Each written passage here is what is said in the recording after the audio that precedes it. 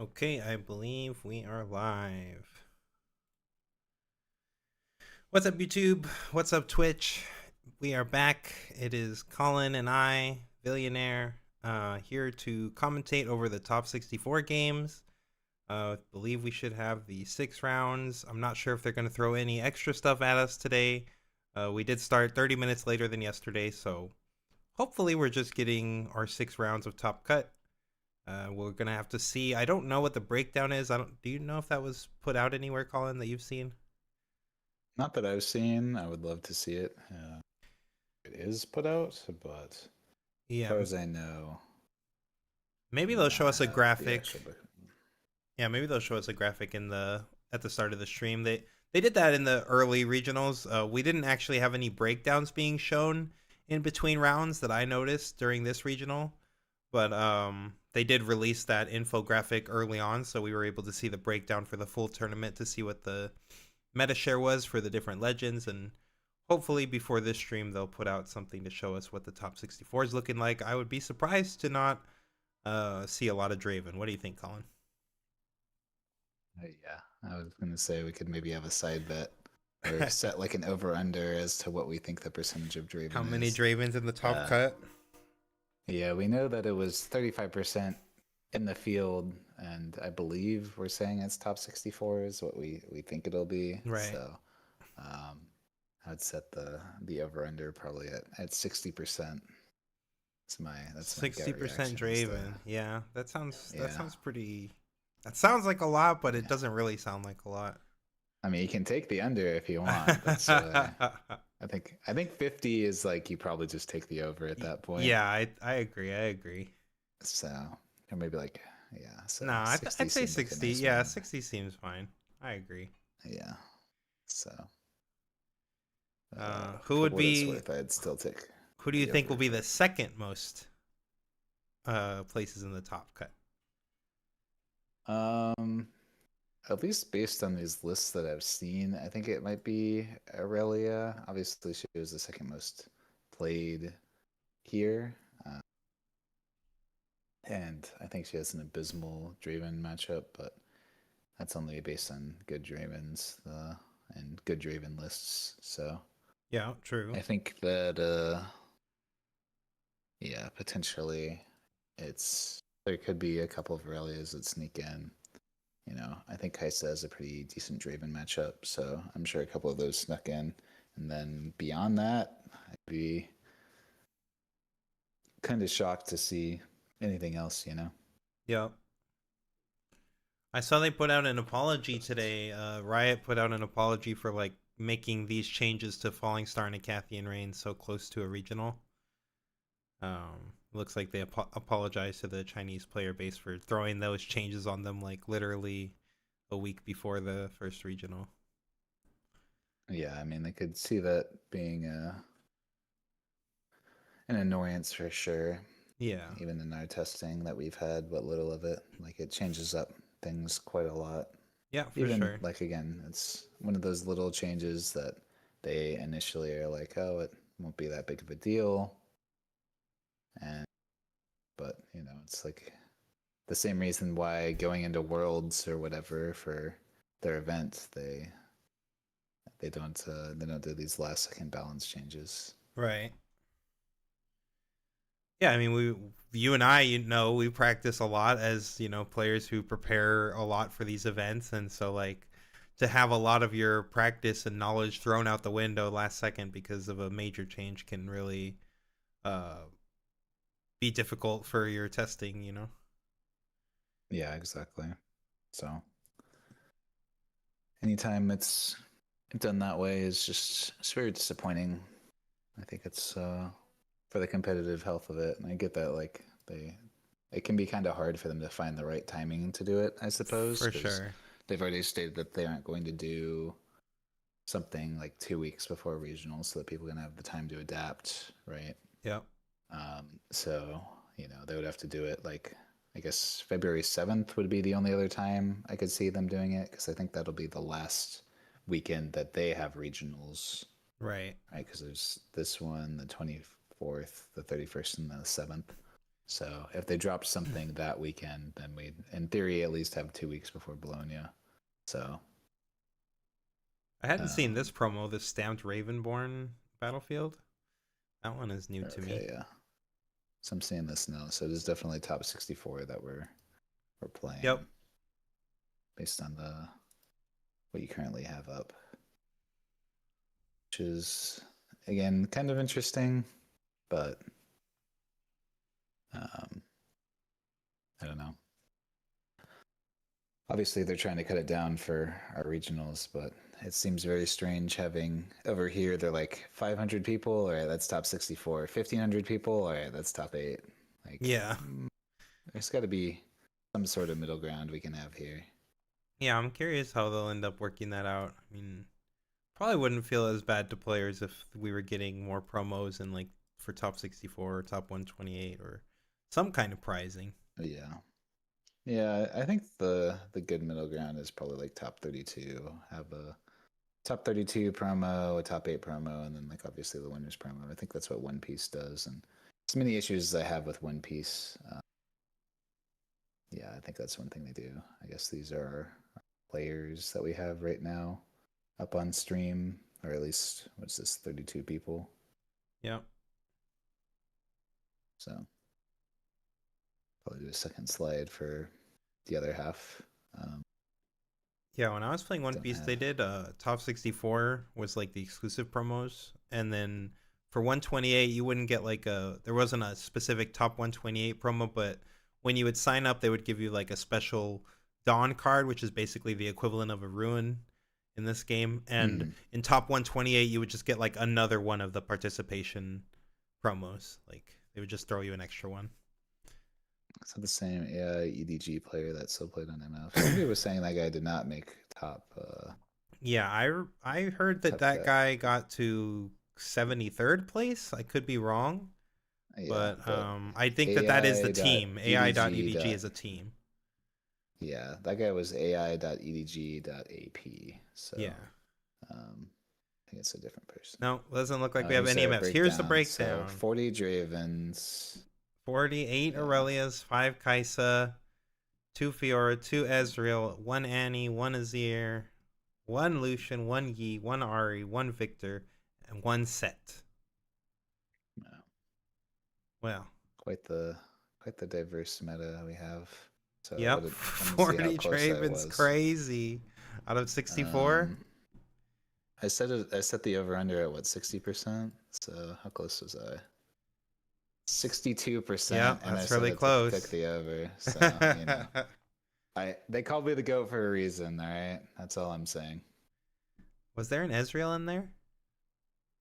Let's see, there is 2 Ezreal. 2 Ezreal. Oh, yeah. Ezreal broken. So. Oh, look, they're showing Wait, what miracle is this? We got 1 seal. Oh no, we got 2 seals, just different art. I see. We got the Nocturne list. Only one Rasa. 1 Rasa, 2 in the board. I know. I hate when people do this. Like, what are you boarding Rasa in for? Like, what is this? It's very curious.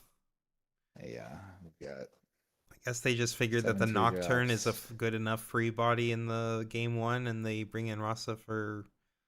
I really don't know what matchup, honestly. Yeah, it just feels like a waste. You know, the goatees as well. Very interesting lineup here. I guess the Candlelets make sense. The only thing I can see is that maybe they're boarding out the Nocturnes when they're not on Candlelit. Yeah, could see that. For like a consistency thing, but yeah. So don't worry, guys. The meta is diverse. We're only 2/3 of our top cut is Draven. Was Kaisa taking this much of a percentage of top cuts? She was taking like. Yeah, I think everything else actually broke down pretty well into percentage of what was played, right? Because Aurelia was the second most. Right. She had 8 in this, and then Kaisa was the third most. She had 5 in this. I think the fourth most played. Let me actually pull up these. I was more speaking in set 1 though. If Kaisa was her meta share in these early regionals. Oh no, she was not quite 40 out of 64 or good, right? No, there was never a point where she was even close to that. Well, over here in a, I think she had. Obviously, we only had Houston, but Right. I don't think Kai'Sa was ever as dominant because they always had like a 2 deck format.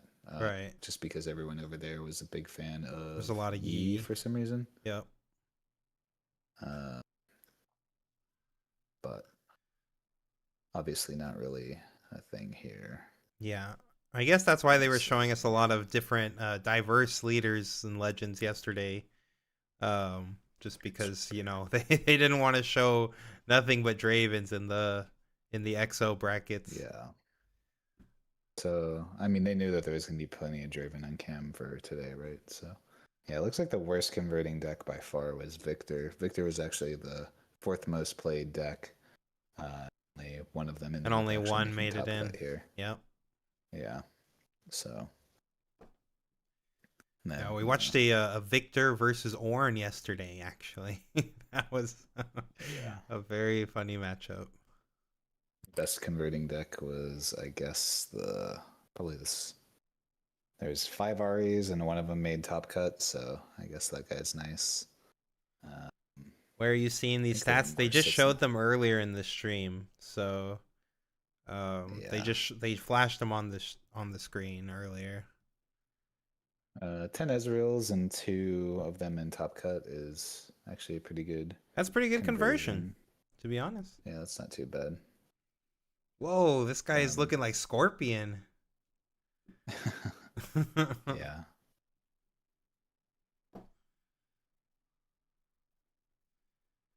Surfs up. Yeah. Hell yeah. I'm rooting for Surf's Up guy. Yeah. I don't know what they're on yet. Ornn had a pretty bad conversion. There's Truth. 0 Sivers in top cut Whoa, we despite got 17 Master being Yi. played. Okay, we got our one Yi. This is our one Yi in top cut. Yeah. The We gotta see lone what this guy's Yi. kicking with. Uh-huh. These guys get so excited. I know we don't have the audio on, but okay. Oh, he's into a Draven. Draven. Oh, no more Oh fun. no. You have to hold against Draven? That's not fun. Well, let's see. Maybe this Yeah. Yi's got the sauce. Maybe he cooked up the anti-Draven Yi. Uh-huh. Okay. Yes, it is Billionaire. Hello, welcome. Yes. Is it Aurora Yi? We'll have to see. Not sure. I'd be pretty surprised. Game 1 Vile Maws, so that one I'm not really expecting. Yeah, probably not then. I would think it's Yeah. no Sivir in top cut, I don't believe. Yes, 40 out of the top 64.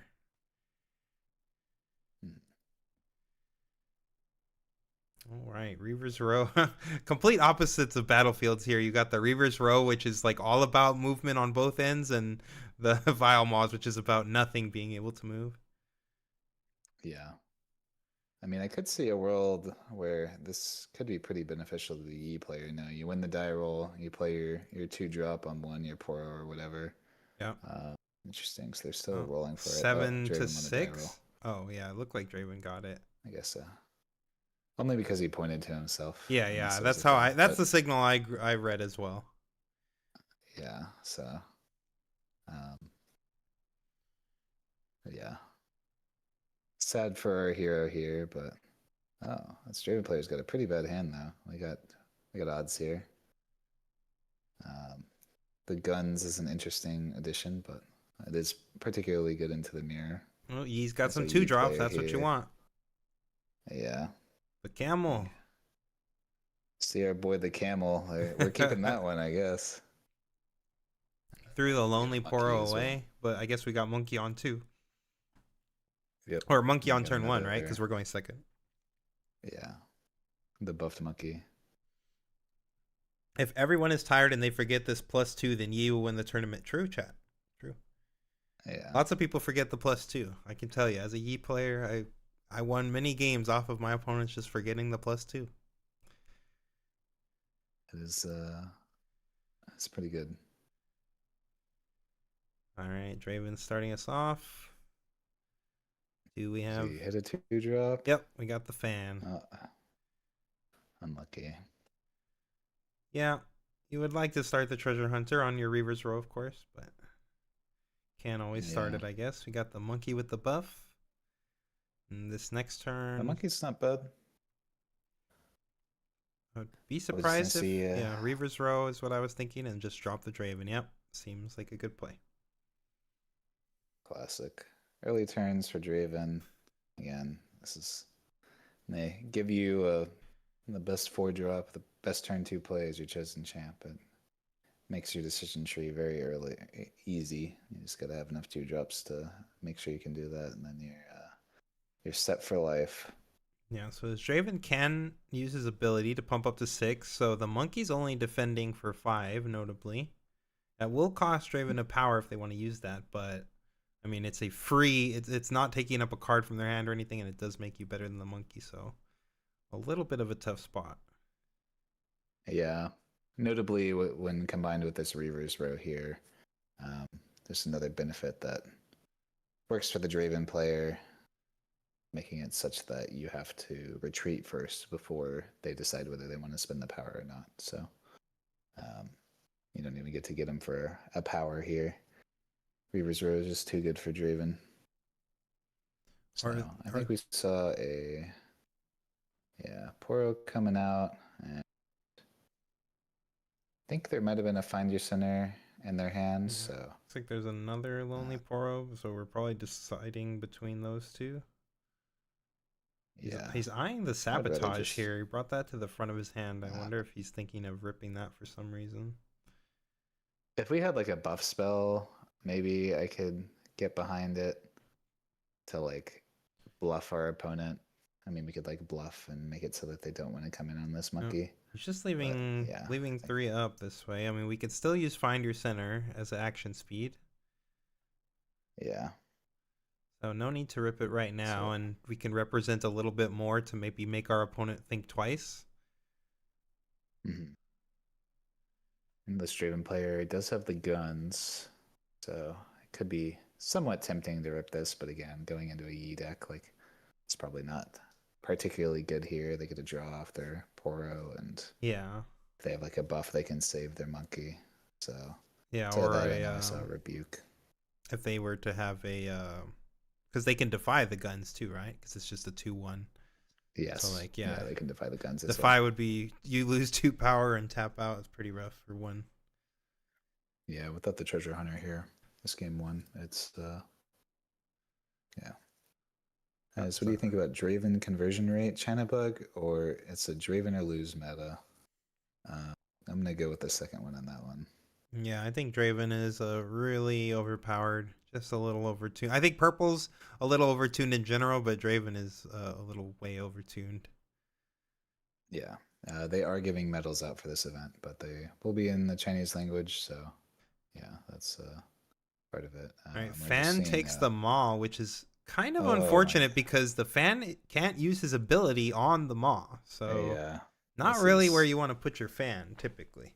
Not a good play from our Draven player. I mean, I think if you send the Draven in, there's no way this monkey sticks around, right?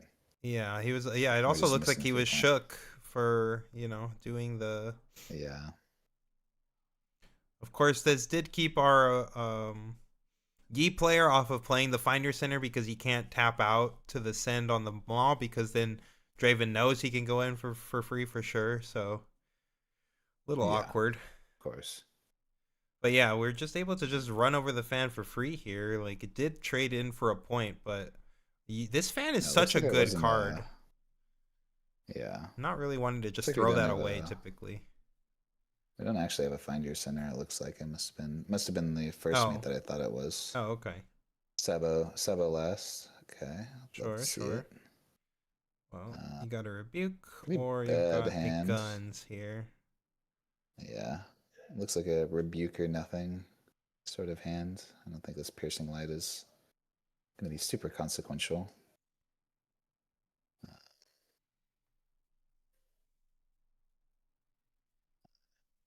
think just looking at taking the piercing light, I get the idea behind it just because it is something that could kill 2 things, but yeah, I just take the rebuke every time. The unfortunate part is that our hand is quite bad. I'm going to give our opponent 2 cards here, and I don't think there's really much we can do about it. Honestly, I'm not even sure that it was worth killing this fan for that exact reason. Like, we could have just not sent the monkey in. We'd still be on an even point count, and at least we're not giving the Draven player 2 extra draw steps here, but now Draven is just getting 2 draw steps, and unless our opponent just like bluffs themselves out of the game, I don't think there's much that we can do about it. Yeah. He's going for a Especially Thunder with the Song, so he is shook. He's just completely shook by this 3 mana, but now, I mean, this just locks the Yi out from having any interaction. He definitely gets 2 yeah. free draws, gets to take 2 pieces off of his board. Well, not 2 because the Poro is going to go back, but still get to draw either way. Yeah. I mean, I guess they could have the Poro die if you want to. Okay, yeah, I guess he just wants the card. Yeah, he'd rather have the card here. He just paid the power for the Draven, even though you cast a Bryn here, Thunder Song. So Yeah. your Well, opponent can't play any cards. it's because the Yi effect though, right? So he has to plus Oh, 2. right. Oh, Yeah, someone yeah. forgot about Yi already. Yeah, I already forgot about you. True. You caught me on it. But yeah, getting a card and making your opponent burn a land, not the worst trade there. Yeah, I suppose so. Still not a good spot though. Yeah, I don't really know what our game plan is from here, though. Yeah, we're on odd points. We don't have enough might to take either side, right? We've got 6 on both sides. Yeah, I don't. Looks like we're on 8 runes, so we could run the E into the reverse row point, and that Draven's always coming out. So Yeah. that's a line that we can obviously run. We do have the on guard in tow to make the Yi a little bigger if we want. Yeah, I think that's our only winning line here. But we know if I guess piercing light wouldn't really do anything, right? Right. So We took the rebuke, right? yeah, The sabotage. this is the issue with these sorts of mid-range decks into Draven. It's just like every time that you try to play the fair game, they just get to draw a card for every point they score functionally.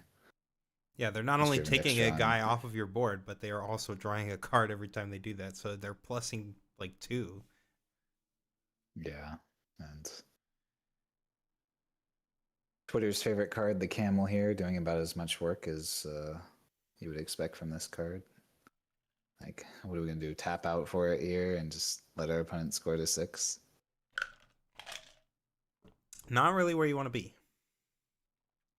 Yeah, correct. This is still top 64, so we'll have top 32 after this. I'm pretty sure this Draven's going to back out. I don't think he's going to stay there and try to trade with another red rune. I'd be surprised. There's no real reason to do that. You're already on point lead, and you know you're going to be able to crack back in. Okay, it looks like he is, so he's going to get punished with the on guard here. Surprised he didn't just pull back. I would definitely have pulled back there. That is a definite mistake. But just very, very greedy for no reason. Yeah, I do feel that was so far greedy. Ahead. Yeah, definitely. The only thing you're losing to there is the non-guard, so.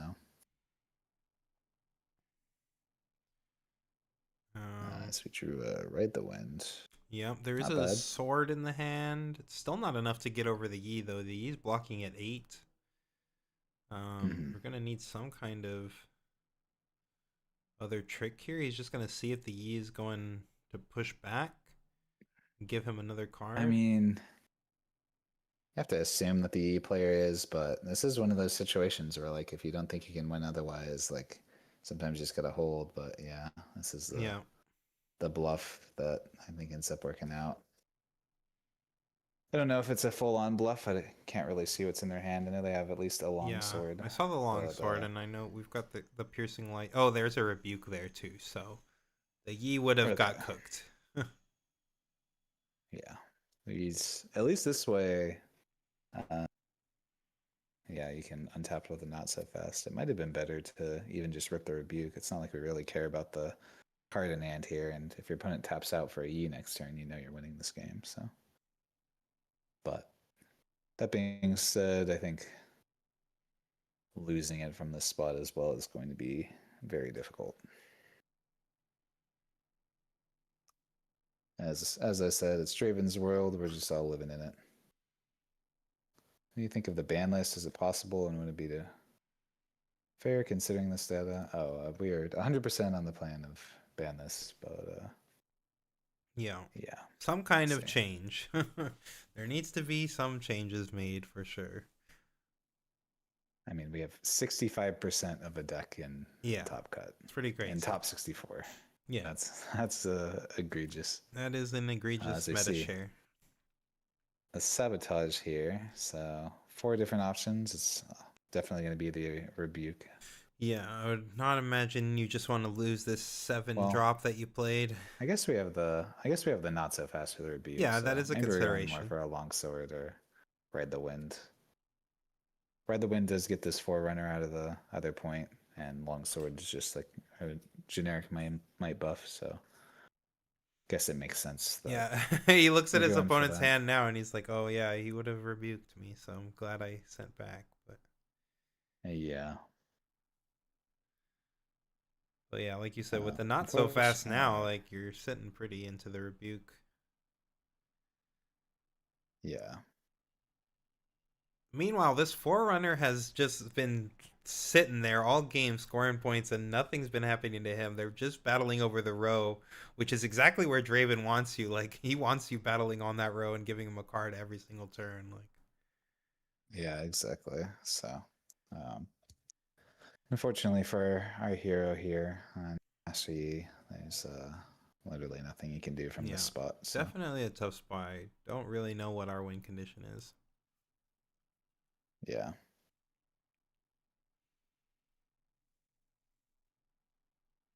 Yeah, exactly. Don't worry, guys. It's only 63% of top 64, to be clear. We'll see how high of a percentage it becomes into top 32. Because at least with this match, one Draven is going on, and one not Draven is getting eliminated here, or at least based on game 1. Maybe we'll bring it back in games 2 and 3. The row, for what it's worth, is Draven's best battlefield, especially in this matchup. So, yeah, just not much that can be done here. Once per turn errata, do you think? That would be a start, like tapping the legend. Yeah. I think it has to be like once per turn cycle, so yeah, I think tapping it. But they have stated that they don't intend on doing power level erratas, but we'll see if that's something that changes. Yeah, we were really hoping that, when they released the FAQ and errata section, that even if it wasn't a power level errata, that they would have changed how winning a combat works, but instead they doubled down on it and made it so that Draven definitely works the way that we all have been playing him as. So, yeah, I'm not really sure what they're going to do at this point to change it up. Yeah, exactly. So.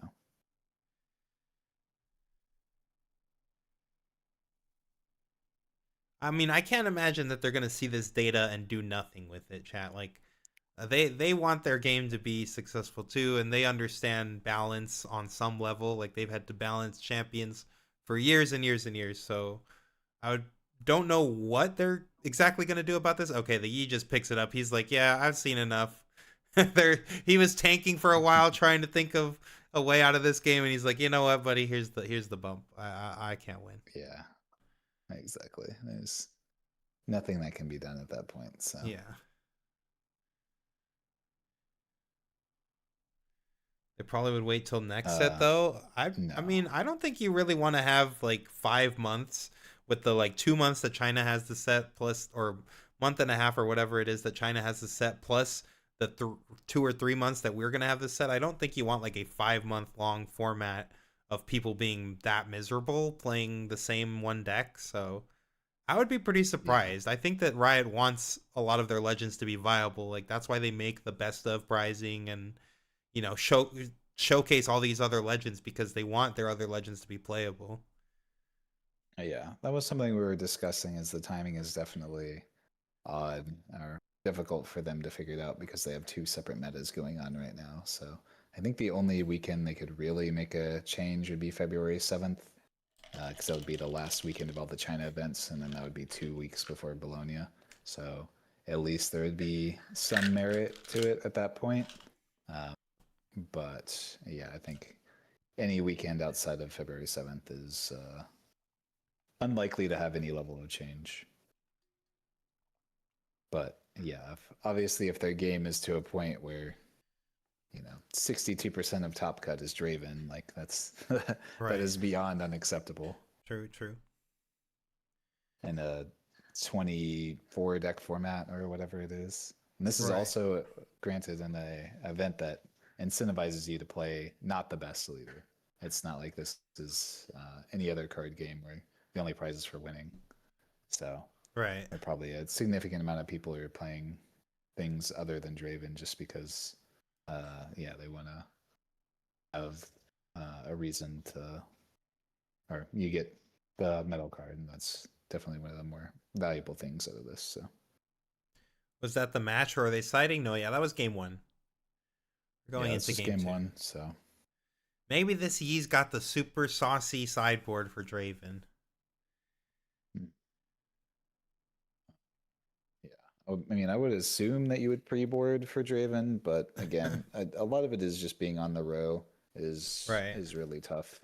I think that's one of the bigger problem cards for against Draven more so than anything Right. is the row is just so oppressive, especially when they go first. Like there's just nothing you can do when you're on the row. Yeah, you just don't get punished because you're not losing material for scoring points as the Draven, and then if your opponent tries to contest you there, then you start drawing cards and still saving your material. It's just tough.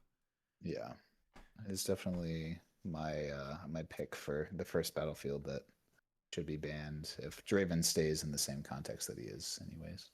I think even with a like a once per turn errata or exhausting him, the row should probably be banned. That battlefield is it's just so annoying.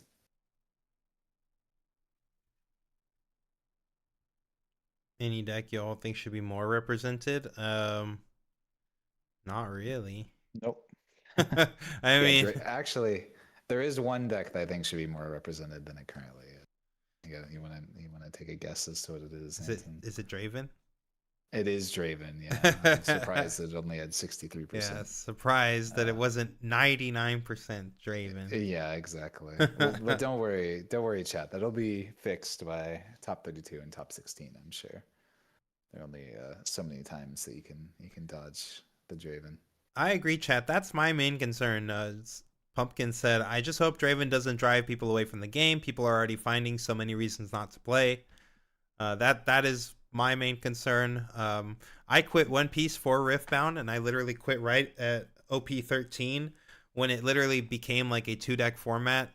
And I told everyone on the team, like, yeah, like this is about to be really bad for One Piece. And they had like their lowest regional turnouts, their lowest locals turnouts, like, and that game's popping. Like people love One Piece, but that format was so bad that people like shied away. And that's already on set 13. You don't want to be having that on your second set of your game.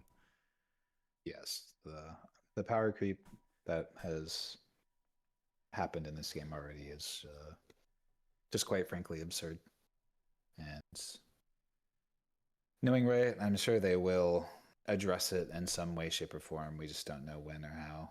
Because, yeah, like I said, they probably don't. It seems like they don't want to do anything before Vegas, but we really don't know. So here we have the Obelisk tech. Definitely not a bad one.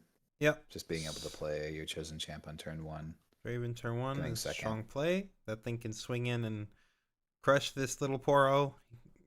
5 to 6. Yeah, So for sure. we So I could see we have use a a mate first mate to here. pull it back if we didn't want to give Draven any chances to get a card, though we're sitting on an on guard. So we're just cycling the on guard here. Interesting. Not like that. Yeah, I personally want. Oh, okay, Oh, okay. For a challenge. Okay, challenge, we got a sure. challenge too. Yeah. Okay. Did not see the Taking challenge. his That only makes guy sense. off the board is nice. You do lose your Poro though. Uh, oh Yeah, yeah. I mean, not as big a fan of that one, but it's an interesting one, maybe he just but really felt like this is yeah. Now the Draven just develops a Darius. yeah. I mean, it lets us safely play this camel, which I guess is our main game plan here to Yeah, try and ride this. So we're just I trying gotta just to tap out for the camel drop here. the camel. Yeah, but yeah, obviously, there's no way we're scoring here, right? Yeah, We I just do got a not think. camel pass. Yeah, Like, I do not think you're gonna. If you're playing the camel, you should not be giving them the draw for free off of this Poro. Because assuming that yeah, he's tapping out for the camel here, then the Poro is gonna stay at a 5 on defense, and Darius just needs to see 2 cards be played, and then he is going to run this Poro over and draw a card. and come back for free. Yeah, and if it's The happening while thing. he's at the battlefield, yeah, he can come back for free as well. Yeah, I did see that he has a charm in hand, I believe, but there's no way you're thinking about running that here. There's no way you can just keep. No, No, all it's just right, playing the camel. Yeah, so I think that I would have just eating held it the here. Poro back if I was going to play the camel here. I don't think that this is correct. Hmm. You can't be giving them free cards here, and the point like doesn't really matter. To see a full grip out of our Draven player. Plenty of ways to get over this Poro. Figuring out the most efficient way to do so. It's like honestly, it's a pretty unit light hand. Oh, So we just have the sword. That's all you need. And then now we get to come back. So we get to draw a card yeah, off of Draven. yep. Play any Hopefully 2-drop or any body and or even a stack deck or something. And I pull mean, our Darius right back. another Darius would be pretty strong Oh, here. there's an Ezreal. Ezreal. Interesting. So this is a Darius and sword version of Draven, but we're still playing some amount of Ezreals in here too. I mean, Ezreal is just a Yeah. strong card. That is just a body that filters your deck and draws you a +1. So. Yeah. It's not terrible here. The power cost is the main reason why I'm not the biggest fan of it, but yeah, as we see the camel coming in here. If I'm RE hero here, No, we're going for another. Just proactively run our on guard out on the tree. I guess we're going for the charm play here. the charm play is just like there's no way you can go for this, right? All right, we're going for it. Yeah, I guess he did go for it. No, he's just saying okay.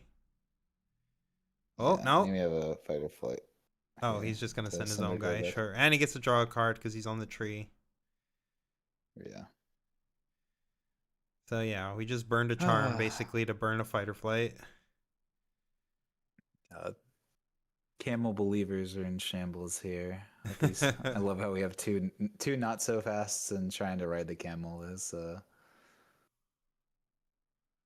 yeah. Yep. An unfortunate nature of the deck building, and I don't think that's any fault to the player here. This is kind of what our Yi lists have looked like as well when we've made them. It's just the unfortunate nature of playing a deck like Yi that doesn't really draw any cards. And yeah, I think it really gets to these situations where the camel is just not a good card. You have to commit so many resources to this card that you have to tap out on turn 3 in order to play it, essentially giving your opponent like a full turn cycle to do whatever they want. And then even in the best case scenario where they can never touch this thing, you already put them ahead on points, and then they can just go to the other battlefield. And that's assuming that our 5 might for 6 is just riding somehow in a game where our opponent's playing a 5 cost, 7 might. That Right. comes in accelerated because Darius is another card that should not exist, but The Draven player here is going pretty deep in the tank. I would be surprised if our turn doesn't consist of just swinging the Darius somewhere, take the 4th point, and then... Oh, no, 2nd point. the second point, Right. yeah. Yeah, I don't know why I saw 4 earlier, or 3 earlier, but... Yeah, take the 2nd point, play some more guys. Okay, I guess we're not playing 2 guys. We're slamming the this big man and a hidden card. Yeah. There's a challenge. Okay, I got a challenge That's here. a pretty good one. Not great here because our guys are a little weak. Yeah. And we can get a little bit bigger with our Yi. Yeah, if we wanted to play, I think we have But 9 this turn, right? So if we wanted to play Yi challenge, we could. We could challenge off the yeah, Darius. well, the Darius still has the long sword. Oh, the on Darius it, still so. has the sword, so we cannot challenge the Darius. Yeah, that All we can guy's challenge is pretty the Ezreal untouchable. then. Unfortunate. Yeah, and that's not really going to do much for us. So. No. No, this hand's pretty abysmal. Meanwhile, Draven's sitting over there with like 6 cards in his hand, still chilling. He's got more stuff on board and more cards in hand. And yeah, he just got it all. Yeah. Into our Yi hero here. Yep, super glad we have this just camel on the field. Exactly. Broken. Not much we can do. Look, they can't interact with your camel though, guys. Look. They can't touch it. Yeah. It's so good. If only there was a team so dashing and handsome on Twitter that was telling everyone this card was terrible months back.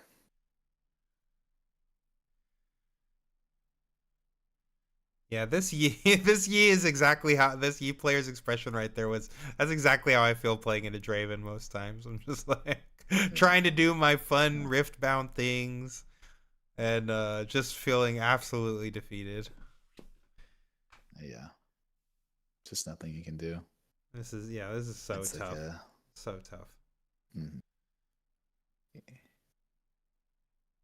I mean, really, his options here are like you just go to your 4th point and try to hope for some good draws. I don't know what we're looking for really, but I mean, sending in the Yi here is okay. We're going for the challenge. Yeah, I guess we're just killing the Ezreal, doing something with it. Are we just hoping that this Draven player doesn't have 2 cards that are playable? I'm very confused. Yeah, pretty much. Yeah. Yeah, chat. They can always pull the Darius back, which is a 7.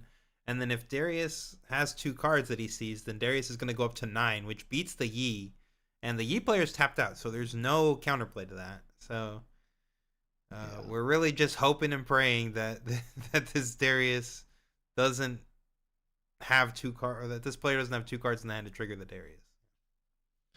Yes, which is part of why I think, yeah, we even have the set fight or flight, so we don't even have to do all that. We can, so that's card number 1. Yep, and we see a mustache. I mean, he's got a million ways to do this, so. Yeah, but we already knew this kind of would be the case. I mean, he could just send in now and then use the mustache. Pull the Darius back. Yeah. Yep. See that here. I would honestly consider holding here against the Yi player. Yeah, it might not be letting him bad. Get into the battlefield. I agree. At all. Get to draw a card for doing what we were going to do this turn anyways. 2 cards even because of the Dreaming Tree. So. Oh yeah, the Draven is sitting on a plethora of riches in that hand. Oh, he's pulling back. Interesting. Yeah, I think I agree with you. I would be more inclined to, especially with an axe in my hand, like, and I saw an axe, a rebuke, like, I would be big chilling here. What we're doing here.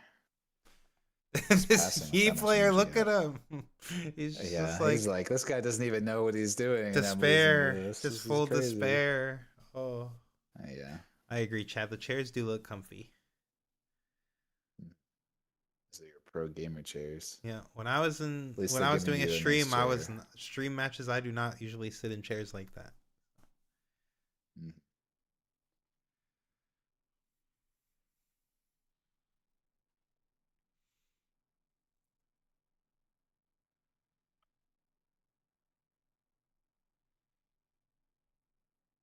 Yeah. 40 Draven in top 64. Yeah. I wish I had better news for y'all, but yeah. This is the world we live in. Yeah, here we go. Yee's going to 5. Oh, ride the wind, baby. Mm-hmm. Oh no. Yep. Now we get to go get a point. We get to draw a card. Yep. Playing a Lonely Poro with 2 not so fast in our hand. Oh boy. Yeah. We we are not playing the same game here. Yes, this is the League of Draven game. I mean, Darius can just literally eat this camel with anything pretty much. If he sees 2 cards, okay, well, sure. We got the Thunder Song coming down. Yeah. This guy's just looking through his massive grip. And there we go. We get to take your camel off the board. Goodbye, camel. Yep. We get to draw another card. This Darius is a 10. Everything's coming home. Why? I don't know why everything's coming home. We were at 7. We could just hold, but whatever. You could just play however you want at this point because Draven's so OP, it doesn't even matter. It does not matter. Yep. Yeah, I mean, if your deck says you must hold to get your legend ability and you're playing against a Draven, you're just sick. You're just not having a good time. Mm-hmm. Yep, I get to draw another card. This guy's just got a Lonely Poro staring down this Darius with an axe and a sword. Like the loneliest Poro. Oh, look at that. Not so fast. Oh, we got the not so fast. No, no, no. I mean, technically... Get rebuked. Hit him. Oh, hit him with it. No. Oh, the devil not so fast. Got him. Crazy. Fortunately, we still we're have still just literally dead on board no matter what. Like there's a bazillion things he could yeah. do. Okay, sure. Make him pay for. Okay. Are we doing this? Just for fun. Darius trigger. Because we could just literally do nothing. We could just smash our face into the table and there's no way we're not winning this game. Well, he does have the thwonk here, so if he doesn't send these in one by one, then technically we get to survive a turn. Sure. We'll be empty-handed with Sir. Oh, Sir. He's making the pot. Oh my god. That was the only way you don't win. Oh, this Draven player getting punished and it's not even going to matter, chat. It's not even going to matter. Yes. Oh, I'm sick. It's crazy. How did we get here, chat? Can we draw Dead Bloom off the top? Dead Bloom? Off the top one time? Is there any justice? If there's a Dead Bloom on the top, we win. What's going on? What are the judges saying?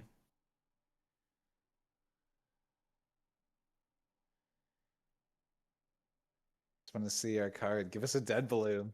One time. Please. Hope. Please. There's hopium. There's some hopium. Please punish. Like, yes. This is well-deserved punish. Please. Yes. What are they? It looks like he looked at the card, but then the judges told him something. I don't know what the judges are doing. Oh, I guess they're mentioning that the Darius didn't have a Darius trigger because 2 of the spells were negated, probably. But it didn't matter because he got thwonked, so. Yeah, okay. Oh, that's on guard, okay. Well, draw your card. I mean, I don't know if we have Dead Bloom in our No, list, play it. Wait, let's see what the draw is. What? Come Draw on. Draw the card. God, no. Oh, I'm going to forever wonder what was on the top of that deck. Oh my god. God, imagine as a dead bloom. It would be so Oh sick. my god, what? The chat is also spamming question marks right now. Draven didn't actually pass. Did he not pass? I mean, whatever. The Draven won. We knew the Yeah. Draven won, but man, when you can somehow like throw that badly, that's where I really want to see players get punished. But of course, never Mhm. punished. Yeah, or if it could have gone like on guard into discipline into first mate or something like that, that could have done it too. Because there was outs, but not super likely ones. Challenger TCG told me Draven wasn't tier 0 and Ezreal was the best deck. That sounds like Alex. That must have been an Alex comment. Yeah, that is in fact Alex. I knew we should have put Draven at tier 0 on our tier list. I called that shit. I should have trusted it. Well, The Yi player looks jolly. No, he did not. He looked like he yeah, was he was ready to having a go good home. time. He was ready to Yeah. go home. He's like, Let me see. I'm He just did get happy to his be medal here. Yi though. Yeah, hey, Yeah, he's the only Yi, right? So that's nice. yeah. He is in fact getting better pricing than 39 of the 40 Dravens that are currently in Top Cut. So, congrats to him. Yep, shout He out to is him. today's winner. Yeah. Surf maxing, true. Mm. The Surf's Up guy got it. Can't have to be able to get beaten by worse players every time just because Draven is OP. Or, yeah, you can play Draven yourself. That is also an acceptable answer. Yeah. For what it's worth, I think there is a deck that beats Draven. So it is technically not unbeatable, but you have to play one specific deck that is going to lose to pretty much everything else. So, yeah, have fun with that. Now you're gonna bait them all into being like, what's the deck? Tell us the deck, Challenger TCG. Yeah, I think it's pretty obvious. Give us the As a matter of answer. fact, we literally have a video telling you guys what the deck is. So Give us the answer. you just gotta go through One our deck that catalog. won't be named Kappa. True. Yeah, gotta make that post on Twitter. Beat the internet like some of our Yeah, some of our contemporaries. competitors. Yes. Don't worry, guys. It exists out there. Trust me. Yes, Should I yes. release it? Should we release it? I don't know. We might want to wait till Bologna. Yeah, exactly.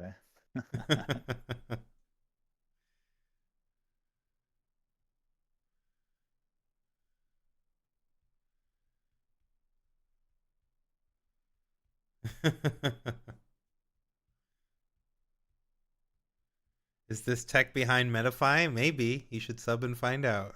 Of All our course. tech is always behind Metafy, though, by the way. Like, we do all of our testing, all of our decks that we actually test with, all of our decks that we were Yeah. taking to Houston card for card were on our Metafy weeks before we played them. So we do Yes. We do not. share everything out in the open in our Metafy. Yes. Anyone in our Discord who would like to ask, we are we are always 100% open and honest with all of these events. I think the only wall that we've set is like maybe for Worlds whenever they do that. Maybe not Yeah, yeah. If Worlds, if but it's a every other major point. invitational and there's a very limited amount of players going, we might, hold back a little bit of information just for those events. But Yes. This is not Victor. Victor does not beat this, unfortunately. yeah, no. It's close. It's not the worst, but Victor actually had the worst conversion ratio of every leader because it was Yeah. the fourth most popular leader, and only one of them made it to top cut. Outside the ones that made zero, obviously. So I think there were 28 victors in this event, and only one made top cut. So it was quite bad. Yep, you don't have to be Draven. You can just be the highest placing legend and go for a metal card, guys. So Yeah, exactly.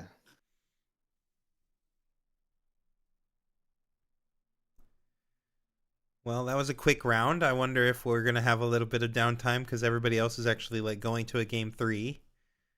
Mhm. Hmm. Oh, the What is Draven this? Killer Garen list. Oh, you're close. That's the closest one so Yeah, far. yeah. Once people learn to build Sivir, they will see her full potential. Maybe. Yeah, Sivir might have been the worst conversion ratio actually. Was She she? depends upon your meta because she was I think the fifth or sixth most popular. Let me pull this up. She was the sixth most popular and has 0 in top cut. So Oh, she was the yikes. most popular champion to not have a single one make top cut. So That's crazy. that's nice. Yeah, I wonder if there was a team out there who would put Sivir at a like C tier or something. Oh, I'm pretty yeah. sure. God, they do sound pretty smart and handsome. Yeah, they do. That's fine. People can still keep questioning us forever, even though we're right every single time. Like we haven't been playing card games our Yep. entire life. Draven, Kaisa, and Aurelia. Those were the top 3 on our tier list. Yeah.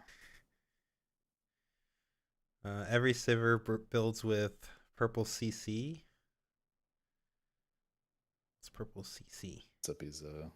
This is an interesting thing they're doing here. I guess they're showing off the on guard challenge line for Yeah. some reason.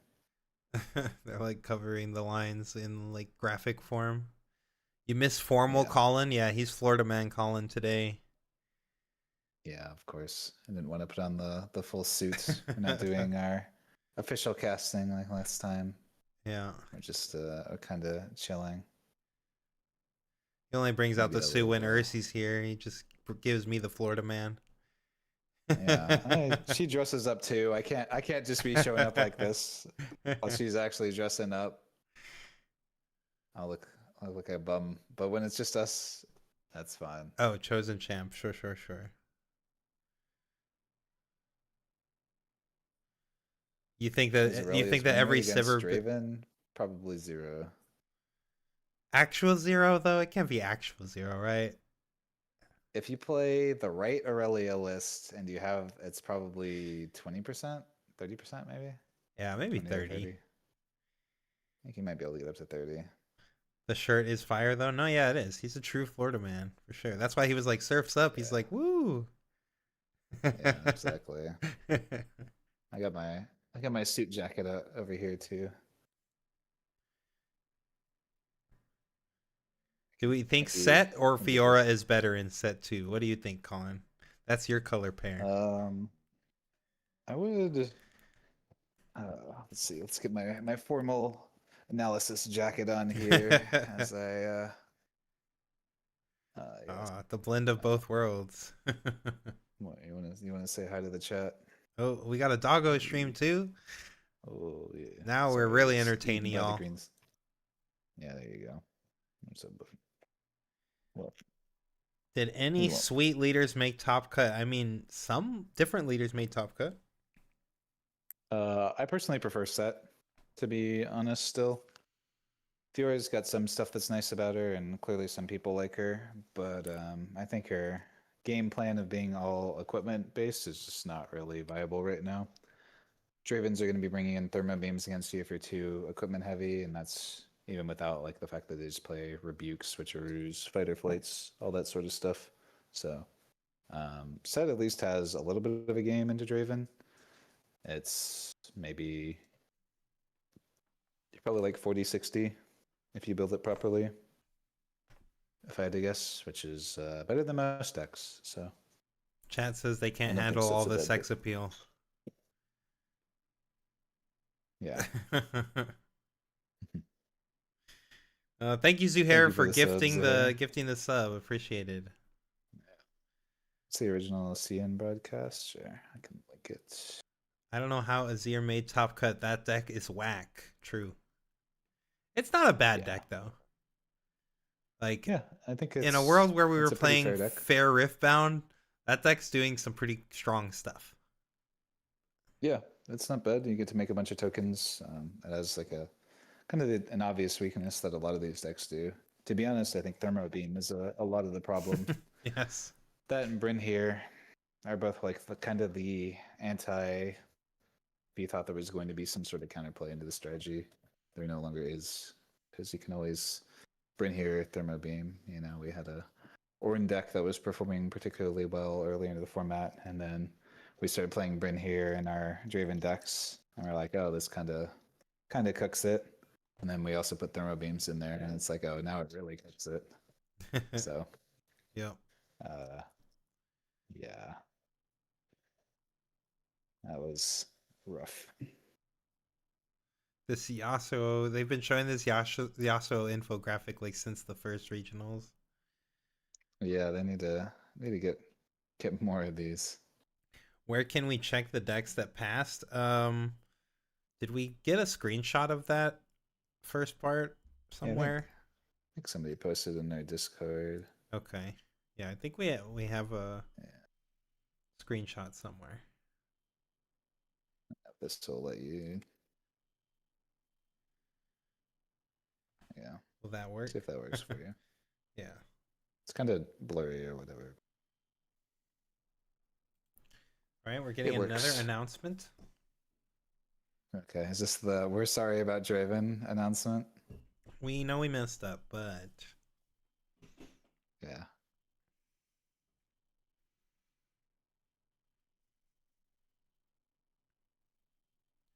Fortunately, I do not know Chinese, so.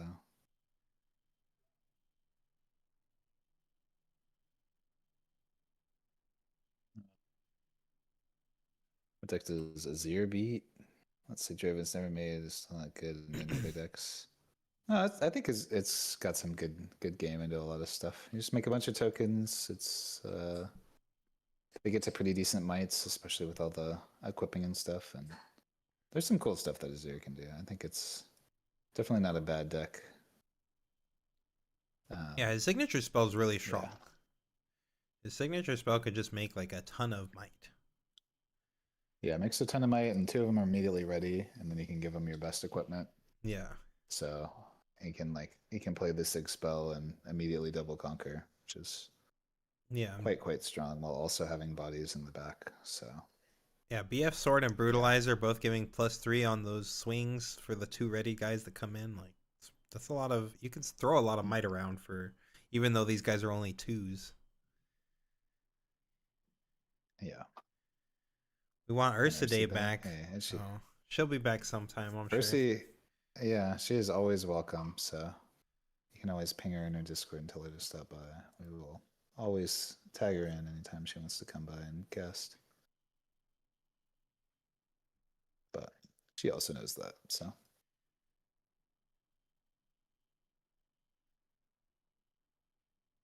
Here comes the triple down on Draven announcement. God, be like, yeah, this is how we intended Riftbound to be played. Is nothing but Draven mirror matches actually. So. Yep, the viewing station over here. Oh wait, what are they calling this guy up for? What did he win something? I suppose. I don't know. Last time they did this, I think they like drew some lottery stuff, and for some sleeves or something to that nature. What are they putting on their heads? You get like a. It's a good question.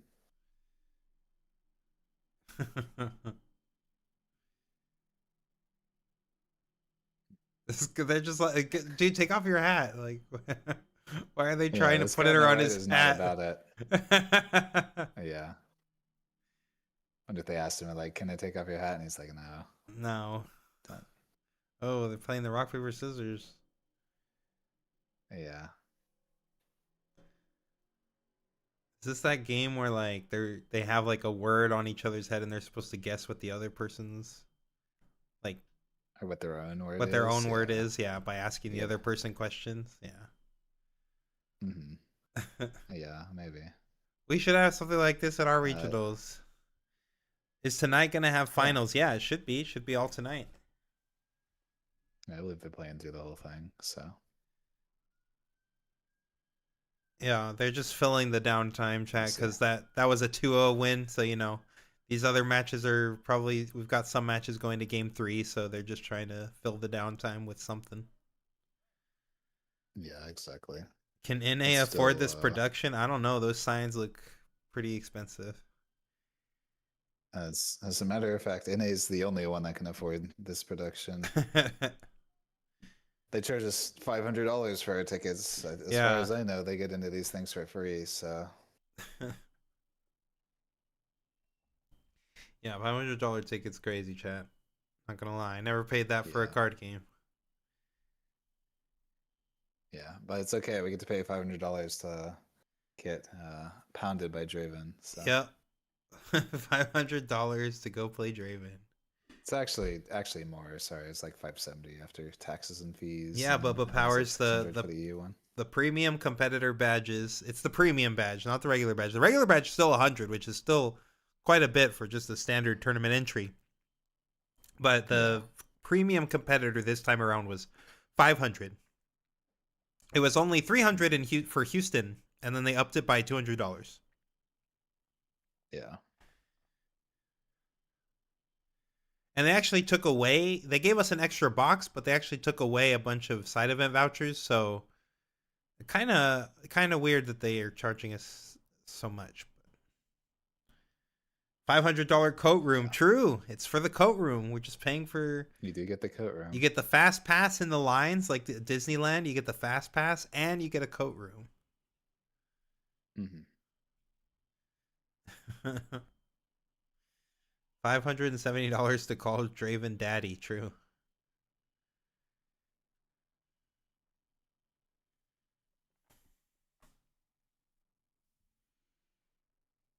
Let's goon. What? Chat. Oh, we're here again.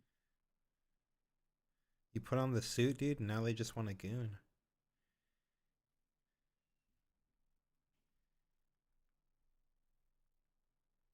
Such is the nature of these things. But yeah. I wish there was something more interesting we could talk about right now. But how do you all feel about playing Draven? Is that what you signed up to playing Riftbound for? Was to all play the same deck?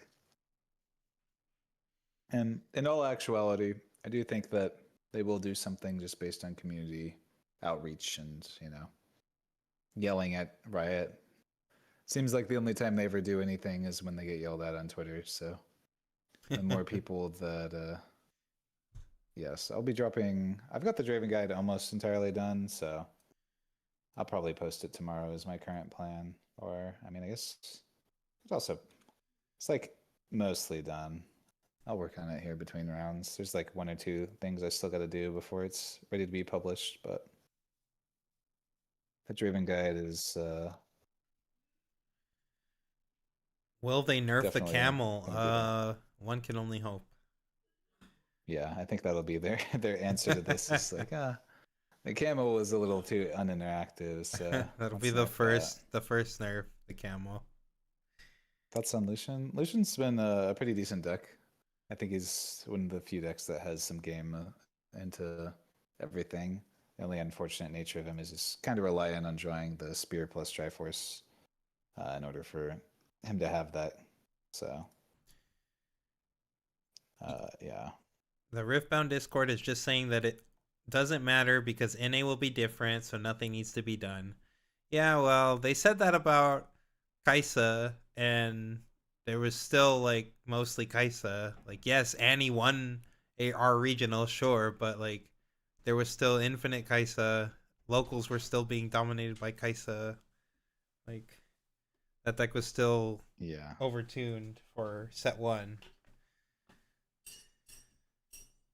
Yeah, exactly. I think that's the real thing that's holding the progress back of this game, and why we are so harsh on it on a real level is that they choose to silence the voices of people who are telling them that things need to change, and just only listening to people who don't really know any better and just saying everything's fine, it'll get fixed. But without them actually getting some feedback from the community and the people that matter, they will not change things, obviously. So I think that's where my personal frustrations lie, and people that downplay the severity of the issues that we're going through in this game right now. But my personal opinion is something needs to change, and whether that be who's in charge of designing these cards or just the game in general, it's clearly unacceptable that we've had two formats kind of in a row that have had very, very problematic decks to exist. Yeah, that's what I'm saying. A lot of people at your locals stopped showing up because of Kaisa. Exactly. And so now imagine that on a whole other level. Like, just imagine that Yeah. that Draven is now like way more oppressive than Kaisa, and is just doing way more like unfair things than Kaisa. Like we were actually talking about it when we started testing this format. We're like, wow, we're actually like reminiscing about set one. We used to be complaining a little bit about set one. Not that we, we still enjoyed our games and stuff, but like there was definitely some stuff that was just like kind of egregious. So we're like, oh well, it should get better as more sets come out. But no, second set comes out and it's even more polarized than before. Like, Yeah. It's yeah. Set one just had, I think a lot of the issue is that there's certain things that were keeping the majority of decks down, and I think people don't understand games on the level that they need to when it comes to a balanced perspective. And while Kaisa was a deck that wasn't too good necessarily, my set deck had pretty good game into it. Aurora Yi obviously had pretty good game into Kaisa. It was, even Annie has good game into it. It's the way that that deck is designed that it keeps every other deck outside of those three decks completely down. So you can look at that format and say, oh, there's like 3 or 4 decks that are playable in set one. And it can seem like it's not too bad, but when looking at the root of the issue, every other deck is completely unplayable because Kaisa exists. right. So I think that ends up becoming an issue. And then on the same level, Aurora as a strategy is one that makes for non-games where, at the SCG I went to, I just played against 2 Aurora players. I didn't see my sabotage, and they turned 3 Aurora'd me every game. And it's just like, well, there's nothing I could have done any better. The game was over on turn 3. So it's cards like that are just clearly like unacceptable. Yeah, the problem is that there's just a few decks doing like really powerful things that feel like they're like sets beyond what everything else is doing. And then in set 2 it's the same thing with Draven now. Like, just like how Kaisa gate kept a bunch of strategies from being viable because of her card pool and how she played, Draven's doing the same thing but on a whole other level. So because he literally punishes you for just playing Riftbound. Like, you need to score points, you need to send your units to these battlefields to score points, and you just trade off bodies for points. Ideally, every time you're doing that, you're not giving your opponent a card every single time, but versus Draven you are. It's such a powerful engine, all just in that you start with in play too. This is not something that you need to set up or anything, or that you need to draw into. You just start the game with this super powerful hero power that's just way above what everyone else is doing. Yeah. So, I don't know. They need some people on their team who understand game design clearly. So, yeah, we're trying not to doom and gloom chat. Like, honestly, we're not trying to doom say or say anything like super negative towards like the game dying, but we don't want the game to die. That's the thing. Like, we didn't come here and start making content and put all this time and effort into becoming good at this game just to watch it fail. We want it to do really well. But yeah, I mean, Draven has just been a nightmare to play against, to try to play to beat, and to also still, we're trying to build all these other decks, and they're just like, they're not even on the same level. Like, it's just feels like you're playing standard in Magic versus playing vintage in Magic. It's just like 2 completely different power levels, 2 decks working on like not even the same axis. Like you just saw the Yi playing this little fair game with his like 2 or 3 card hand all game.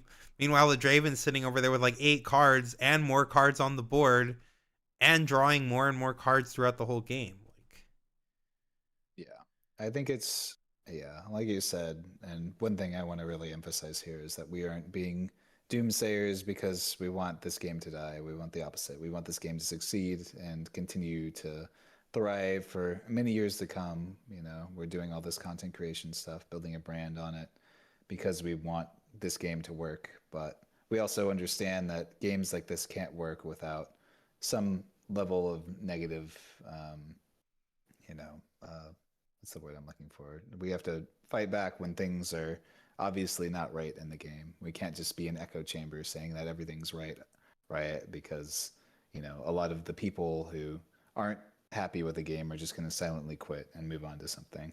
So if it becomes the nature of them only hearing the people that are saying the game's fine and don't worry about it, the player base is just going to drop to nothing because people are going to want to play their fun Leona deck or anything like that, and you're literally 0% into Draven because the deck draws so many cards. You know, with Kaisa, at least when they didn't draw Falling Star, you could pretty much play anything you wanted, and you know if they didn't see Falling Star, then you were fine.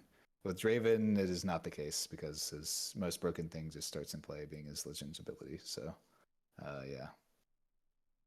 Who's the best League of Legends player in Challenger TCG? Me. it's got to be Colin. Yeah, he's the only esports Yeah. guy we've got on the team. Like this guy went to Worlds for other esports games. Like he's definitely. Yeah. I'm a boomer. I got master on TFT. That's as good as I can do. Like Yeah, I got GM and TFT too. there you go. I So think he I already beat on he that got one. beat me on TFT. There you go. Yeah.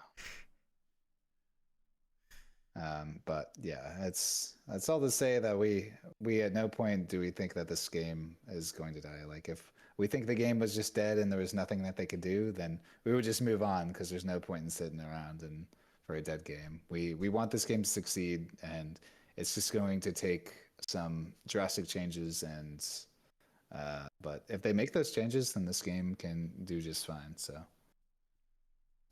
We're cross country. Yeah, we're all like in different corners of the Yeah, country. literally. But we met through various different previous card games that we've played Yeah. just over the years. So We know Alex, and he kind of roped us all into the same group over time. yeah, what champ/role do I main? My favorite was the Lowy, and I played top lane at least in like recent years. And then I originally played League back in like season 2, season 3, somewhere in that. And I played just whatever top laners were good at the time. I didn't have any that I particularly was a huge fan of, but I played a bunch of Aurelia, Rumble, Kennen, champions like that were good back in season 2.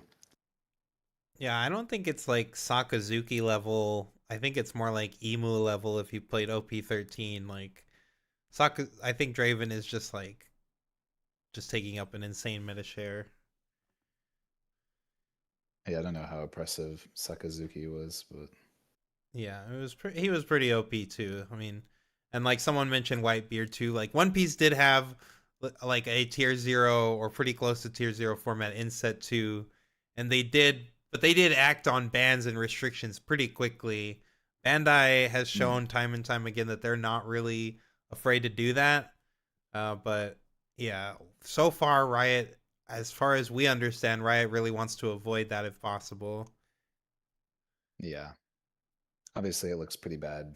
And I honestly, my take on it is good. I'm glad that it looks bad because whoever is currently in charge of design is not doing a good job. So What champ do I also was a top laner. My main, I guess, I really liked playing Renekton and Nasus actually, like the brothers. I played both of those guys a lot. I could yeah, Q farm all day. Oh, I was also a Singed player. I would proxy farm on Singed. I was that toxic guy for sure. I've enjoyed Nasus too. Whenever I've played, and friends have been like, "Get on League, hop on League real quick," and I'm like, "Okay, I guess I'm just gonna." I'll like blast some music. I'll just AFK farm in top lane, and Yeah. then like show up 25 minutes into the game, and they'll be like, "How do you have 700 stacks on Nasus. And I'm like, I don't know. Yeah. Just been queuing stuff. Just Q And then farm. just go run and one shot stuff. Yeah. Yeah, I love So that guy. yeah, those are my go-tos here. So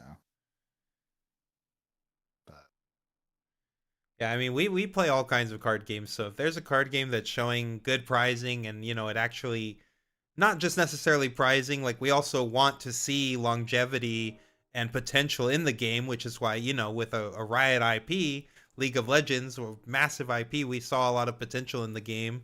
So that's why we jumped on it to take it very seriously. Also we want to see a good amount of pricing because all of us travel and spend a lot of money on these cards and events. So we would like to make some kind of value back that we can win through our skill. And so right now we're pretty happy with the pricing and everything. I think that things could be a little bit better with the pricing, but I actually think Riot's done a pretty good job, especially like with the best of. That's a really cool thing that the game's doing, I think. But with the balance, we're a little less happy, and we're the first people that will play a busted deck, but we also understand that for the longevity of this game, it is not good to have a deck that's that busted, especially when you're trying to highlight different legends and have all these different champions in your game. yeah, exactly. It's definitely the nature of these sorts of styles of games that it just looks so much worse for you on an optics level if your percentage of play is just all one champion. And in other games, you can say that like a strategy is tier 0, but at least the iconic cards can sometimes be a little bit different. So Right. yeah, like the original stream for you. There you go. But again, we'll keep harping on it, as annoying as it is, I'm sure, for people to hear, only because, like I said, the only way that things are going to change is if there's enough outreach from the community telling Riot that things need to change. If we get a bunch of people silently quitting and moving on because they keep doing stuff like Draven and Kaisa, then this game is never going to improve and it'll just slowly die. So Yeah. yeah. Oh, we've got our Yi player up here playing now. Yeah.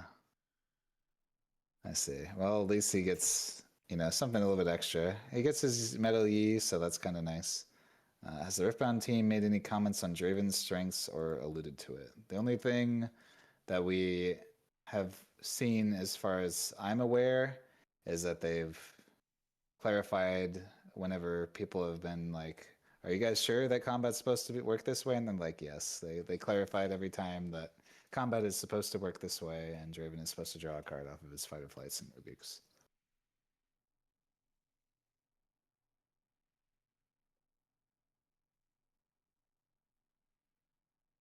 Your locals is dwindling for sure. Yeah, that's what we don't want to hear. Like, I know I had a local near me. I'm near the Seattle area. I had a local that did like an Annie, Kaisa, and Aurora ban, and they said that they had like one of their largest turnouts in a while when they ran a tournament like that. So it does seem like people want to play when the format's a little more playing like Riftbound and not doing so many unfair things. So yeah, I think for the record that a lot of the mechanics of the game are pretty interesting and fun, and I do think that Riot has like a good shell of a game here. You have like good Yeah. core base mechanics.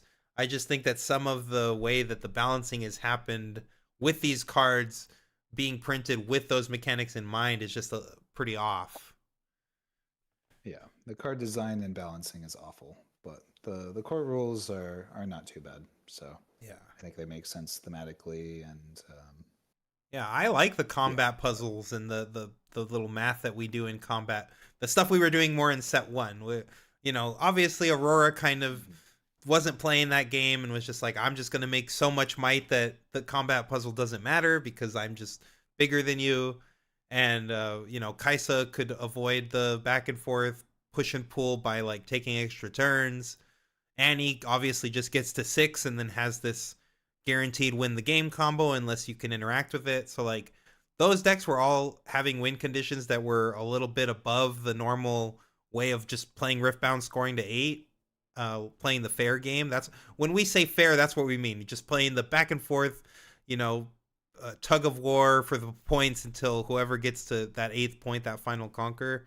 Like that's playing fair Riftbound. Everything else that's like going above that and doing other things, which I'm not necessarily against alternate win cons, but like the win one deck's win condition is just so far above the power level of what everything else is doing. That's when you have a problem. Yeah, and that's what decks like and strategies like Aurora end up doing.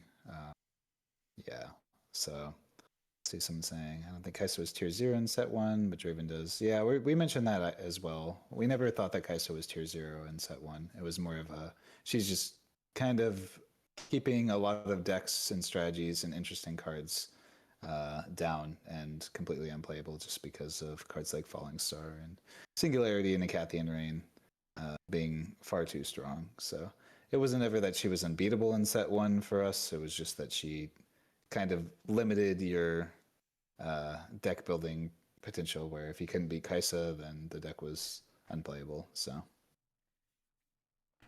What's up, Z Rob? Thanks for coming in the chat.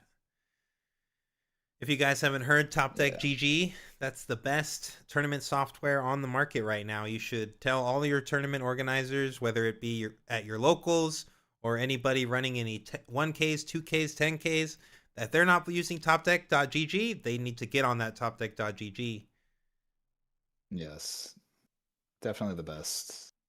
That's someone saying. What flavor of set is going to do the best in set 2? I've personally still been playing it very similar to my set 1 list. Just playing triple sabotage, triple challenge, triple hidden blade as like your removal slate, and just kind of trying to build it around a few small units here or there. I think that's really the only option that you have into Draven. Anything else is kind of a problem. So, throw a couple Fey Dragons in there, some punch versus over the primal strengths, stuff like that. That's what I've personally been playing with. So, and you have sabotages for the Draven's rebukes. That's really your main game plan. Outside of that, you can play a pretty fair game. Your other main complaint with the game is the first player advantage. I think it's a little much. We tend to agree. I think that they could do some small tweaks to that, whether it be maybe taking away the draw from the player who's going first, like you only get the draw going second.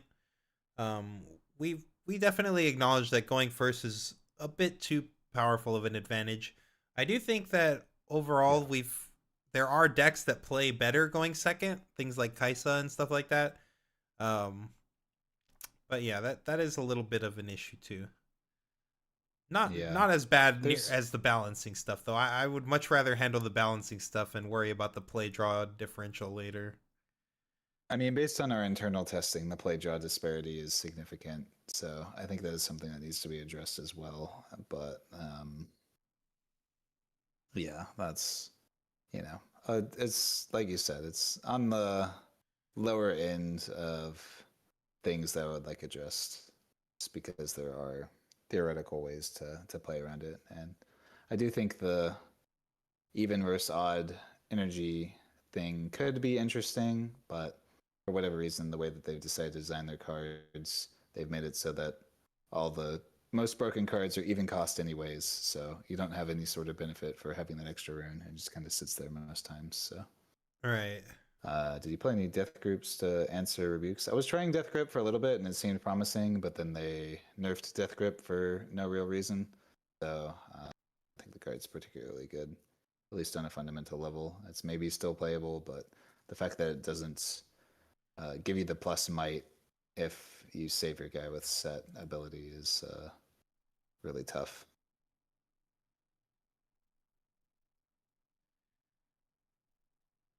Think about the fact that the game is designed for 4-player first, and wonder if that's daily game balance right now as a result of that. I think that it's more on like the reason they designed the game they did was because they've seen how popular multiplayer formats were and wanted a game that could,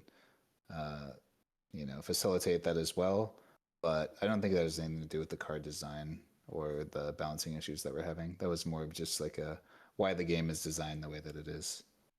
Yeah, Yeah. from my understanding, I don't think that it was necessarily built with multiplayer as the primary format. Like if you read most of the cards, we actually don't have a lot of multiplayer cards. It's only like one or two per color max. Yeah.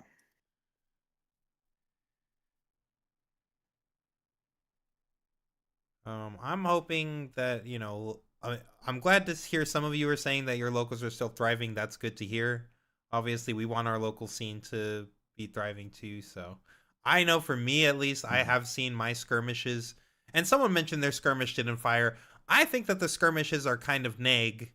I think that I think that part of it is a prizing thing. I think that they really fumbled the ball a little bit with the skirmish prizing. I think that these like Blitzcranks and Tryndamirs could have been alternate arts, and people would have been a little more interested in getting those. I think that I've heard stores too. Stores are part of the problem. Like a lot of these stores are just doing like $20 or $30 entries, and you don't win anything except these promos and this one playmat for first place, and like the store is collecting $30 a head. Like you should be giving out Mhm. more store credit or packs or something. You need to give players a reason to actually want to show up to your events, and nobody wants these Blitzcrank promos, nobody wants these Trendemir promos. Yeah. And yes, There's the same not issue that only they that, have. like someone said, 10 hours. Like you're playing like these skirmishes are like 4 or 5 rounds plus top eight. Like you're there all day just to win a Blitzcrank playmat that you can maybe sell for like $50. Yeah. Especially when like your Nexus Knights have like the chance of the Teemo or whatever. I think those are a big reason why locals are still thriving a little bit, you know. So at least having something interesting outside of what they have would have been pretty nice. Izo said an LGS in my local scene did $15 entry and winner got a Worlds box, and we had over 50 people show up for that. The ones with zero pricing get like 15. Exactly. Like you as a store should Yeah. also it's partially on the stores. It is also partially on Riftbound. I think that like I said, Riftbound could have sweetened the pot. They could have made it the entry participation pricing like more appealing. They could have made the top 8 pricing more appealing, but the stores can also definitely make it more appealing. And if they're trying to charge you like 20 or $30 and all they're giving you is the promos and the mat, I would just walk out. I'm not sitting there all day to play that. Yeah. You've got a place for the two different unplayable promos. I have, yes, I have so many. I have so many Blitzcranks and Trendemirs now.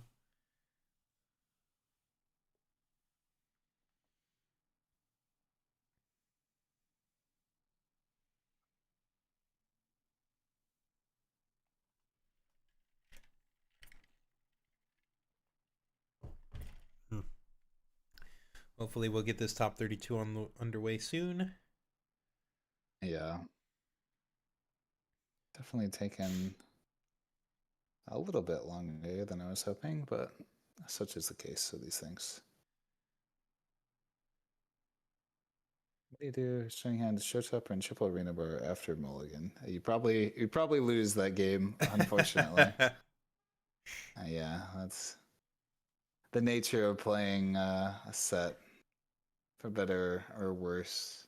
I mean, at But least you get yeah, to it was start arena bar, and then you can go like set and put in a buff on it, right? Like you got something with your chosen champ. yeah, exactly. I mean, you play what you can at that point. But yeah, I had somebody actually message me about you as well, showing up with your signed set, and they're like complaining that after the guide and stuff, he started playing better and winning with the deck. So it's like, why'd you have to give him tips? And I'm like, sorry, man, that's what I do.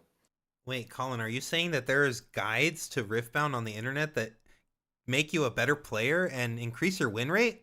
Where can we find those? There there is a fact. If you go to Challenger TCG on Oh, Metafy, you can snap. see all of the guides that I've written, including a Draven guide that I'll probably be dropping tomorrow for all of you who wish to play the only deck at a competitive level that will exist. It will be there for everyone in both of its forms.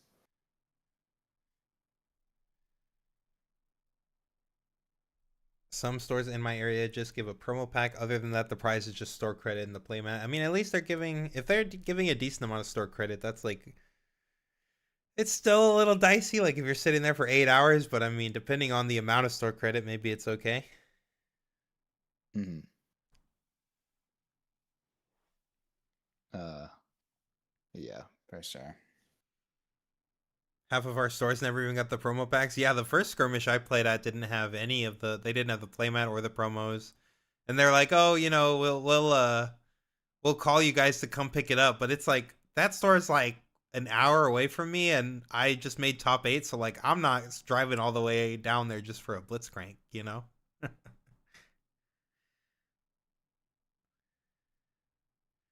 I actually started playing well after reading the guide, so I can vouch. Thank you. Thanks for the vouch. We work really hard on our guides. And we've had a lot of people say they do well. Like a lot of people have won their skirmishes and tagged us. Like we've actually been super appreciative of all the like success. And I mean, not that we didn't think that the guides were good, but we're just really happy to actually see you guys going out there and like using the guide and winning your skirmishes. Like that's an awesome feeling as a writer and a player. For sure. Yeah, especially with a deck like my set list that is very unique to me. Seeing other people do well with it, it always feels good. Do you guys tend to run meta lists or do you adapt to list/legend? You like to compete against the meta? We've never really ran meta lists, at least historically, in set one. I mean, I guess your guys' Aurora Yi was like the closest to a meta list, but it wasn't Yeah, particularly meta here in North America. And, it had some innovations that were unique to it. So for sure. I like to have the edge of playing something that people aren't expecting personally when I can. But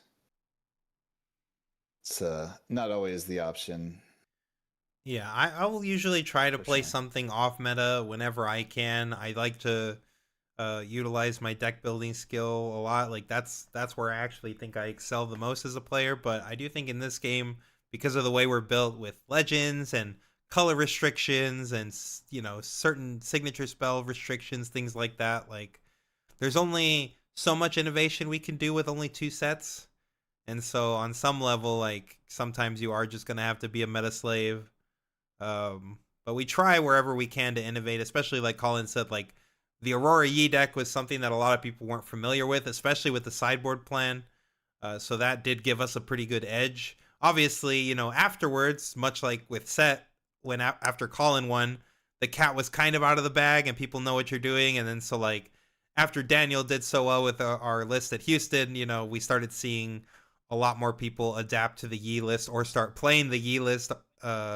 So we were playing way more mirror matches than we were before. But yeah, we tried not to play the meta leader, especially in this game where we have the best of prizing. Like we're even more incentivized to try to all be on different lists if we can be.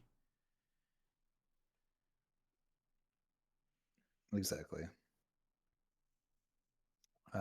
Yeah, I think it's boring if people come to content creators like us and we're all just like, oh yeah, sorry, we're all playing Isa or Draven or something like that. But we try to do content on other things too as well, especially given this game incentivizes people to play things other than just the best deck. At least at the highest level of competitive right now with the meta leaders and all that sort of stuff. So Yep. That first video we dropped, obviously, I did play Kaisa in that very first 2K that happened here in North America. But after that, I was basically an Aurora player, and I did take Kaisa to like one skirmish, and I did win that as well. So like, I still enjoy dabbling with the other decks for sure, and I still enjoy playing the meta leaders sometimes too. Especially if there's no best of type thing, like then I'm usually just gonna play whatever I think the best deck is. yeah, much appreciated, Life Ridge. I'm glad the guide worked out well for you. It's it's always nice to hear that I'm able to positively impact people's play skills and stuff like that in this game. So it's one of those things where I think a lot of people just need they have it in there to play these games well. They just need a little bit of a push sometime to understand why cards are there. So I try to be as informative as possible. I don't want to ever be the person that's like just telling you, "Oh, make this play in one situation," because that's not going to teach you why you need to do that. It's more about, you know, I write the guides to like teach you why why I chose to put this card in every single time, so that hopefully you can understand its purpose. And yeah, it seems to have gone well for the people that have read through it. Assuming a Draven change is set a good leader to pick up for the last bits of set 1 going into set 2. I still think sets particularly is not bad in set 1. I think it's got it's a little bit inconsistent. I think it's the most inconsistent of the top decks, either that or maybe Annie, I guess. But I do think it is a top contender between like the Aurora decks, Annie, MF, and then my set list. I think are pretty much it for the top tier decks of set 1 that are playable.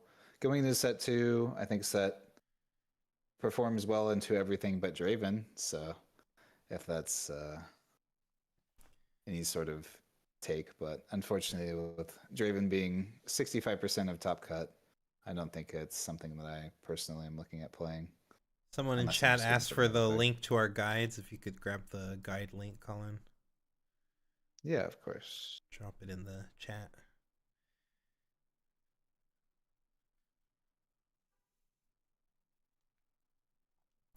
And even if you guys don't want to buy a guide or don't want to sub to us or anything, like, you can also just follow us on Medify. There's like a free subscription too, you know, and we do have like a free guide on there. We do drop like different posts and stuff. So if you want to keep up with us on Medify, even if you don't want to spend any money, just drop us a follow on there. Yeah, exactly.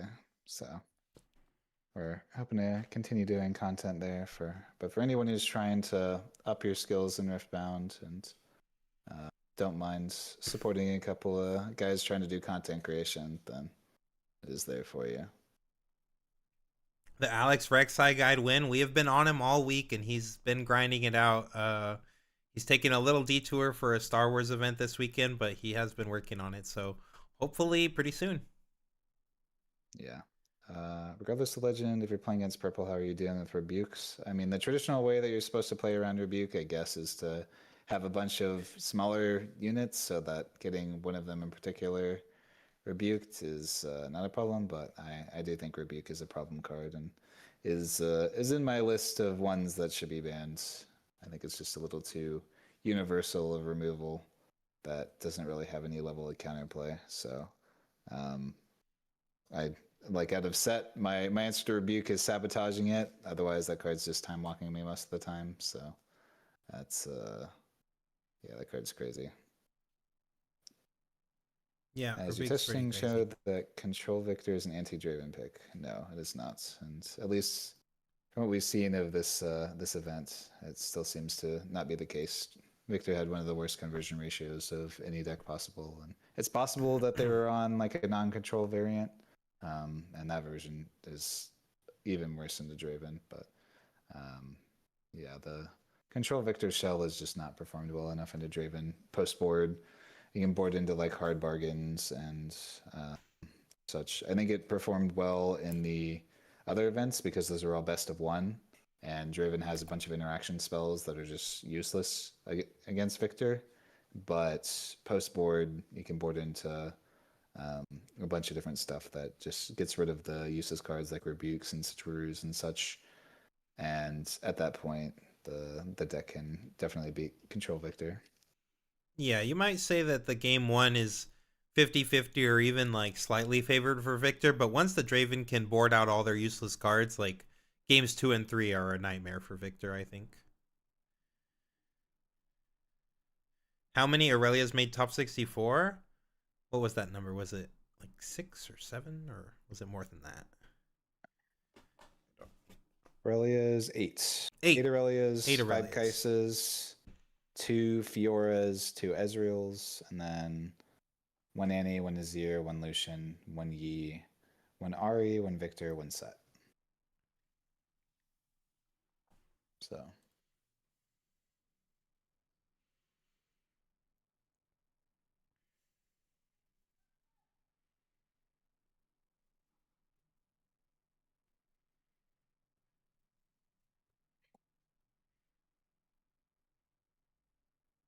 Annie is so weird. Sometimes I absolutely pop off and feel like I'm cheating. Then other times I feel like I can't do anything at all. Yeah, exactly. That's what he was saying when it comes to Yeah. like the consistency. Like sets the same way. When you draw like Showstopper in your opener, you're just like, oh, this deck's unstoppable. Yeah, exactly. When you see like the right units plus a buff plus like some spells, then you're just nice. But whenever you see too much of one thing, um, it has some problems. But again, that's just card games. So I knew that going in with that deck. I wanted to be a little bit more unique and not just play Kaisa and get my free wins. I wanted to have something interesting, a little off meta. So, Dulon asks, as far as Draven's but concerned, are there pros and cons to the list, like the one that won the Bologna tournament versus the more aggressive versions? there certainly are, and those will all be things covered in my Draven guide. True. At the end of the day, the way I break it down is like going into the expected meta, you decks are only good in the context of the other decks that you're playing against. So depending upon what you're expecting to play against, I think is what determines which list that you should play uh, on just like a fundamental level. Outside of that, it's just kind of which style you enjoy more. If you enjoy the draw your entire deck style, then the that version is quite nice. If you like playing a more traditional deck where it just feels like your deck is about 10 sets ahead of every other deck in the meta, then I think the normal mid range version is also pretty good. So Yeah, I think I like both versions. I think they're both strong and they just have strength and weaknesses into both. Like the original Draven lists that were kind of popping around are a little more susceptible to like removal and stuff than the other deck that's just drawing their whole deck, but that deck also is susceptible to other things too. So, like Colin said, just depends on your what you're playing into or what you're expecting to play into. I don't think that one is strictly better than the other, and we definitely are not in the like Miracle is the only deck in existence camp, like I've heard some yes, people saying. well, Draven is the only deck in existence, Yeah, but yeah. the variations of Draven are both fun. Yes, you can So play multiple variations of that deck. yes, whatever your preferred flavor of Draven is, I think are all pretty viable right now. Or go for your meta leader. That's where I personally am at right now, is debating between just playing a meta leader or trying to get my top cut with Draven. So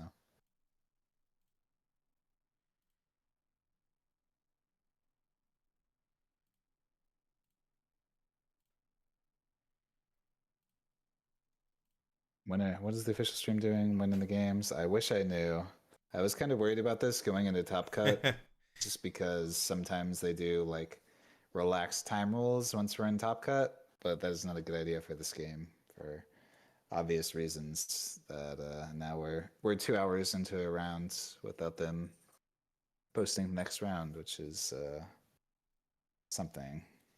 Dulan asks, so on your MetaFi, even though you guys lean away from playing meta, you will still have content and guides for that stuff? Yeah, of course, we try to support everything.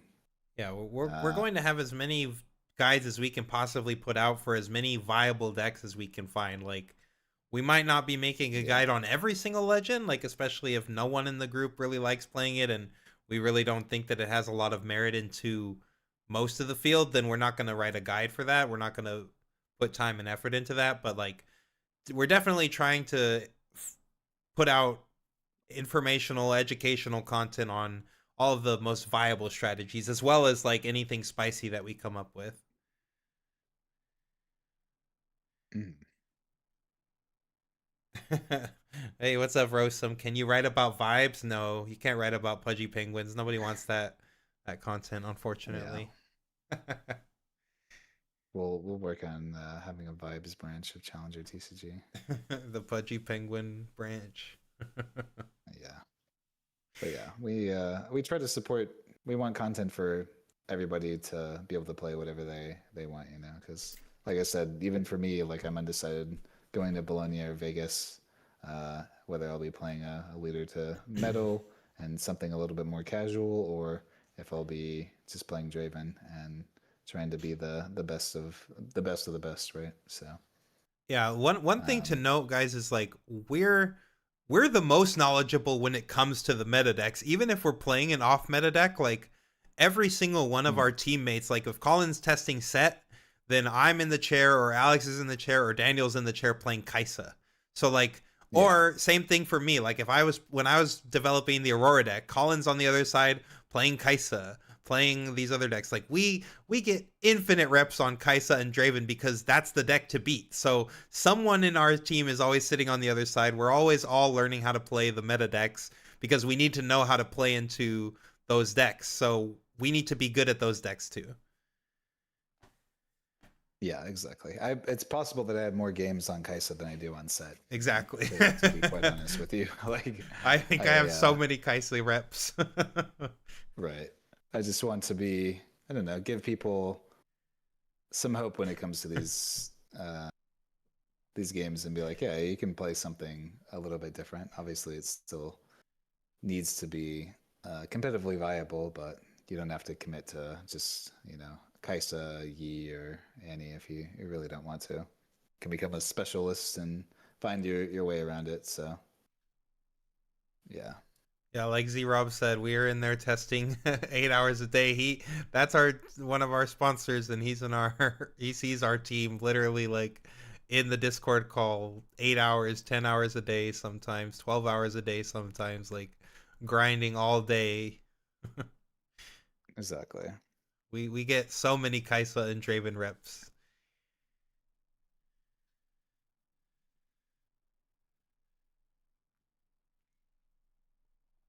Of course, we test other matchups too. Not just into Kaisa. Like we want to know how our deck does into the rest of the field, but the litmus test is usually okay. What is my matchup into the best deck in the game?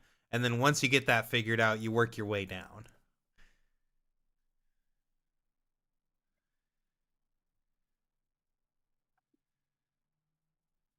Mhm.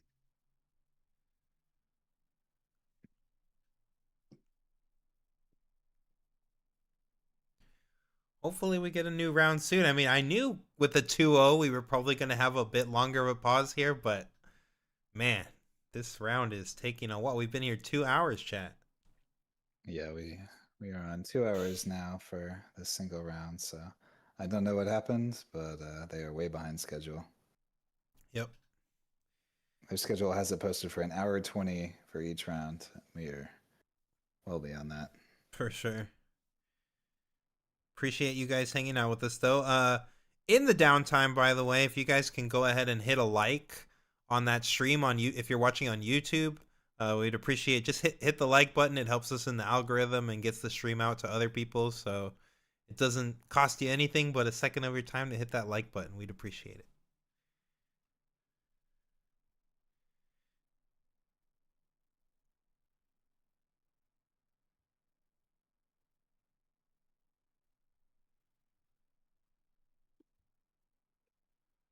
Yeah.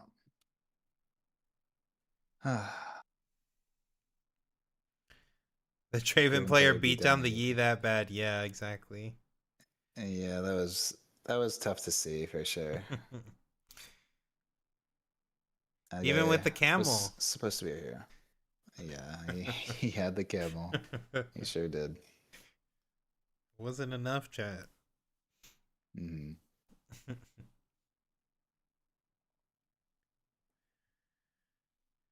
All right, what matchup would we like to see? How many of these one or two of decks do we think are going to make it to the top 32? Yeah. Honestly, I'd love to see Ezreal. That seems to be the number one deck that people are hyping up right now for whatever reason, and we just have not seen it in our testing. So I'd love to see if there's something that we're missing, or if it's just that people don't know how to play into Ezreal. Lee Sin Um, versus Sivir, chat. No, not again. Please. yeah, no more Lee Sin v Sivir, please. Um, Outside of that, yeah, maybe this Ari deck would be cool to see. RMB says, Colin, I'm Aside playing from, Ezreal. Are you in the Chinese event? Or are you playing Ezreal next set, you're saying? yeah, I mean, I think Ezreal is not the worst champion. I think he has a little bit more game into Draven than 99% of the meta. See, you think Control Kaisa can do anything into Aurelia?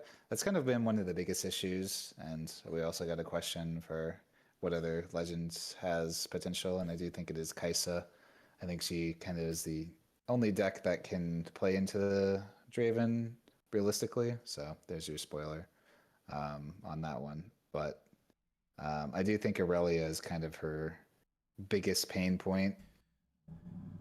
She has a lot of good tools in that color combination that can work into Aurelia, but it's kind of like it feels like an antithesis where the things you want to do against Aurelia is that you need to apply early pressure in order to stop her late game win condition, because the Aurelia dancing around infinitely is a problem, and then you need like time warps for them to not have the hard bargain for it is what it's really worked for it. But yeah, but then if you're playing all the little guys, then you're going to lose to Draven, and to Draven you need to play the Control Kaisa list a little bit more. So it's kind of a very weird balance where maybe between main and side you can find that balance. I think I would be, based on the current meta share, I would want to play the Control Kaisa deck though, and just be able to beat the Draven lists, and then figure out Aurelia when she ends up being across the table. I think that you do have options with cards like Thermo Beam. Brynhir Thundersong is another card that's very good into Aurelia.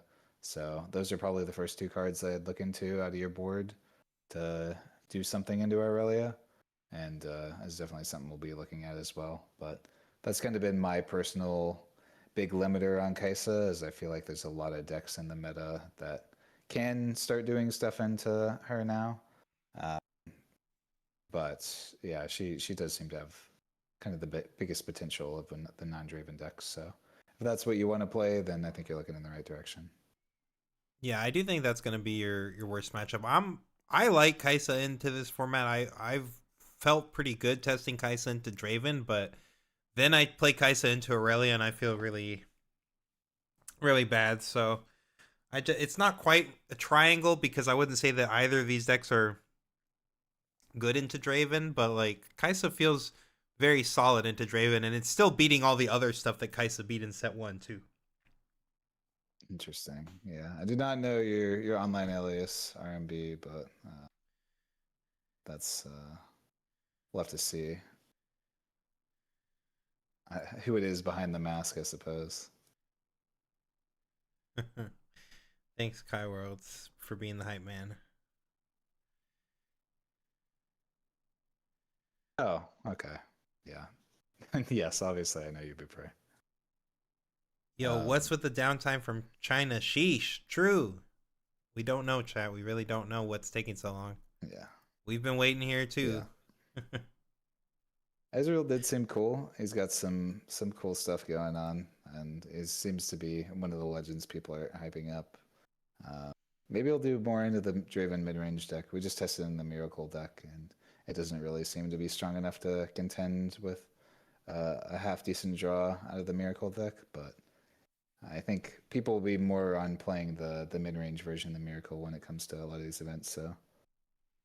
Gotcha. Yeah, and I've been talking to Dakota and Ben and all them, and they mentioned that Lorcana OP is basically dead for the next 2 years. So, hearing a lot of people wanting to move into this game. Fortunately, it's kind of at a bad time, but yeah, we're crossing our fingers that they'll do something about Draven right now. it's crazy because it's such a good time for Riftbound. Because, like I said, like One Piece was having a bad format. Lorcana OP is in the toilet. Like, people are fiending for a new game, and then they're all looking at this game, and it's just like, oh, can't get product. Oh, Kaisa meta share. Oh, the new Draven menace. Like, do I even go over there? Like, yeah, exactly. It is a good time to jump in, but it's also not a good time to jump in. Yeah, not 2 years, like 6 months. I mean, still 6 months without a tournament is crazy.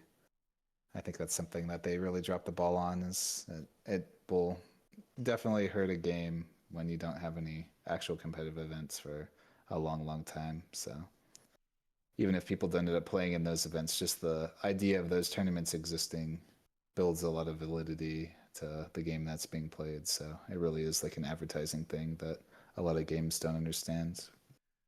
Glitches asks, what do you think it would take for holding strategies to be viable again? A A Draven lot of errata. bans. Yeah. Yeah. A lot of bans, a lot of erratas. No more rebukes, no more fight or flights. All this stuff. Yeah, just I mean, you just can't punish player like as it is. Holding was already weak in set one. Like Colin was playing one of the very few hold decks that existed. I guess you could argue that maybe Aurora is a hold deck because like you get to this crazy board state and then you start holding from there.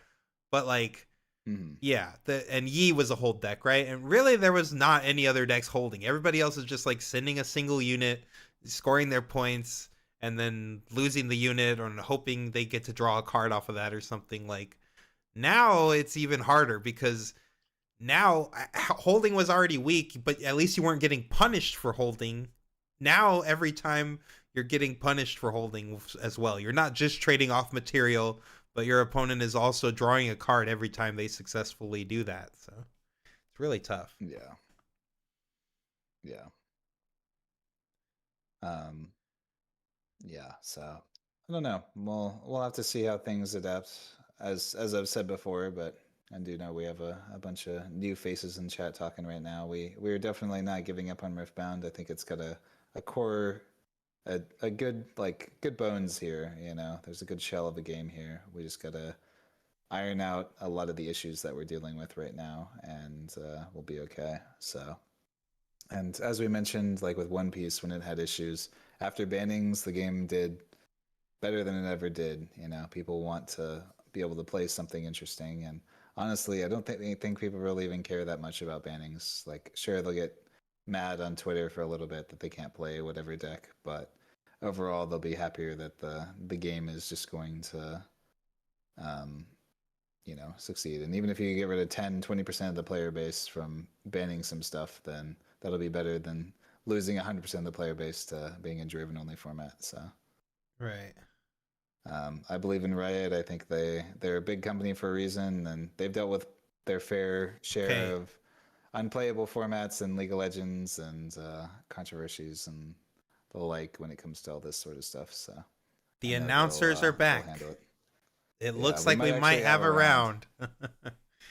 Finally. Wake up, everybody. Those of you who clicked out, tabbed out, like, we are back. Yeah, we actually might get something interesting here. I'm curious if we'll know how many Dravens are in Top Cut. Yes, we agree that Riot does stick with the community and that they usually do show a lot of effort towards fixing their games and improving their games. I mean, TFT is nothing today like TFT was in set one. The game mechanics have changed so drastically. Like, it still feels like TFT, but the game mechanics have changed a lot. They've changed the rules, the way the game works.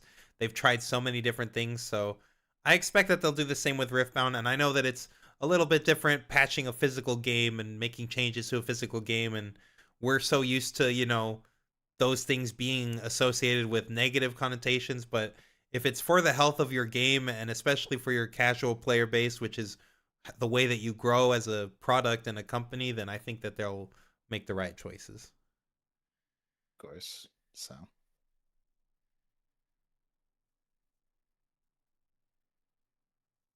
Yes, we want the game to prosper too, for sure.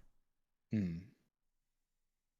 Yeah, I think they'll have to get over the idea of people being upset that you know their Draven is nerfed from whatever Draven cards get pulled because it sure that part sucks, but then every other card that you pull is completely unplayable because Draven exists. So I'd rather have 90% of my box playable than the 10% that is the Draven cards. So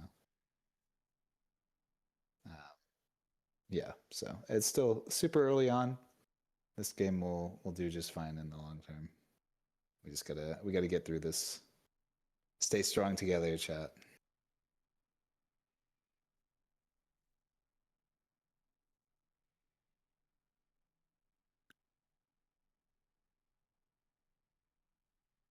Yeah, I think you're dumping too much into it to not change it for the sake of the players. Yeah, I agree. And I think the game is doing particularly well. Obviously, they're selling out a product everywhere. Yep. Everyone wants the cards. Everyone wants to play the game.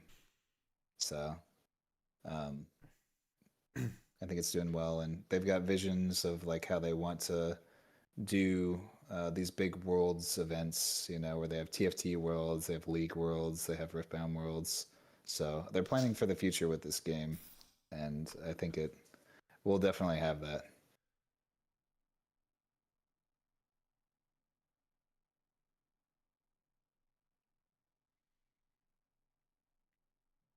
Yes, we also think Fight or Flight should not trigger Draven. Yeah.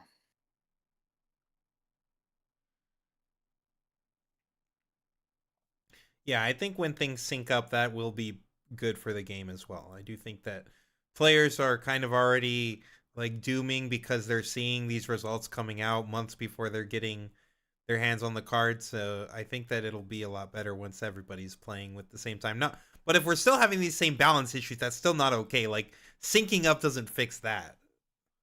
Yeah. Would be the best bands, you think? I mean, I'm looking towards a lot of the purple cards right now. I think Rebuke is a little bit too good of a universal removal spell. I know they just nerfed Falling Star from the errata, but I think that card is also just kind of oppressive and keeps a lot of interesting strategies down. Fight or Flight, again, I'm kind of just sick and tired of these 2-cost interaction spells. Here we go. We got Oh, the this next is top 32. We've got top 32. 19 So, Dravens, 5 Aurelias made it through. Only one Kaisa oh, now. one Kaisa now. Let me take a screenshot of this here. So, um, Yi is out, yeah, the that's Victor's out, interesting. the set is out. Yeah, we saw, unfortunately, our Yi hero die. One of the Ezreals is out. Yep. Kaisa had the worst showing, though. Four of Yeah, those got Kaisa knocked out. dropped a bunch. Aurelia actually was Yeah. pretty good, right? Because she only had 8 and she kept 5 in. Yeah, exactly. So, I do think that if you're playing into a Draven list that isn't necessarily on the Bryn Heroes, then Aurelia does have some game into it. I think Bryn Hero is the main issue for the Aurelia deck. So, um, that matchup's playable if they don't have their Bryn Hero or Here we they go. don't see it. So, Yeah, chat, the let's one see Ari's here. still alive. The metal card Ari Yeah, right there. yeah, exactly. I'm gonna spread the goo. That's gonna be my metal card leader for Bologna. So I'm rooting against the Ari if we see him. Yeah, both Fioras ends up sticking around as well, which is interesting. She's actually Oh, now here's our the. Ezreal, the lone Oh, we Ez. got the Ezreal. Okay. We're gonna see what Give me a Ezreal's Draven on the other doing. Let's side. see. Let's see. Yeah, give me a Draven on the other side. I gotta see this. Oh, versus Aurelia. And That seems like a tough matchup Aurelia. for Ezreal. Let's see. Yeah, This is gonna be an interesting one, chat. This will be an interesting one. for sure.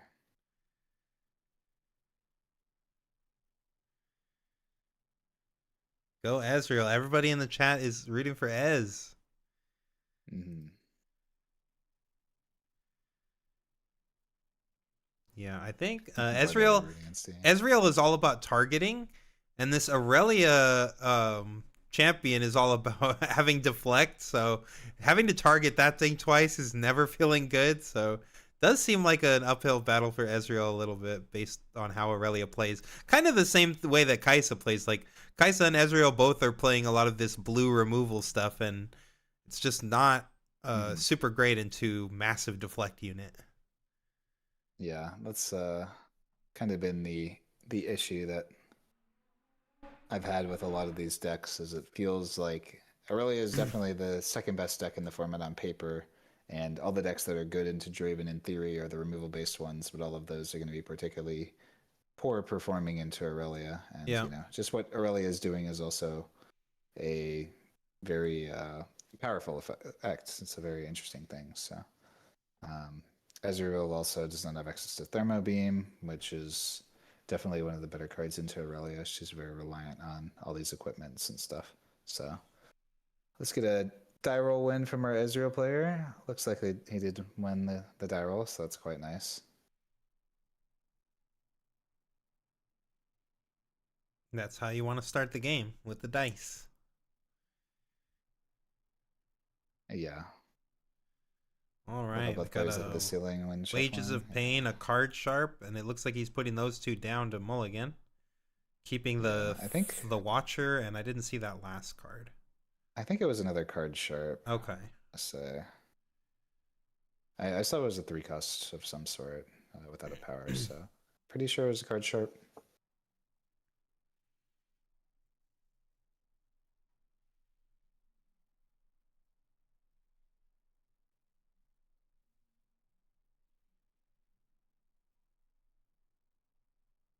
All right, judges should be having them reveal.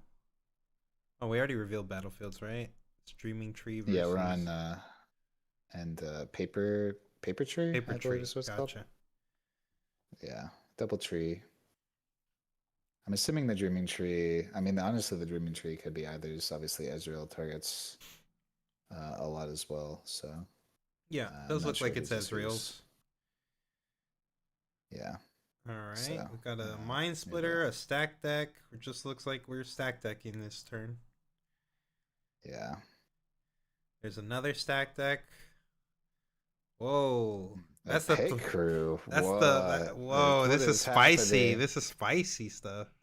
Okay, we got something going on here. Oh, and he grabbed the pit crew. Okay. Pit crew That's Ezreal. that's Oh baby. it's an interesting one. And we're starting with a lonely little Poro. So this is a 2-drop Aurelia. We did see an Aurelia list yesterday also with the 2 drops. It did not do very well on stream, but Yeah, this guy's in top and it's 32. getting So Pit Crew. kind of clunked up He's here, like, can I but read that? I've never seen this card before. yeah, it kind of makes sense a little bit. Just anything that can ready itself is pretty nice. For those who don't know, pit crew is just when you play a gear, ready me. So that will also work with our gold tokens here. So I'm assuming our combo in quotation marks is to like send this guy in, score a point, and then we'll use Something like a Wages of like Pain or a Card Sharp. yeah, Wage of Pain, card sharp, something like that. I can't imagine we're playing too much actual hard gear in our Ezreal deck. Yeah, maybe But Seals, right? yeah, seals are an option. There's the orb of regret. Yeah, Could maybe. be a decent option. Um, so I'm assuming we're gonna take out this Poro here. Yep. Might as well for free. That really gets draw. Expecting. Yep. Can't pick up this card, but he got it. Okay. Expecting probably double three here. Card sharp Card plus Sharp. Ezreal. I think his opponent was like, no, I'll pass on the gold. But yeah, he Yeah. gets the gold. We get an untap on this Pit Crew. Run it back home. And then what are we paying a power here? Oh, for the Ezreal, sure. Yeah, it's the Ezreal, yeah. Yeah, makes sense. Dropping the Fox here. Yeah, Fox probably not super important in this matchup. I'm a little surprised they didn't discard the Wages of Pain here, but Yeah, that's probably can't also imagine that another card's gonna card come up. that's not gonna come up much. Yeah. Oh yeah. Sorry about ads. We Yeah, don't control them. we literally don't control that. I don't even know when it's showing ads. Yeah. Do we just get a charm here? Yep. Yeah, we got And our so he's Ezreal like, well, I'm charms. gonna fire off this cult shot at action speed, take advantage of my I Ezreal. don't know if I agree with this one. The power cost here is kind of steep. I guess our hand is a little on the weak side, but I did see that we have a couple of mind splitters in our hands. Right. So this is keeping us off with Splitter next turn. Yeah, I think one thing we could have done was just, not care to go for splitter. Oh, there's some We Pit got Crew and boots of some boots. swiftness. Okay, And this there's Israel, another this is a cook Ezreal for or sure. a Rebuke. Takes the Buke. Yep. And yep, Israel dies. Yep. A passive opponent. Okay, yeah. This Aurelia is just out here by her lonesome. No gear, no protection. He does have 4 up, though. Yeah, I don't think we have at least bellows, breasts, wages, and such. These are not going to be particularly helpful. Yeah, we do But not. We've already spent so much power this game, and it's barely started. yeah, yeah. So we get to get in with the pit crew at least. This is like a safe way to poke. Oh, we're getting rode the wind on. Oh, get rode on. I guess not that safe. Nope. And that's going to give her +2 for the targeting and for the ready. She gets 1 each, Yeah. making her a 6. Yeah, we are not going to be able to contend with that one, I think. I mean, we do have this wages, so Could, we yeah, you could throw the going wages. for it. I mean, can at least force, I guess, a sig spell. Gonna pay a deflect here. This Aurelius still got 2 up. There's a 6 spell in the hand.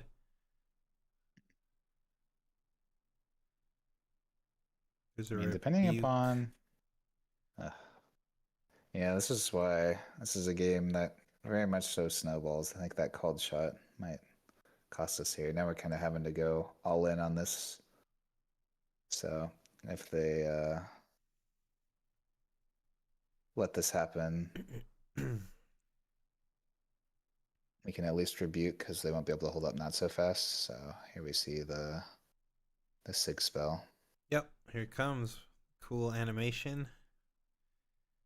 Yeah, but Yep. we So that's +3 on the Aurelia because it gets another 1 for being targeted and -2 to the pit crew. And then yep, the wages is happening. We get a gold and a ready. yep. Now we're I getting mean, we rebuked. can, I mean, yeah, it's yeah. costing Let's us get a 3 rebuke. lands, but I mean, Aurelia's tapped out. Like there is no one energy answers to rebuke. So, Yeah. but just look at our energy. Look at our ruins. We've spent so much on this, and this Aurelia is just gonna come back down again.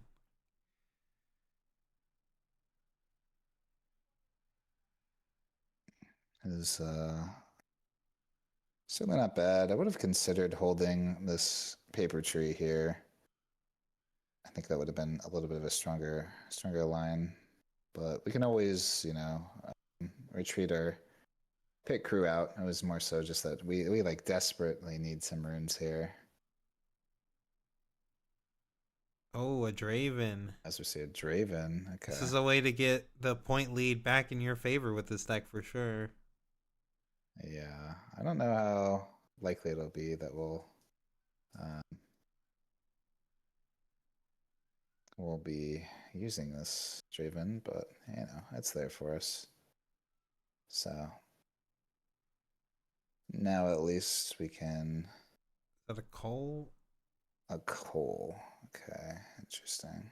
Yeah, that is a gear that makes a gold. That's the one that makes a gold, right? When you conquer? Yeah, Yeah. it's on Conquer. On Conquer you make a gold. So Yeah. with this we got our own like make our own Lucian here. It's Yeah, just quite cute. that is cute.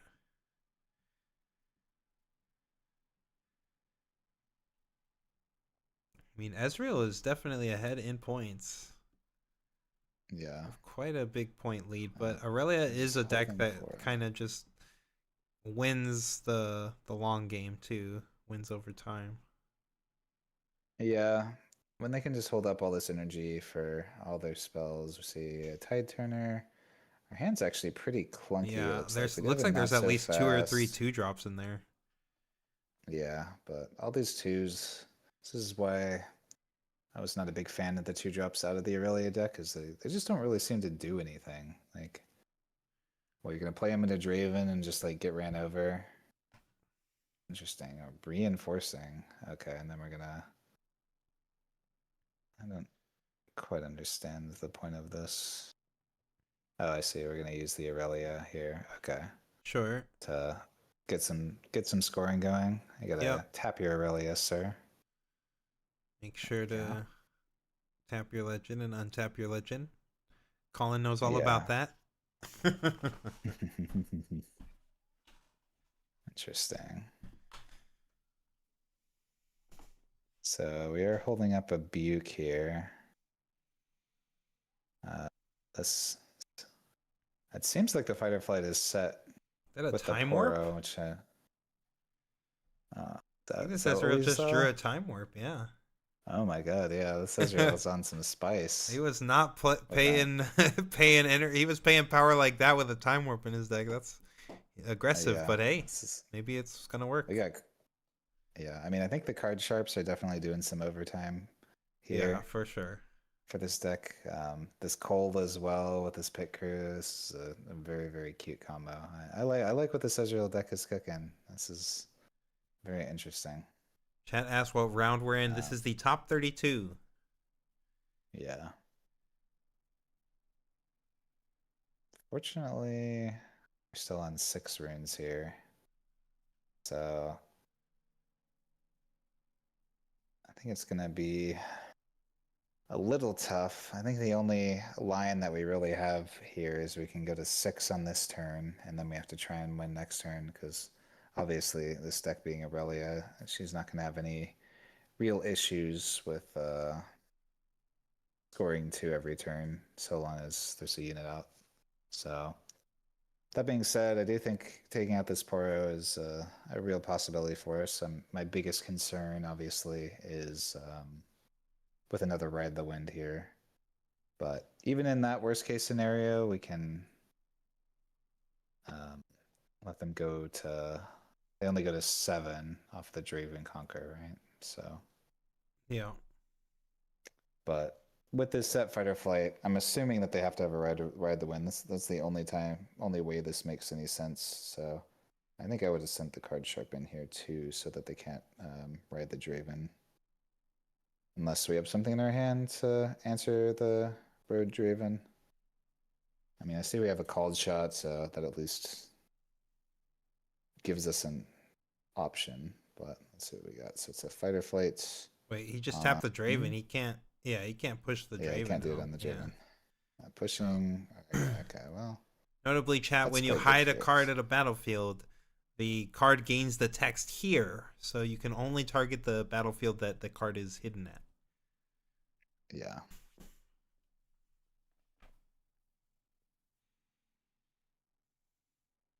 All right, we got the boots of swiftness, and here comes Yep. our pit crew. We're suiting up the crew. Okay. I mean, this combo is very very cute. I love what we got going on. You get the Cole on it. You get the boots. Yep, Now we get this Conquer off killing this Poro. It's gonna and then it ready our can gank guy. over. Yeah. I mean, technically, if we can win combat on this Dreaming Tree with this Draven We here, then the actually win Draven the will score game, us a right? point, Yeah, and we because win the game. Yeah. we would go to So 7, if and then we can kill Draven, and we actually win the game. yeah, that's not a line I was thinking about here, but it might be worth going for. I mean, we're sending. Oh, it Oh, looks like he's okay. pulled it back. He does not have the interaction, Uh, it seems. I mean, we know our opponent has a rebuke, so it probably wouldn't have worked out for us. But Right. that It's being tempting, said, though. it was at least tempting. It was something I was thinking about. So, um, letting Aurelia here hold the 5. Got a hand of honestly not a great hand out of our Aurelia player. I think No. I think Ezreal might be able to handle this here. I saw a Defiant Dance. We got a Rebuke and a Not So Fast. So if we can play through basically just this Rebuke, then we might be in a good spot here. And I think the Fox maybe is enough to do it on its own, right? Hmm. Obviously, it With will the get Defiant Dance rebuked, as well? but Oh, I guess with the Defiant Dance too now. Yeah, that was a pretty annoying top deck they ended up having because that'll be +4, right? So Yeah. maybe not. Hiding a Tide Turner here. Obviously, our hero here does not know that, but let's look for a good rip off the top, maybe. Yeah, we're still on 9 because of all that power we paid earlier, so still can't time warp. We can't like just break in and time warp one side. Yeah, we do have a called shot in hand though, so since this is going to be the last turn of the game anyways, we can float a couple of energy and start by ripping that, I think. No reason not to. Yep, chat in before pit crew price spike. Go buy your foil pit crews. Hurry up. Yeah. No, Setter Azir is still alive in top 32. Let me check the... Set died, I know. There is still one Azir that's in top 32. Yeah, he has not tapped his... There was one turn where I think he could have tapped his Ezreal and he missed it when they went for wages plus rebuke. So, but... Yeah, so he missed his trigger, but yeah, Ezreal doesn't really come up all that much. I mean, his champion is really good though. Like the Ezreal champ, having access to that every game is really strong. Yeah, exactly. This is a strategy that you could play as either Ezreal or Teemo, and I don't think it would significantly change things. But Yep.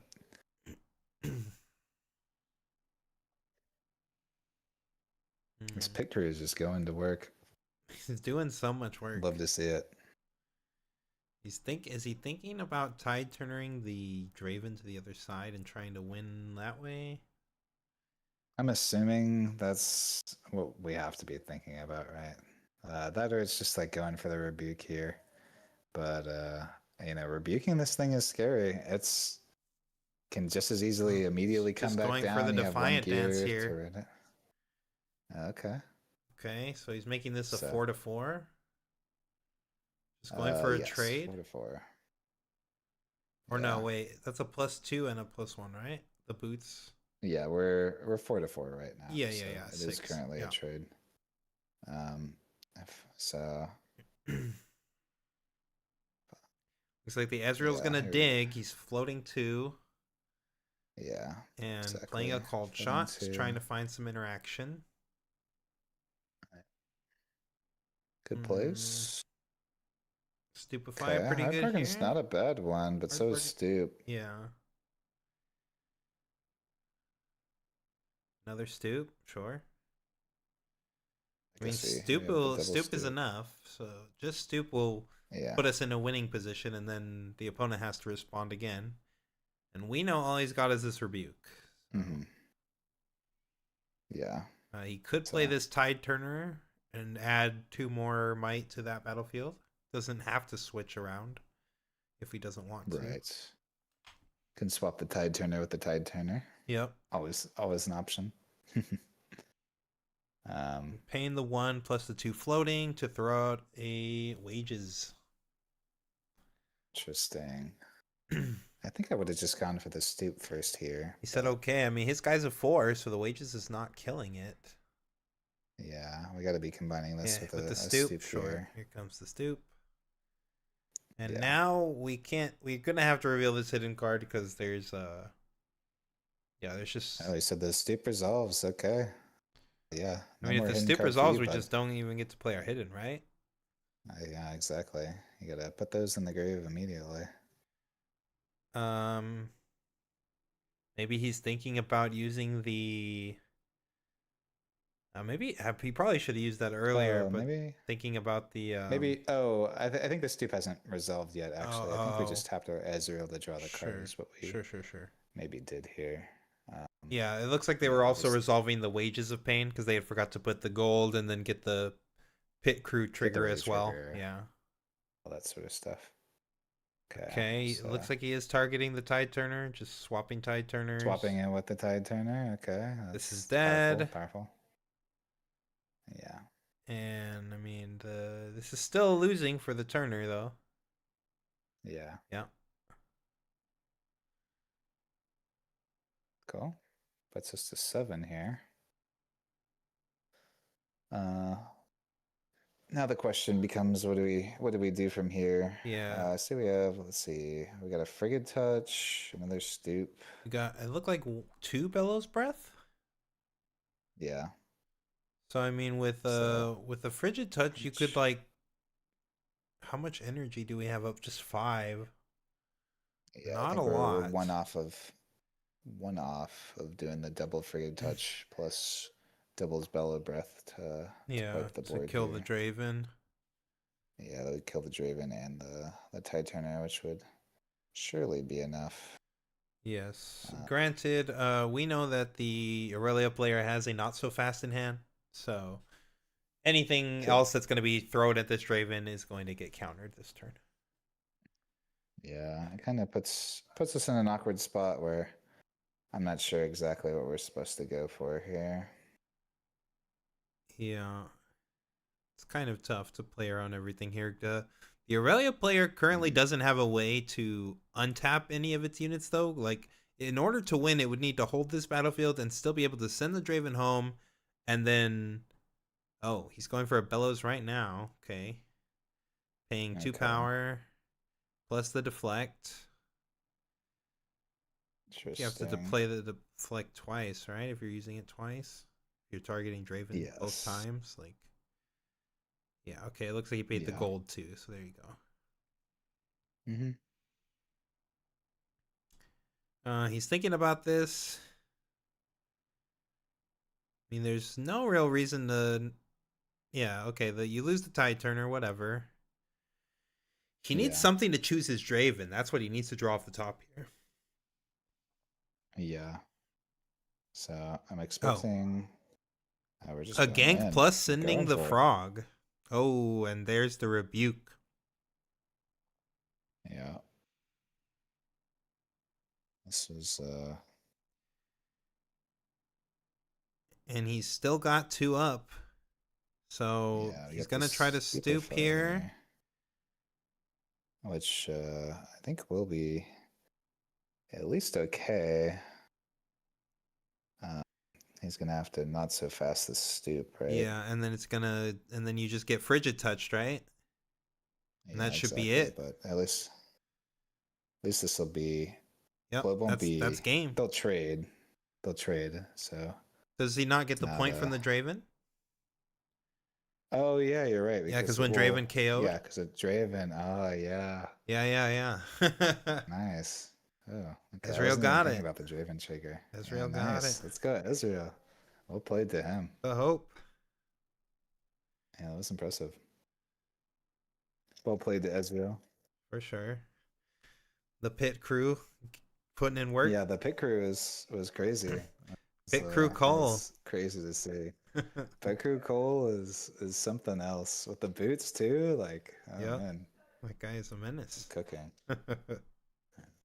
Use the restroom while they're Yep. sideboarding. I'll be right back. Chair stream.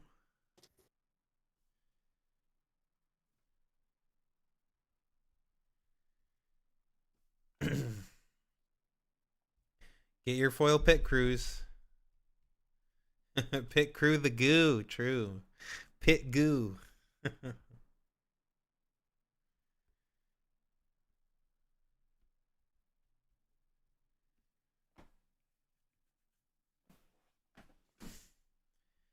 This C tier looking mighty. Yeah, I mean, it's looking pretty good into Aurelia there. I do think that playing the Draven was a bit of a mistake from the Aurelia player, though. I do think they should have just played their Aurelia. They would have got a lot more value out of the Aurelia, in my opinion, than the Draven.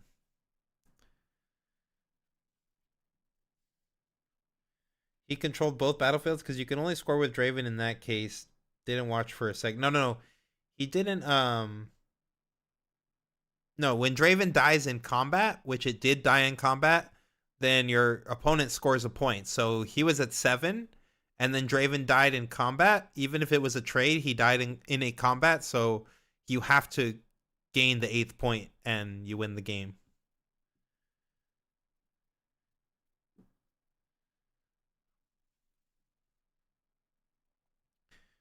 The rankings in the top score, yes, they do have ranks in China. So they have like an elo system. They have like an app that like tracks their accounts and stuff, and you get points for playing at locals, you get points for doing well at regionals and stuff. So yeah, they do have a ranking system over there. Hopefully they bring something to like that to us, because that would be pretty cool. Yeah, I definitely agree. You should have played the Aurelia itself. Playing that Draven on that turn, like he didn't really get a lot of value from that Draven. I don't think we got any triggers off of that Draven, and I think the Yeah, Aurelia would have been a lot better and a lot more power efficient too. we ended up not getting a single point off of it. As a matter of fact, it ended up being mega point. So, yeah, definitely ended up biting us, but we do. Yep. Pace is like 3 times faster than yesterday. Yeah, I mean we're in the top cut. We're not at the X3 tables no more, so we should be having pretty fast play. People at least know what's going on. Yeah. Gotta search up pit crews, see if they've already gotten bought. There's 233 of them to go through. Oh, it's just a common. Okay, that card was an uncommon. I'd buy them out with you, chat. But Yes, agreed, chat. Games it's are definitely better to commentate than yesterday's. yeah.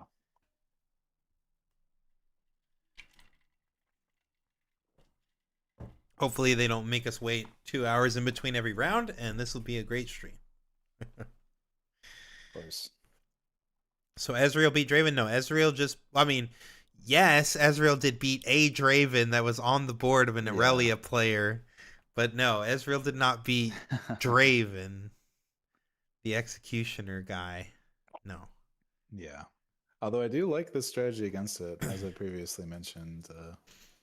Lucian, the 3-drop Lucian is one of the better ways to deal with Draven. It's just a way to keep, hitting in, go out. I respect it. So Looks like Aurelia's on the obelisk, and we've got a okay. void gate for the Ezreal. Interesting. I think Void Gate is generally a pretty good battlefield. Being able to make your Bellows Breath now do like 4 is quite a lot. Yep. You never know when that extra damage is gonna end up coming up, and it's certainly not going to be relevant for your opponent. So For sure.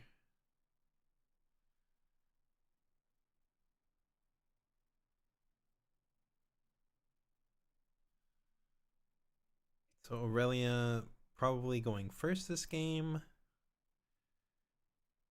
yeah, I would imagine so. I have seen the obelisk for Aurelia as kind of a fixer for being able to play a turn to Aurelia. Lets you still play your turn to Aurelia, right? Yeah, that makes sense. Yeah, quite nice. So, All right. see. Looks like I saw a stack deck in the stack hand. deck. Yep, there, get ripping that off. What do we I got? think maybe a lonely Poro. Couldn't see his hand. Couldn't see the stack, so not sure what he grabbed there. Yeah. We got a boat. Oh, the Siren. The Siren, and Ezreal getting that trigger as well. Okay, nobody's missing the triggers. Good times. And we got the crew. The crew is back. The crew's online. This guy is so confident that crew is the best turn one play. He plays it after or before the stack deck. Normally I would wag my finger at a player for making a play like this, but clearly the crew is what we need and what we're going for anyways. So yeah, I can respect it. Oh, he's pulling up the sleeves. He's getting serious here. Yeah, it's like, oh, the crew's down. All right, I gotta. Oh, that's a sneaky D with the boat. Wow, this Aurelia deck is aggressive. Something up. It is aggressive. Yeah, this is very aggressive. I mean, if they wanted to, they could. They could have taken. Yeah, they could have taken both points. Obviously, we just started the pit crew, so that's probably not worth doing. But agree. It's just interesting. Oh my god, we got it all here. Oh, we got the call. Here's the call. Online. Yeah. Yeah, heading over here. Get our gold. Get our make it yourself Lucian. Yep. I saw that we have the boots as well. I'm curious. I mean, I guess we can just we don't even have to equip it, right? We can. We're spending another power Uh, for seal. Okay. okay. I don't know why we. Okay, and then the boots. I mean, we could have done this in a slightly different Yeah. way, but it ends up all being about the same. So Mostly the make our same, yeah. gold ready, retreat out. Yep. My God, we're cooking. Take him to the fucking bank with this crew. He's having fun too. His opponent thinks it's hilarious. This pit Yeah, this is crew. awesome. He read that card in game one, and now he's like, "Oh my god, look at it go!" Yeah. All Getting right, beat looks down by like the crew. the no answer for our sneaky here. Another sneaky. I'm Double surprised we are sneaky. not committing to this Aurelia. I think that this is one of the best tools in this matchup. Maybe he's just waiting for a little bit more protection on the board. And obviously, double sneaky sitting in your hand is like you want to play those out at some point. Yeah, as long as you're scoring your points, it's probably fine. We're doing all right. You don't want your Aurelia to get sauced by the crew here, so we're just like a better Aurelia deck right now. This is your sneaky space, yeah. Oh, it's out there. It's okay. You want this to be spoiled on the first event. People will forget by the time any of the events that we have come around. So Yep. people are. Let me tell you, there was an Aurora Okay. Yi list that placed fifth at Chinese Nationals that had a transformational sideboard, and no one talked about it. And no one played Yeah, it at the exactly. events here. Yeah. So look, the crew is. Oh my God! Look at all this gold. Ezreal, we're rich. Yeah. Look at all Gonna this stew. gold. Another Okay. gold. We could play a card sharp for more gold.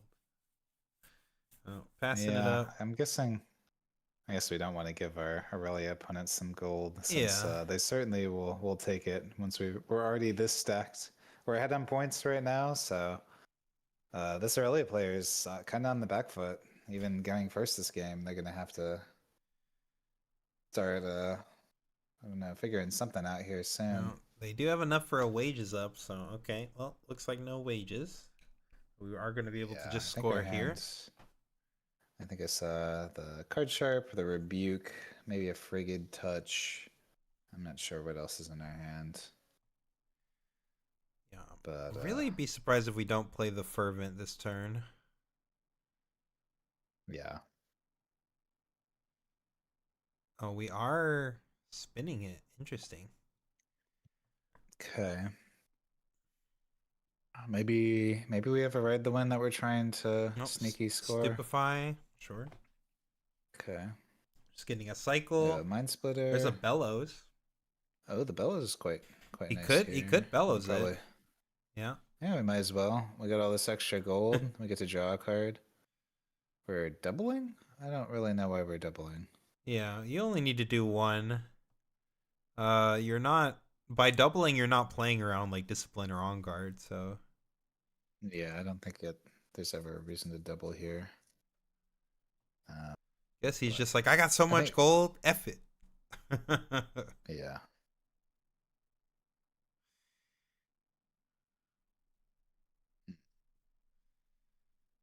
But it does let us draw a card, which Yep, we do get to I double do like. target, right? Granted, with Yeah. the stoop and a single one, we would have already had double target anyway. So Yeah, of course. Getting get defied. defied, That's sure, okay. not a big We deal. still gotta make sure you draw your card. Yeah, don't forget your. Yeah. Ezreal, does Ezreal still not get to draw because he did choose, right? Yeah, Ezreal does get to. I think it's the same as. Confused what's happening. The combat's still happening. Oh, I he's think just making sure it's that he gets his maybe. point, his fifth point. Yeah, he didn't have that on the board. Okay. Yeah, they're just having a little bit of a confusion right now where Yes, the they're trying to Ezreal figure out does what's still going get the on. draw. So. Yes, so Even Yes. though the spell was negated, chat, Ezreal doesn't require the spell to be played. It just requires you to have made the targeting choice. So since we did Yeah. do 2 targets, even though the second one was canceled, we still do get to draw off of Ezreal. Yes.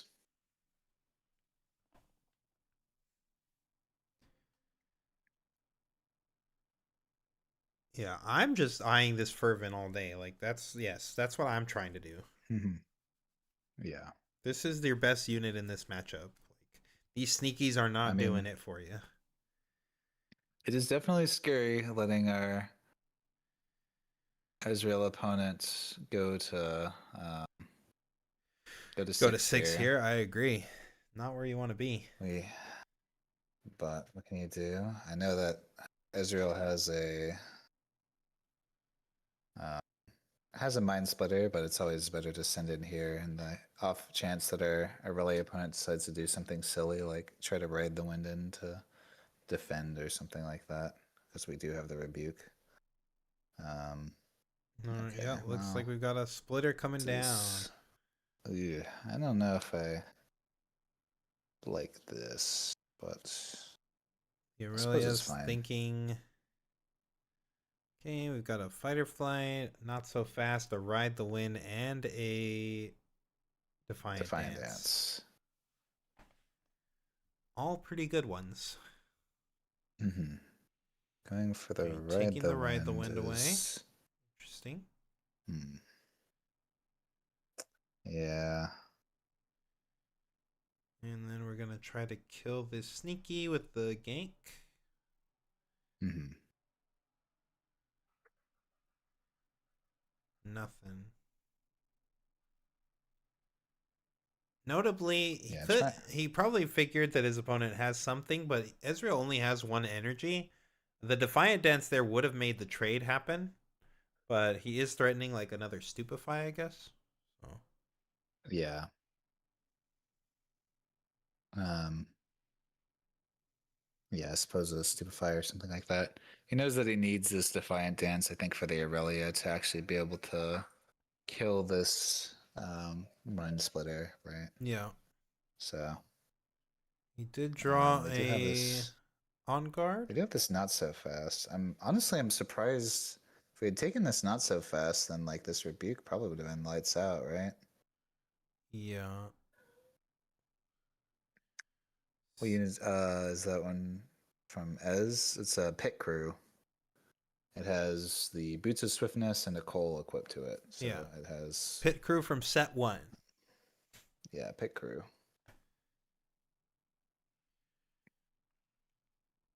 All right, we're going to 6, and that's it. Mhm. Not using the boat, just going to 6. Just passing Holding. and trying to hold here. All right. Yep. We're going to try to win it all next turn. Ooh, that's a good one. Definitely Counterspell. not bad. Though the Aurelia does have a Our lot hand of is ruins, so yeah. We know that she has a not so fast, so I don't think we have and she also has a sig spell, right? So yeah. I don't think we have any world over Kraken here. I think we just play everybody to that left base and say go, right? I think Yep. that's our only Say line beat here. this. Yeah. Uh, which I think we hold. I don't actually know what this hidden card is, but I would assume that it's good enough. Oh, no, no, no. This is terrifying. I do not think this is where we want to be. I guess we're forcing out the not so fast or the defiant dance here is our Yeah. game plan. Unfortunately, We they could drew an just on on guard guard. though. Yeah, we don't even have to use the dance here. Yeah, but I think a lot of the reason why I like passing is that you can potentially catch them with their hard wagon. Okay, we're playing our six spell. That is not correct. Yeah, I think But you just want to use the on guard here because that's enough to put you above, and your 6 spell you need to that mind splitter over there is still huge. So the 5 swing is yeah, much better when you're trying to go for lethal than the on guard. of course. So The only thing I can kind of say about it is maybe we're at a point where we're just trying to conceal the information of what that unknown card is, because once you play the on guard, then you know that Ezreal has perfect information, which can be a little scary. But Yeah. uh, Also, kind yeah, of curious if that they I'm put the -2 on the Mind Splitter. I guess they figure if they break this pit crew, then you can put the boots on the splitter. So that's the reason for the yeah, -2 over there. that or the set card could be a fight or flight or something like that. Here comes the rebuke, and we know So there's a not so fast. yeah, so obviously And this we're player knew there going was to a not counter so that. fast as well because he saw it with the Mind Splitter. Yeah. So that one we knew was Hard happening. bargain. We definitely have more than enough to pay for the hard bargain. Yeah. Okay. I can't see how much is left on Yeah, the. because of the way that they're showing this, I can't. Well, should be able to see it on this side, right? Okay, no, there's only two. Okay, There's we two still have up. two up. So we have enough for the on Okay. guard in case the splitter was to do the gank over with the two Yeah, so we equipments. would be a fatal error for us to go for. Yep. Honestly, I think. I mean, if Discipline would that be really bad is for a us set too. I fight or really just flight, think you can't. Yeah. yeah, I think we just wall up, right? Like, Yeah, I mean, I think what's he that's what gonna we should do? have done in the first place. So we've already lost like 6 Right. might on the board by not walling, or 3 might really, because our equipment can go wherever. But yeah, we've lost 3 might on the Yeah. board already for not walling up. I think it would have probably been better to have just sent everything on that side and walled up heavy. Mhm. Okay.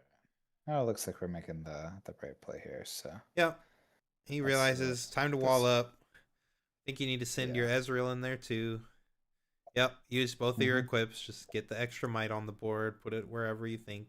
Yep. Probably want to split it Yeah. up Where? to play around like rebukes and pushes. So, yep. Yeah. Splits it Exactly. up. So Perfect. there we go. One equip on each Nice. guy. This is the right move. Other than losing the pit Yep. crew, we're still looking okay. Yeah. I mean, this is why I think taking the ride the wind is a little. Though notably, by It's losing definitely the pit sus. crew, we did make them burn their sig spell. So we lost 3 might, but they Yeah. lost 5 this turn.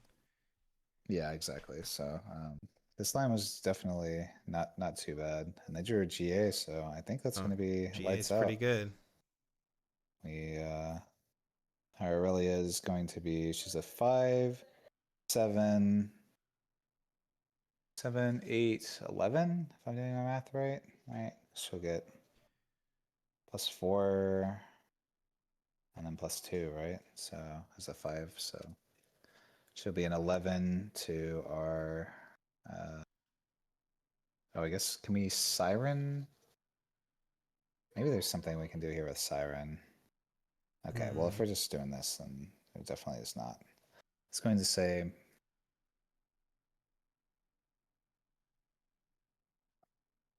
here. What is it? What we draw with our on guard? We drew this GA that's in play, Oh, okay. so We it's have a just an fighter on flight guard though. We have a fighter and a flight. fight or flight. Yeah, fighter Yeah. flight's a good one. Oh, I see a P. Oh, yeah. I guess with the siren. Okay, yeah. Actually, it might be okay then. Right? We could just do some GA shenanigans. Like do the set thing of running Yeah. in, you die, you save your thing, it comes back. Yeah. Well, we don't even need to necessarily do that because it's going to be a set fight or flight, right? So actually, looks like Aurelia might end up having this one. So we send the Aurelia in.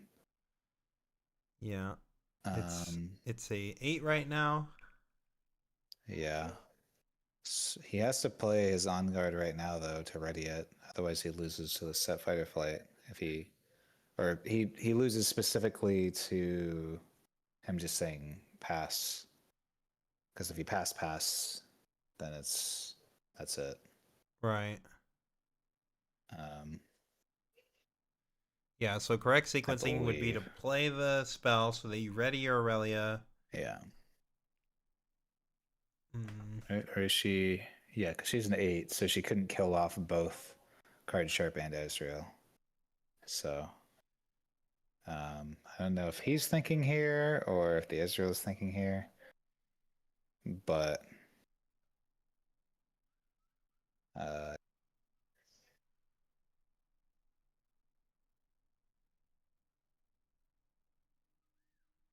oh my god, he He passed. just passed Prio.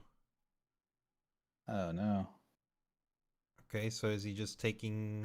And the Ezreal just said, "Take it." All right, that's gonna be GG. Terrible miss from our Aurelia player here. Yeah.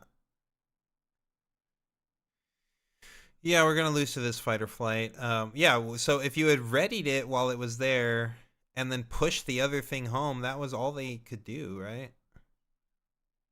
Yeah, I think he was just thinking that he needed to use the Guardian Angel for some reason, but obviously it doesn't matter if the unit survives or Oh not. no, it's a wages Oh, though. it's a wages. Oh. Oh, okay. So, I think with a push, then it's actually With a enough, push, right? right? That should be Ah, never that punished. should be game. Never punished. Yeah. Yeah, if we just use the fight or flight here, push the card sharp out, they lose 5 might.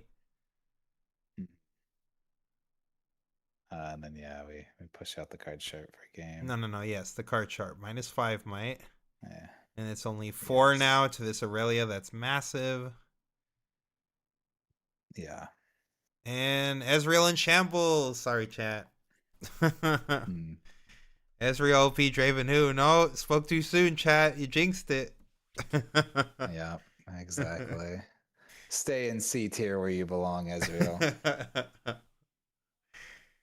Yeah, like we said, I mean this is a tough matchup. I think that the Aurelia player played okay, but I think there was a couple of iffy spots there. Like I really think you just want to get this fervent on the board as soon as possible. Not play out these sneaky Hmm. D's. Yeah. I mean, obviously it worked out here because we were able to score in that last turn for it, but Yeah, realistically, even if we had been at like 3 or 4 less points in that situation, we would have been able to clear most of their boards. So it's not like um, it really would have changed things that much. Plus, those 2 cards would have been like any sort of interaction spell or something that actually mattered. So, um, yeah, yep. that's It was a tough one. for sure. But there are certain decks that being able to apply that early pressure into is quite nice. Yeah, for sure. But I worry for our Ezreal player here. I don't know if he's going to have another game being able to set up his combo. But who knows? Let's hope we get a 3 for 3 on seeing the crew. Yep. Ezreal's high roll win card. Yep, the pit crew. You Mm-hmm. believe in the Ezreal chat.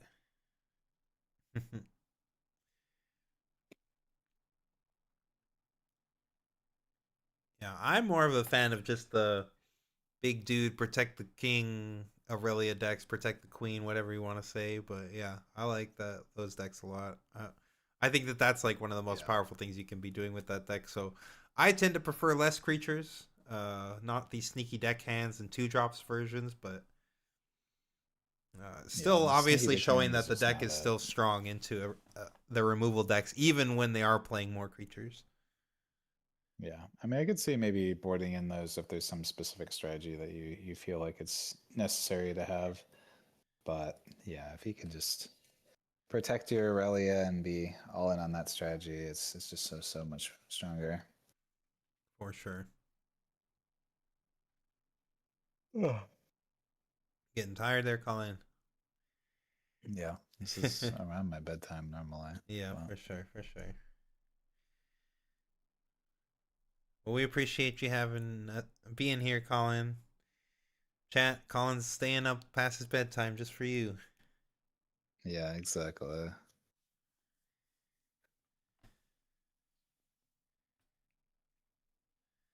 Agreed. What a fella. You love protect the queen style decks. Yeah, it's pretty cool. It's a cool way to play Riftbound. I think that it's really fun. I like the Ornn and Aurelia decks. Ornn is definitely a lot easier to hate out than Aurelia. Aurelia is in purple, so she's doing all kinds of nasty stuff. Hmm. Horn is yeah, just kind of soft at thermo beam as well. So Yeah, that's the he's biggest just thing. yeah.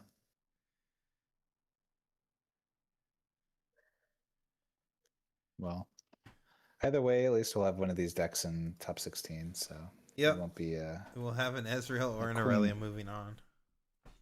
Can't be a clean Draven sweep for better or worse. Yeah. Sleep is for the weak. True, chat. But I'm weak. Yeah, call me weak then. I'm uh, fine with being weak. I'm just an EP little guy. all right, back for game 3. Yeah, as we get into it here. Ezreal's going to be going first, so that's pretty good for him. Yep. And we've got the repeat battlefield, I forgot the name of it, into Sunken Temple. Okay. Sunken Temple, kind of nice if we were able to set up our crew.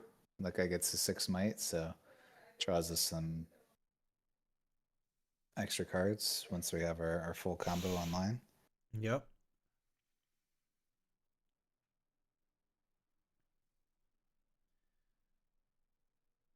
Our early player here is laughing about something. Maybe not the cards he Must wanted to not, see. Yeah. yeah, must not have a particularly strong opening hand here. So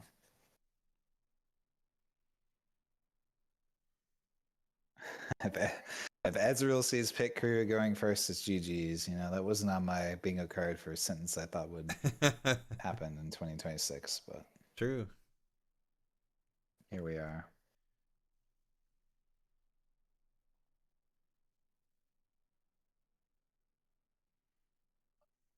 Let's see, I see an Arcane Shift. I do see the crew. Oh. Um, Crew every time? yeah, we got the crew every time. I mean, when you have stack deck, finding your crew isn't too bad. True. So this Based on how Aurelia much has of a a combo stack we deck. have. Looks like they've got the 6-drop Draven as well. Okay. Couldn't really see the rest of it. Oh, we're actually gonna Stack get to deck see or the stack stack deck this deck? time. Oh, that's a Guardian Angel. Yeah, looks like they snap picked that one. That's a good one. 2 charms to the bottom though. So Yeah, a our little crew's sad about that one. gonna be riding this game. Yeah, for sure. And we're playing the 2-drop Yeah. instead of the Oh, we ain't GA. even Okay. playing the GA. Oh. I Makes think I me would have liked the GA a little bit here, but yeah. probably fine. Oh, a time warp. Okay. Oh, yeah. So kind of an awkward hand, There's but the crew we at still least got a coming crew. down. Yep. No equips for our crew yet, but you know those will be coming. Don't worry. The Rat Pack is here.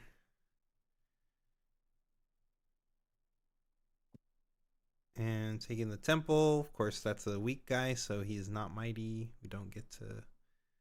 Oh, we get to bring him home with the boat and then play the GA. This is a nice turn. Yeah. Yeah, not too bad. Tap your boat, sir. Is exhausted. Not that it matters. That boat should be tapped. So next turn, Aurelia's going to go up to 7. Maybe play the Fervent, equip the GA, and start getting in there. Yeah. Right now, our pit crew is looking kind of naked. Not seeing a lot of gears in this hand. Yeah, we are a card sharp here, so. Yeah, so we can get a little bit of stuff going on. Oh, we're starting with an Ezreal here. Ezreal here. Yep. Just trying to see some more cards. See some more card selection before we commit to our moves. Probably, I'm assuming pitching this warp, but it's hard to say. No, looks like they pitched a Stupefy instead. Stupe. Okay. Valuing the warp. Even though we're paying 2 power this turn. We gotta stop doing this, brother. We can't keep making the same mistake. Like next turn, we could have just slammed our Mind Splitter off of potentially 2 gold that they would give us off of our. Yeah, we've not been seeing the splitter much, or it's been coming down so late because of how much power hungry we are and how much we're spending in the early game. Yeah. I mean, he has his full combo. Oh, there's online, the call, yeah. At what cost? At what cost, chat? Crew every time, dude is cheating. When you got it, you got And it, again, chat. this deck just draws so many cards that seeing this combo is not going to be particularly difficult, Yes. I think. Keep in mind, chat, all these cards on this board died to falling stars, so. Yes. Yeah. You didn't have to say it. Somebody's gonna get to check that off of their The bingo bingo card now. card. The Challenger Challenger TCG TCG bingo mentions card. falling star, yeah. Yeah. I suppose at least this way, even though we aren't going to be able to Mind Splitter until 2 turns from now, because we have this double gold, we can set up the boots, set up the coal, and get things cooking. So it's not the worst situation for sure. We're just getting things started here. You know, we're playing the whole draw engine. You could be like playing Rosses for free and battering rams and all that sort of stuff, or instead, we could be riding the crew. Yep, here comes Aurelia getting it. The queen is here. And she's Yep. suited up. She's looking spiffy. Oh, and we're going to draw a card too. Yeah, Yeah, might get as well. card off of this. We can send her home with the boat. Big chillin'. Yep. Yeah, I suppose we don't need to be greedy. We can double score every turn now because we got the boat that we're riding. Yep. So, Ezreal going to 6 here.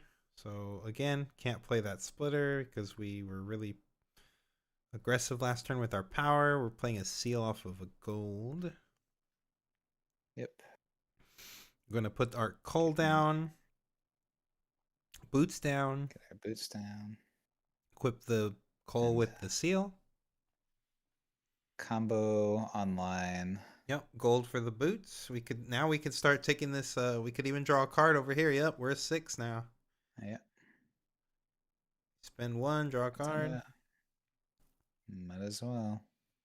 Get our gold, untap. Gank over. Get another point. Get a gold, untap. Head home.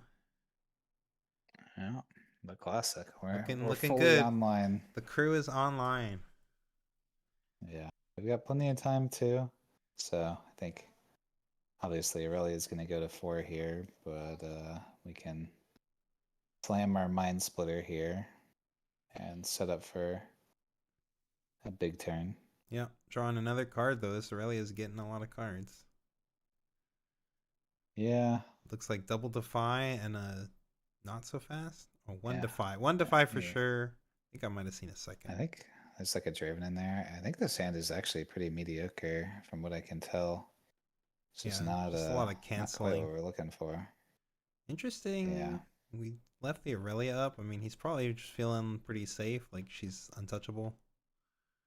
Yeah, I mean, I don't know that I like this play. I think I would have just gotten out of the battlefield and Left your played our Tide Turner. Draven here. Yeah, I left the Tide Turner to die, but I don't know exactly how strong their hand is to know how scared I am of, you know, some level of interaction out of Ezreal. Plus, Ezreal can still go to even numbers, so they don't really even have to commit to the battlefield if we don't want to. They can score the other one. Yeah, playing the splitter So, here. We got a seal plus gold, so we are still able to make our time warp happen next turn potentially. Yeah, so we'll get to see everything they got going on. So it is double defy. I see an on guard. I see a fighter flight. Yep. 2 fighter flights, 2 defies, not so fast, and on guard. So He's taking the not so fast. Gonna take the not so fast. Good play here. We got the rebuke in hand, of course. Notably, right now we only have 1 energy, so can't use the rebuke. Yeah, but and we are fighter flighting. He's like, no more gold, no more shenanigans. Like, yeah, send your crew home. That's okay. I mean, that does not particularly matter. Honestly, No, I think that's not a really. pretty weak play. It lets him kill a card sharp, I guess. I don't know if that's worth a fighter flight, but maybe. I agree. Yeah, it's a little bit weak of play for sure. Don't think that we necessarily needed to stop all that. Yeah, Yeah, exactly. holding up to 5. We'll be able to go to 6 this turn, pretty easy. Oh my god, he just chop decked and not so Oh fast. no, Oh, I'm so Thoughtseize sick. bug. Thoughtseize bug, chat. Thoughtseize bug. Happens every time. It was happening so I many hope. times last freaking tournament yesterday. God, I hope I didn't see that. I'm gonna be sick if our pit crew guy loses to the top deck. Top deck, not so fast. Oh, he's gonna be sick. He's gonna play that rebuke and think he's got it I all. mean, yeah, because he has all these defies too. So I was like, obviously we want to be blanking our mind splitter here first before we go for anything, but I don't think we can do that because the um for that exact reason. So,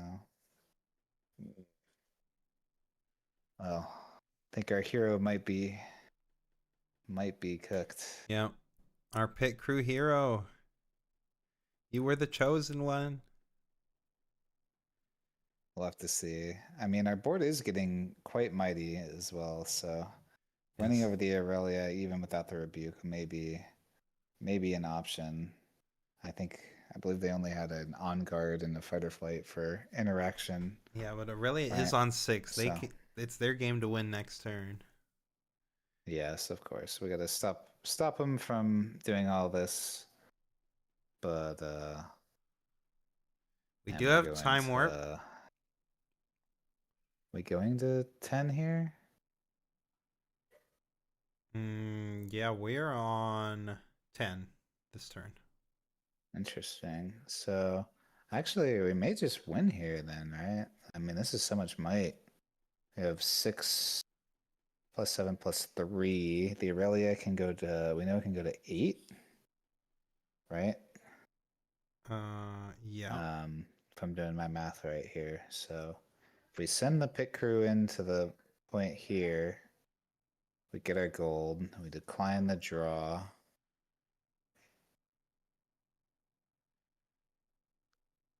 Then we can send everything into the Aurelia. They can. We could theoretically bring the Aurelia What? up to What's 10, right? okay? If we use Aurelia Legend as well for the untap and the choose. Yeah. Correct. Yeah, we can bring her up to 10. But we got fight or flighted here with our pit crew. So Yeah. good heads up play from our Aurelia player here Yep. to understand you're in a bit of danger. Kind of wish we had just had saved our other fight or flight to have another one this turn, but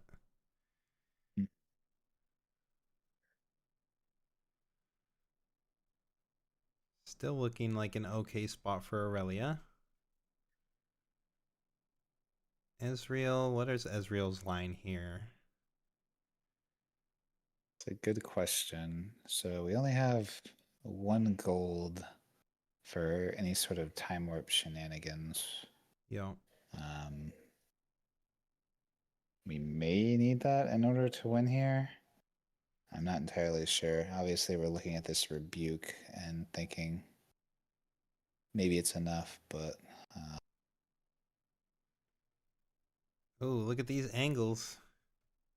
yeah, we're getting the cinematic shot here. Yeah, yeah. We're playing Yu-Gi-Oh now. Yeah, I just don't know. I guess the time warp. It's mostly just to untap our pit crew. I Yeah. think the extra might be beneficial here. We know our opponent's hand is quite bad, but he's putting that rebuke to the front, and it's got me scared, Anton. I'm not gonna lie. He could be. Oh, I think Oh he's no. looking at it. He's looking at it. Oh, Okay. okay. We got our opponent to burn his only pump. +4. Yep. Yeah. We're at 10. No. Wait, Is we there should be anything we can? +5, right? We're +4 in total. Because It's because Aurelia it's triggers +3. It's +2, targets. +1, and then yeah, target plus +1. Yeah, it should be. Oh, and we're time warping afterwards. Okay, so we're burning. I'm burning the pump and then time warping. Okay, I respect this play. This gets rid of the plus, which is quite nice. Yeah. We're not able to win this turn though, right? Correct. Yeah, So we're we're holding the to 6 and we here, can so take the 7th.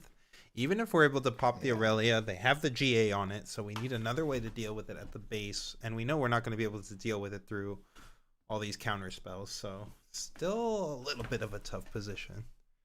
But the Aurelia doesn't really have a lot of ways to break in either. Like, this is just going to be like a 5-might unit next turn, pretty much. Yeah, exactly. So let's see what our draw step is if we. Well, here's the rebuke. Oh, okay. Oh, I did what? not get to see what our draw for Oh, turn they're was. stopping him from playing the rebuke or something.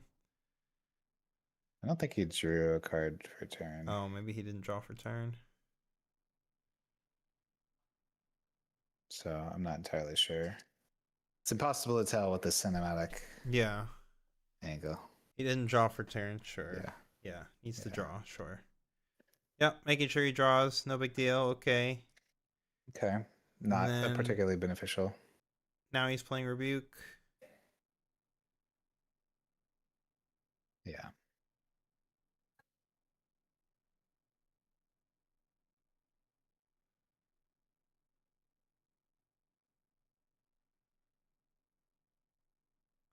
They're talking about the energy being spent or something here. Yep. Yeah, I'm not entirely sure. Well, we know this is getting not so fasted, so yep. And he's like, "Oh, didn't I kill that with my mind splitter?" Yep. You sure did, bud.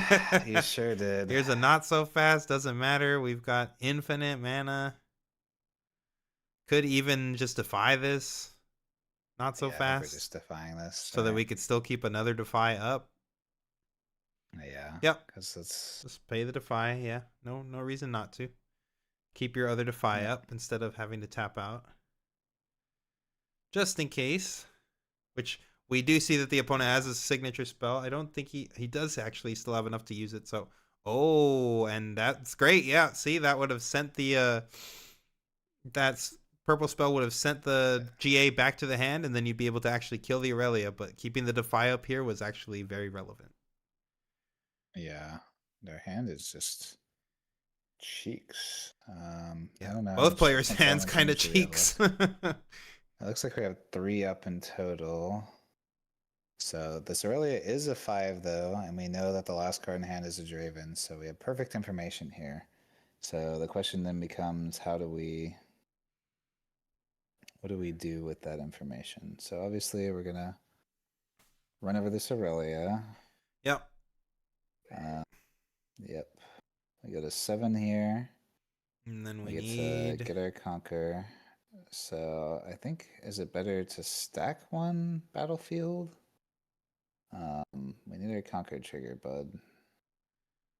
Is it better to stack or don't forget your gold? Yeah, we're supposed to get a gold and an untap here. He's just passing. He didn't get his gold, didn't do his untap. He is tilted. What? Okay. Oh no. Yeah. Well, Gust, that's not really it. I mean, so Aurelia is a +1 here. She should be +1 unless our Aurelia player also missed a trigger here. But Aurelia should be +1 here, so she should be a 5. So she can run over the Ezreal, and then she can get another draw off of the. Yeah, you should be +1 though, bud. Oh, okay. Oh, okay. Oh, he's doing it on the pit crew. I don't. That does not work how you want it to. If you do it on the Ezreal, you can actually play the Ezreal in the pit crew spot and maybe do something here. Yeah, that is not what you want to do here, especially into this Gust. Yeah, I mean, again, the Gust it might end up being the perfect card here to. No. You do not have equipments. That unit is banished. Yes, it is banished, so the equipments come off of it. Yeah, it doesn't work that way. Yeah. Yeah, Yes. and so because this unit is now naked, we can now use the gust. Yep. And this Another thing big does have game. 3 damage on it, though, right? So that's going to Yep. be a trade. Yes, it will be a trade. But yeah, we just take this So the side, go to 7, use the boat, send it back, and that's game. Oof. yeah. Tough beats. Tough beats. Yeah. Well, despite these guys missing a bunch of triggers in that last sequence and He had it. going All he back had and to do forth, was but oh no, he had it. uh Ezreal player the had it. that was the That's so last sad. Ezreal, guys. That no more Ezreal in Right. top cut. We're Back sad to to see C tier with it you. happen, but you know, Challenger TCG did tell y'all C tier. It is what it is. Exactly. Yeah. C tier does It's mean, very by the way, sad. that like 1 or 2 of you can sneak into top cut. That is what C tier means, by the way.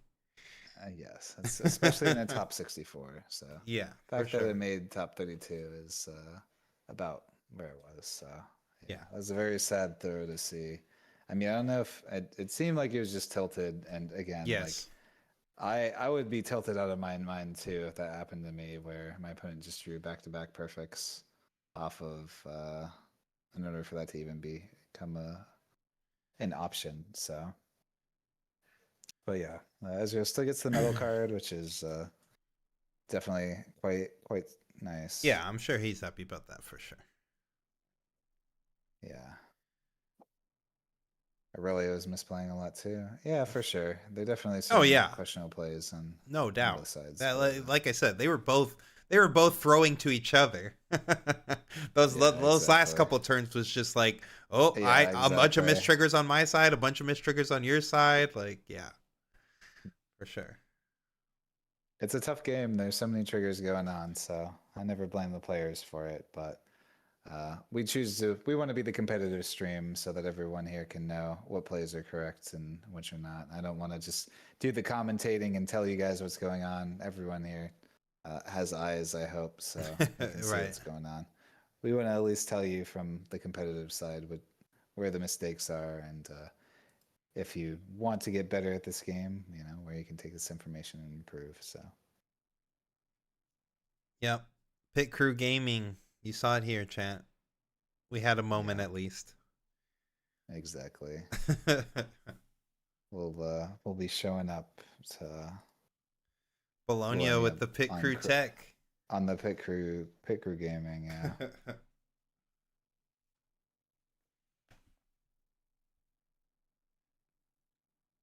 Be right back while we're in between rounds. Yep.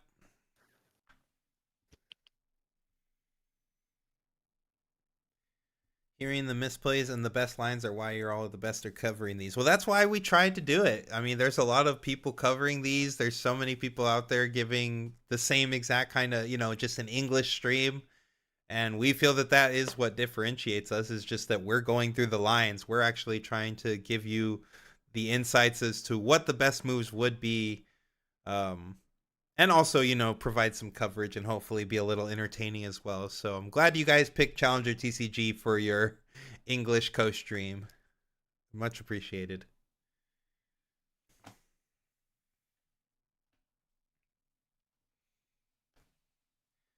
I mean, even if he did blink on the Ez, he still lost though. No, for sure. He definitely still lost. I mean, he thought he could bring the whole unit with all the gear with him. It's like, I don't even know how.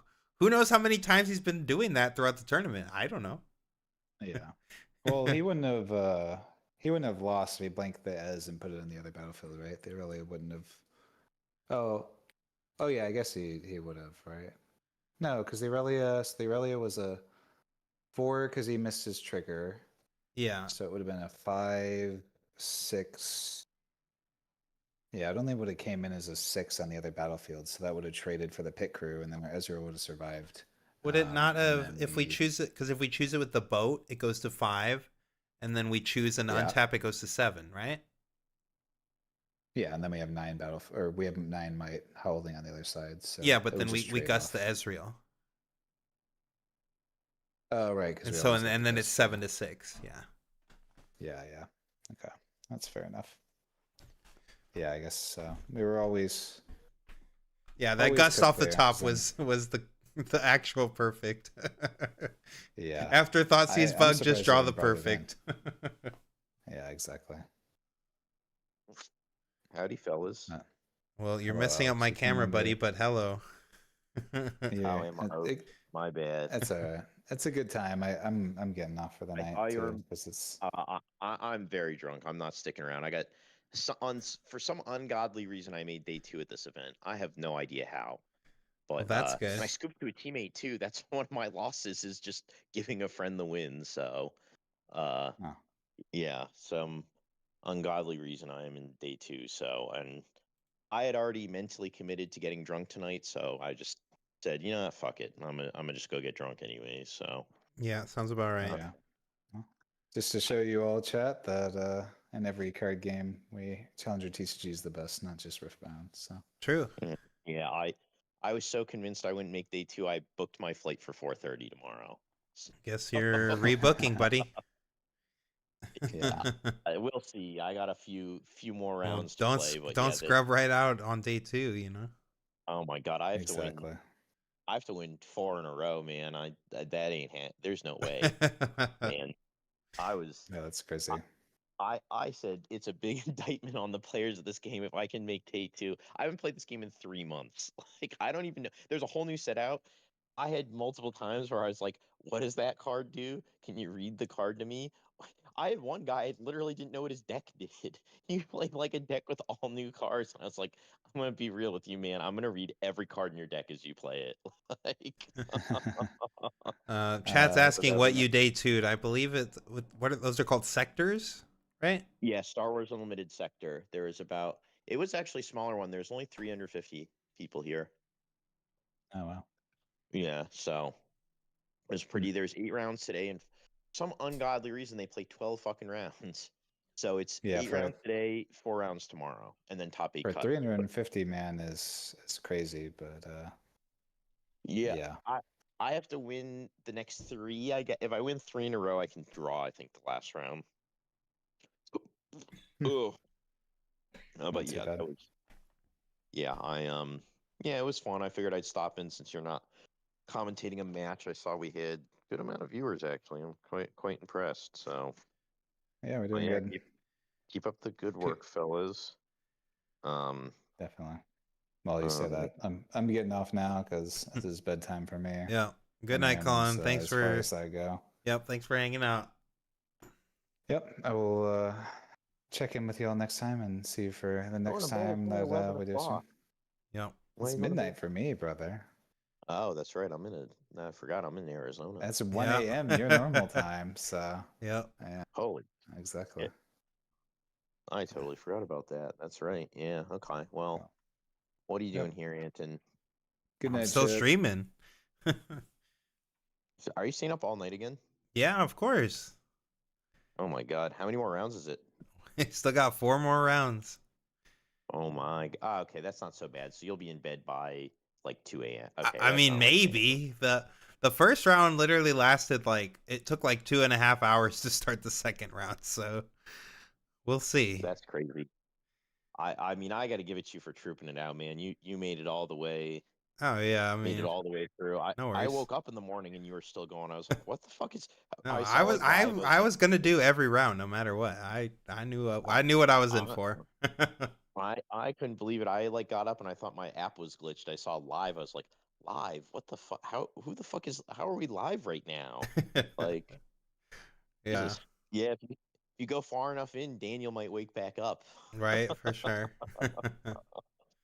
So, well, yeah, good on you for tripping it out, I guess. What's the conversion looking like? I saw Draven was like 60 something percent of top cut. Yeah, it was 40 out of 64 Dravens. And then conversions, Victor converted horribly. Ezreal actually converted pretty well, but then lost in 64 and 32 because there were like 10 Ezreals, 2 converted. That's not bad. Yeah, but then like I said, lost immediately in 64 and 32. So Rip Rek'Sai, not one Rek'Sai made it. not one Rek'Sai. There was like 8 Aurelias. Goat. there was like 5 Kaisas, but only, I think by 32 there was only 1 Kaisa left, so 4 dropped out of 64. That's crazy. Yeah, I thought that was kind I of. They can't must have believe just paired into the Aurelias. I mean, there was a lot of Aurelia. Aurelia was the second best represented deck, so Kaisa doesn't. Maybe they played all Aurelias. I'm not sure. in top 16 all Draven. That I would be mean, nice. we'll see. We know at least one Aurelia is going through, so I would imagine there will be some amount of Aurelias. Maybe the Kaisa's still in there. Don't know. That'd be really funny if all this and Kaisa just wins the event. That would be crazy. Yeah, the one Kaisa runs it all the way up. I mean, if in a Sea of Draven, that's the theoretical one that could do it. Yeah, yeah. I don't know if that's a good thing or a bad thing. Yeah, for sure. Uh, well, that's pretty cool. They are doing the metal cards, I was told. Yeah, I've heard mixed seems things. like I've heard some people seems say like metal they are. cards. It looked like they were advertising that they were. Okay, that makes sense. Yeah, that's pretty legit. Yeah, there was Um, one Ari still in top 32. I don't know I saw that. I was if like, it lasted, whoa, but Ari. Whoa, that guy's about to be rich. yeah. Um, Shit, okay. Well, I mean, hopefully, I mean, if this Draven trend continues, I hope they just like I think now I think they like had their chance to fix the combat thing and they didn't do it. So now I want them to ban it. Like now they had their chance for the like peaceful negotiations and now I feel like it's just like just ban this. Like don't even they might be able to just fix combat and that'll change it, but have you from the stream do you think that's like do you think the combat fix would be enough? Uh, I mean, I think so. I think it probably would be like. I think that's definitely triggering more draws than it should be. I mean, they might just need a straight errata. Maybe they just need a straight make him a tap. Like, yeah, Brad and Nerf's crazy. It's weird to ban leaders in this game though, because you have the best of metal cards. So like, it's crazy. They like imagine like they ban Draven after this event, and that one guy gets the only metal Draven to ever exist. Like that would be insane. yeah, true. Or they might do like oh, the commentary. If commentary's back already, we might actually be going into the next round. So that would be nice Oh if we're god. actually not having too much downtime between rounds. Hmm. Wait, what's the thing playing in the background? Oh, okay. We're back, I guess. Yeah. What was the thing you had playing in the background? How did you have TCG Arena up? When? Just now, like before this came No, I up, didn't it have looked like you were TCG Arena. That was just like some uh, graphic they were showing. okay. Yeah. I was Yeah, off well, it by looks like the 2 seconds. commentators were only back for a second, so it says like 4 minutes, but every time I've seen that timer, it's not accurate. Like it says 4 minutes, and then yesterday, like it said 3 minutes, and then Colin and Ursi like stayed on 40 more minutes, and the round still hadn't started. So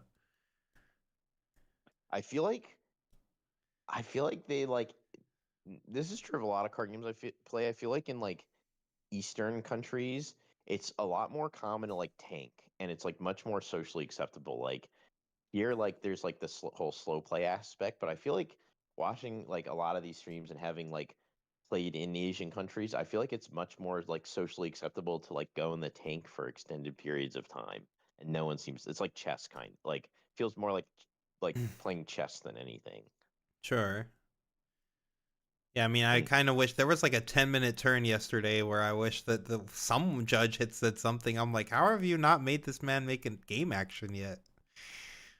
Yeah, But that's how I felt. Remember when we did the original finals where the guy like had that like 5 minute action, like he like literally took 5 minutes for a single action? That's what I think about when I think of some of these tournaments, and no one seems to care. It's crazy. Like maybe the time constraints are different there. Like maybe they just don't have like the same amount of time, but yeah, it seems insane to me how long some of these turns take. Ugh. yeah, for sure. Mm. But yeah. Oh, thanks for the Prime over realize. Much appreciated. Anybody who's watching us on Twitch, or if you're watching us on YouTube and you have Amazon Prime, you want to give us some of those Bezos bucks and support a struggling content creator, just head on over to Twitch, Challenger TCG. Yes, and if you want to support a Nope, I lost the joke. Okay, I had it. It was formulate. I had a really good joke formulated, and it's just like that into the ether. Okay, Cross. well, I'm gonna get off Okay. before I say something I regret. So enjoy the commentary, Anton. Yep. Have a good night. Let me know how it goes in the morning, and let me know which Draven. Do we have Miracle Dravens, or is it all regular We have Dravens? only seen mid-range socks so far. Haven't seen a single miracle yet. So. Hmm. All right. So I Well, think I'm early leaving on here. they were showing us like a graphic of a deck list on the screen, and they did show us like a miracle-ish list that it had like nocturnes and only like one Rasa in the main and two in the side. I don't know if that was like one of the decks that was in Top Cut or something, but they were showing like a miracle list on screen earlier. They just didn't. No one's played it on stream yet. Huh. Interesting. All right. Well, best of luck, my friend, All and right, brother. Good yeah, luck in your thing tomorrow. good luck. Yeah. Not too much that I have to miss or have to change my flight though. Yeah, Hopefully. well, I mean, if All right. you're winning, then change your flight. If I make if I make top cut, I'm leaving. This game's embarrassing. I'm not playing No, anymore. you need to I should play. not be able to do this. No. Win your I have my last calendar win your busy. last I championship and be like, hey, look, I'm still the GOAT. Yeah, if I win this event, that post game interview is going to be. They're definitely sending me packing. That's for sure. I will be persona non grata afterwards. Um. Anyways, all right. I'm going to bed. All right, brother. We'll catch you later. Good See ya. night. Later. All right, Chatty's probably gonna mess my camera up again. Oh no, camera's still okay. All right, Chad, it's just me again. I promise I'm not gonna crash out today. Hopefully, as long as there's not too many crazy misplays. But no, I'm just kidding.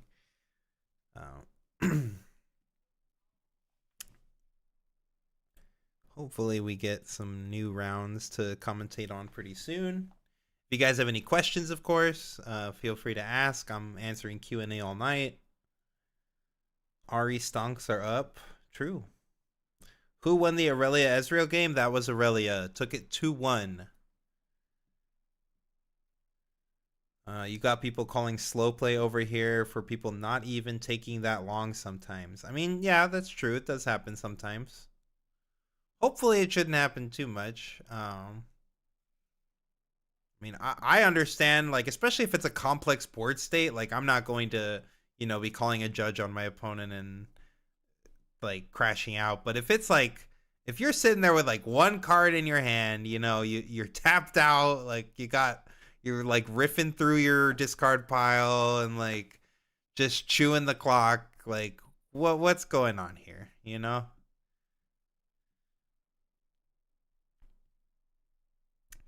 We're here for the crash outs. They're gonna cancel me. All of the Riftbound,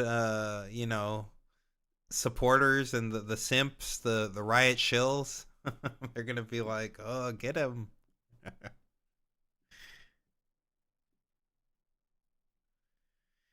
um, it's been much better today than yesterday. I mean, yeah, I would hope so. I would really hope that once we get to top 64, that we would be looking at better gameplay than two X3s facing off on round 6 for some reason. Yeah, a couple of people were moaning in the comments about saying we were rude. I mean, our intention was definitely not to be rude. I may have been getting a little overzealous because we had George G in here saying like, "Oh, well, the China tournaments are actually really hard," and I'm just sitting here like already having watched 4 regionals and nationals every round. Like I watched every round, chat. I watched Turn 'em Sideways coverage. I watched it every freaking round all last season.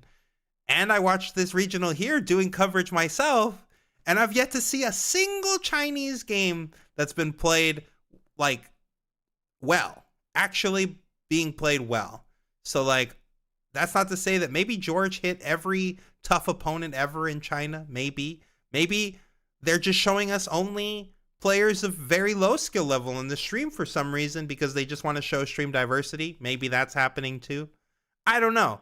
But all I'm saying is every time I watch a Chinese official stream, I see just blunder after blunder after blunder, misplay after misplay after misplay. And then everybody is in our comments also coming at us like, well, you guys don't know what the meta's like yet. Wait till we see China. It's like, look at what's going on in China. Why would we care what's going on over there? Their testing results are fake. They're fake. Where are we at in the regional? We are about to go into top 16. So we should have 4 more rounds. Top 16, top 8, top 4, and finals. Unfortunately, we don't have a bracket chat. They are not giving us any info, really. Like, we only know what leaders were in the top 16 because they show us before every round. We don't have brackets or anything. Any unexpected decks make top 64? I mean, unexpected? Maybe like Ari. That was a little unexpected.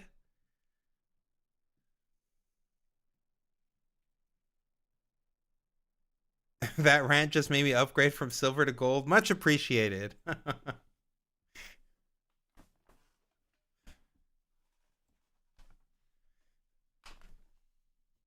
If you guys are interested, we do have a Metafy. We have different tiers, blah, blah, you know, the usual Metafy shill stuff. But that is how you can support us the best. And so we can continue to make competitive content that you can actually learn from. I love consuming TCG content. It's one of my favorite things to do in my pastime. Like, if I'm not grinding games or making TCG content, I'm consuming TCG content. I'm an addict. And one of the things I really learn from is watching good gameplay, you know, especially gameplay that maybe they're even making lines that I don't really necessarily consider. And I learn still from those lines and stuff. But I can tell you, it's really hard out there to find Riftbound content that, like, you can actually learn from, especially where you're actually having like optimal play. And so I try to watch all these different tournaments and I never feel like I'm watching optimal play. The only time I get really optimal play is when I'm playing against Colin, when I'm playing against Alex, when I'm playing against Daniel, my teammates, you know, like, that's really the only time I get to learn is when I'm actually playing. So we notice that there is a lack of that out there and we're trying to put the best stuff out there to actually level everybody up, you know? There was I think there was 2 Azirs in the top cut. It might have only been 1. And I think 1 Azir was still in top 32. Let me see if I can find this image with the top cuts. Originally in the top 64, let's see. Yeah, we only had 1 Azir.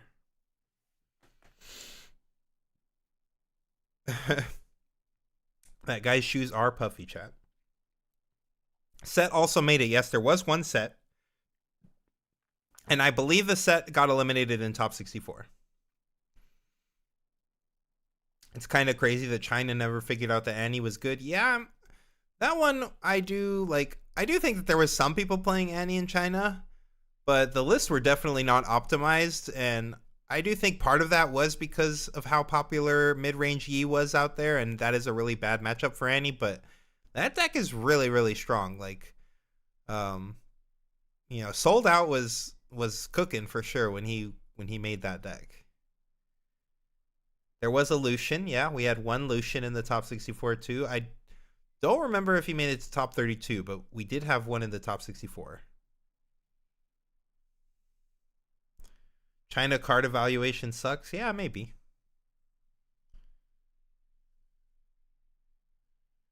I think that and that's not even like necessarily on them. We talk about this all the time. Like, you have to understand that TCGs are like not as big a hobby over there, and they haven't been having like trading card games and like the pro player, you know, mentality in a lot of these other countries. So like, we're just hardcore grinders here. Like, you know, like if we were to have a China style lottery system, like, you would probably have 5,000, 10,000 people sign up for it. In China, like, China has the population 5 times that of the United States, and we still fill up like 1,500 man events in a minute. And their lottery systems, at least in the first few regionals, from my understanding, were only like 3,000 players were signing up, like, per regional, 2,000 or 3,000 players. So like, Imagine if we're filling up 1,500 man events in a minute.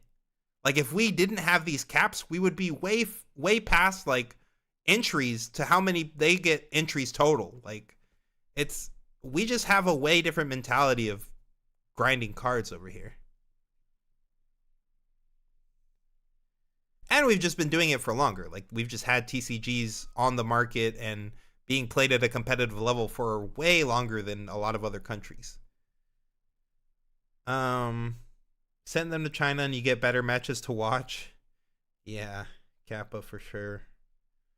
One misfortune? No, there was no misfortune in top 64. 0. We had 0 Rek'Sai, 0 misfortune. Yeah, we had a Victor, a Set, an Ari, 1 Yi, and we watched that lose in top 64 right away. We had 1 Lucian, 1 Azir, 1 Annie, 2 Ezreal, 2 Fiora, and then it was 5 Kai'Sas, 8 Aurelias, and 40 Dravens.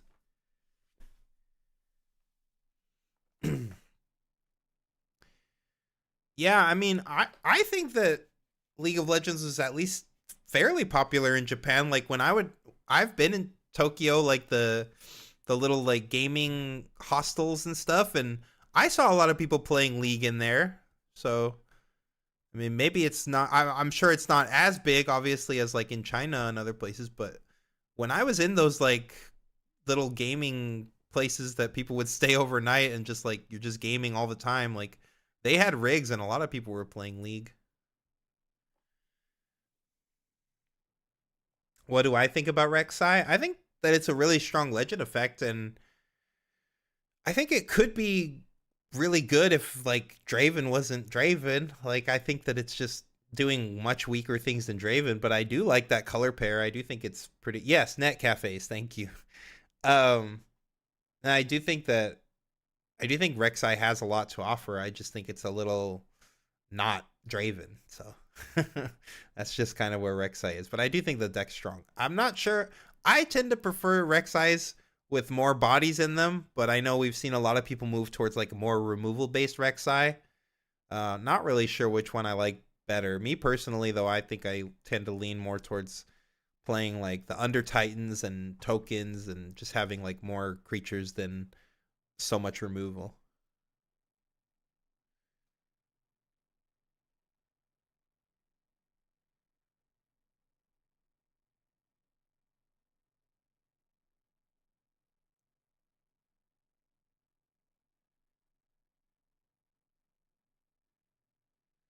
Yes, best of 1 results are in fact fake, but some of China's best of 3 results are also fake because like just look at the level of play. Hypothetically, if Draven is banned, what do you think is the new best deck? Uh I don't know. Like maybe Aurelia? Aurelia is kind of crazy, but I think you can like build to beat Aurelia for sure. Maybe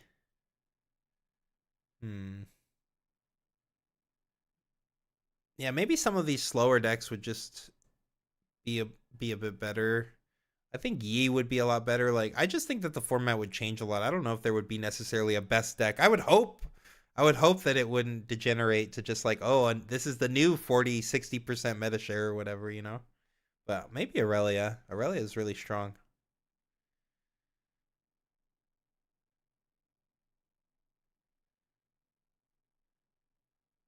You're taking Renata for Vegas? Every single list I've seen makes me out sad at how awful they are. Do you think Draven is so successful because it just pilots itself?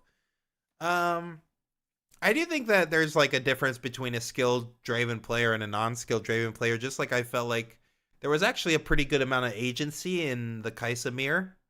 So I do think that like it doesn't necessarily fully pilot itself, but I just think that it's doing something at a base level.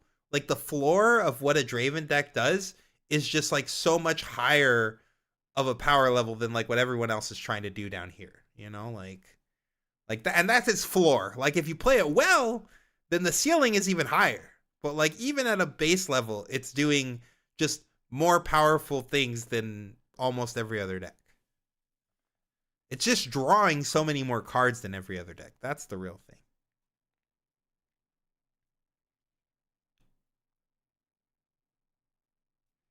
Yeah, exactly. It's the efficiency that makes it easier to pilot. Like, you don't need to sit there and think about like your resources as much because you just have infinite resources. Like, every combat trick that you play is normally in a normal deck a combat trick that you no longer have for like the defense or for the next turn. But in Draven, every combat trick you play wins you a combat that turn, and then it replaces itself. So like you just never run out of stuff to do.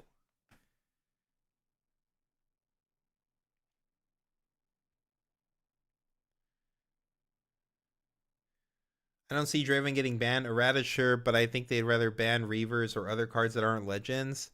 I agree. I mean, I don't necessarily think that they should ban the legend. I'm more of a fan of the erratas, and I didn't even think they needed to, like, they could make Draven once per turn, or they could make him a tap effect, or they could have saved face by, just making it so that winning a combat, you have to like actually have a unit there. Fight or flight doesn't work with that. Rebuke doesn't work with that. Like the overzealous fan doesn't work with that. Like you have to actually deal damage to a unit or like, something. Exactly. Require damage for combat to draw. Something.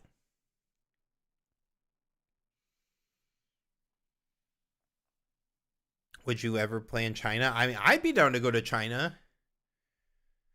I just don't know if the EV's there. Like, it would cost me a pretty penny to go. Like, it would be cool. I'm sure we could make cool content and like show off the regional and stuff. Um, I would like to check out. I like to travel. I like to check out other places. So it'd be cool to see China. But yeah, I just don't know if it's in the cards right now. Maybe in the future. Alex was saying he might go, so we might see Alex in China one of these days. They do not need to change combat. They need to rephrase Draven's ability. I mean, yeah, that works too. There's lots of ways they could fix the issue. There's a ton of ways they could fix the issue. I think I'm only saying the combat thing if they didn't want to specifically like errata Draven. If they wanted to leave him alone and let him read as he reads, then just clarify your rules a little bit to make that interaction not work. But if you are okay with errataing your cards, then just nerf Draven. Just clarify him, give him an extra restriction or whatever, and we're probably okay. That would require them to rewrite too many rules and they're lazy. Well, here's the thing. The original rules, combat didn't work that way.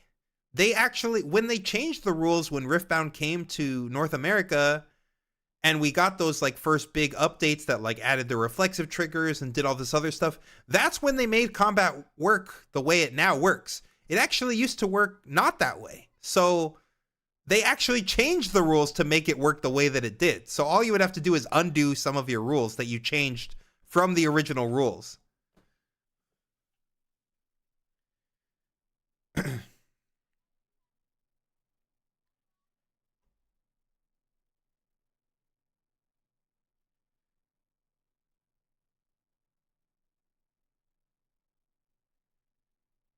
Yeah, if that would be interesting for sure, Shade. Like if the legend had a downside like Purple Draven does, if you lose a combat you have to discard a card. That would be pretty cool. And honestly, that would still be like good for Purple because Purple is all about discard synergies like, "Oh, I lost, discard my scrap heap. Who cares?" Like it would still be good, but like it wouldn't be just pure advantage and no downside.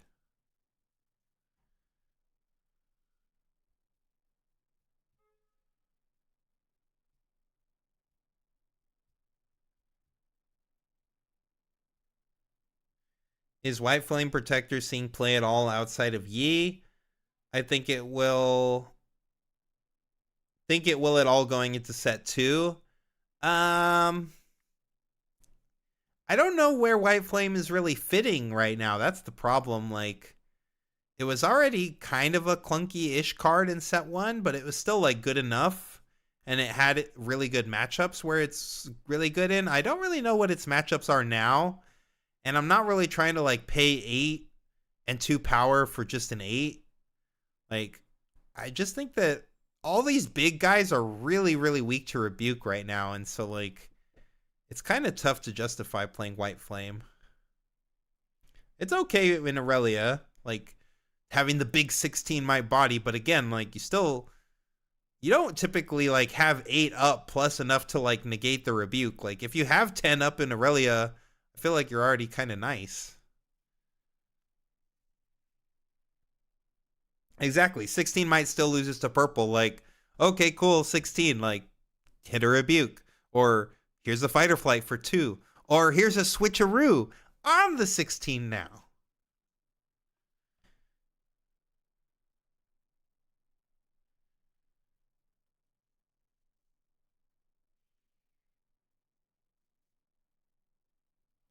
Right, exactly. Decks aren't holding with big units because like holding in general right now is neg. You don't want to hold because you're just feeding the Draven. Decks are incentivized right now to avoid combat. Stuff like we just saw the Ezreal with the pit crew going back and forth and exiting out of the place. Like that's what decks are trying to do. The Lucian thing, like popping in and out. If you can avoid combat at all costs, you should, because Draven is going to farm you.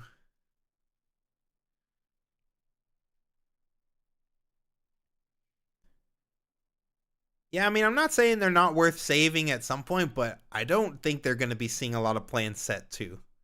Even in set 1, they weren't seeing a ton of play, but I think mid-range Yi is kind of cooked this set. We literally, so that's what we saw in top 64 was mid-range Yi into Draven, and man, if I could take a snapshot and like perfectly personify the matchup that is mid-range Yi into Draven, it would be that Yi player's expression while playing against that Draven. Like he was just so despaired. Like, oh man, it was hard to watch.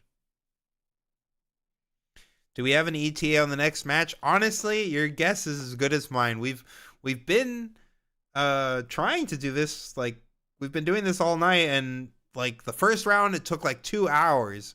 The third round didn't take as long to pop up, so I'm hoping that it doesn't take too long. Like here they're showing this schedule, right? Like top 16 is supposed to happen at 13:20, which to be fair, I'm not sure what that translates to in Pacific Standard. I'm not really keeping track of that, but yeah, they've been off of their timeline here, so really I don't know when exactly it's gonna happen. I'm just here yapping until it does. Are we keeping the stream recording up? Yeah, we have yesterday's stream recording up too. Obviously, that one's a little bit dicey when it comes to good games that you can actually learn from. But yeah, we have yesterday's stream recording up on our YouTube, and we'll have this one as well.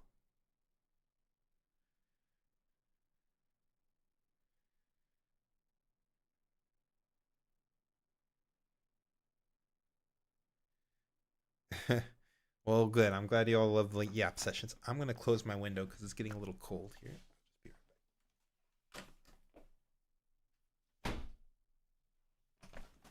Okay.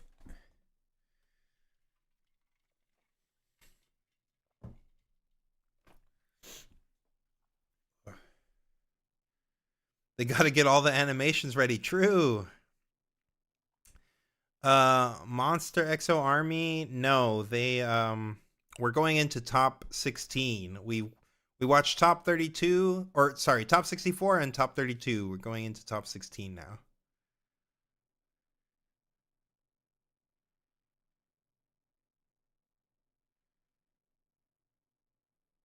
Do we have set 2 testing VODs on Metafy?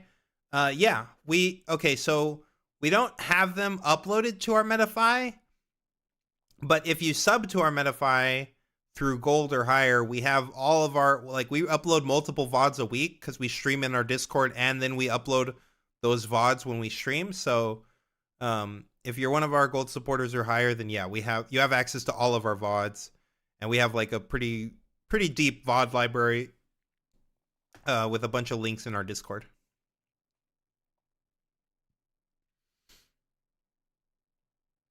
We should upload them to Metafy as well, just to have people be able to watch them and unlock them through there. But if you're in the Discord, then it works that way too. What's the character I'm looking forward to play as a new legend? I was really looking forward to play Jax, but I think Jax is really bad. But I don't know, honestly. It's kind of hard to look forward to it when I just know that I'm probably going to be playing Draven. So I haven't been brewing as much as I would have liked, but my Aurora Hopium was still not dead. I think that MF is still really good as an Aurora deck. Like, I could see myself playing that deck, though that's not a new legend. From the new legends, I liked the look of Renata originally, but I do think, like, again, this is a deck that she's trying to hold, right? And you're playing into Draven format, so it's a little iffy.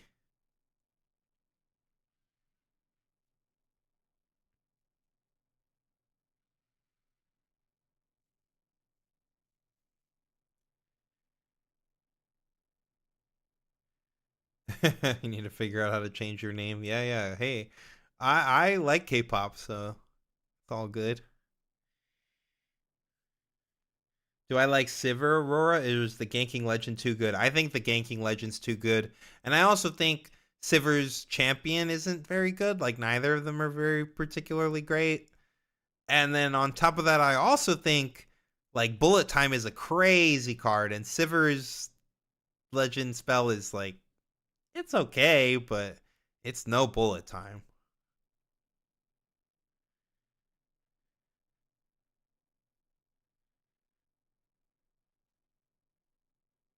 Yeah, the Ezreal did misplay pretty hard, but so did the Aurelia, so it was a little bit of a misplays happening towards the end of the match there. They played it pretty well for the first few, but yeah, definitely towards the end there, they were just like missing all kinds of triggers and stuff.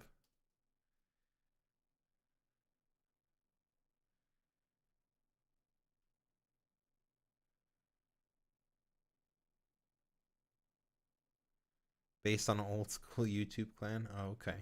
So it's not a K-pop reference?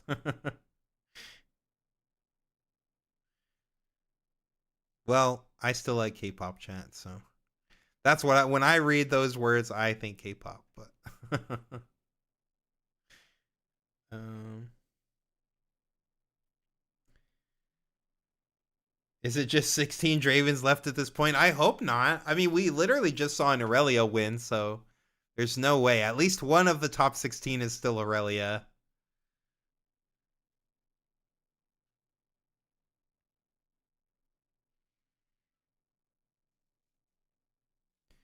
We've got this freaking commercial. I've watched this commercial so many times now, chat, with this guy with the fake abs and the milk bar and like all these league pros like doing all this wacky stuff. This commercial's so funny to me.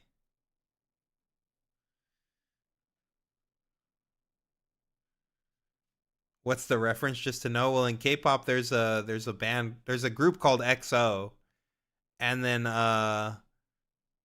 in the other K-pop group that's really popular, BTS, their like clan fandom is called Army. So I saw EXO Army. I'm like, oh, they must be fans of EXO and BTS.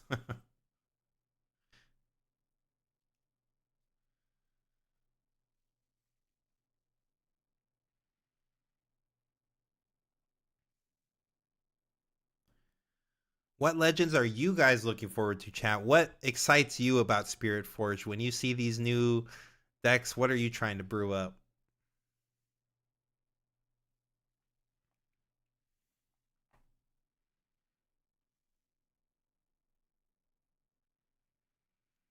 We're just still waiting here, waiting for China to give me something to talk about. A lot of Jax testing, and you think he has some stuff. Just not Draven. Lucian is what I've mainly been working on. I like Lucian. Yeah, I think Aurelia is really strong. I mean, that's a good deck for sure. Pit crew deck, is that a have you been on the pit crew spice, or are you just jumping on the bandwagon? I'd love to play Draven and Azir, but playing against Aurelia on TCG Arena is a bit demoralizing. Yeah, that makes sense. I want to try a Fiora, but not sure if equipped or buff version is better. I've seen a lot of good stuff happening out of the equipped deck. Like, I do think that the problem with that deck is just like it doesn't draw that many cards, but that deck has some really strong interactions with the equips. The Aurelia 6 spell is going to be $100, you think? I I don't know about that. I mean, that 6 spell is crazy, but you think it's going to be $100? Did we have any 6 spells get to $100? Like, I think the Cathian Rain at like peak was like 60, maybe 70.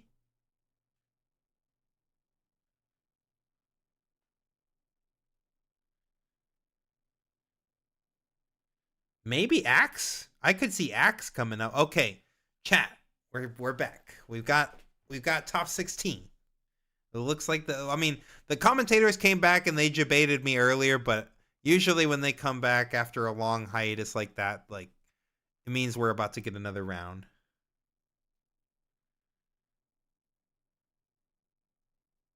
And I don't think a Cathian and the set one got up to like 70 or 80 as well. But I'm not saying it never peaked at that, but it did not last more than a day or two at that price. Like it was not like that for a while. Yeah, for a weekend, I agree. Like yeah, maybe for a weekend.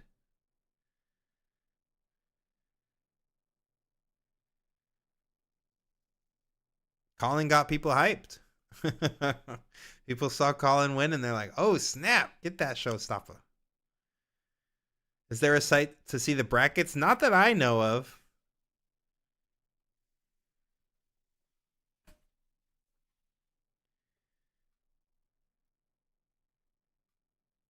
Yeah, that's true. It's a mandatory 3 of versus Rain being a 1 or 2 of. That's true. A Wombo combo Lucian. I like Wombo combos. Yeah, I think Kais is still a really strong pick. That's a good deck. Definitely a good deck to play. Yeah, I mean, Kais has probably got one of the most playable Draven matchups in my opinion. Hopefully, we're going to get to see a breakdown of the top 16 before we move into the round. They've shown us the last 2 times. They showed us what the top 64 look like, and they showed us what the top 32 look like. So maybe we'll see what's left.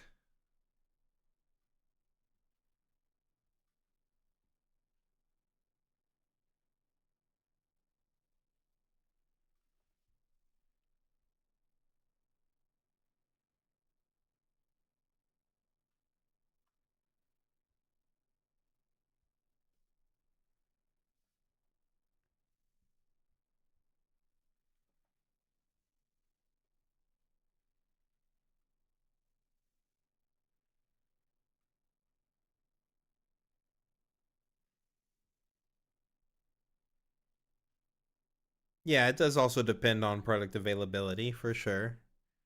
I know that I'm sure anyone who's trying to play like regular Draven with the axes, like that's a tough deck to try to get 3 axes before Bologna is going to be crazy.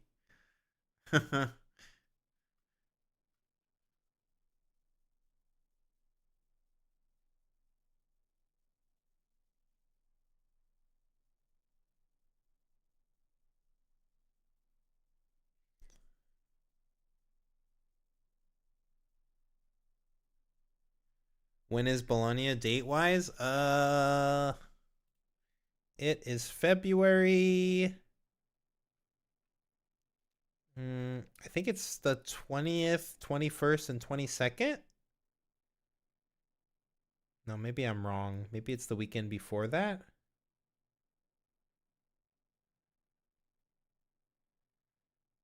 It's either the second or third weekend of February. It's like literally a week after release. I know that. It's like literally like the week that the set releases, the very next weekend is Bologna.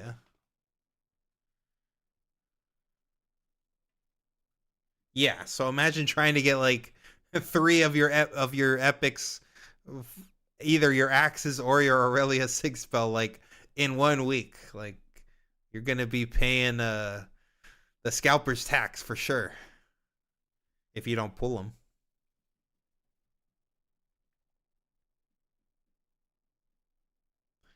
Allowing people to pre-order for $250 a pop. I mean that's way above MSRP. I don't know if that's allowing, like they're allowing you to pay them double price. Like, ugh, that's rough. I mean, I'm glad you got some though. Glad you got product.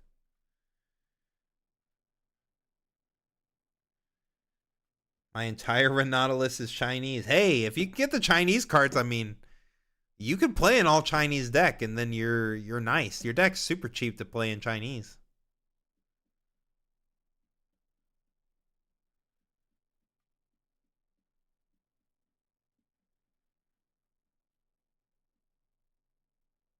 You already have set 2? Yeah, I mean, if you have Chinese cards, you're golden. That's what I'm saying. Like, there always is that option. Like, if you don't mind playing with Chinese cards, I don't personally mind. Okay, here's the top cut, chat. We've still got 9 Dravens in the top 16. Kai'Sa's still in there. Annie, 1 Fiora, and 4 Aurelias. That is all that's left. We lost Ezreal, we lost Azir, and we lost the Lucian. That's it.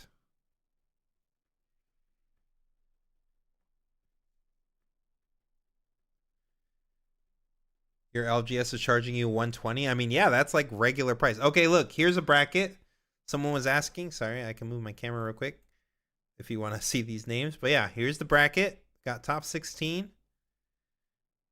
We don't know what their legends are, so that doesn't really tell us too much, but that is the bracket.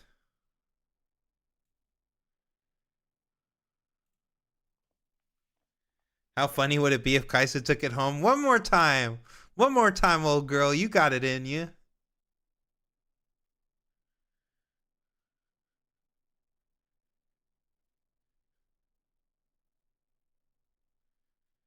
The battering ram Draven deck is sweet. I mean, yeah, that deck is nuts.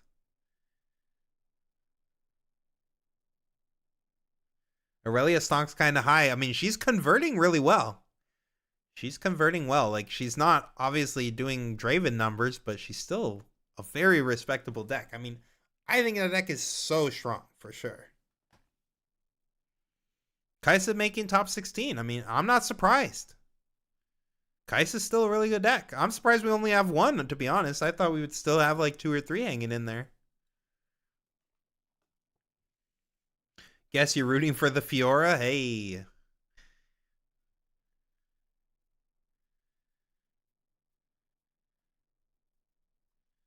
AI EDG is back for revenge. So AI EDG is a team.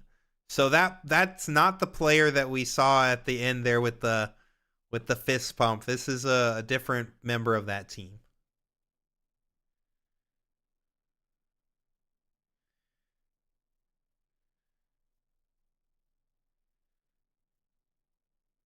Three Yordle Explorer will be all I need to get for best in slot Fiora. I like Yordle Explorer. I fuck with that guy.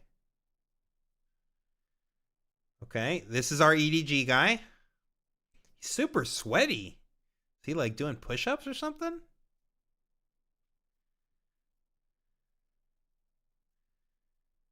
And Maypoke.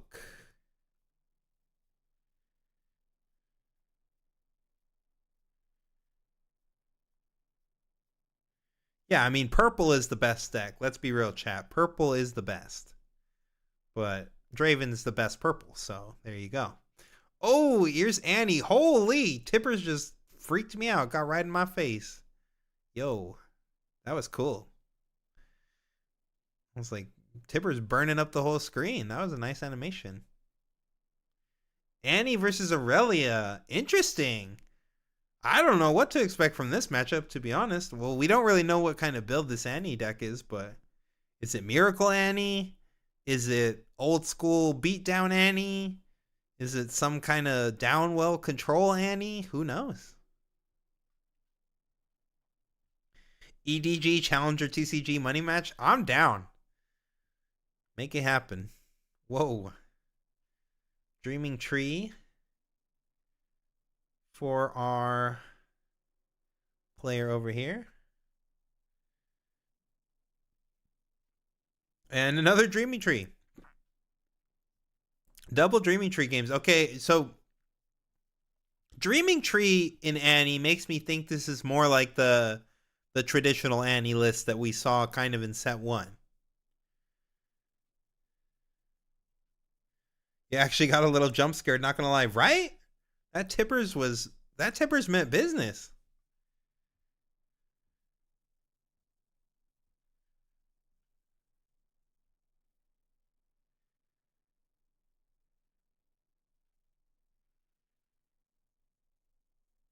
Two and a 4. So the Annie's got the play. Yeah, I'm curious. We definitely tested some of the aggro Annie, and it did not look very nice into Draven. So we did kind of just like push it aside. We were just kind of like, well, this is clearly the better red purple deck, but I'm curious to see what the kind of spice they're on. Okay, we see a invert timelines, 2 Kaisa survivors in the hand, and looks like a cleave. So it looks like we're looking at sending this Kaisa back and the invert.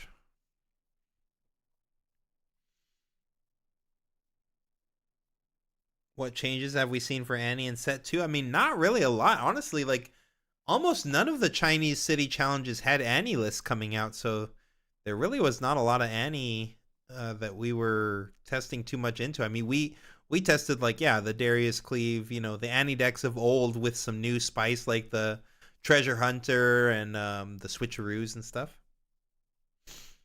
Is coverage just trying to not show Draven on stream? I mean, maybe they only got so many options left. I think in top 8 they're not going to have a choice. We're already eliminating one of the non-Dravens right here, unfortunately.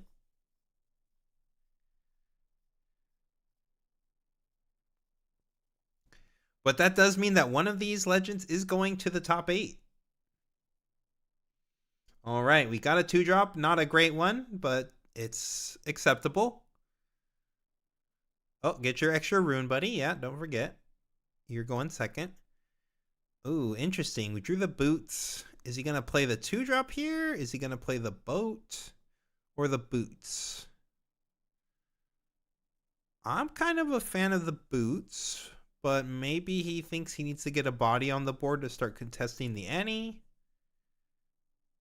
Kind of hovering over the boots, but then he's flipping back to the Turner. Boots? He's got the boots and the Turner. It's one of these two, right? I'm more of a fan of the boots, but I haven't played Aurelia into Annie quite as much. But I would think you would just want to be I want to be mana efficient, and I also think that this Tide Turner is like, I'd rather save this Tide Turner to use with my Aurelia later on to like gank back and forth, not really just trying to play a 2 right here, in my opinion. The Aurelia alt art is so cool. I agree. The Aurelia, the alt arts in set 2 are nice. I thought the alt arts in set 2 are really nice. Yep, I like the boots here. Good move. Okay. And for our any player, I can't really see the hand. I see a cleave. Yep, we're just going to the tree here, taking a point. Kaisa untap 2. Pass. Pretty simple turn. We've got a flash I saw in the hand for the Annie. That's pretty classic. And flash on Dreaming Tree is really nasty because you get the double flash off and then you get to draw 2. Pretty gross. Is this untimed? It seemed like it was untimed based on one of the previous matches we watched. We were definitely over an hour and they weren't calling time on them. You really don't like the skin they used on Kaisa Survivor? Yeah, I mean, the market agrees with you because that's one of the alts that's really not that much more expensive than its standard form. Like, and there have been plenty of times where Kaisa alt is like the same price as regular Survivor. So clearly, a lot of people didn't really care for that skin.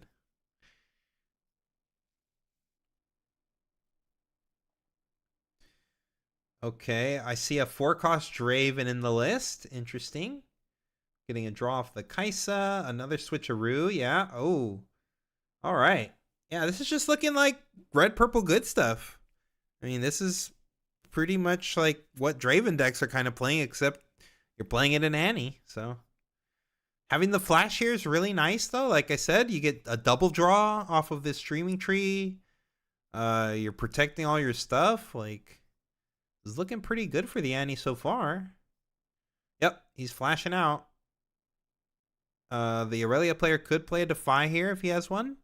I see a not so fast. I don't know that I see a Defy. Nope, no Defy in the hand. So I think this flash is going to work. We're going to get to save all our stuff. And we're going to get to draw 2 cards. Pretty strong.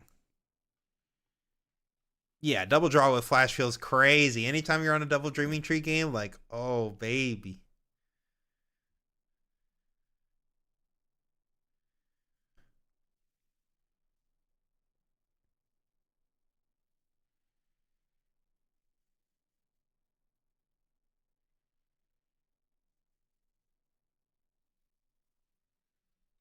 Okay, we're thinking. Wonder what we're thinking about here. Maybe he's just really trying to bluff him into thinking he has a Defy. He's like, let me think a little extra long. That is a strat, chat. People do that. Like, if they're sitting there just thinking a really long time, like, it might just be that that they're just trying to make you think that they have it.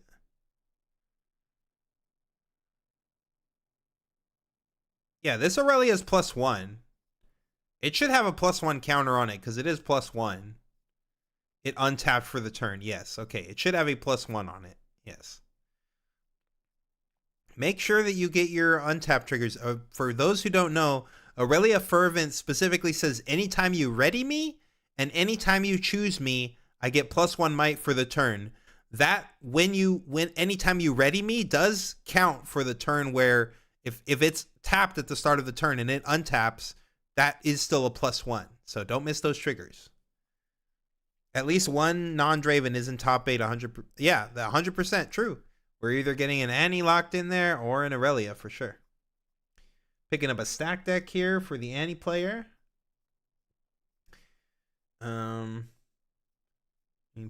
Personally, this is not looking too bad in my eyes for the Annie player. I would just probably be looking at sending the... I mean, obviously you want to play around Rebuke to some extent, but I like sending the big man over to the other side. Even if Aurelia kills it, you still get 2 more tokens that can score more points.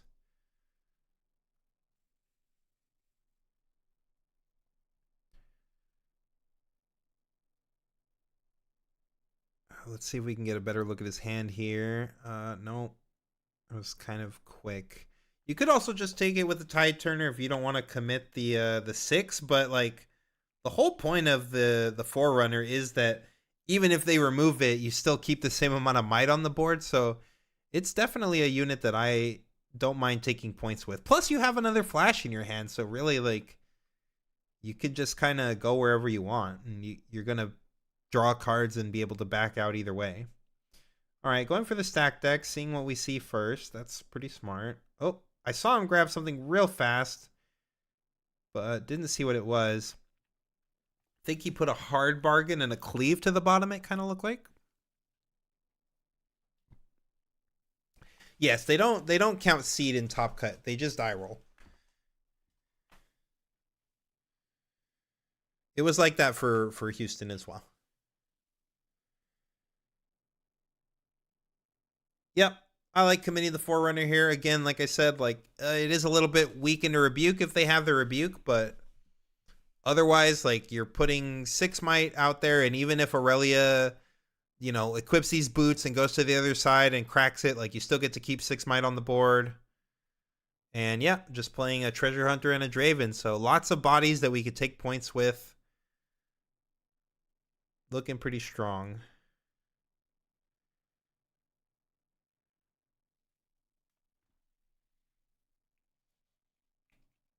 Never seen an opponent actually shuffle the stack deck. Yeah, technically, every single time that you recycle more than one card, you're supposed to present that pile to your opponent and it's supposed to get shuffled. They kind of added that into Riftbound a little bit later, and I think it's kind of a silly rule, but yeah. Sometimes I usually decline it. If people try to send me 2 cards and be like, "You want to cut these 2 cards?" I'm like, "No, dude. No. Like just put them at the bottom. I don't care." But hey, if you really want to cut those 2 cards, have at it, I guess. Do you have to announce the +1? I mean, yeah, it's a trigger, so it needs to be like communicated. Yeah, we're just pulling back. He's like, I don't need to necessarily lose this body off the board yet. I get to just cycle this. I draw a card. No big deal.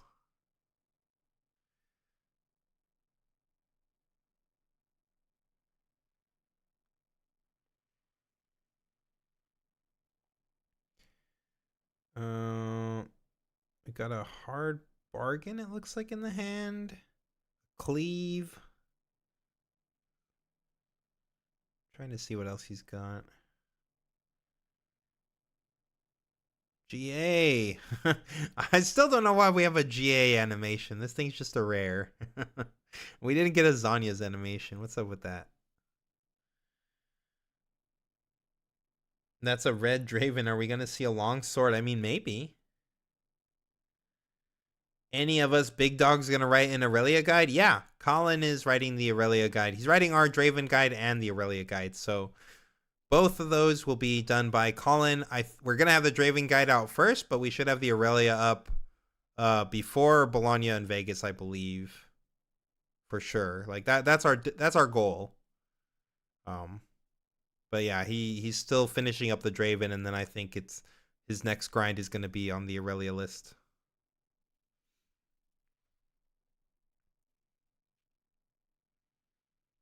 All right, now we're flashing back. We're getting the double draw now.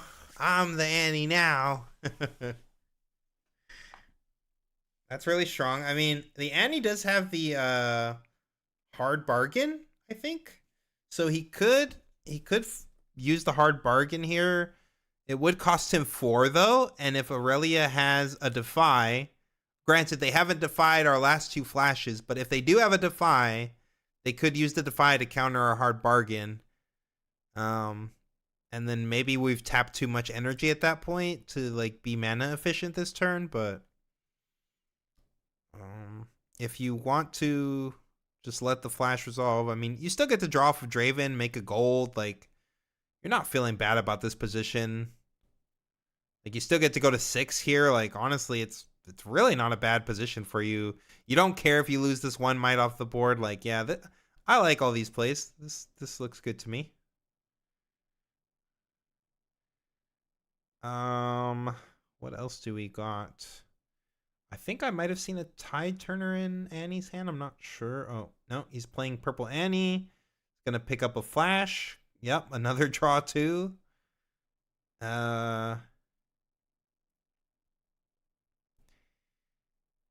we gonna play anything else? We got that's a sneaky in the hand, I see. Sneaky cleave, bargain, a flash that we just picked up. Yeah, just some janky 2-drops. We're just playing the sneaky here and that. Interesting. Okay. So just fully committing as much might as we can to the board. I mean, that's one of the best strategies into Aurelia is you just want to like put a bunch of might out. Granted, this isn't like a ton of might, these are relatively small units, but you put as much might as you can out, and then all you have to do is go try to take the 7th point next turn with like your 2 or your 1, and then you just full send the rest onto the other side and make them have all of their interaction. They have to start mag dumping interaction, and then you get to use all your interaction after they've burnt all theirs. So looking decent for the Annie here. This is top 16, not top 32. Top 32 already happened. Yep, go wide. Go wide is good.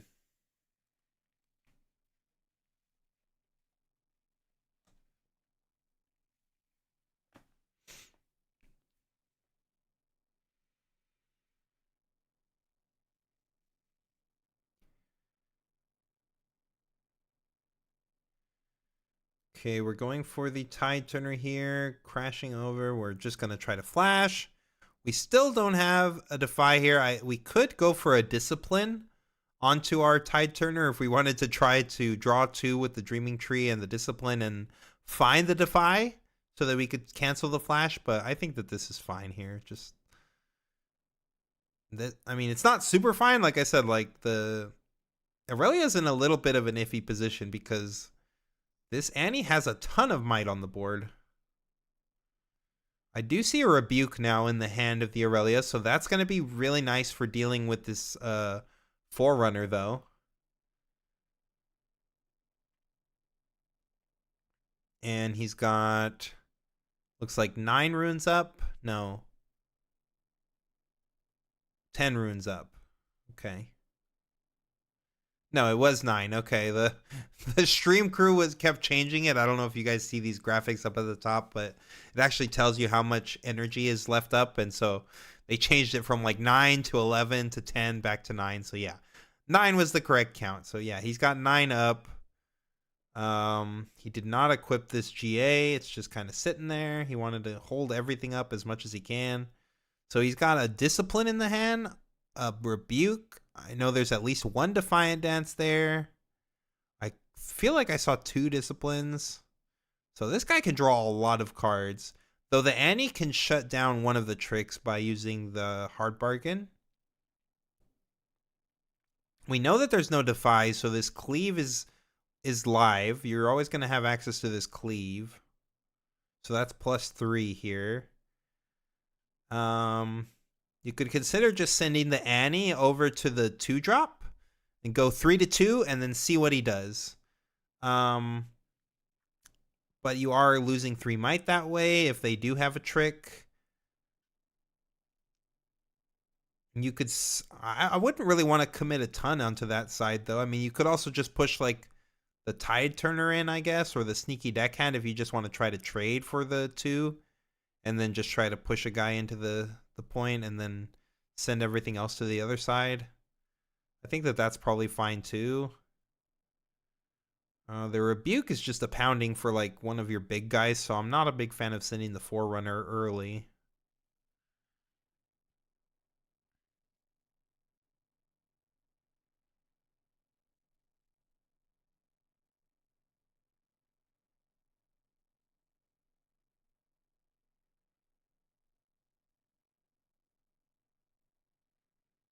Yes, resolving the Discipline draw resolves the chain down. But you can break in at any point of a chain. So I can play Discipline in response to something, and then the Discipline's resolving, it's all the way done resolving, and then I can cut in again.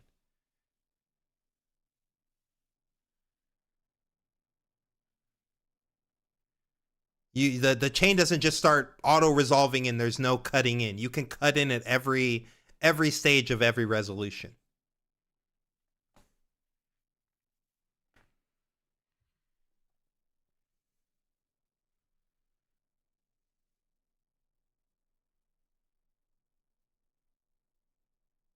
Well, yeah, he's looking at like the full send here.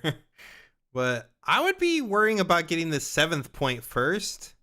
Make sure that I get this 7th point before I do the full send. I think this is a little bit of a weird play in my mind.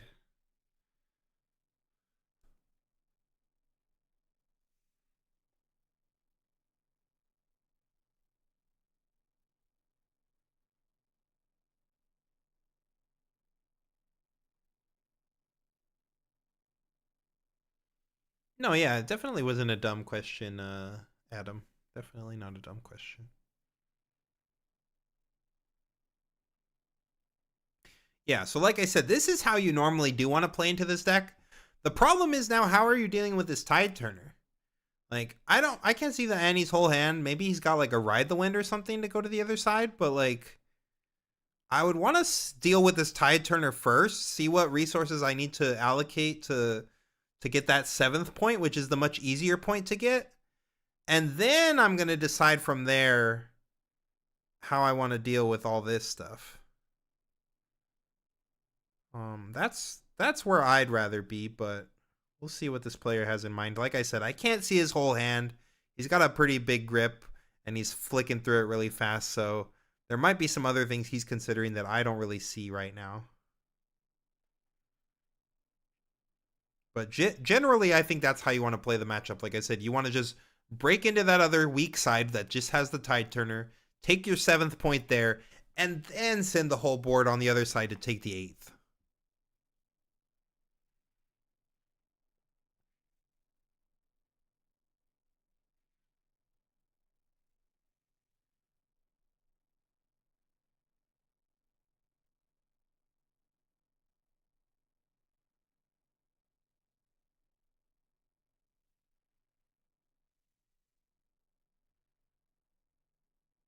Ride the Wind is the punish for not going on the weak side? Yes, exactly. Exactly. And he does have a Ride the Wind in the hand, so there's a lot of punishes for not going in on the weak side, but yeah, you always go for the weak side first. Take your 7th point first, then worry about your last point, especially against Aurelia. Because the last point is the only one that matters for Aurelia. They will just sit there holding all their interaction until you make them have it. Like this Aurelia has a ton of different spells in their hand, and as we mentioned, like, yeah, they could just literally ride the Wind to the other side. I mean, the Annie would score and go to 7, and then they could try to do a Giga hold. But it's not like they have a ton of might. Like, these Giga holds are not super crazy or anything. Plus, you could have seen another card on the other side. Like, even if you just wanted to commit just the sneaky deckhand, like, just send the sneaky deckhand to the other side and run your cleave out. Like, just maybe you want the cleave for the other side, but you could have, like, cycled that into another card too. There's just a lot of ways this turn could have been played. We'll have to see what he's got in mind. I mean, we do have a switcheroo in the hand, so switcheroo is a nasty one, though the Aurelia we do know has the not so fast, which would counter the switcheroo. He's got yeah, like he's like, how many ruins do you have? Well, I have more than enough to pay for your hard bargain, buddy. You shouldn't have sent like this, buddy.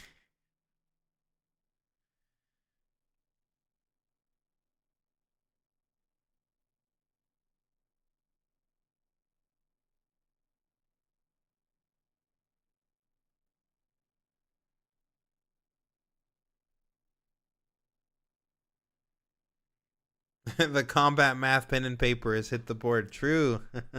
We're going deep in the tank for this one, chat.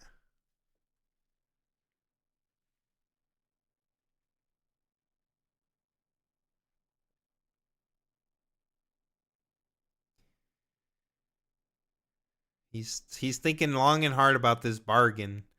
Long and hard about this bargain. Get it?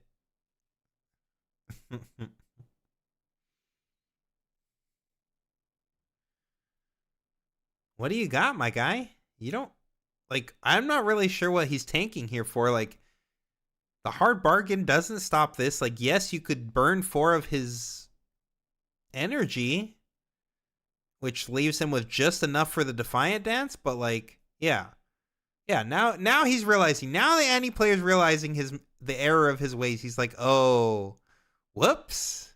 Ride the Wind. You could just see it the way he's like, what do I do?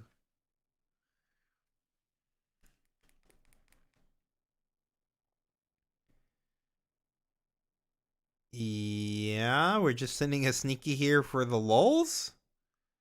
Not really sure how this sneaky is winning us the game. I guess we're trying to switcheroo on this Aurelia. I mean, that's valid. But we have the... Oh! We have the not so fast, but we have enough to negate the not so fast.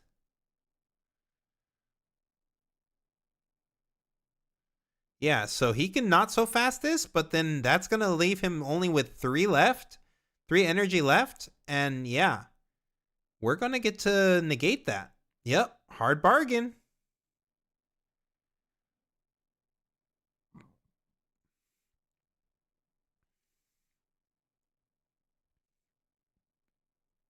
But the Aurelia has the the rebuke. Sorry, buddy. Should have figured out this 7th point first, my guy.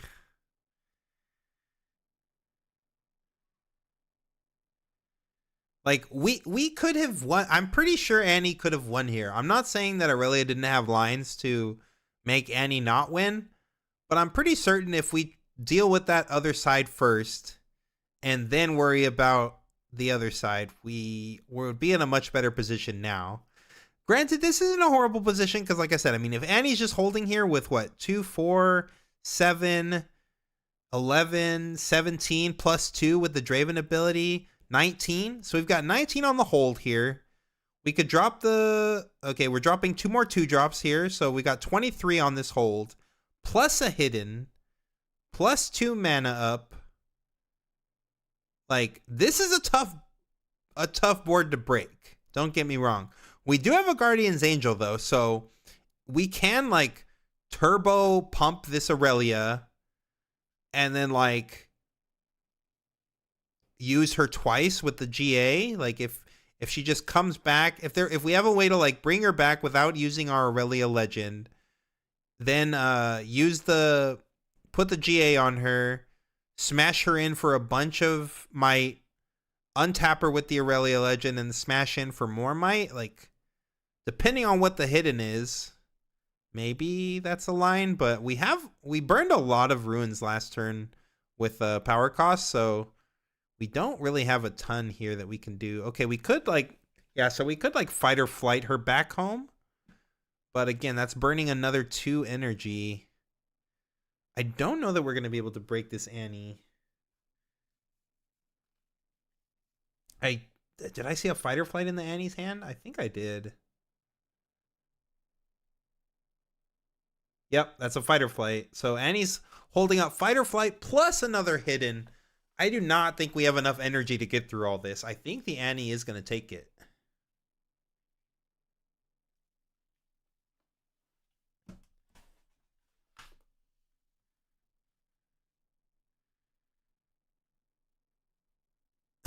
Imagine showing this board state to a Victorian child. True.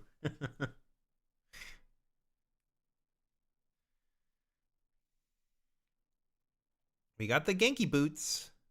Oh yeah, we have the boots. Well then we didn't even I forgot we had the boots equipped. Yeah, then we're fine. We don't even need to do all that nonsense.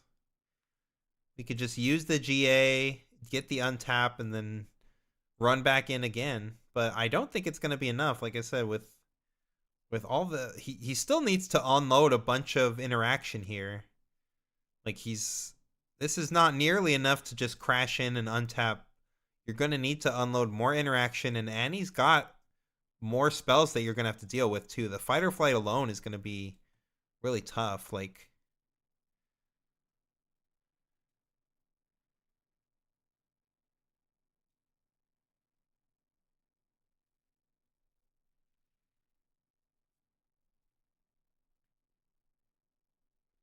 Yep, good catch, chat. Yeah, the Aurelia was already readied, so she can't ready again while she is readied. So no +1 trigger. Yep, he's just saying, yep, you could just take this off the board, no big deal. I still have all this other might here, no big deal. So now Aurelia is going to need to use something else like a discipline on it or a defiant dance. And then they're going to use their Aurelia Legend to untap. And we've got 2 cards that they're going to have to push through, and they do not have Defy. They do not have they have Fight or Flight and Rebuke, both which are really strong, but they don't have any negation, so they've got no counter spells. There's no way that they're going to push through this game. The Annie has locked it in.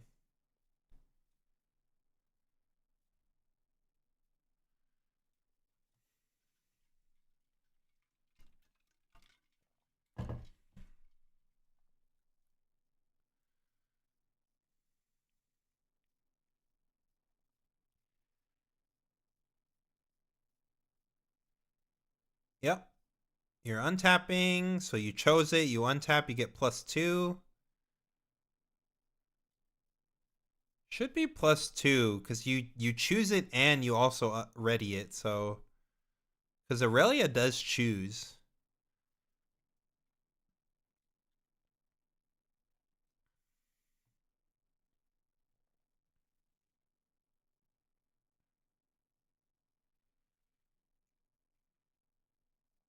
I mean, we know, chat. We know by looking at these hands. We know what's winning here.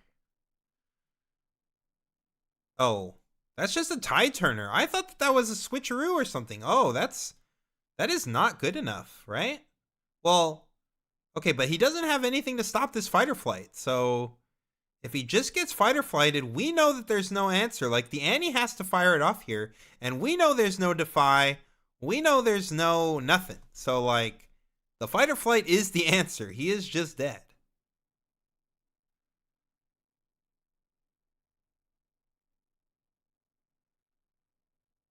I mean, does he even need to use it here? He's at 12. Yeah, this Aurelia is way bigger than 12. So you have to use the fight or flight here. I know it looks so bad. The Annie player's here tanking, like thinking all this stuff. He's thinking, oh, what could he have? All this and that. Like anything, not so fast. Defy. Any of those cards would work here. And you're right. They would. And you'd be dead. But your opponent doesn't have it, buddy.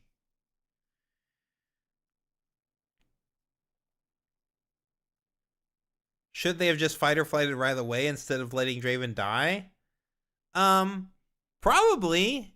I mean, especially I thought that tide turner was like an actual trick, not just a turner. So with that in mind, I think I might have just fired off some of these right away. Okay, so here's the thing, chat. You can't just fight or flight right away though, because you need the legend to be done. You need the legend ability to go off.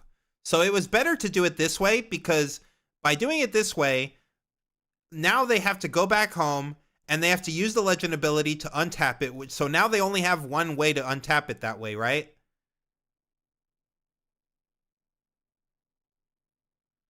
And now they can't untap again. So it was actually better to hold the fight or flight.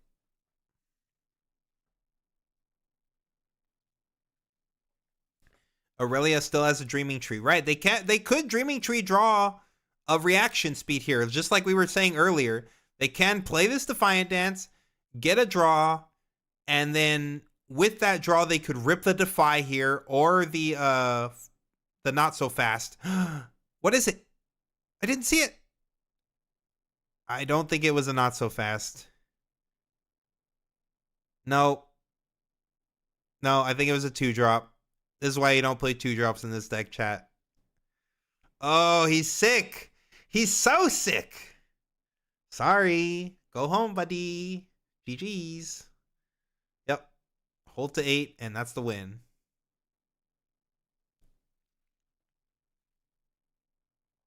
Yeah, I think it was a lonely Poro off the top. The loneliest little Poro. So Annie takes game 1. Not the cleanest way of taking it, but for the most part, I felt like the Annie played pretty well. That last turn sequence was a little messy, but hey, he got there. Thankfully, his opponent didn't have anything to answer that fight or flight. Otherwise, he was cooked.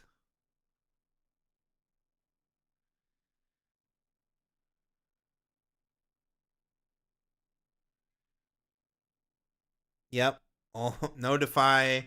Only one not so fast. Yeah, that was a rough one for sure.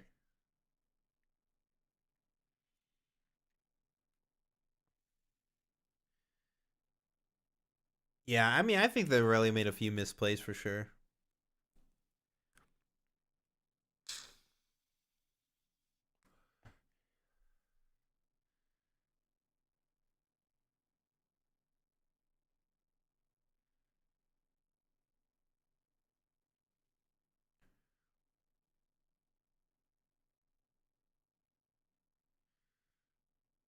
No, I mean, not having a defy was not the misplay, but I think that the Aurelia just made a few questionable lines there.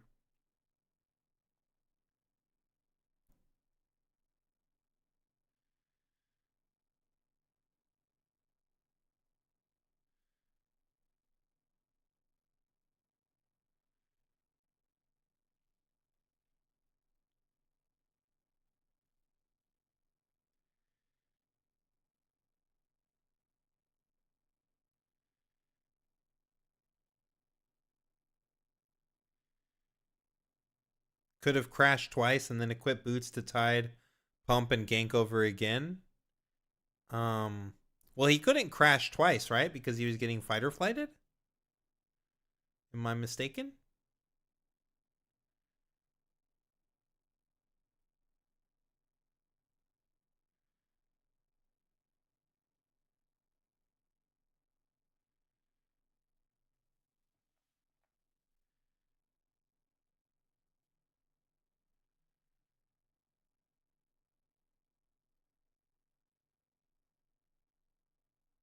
Right. The fighter flight does not take the boots off Aurelia. Correct. So, but he's saying the Aurelia would have to crash twice, but that's what I'm saying. Like, you don't get to crash twice because you get fighter flighted. So, how are you crashing twice?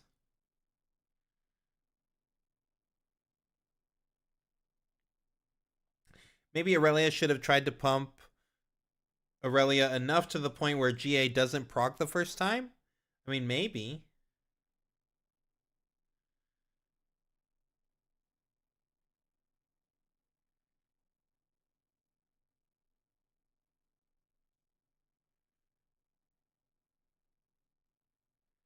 Which cards do you need to pick up for Aurelia in set one? You need Defies, Disciplines, pretty much just all the basic, like maybe Fighter Flights and some Rebukes. All the good like green and purple cards, pretty much. Not really, not really a lot of epics or anything. Just mostly like the good uh pump spells, on guards.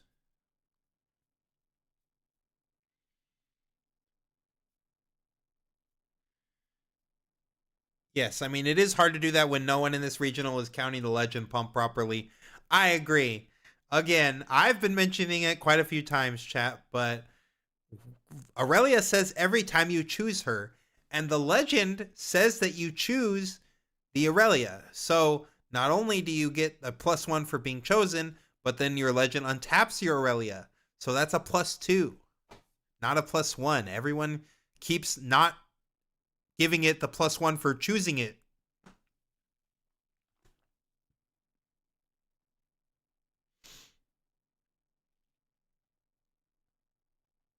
Yeah, kind of what Yasuo was playing, minus the legend and the champion and the units. Yeah, pretty much.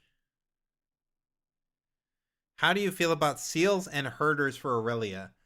I think the herder is cancer, as in like that card is broken when it's riding and your opponent can't answer it. And I think it got a lot stronger with the Falling Star nerf because like now a single GA, well, GA was already like could already protect it, right? Because GA gave you the +1. But like even a Zanya's Hourglass can now protect your herder from Falling Star, which is pretty crazy. Um Seals, I think unless you're playing like Miracle Aurelia, like you can play like Shovel Miracle package in Aurelia with the Rosses and stuff. I think unless you're doing that, then I'm not a big fan of the seals, but I think Herder is a pretty good card, especially.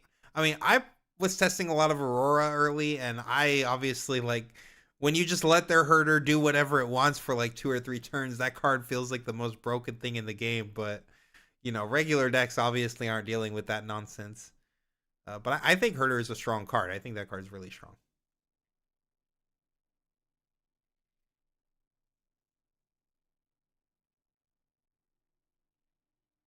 Need the ship gear looking card. Oh yes, the Siren. That is a card that was basically seeing no play in set one, but the Siren is a very good. The boat, that's a good card. The boat.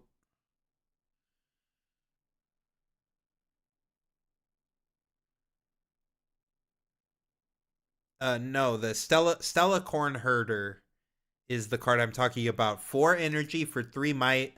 Whenever it moves, you draw a card. What were my conclusions on Aurora decks for set 2? I think that Misfortune is like the only playable Aurora deck in set 2. And I think it's decent. I actually think it's pretty good.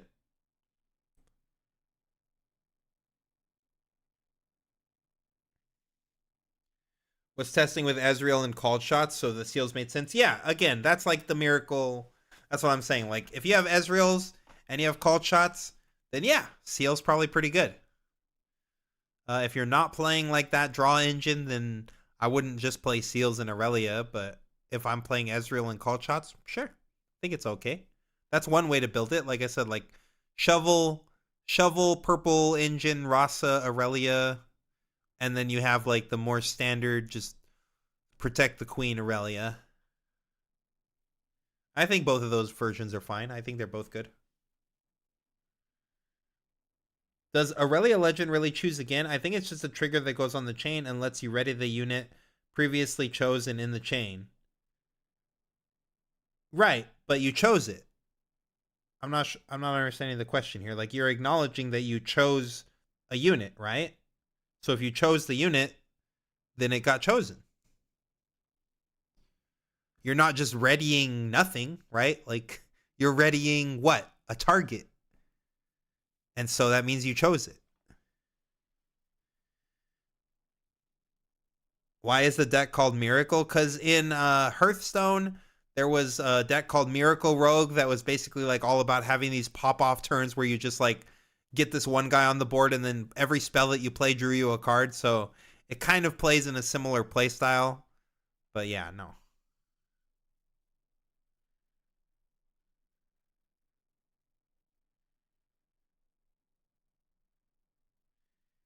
If you discipline her and ready her, it would be +4 instead of +5 is what I wanted to say on Green Aurelia. No, it would be +5. You would discipline her, so you chose her once, and then you get +1, and then you use the Aurelia. I mean, I'd have to reread Aurelia, but I'm almost certain that that's how it works. Let me read this card real quick. Get some text on it. Okay, we've got a Tide Turner, turn 1.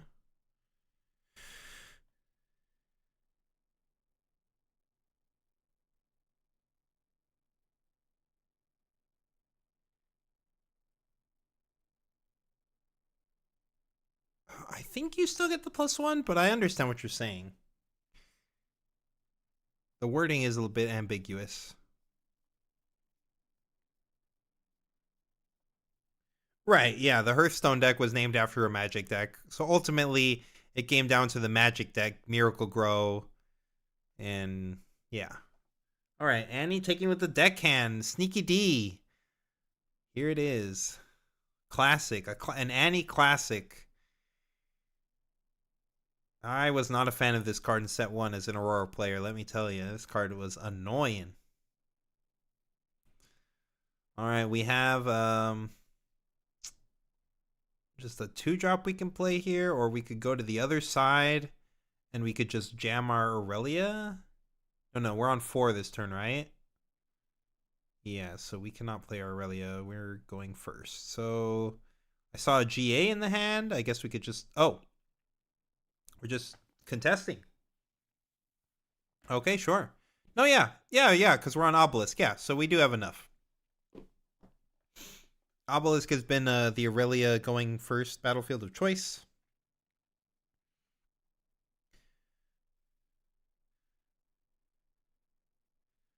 Yeah, those Riftbound sleeves are pretty cool. We've had people mention that a few times in the streams. So I fuck with them for sure. All right, we get to go here, get a card draw. Feeling nice about that. Oh, this was actually Annie's Obelisk. Interesting.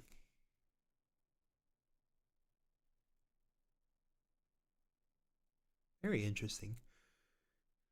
I mean, Aurelia's stoked to get this Obelisk. I'm surprised Annie gave this to them and let them just play Fervent so soon. Pretty confident to not put your GA on your Aurelia here. But I guess he thinks he's got more than enough interaction to deal with this Darius. Pretty confident if you ask me, though. He's got a Defy, he's got a Defiant Dance, he's got an On Guard. Like, he's probably thinking there's no way he's gonna break this unit. So, and that's probably fair.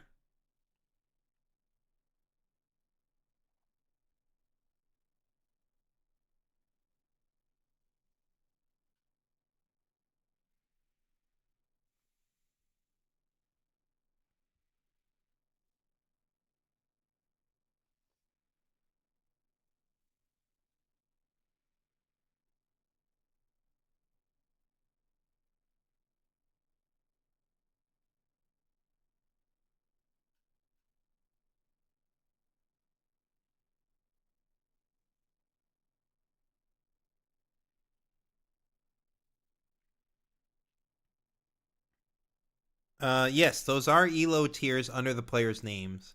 Ooh, we've got a Mind Splitter out of Annie. Now, this is not a card we were seeing in set 1 for sure. Looks like Annie's going a little bit deeper. We're seeing a lot more Mind Splitter become popularized. I've seen some Aurelia decks playing Mind Splitters. We've obviously seen Ezreal deck playing Mind Splitter. Now you've even got Annie dropping the Mind Splitters. Obviously, we're writing all these cards down. That's really important. I would assume... sorry, chat. I would assume that we're going to be taking... from this pile, it's either a Defiant Dance or a Defy. I would think it's one of those two. Obviously, Defiant Dance is much better than On Guard, so there's no way it's On Guard. Flash is not really a card I think we care about too much. The GA is pretty annoying, though. So, but I don't know if it's as annoying as the Defy or the Defiant Dance. I think it's Defy or Defiant Dance.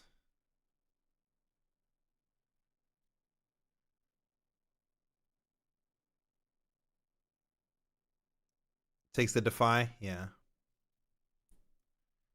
I think that's fine.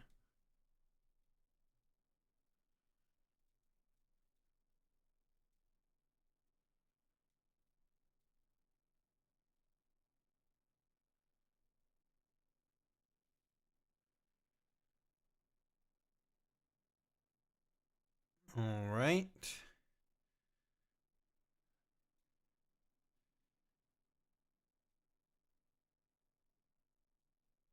Aurelia player holding to 2 here.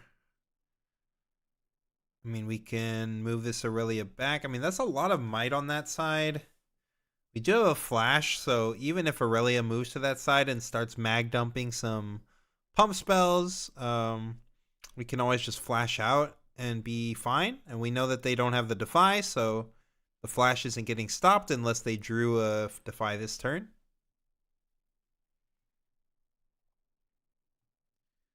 Choosing not to hide the switcheroo.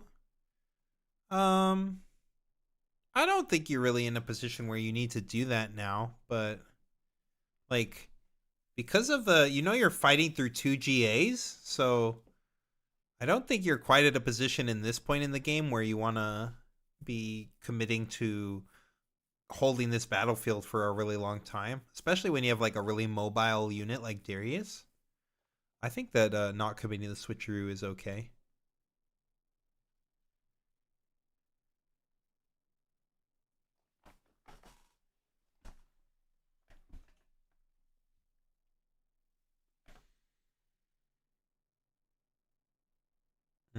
Still tanking here.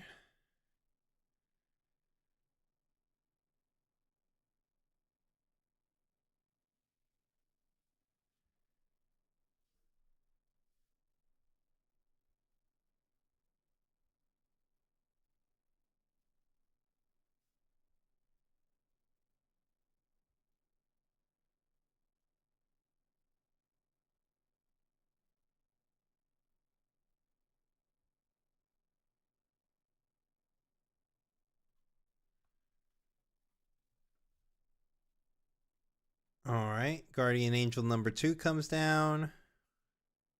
And yeah, he decides he's not going in on that battlefield, which makes sense.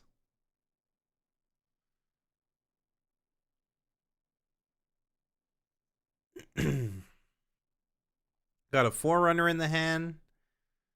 Are we just... Oh, yeah, we're just fat stacking this battlefield. Interesting. I mean, Annie does have the point lead right now.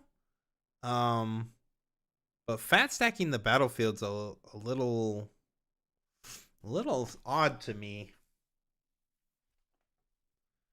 I don't feel like we need to do this. Again, like we have the flash, right? So we're thinking whatever, like even if he sends over here and uses a bunch of pump spells, then we could just flash out. And now he's used all these pump spells. We're not on Dreaming Tree anymore, right? So all these pump spells are actually having a real cost. Like you are burning cards from your hand to try to win these combats. And we're not like at the stage of the game where winning a combat is winning you the whole game, right? So I like this move. It's a little more conservative, but yeah, just taking this side, keep using this as a draw engine, and then see what we can find. We can always come back if we want to as well with like an untap ability or something.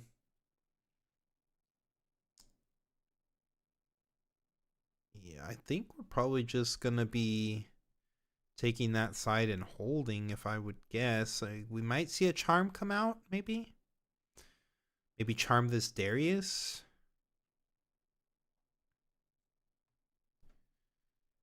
But we would need to use another pump because we're only at 5 right now. So if we were to use the charm on the Darius, we'd need to commit one of these other pumps. I mean, I guess you could commit the discipline, or you could just equip a GA. I think that that's fine too. You could equip the GA first and then use the charm so that you're not actually, yeah. I think that's what he's doing here. Yep. He's equipping the GA so that he gets +1. He also gets +1 because of the equipment as well, because you chose it with the equipment, but he didn't mark the other +1, so missing another trigger. Whatever. Okay, here's Darius, and then now he could play the flash now if he wanted. Okay, no, he did. He got the +1. Yeah, he fixed it.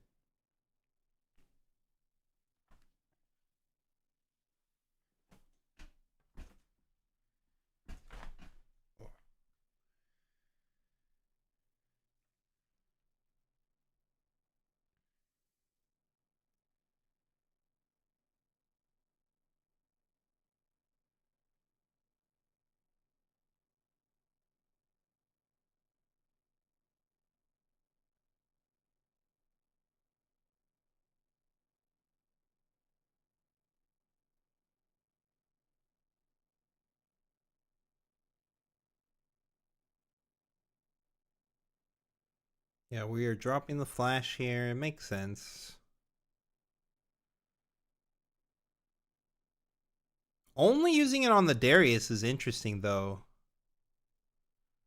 I mean, we don't have really a way to punish this as the Aurelia player, but he left all of his other units over there. Like, if we had something to bring this home and untap it, like a boat, like if we had the Siren here, we could potentially make a play for taking that side of the board and eating his Mind Splitter. But we don't get punished, so no big deal. Another Forerunner in the hand. I wonder if we're just going to keep fat stacking the other side.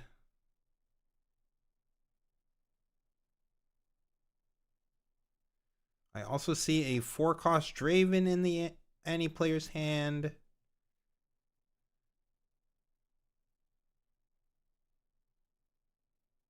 And we're sitting on 8 ruins this turn, so we could play the Forerunner. I don't know if we have a 2-drop as well to play. We could play the Forerunner. Well, no matter what, we're able to leave up Switcheroo. So, yeah, I mean, maybe it's... I think it's just drop the Forerunner. Yep, that makes sense to me. Just play your biggest guy. Keep stacking that side, making it harder and harder for Aurelia to break in. Again, and he has the point tempo.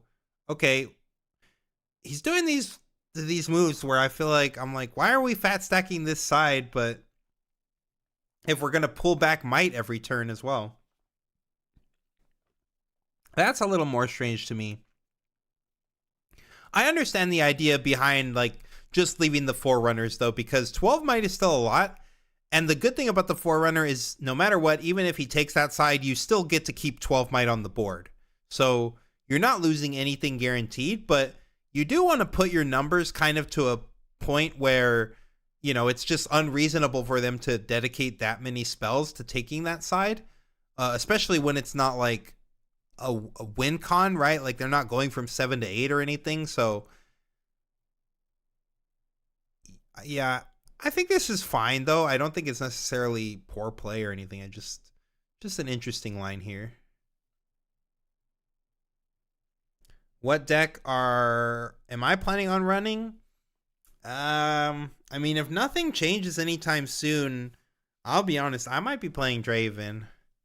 And that's just because I really I want my invite to nationals or regionals, whatever they want to call it, right? But I want to earn my invite, and so I'm going to play the deck that I think has the best chance of winning the event. And I think that was a lot more, there was a lot more options of picks in set 1, but set 2 is feeling like it's the League of Draven, so I might be a dirty Draven player, chat.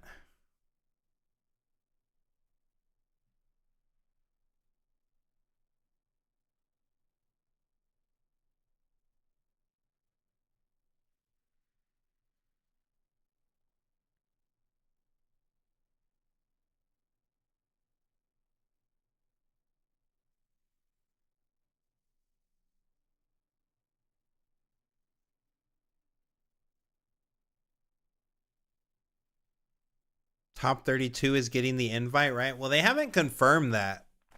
They haven't confirmed that anywhere. Like if anyone wants to show me otherwise, but we've not seen a single announcement.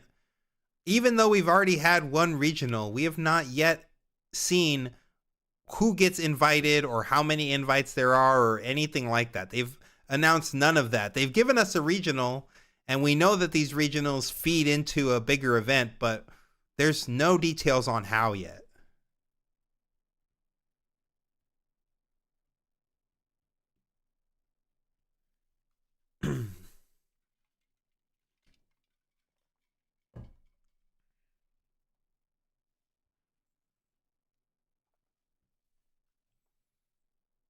Okay, we're just moving Aurelia back.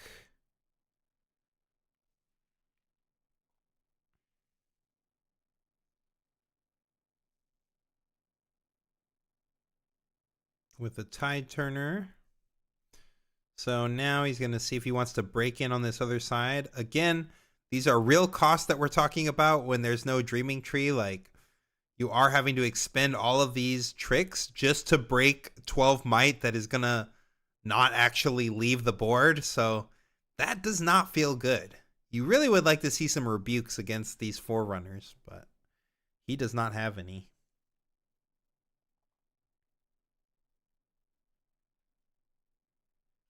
Yeah, I mean, the main removal we've seen Annie play are like rebukes. And we've also, it's not exactly removal, but switcheroo is kind of removal. Like it's definitely a strong enough trick that you're usually taking something off the board when you play it.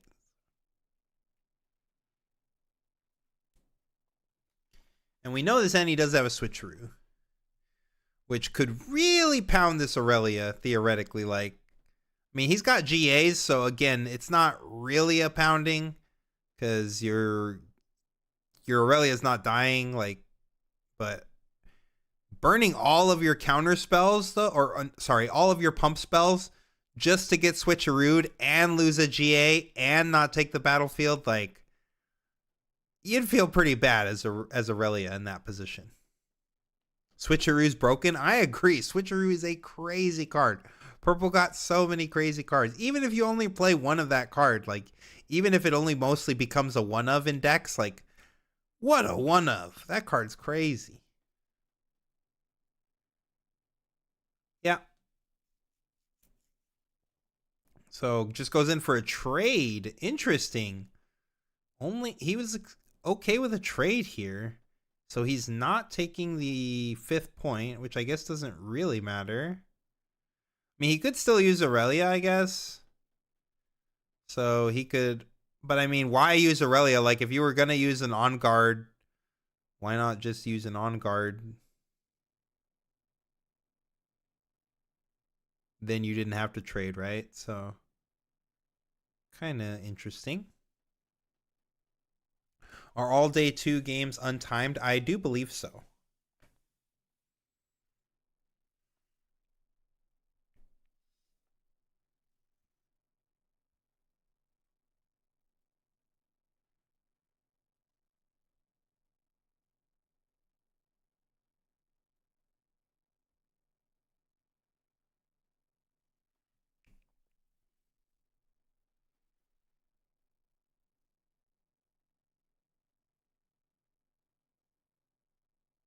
Still 12 might on the board, as I mentioned. So for Annie here, I mean, if I'm the Annie player here, I'm just sending one of these tokens in to this tide turner and see what happens.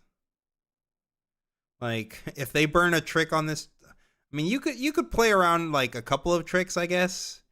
If you want to play around like if you want to play around a single Defiant Dance, for instance, that's a 4 swing, right? So you need to be sending like 7 above, so that you can even a 4 swing, like or you need to be sending at least 7, so that like the 4 swing is you're still 3 above, or 3 to 2, so you're 1 above.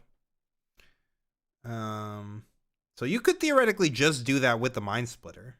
Like the Mind Splitter is enough to play around it, but he's gonna pick up his flash just for some extra insurance, so that he can just attack however he wants. I mean, he's got this Rebuke in hand. That's really nice.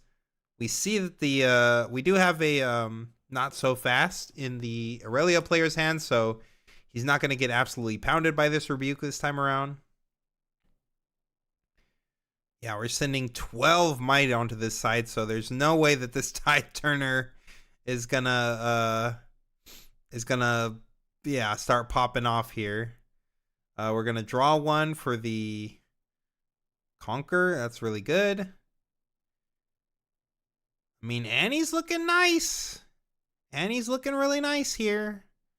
We've got so much might on the board.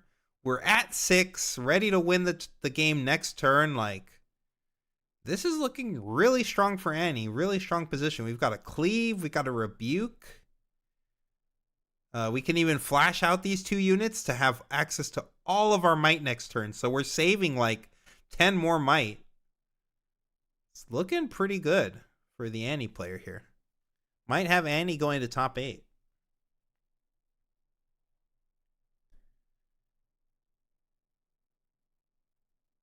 Yeah, that definitely is true. The actual stream itself is like 75% waiting for matches, but hopefully I am at least educational or entertaining enough that you all aren't falling asleep when in between games here.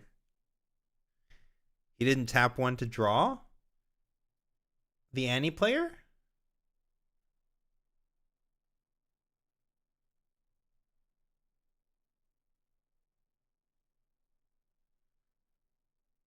Yeah, I mean, we're taking this side. We're moving this guy to the other side. Okay, now hopefully this time we sequence it correctly where we make sure that we take care of the other side first, get our 7th point, and then send the whole squad in on the other side. Yes, no defies either game is crazy. Like, this Annie's just getting to do whatever it wants against green.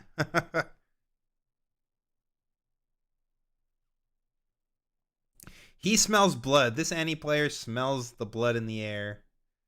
What did he just rip off the top? Oh, we've got switcheroo. Yes, we've still got the switcheroo. We've got rebuke, and we've got a. Okay, just hold up, buddy. Hold up. Look how he's so excited here. Just think through your turn. Just look at the board. No big deal. No rush. You probably have this locked in, buddy. So just think about it. This thing is a 1 might unit. Like, just go deal with it. If he send a token, if he commits a whole Defiant Dance to a 1 might unit, like, you are stoked. If he commits a On Guard to trade, you're stoked.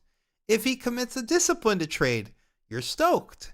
The worst case is the signature spell, and even then, like I said, you're still pretty stoked. Like, he just burned the signature spell on this shitty token. You could just send in another one and it gets to trade. So, like, yeah, I think we're still big chillin'. Okay, he's committing the rebuke a little early, but I guess that's not a big deal. He was going to try to throw that out at some point. Now we know that he's just got switcheroo. So, I mean, a handful, you can have all the pumps in the world, and if you just offload like 4 or 5 pumps and they switcheroo you are dead. So as long as this Annie player doesn't missequence this, I think we're in the money.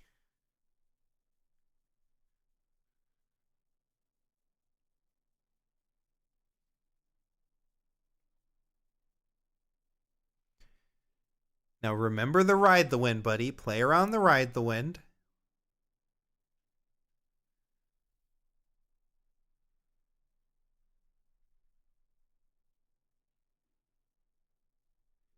And we could also just send this Darius to the other side. No. We don't want to send the Darius because we can't gank over. Yeah, we don't have a way to bring him back. I just like sending a token. Even 2 tokens. Yeah, that's fine. Send 2 tokens. You are fine.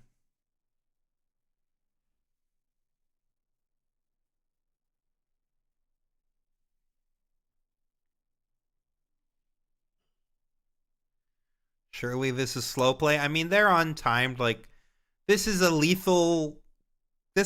fairly complicated board state, and this is the lethal turn, so, like, I excuse it a little bit, but yes, he is dipping into territories where I would say, okay, buddy, like, make a game action, please. Like, do something.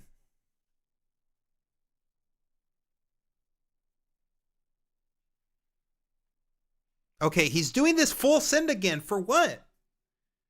Okay, so no, he's not. He's doing it the right way this time, chat. He's doing it the right way. Send on the weak side. Break the weak side because there's no reason your opponent should commit any resources to that side.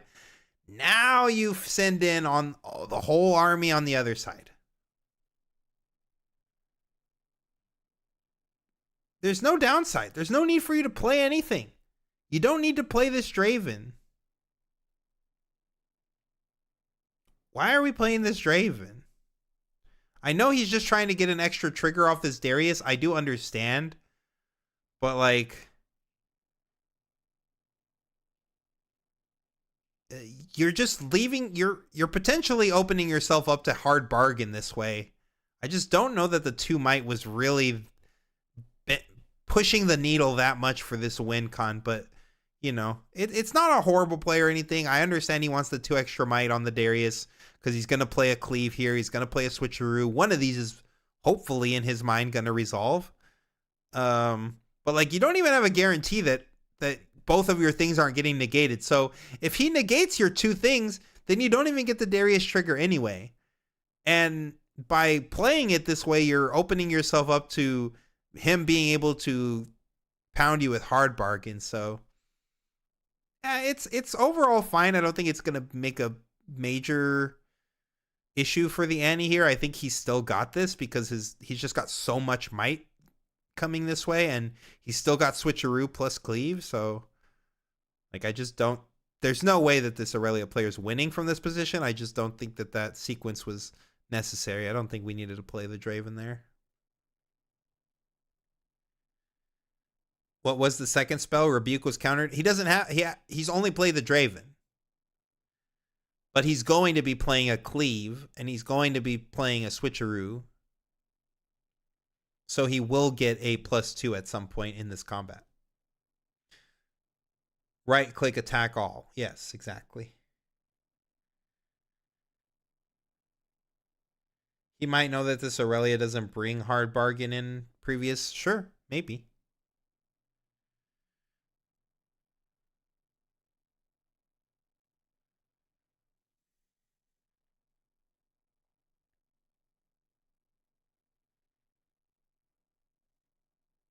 Are there stats or a bracket to look at for the tournament? No.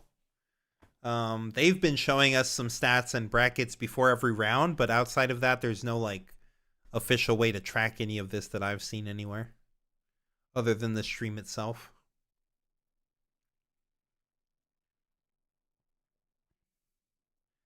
Yeah, I mean, this is cooked. I don't even know, honestly, if this guy has enough might. Yeah, he's just picking it up. He's saying, yeah, that's it. Like, yeah, he doesn't even have enough pumps. Even if there wasn't a switcheroo, I don't think he has enough pumps. Yeah, 2 Defiant Dances and an On Guard. That's like 18 might swing. Not enough.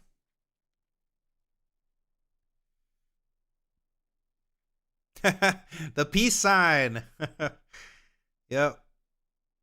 All right, Annie moves on to top 8. The lone Annie making it into top 8 with a mid-rangey Forerunner, Darius, Draven, Kaisa. Just kind of like what Draven was doing early on, just Draven good stuff. But this guy just threw that package in Annie, and I think that's fine. I think Annie's still a perfectly fine legend in this set. It's just, why would I play Annie when there's Draven? But hey, I mean, it worked out for this guy.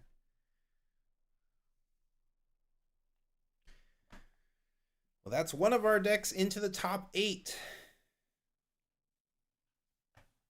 So much better manners than the Aurora player. I mean, true. And he also earned his win, unlike the Aurora player. So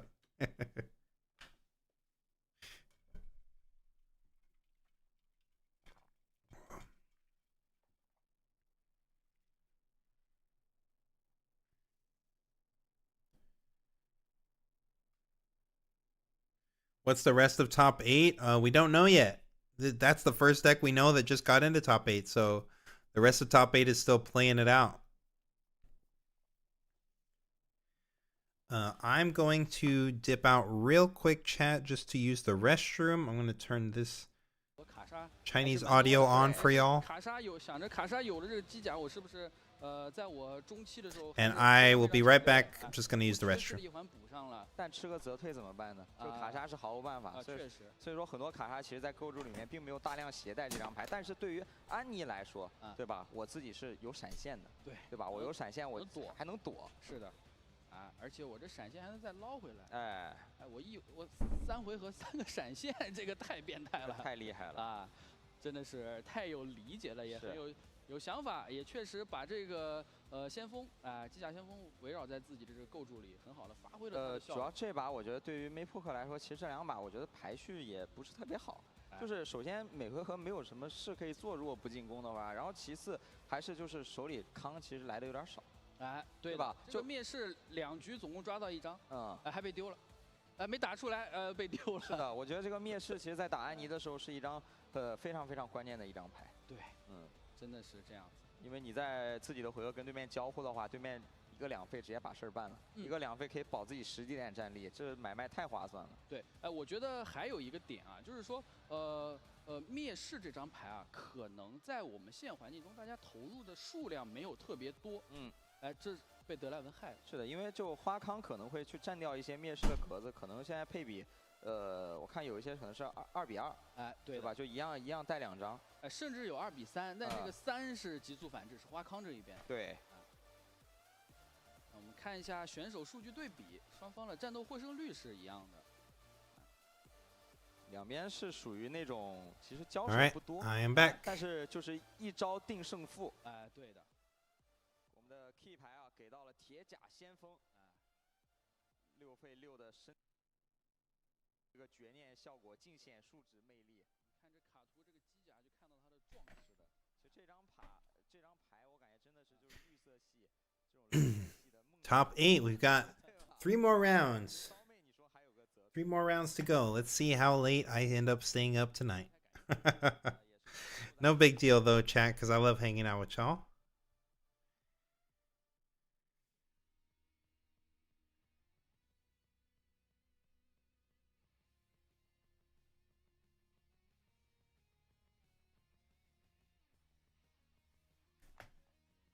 No sleep, only Riftbound. True. True.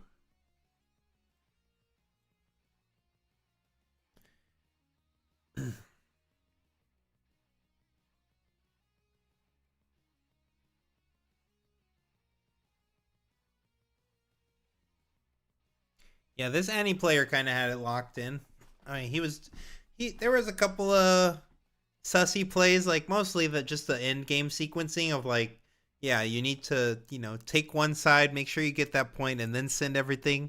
But like I said, in game 2, he got it. He figured it out. He did everything the same way, but he played it right and got there in the end in game 2. You're here to see the top 8 conversion. Well, you're not here to see my pretty face? What's up with that, Z-Rob? Thought we were boys. I'm just kidding.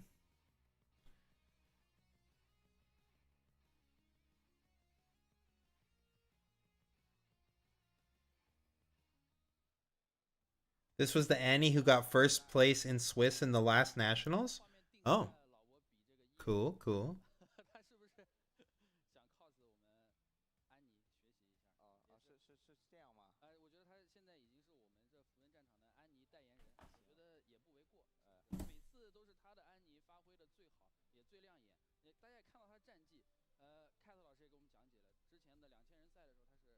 How many do y'all think? How many Dravens in top 8? What does everyone in chat think?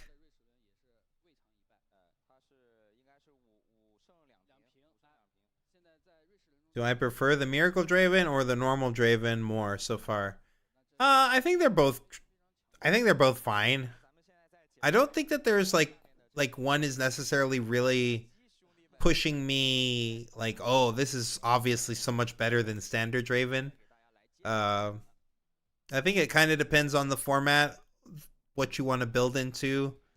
But I personally, the way I play, I prefer the Draven with more tricks, more interaction. So I prefer the mid-range Draven a little more. 9 Draven in top 8. I mean, yeah, that'd be crazy. If we get 9 Dravens in the top 8, like, Draven broke the game for real, for real.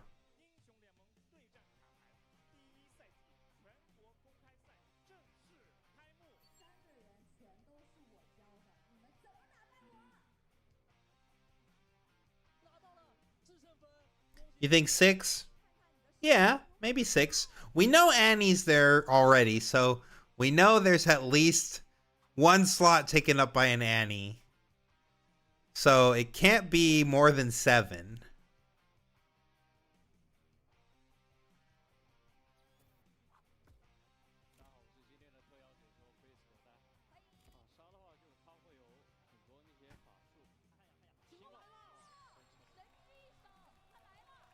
Wow, falling star. Wow, broken card. Wow. This commercial.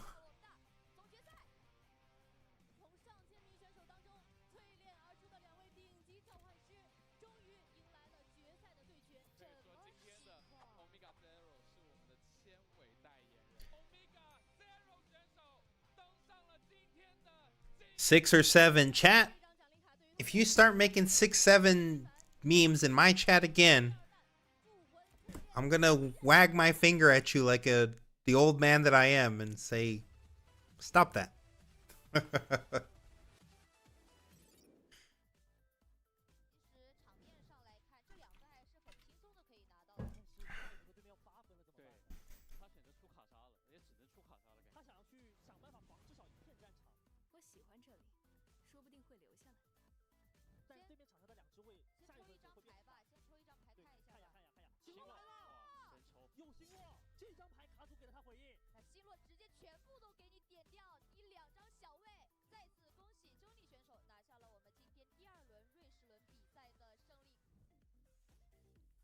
Is anybody in the chat gonna be at the Portland event next weekend? There's a Riftbound 10K for set 1 at Star City Games in Portland. There's a 5K on Friday and a 10K on Saturday. I'm in the Washington area, so I'll be driving down to that. I'll be there.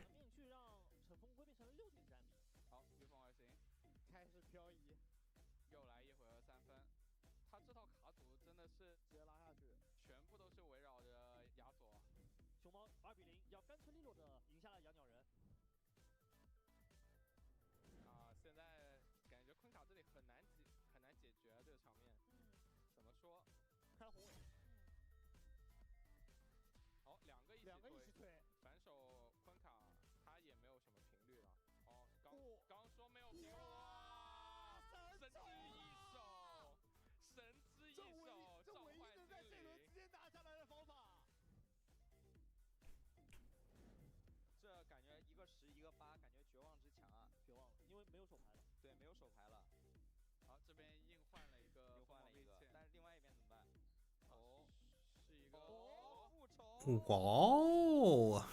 Vengeance on a Deadbloom. Wow. Now we got a case tournament here in Vegas next week, though, for set 1. We'll be doing that here. Cool, cool. Case tourney sounds pretty lit.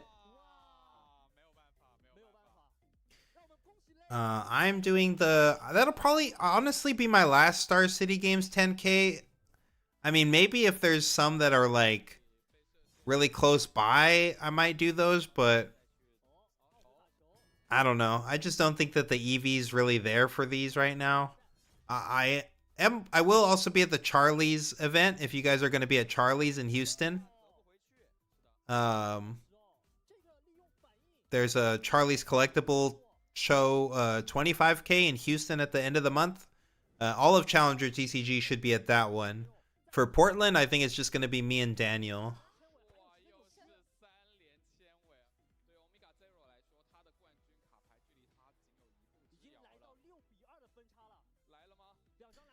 Will that tourney be streamed? I'm pretty sure Charlie's will have a stream, but the last Star City Games 10K did not have a stream in Atlanta, the one that Alex just made top 8 at last week. So unless someone like Turn 'em Sideways or someone else is doing a stream for Portland, then no, I don't think it'll be streamed. I haven't heard anything if it will or it won't, but like I said, Atlanta was not streamed.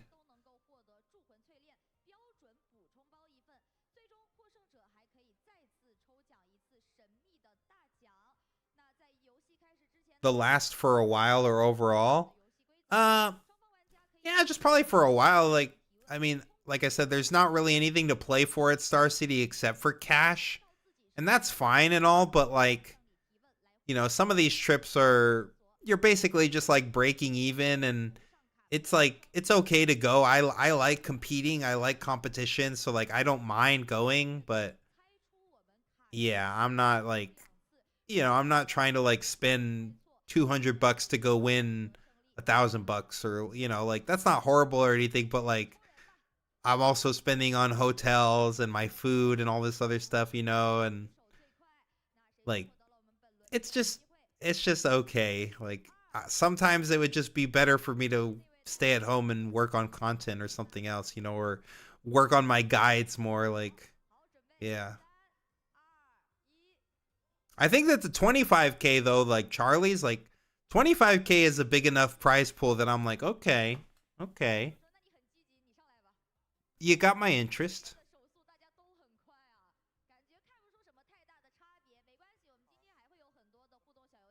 You and your team are not 100% if you want to take all the same deck, or if it's worth more for each take a different one. So our team is on the plan of, if we can all take a different one, that's what we want to be doing. Just so that we're not in each other's pool for the metal legend, you know? But yeah, if the game keeps working out the way it is, I wouldn't be surprised if some of us are like all playing Draven.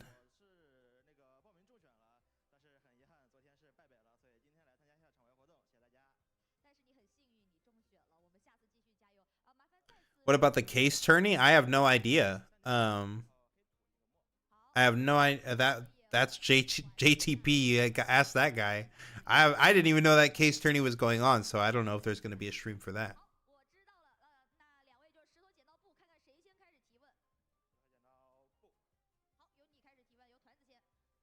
At the same time with Draven, yeah, I mean, it is what it is, right?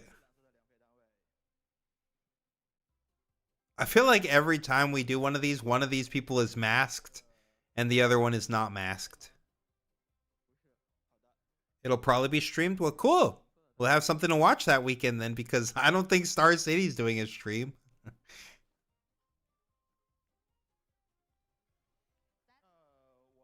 Speaking of streams, by the way, guys, while we're in this downtime and I am just yapping to try to fill dead air, our stream right now would really appreciate it if you guys would go to our, if you're on YouTube right now, you can go like the stream, and that helps us in the algo and stuff and helps other people find the stream.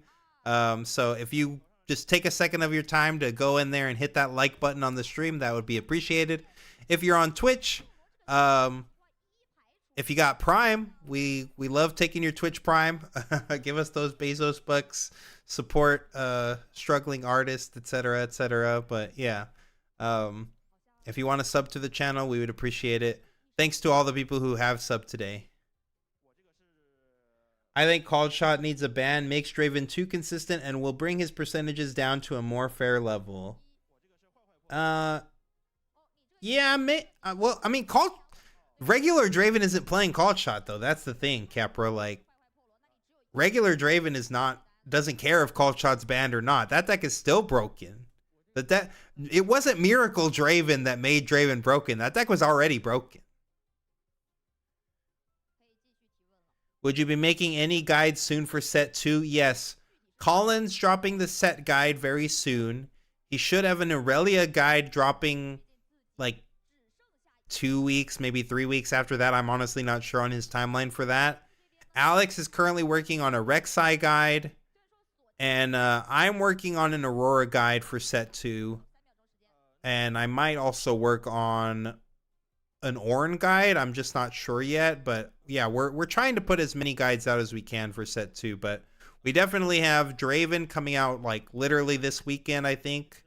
And then Aurelia dropping, like I said, before Bologna, I'm pretty sure. And then Alex is working on Rek'Sai and I'm working on Aurora.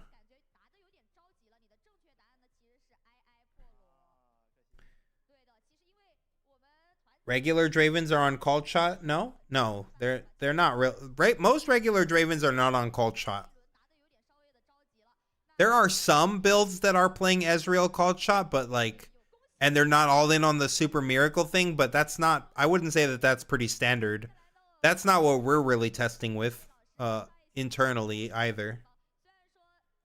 What do you think would balance out Draven then?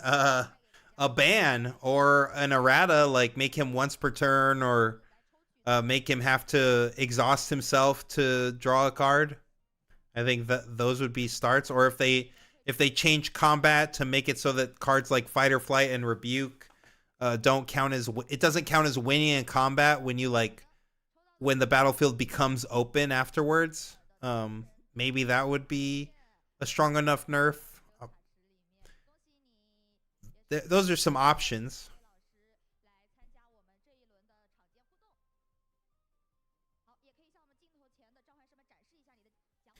Oh, we got the cool prize. Is that a playmat? I want a playmat. I did not get to play in any free fun games for playmats at the Houston Regional. What's up with that, Riot?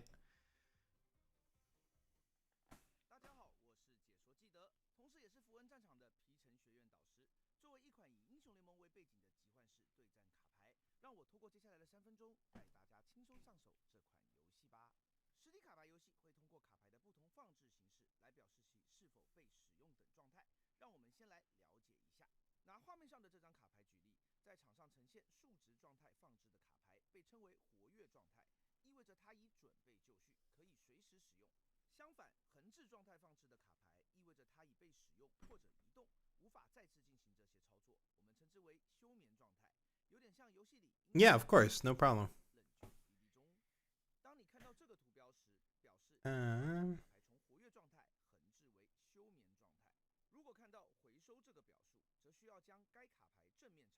Just looking through chat, seeing if I missed anyone.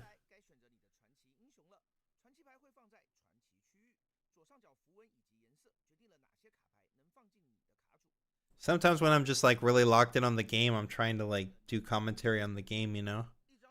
So hopefully I didn't miss anybody's comments. I think I responded.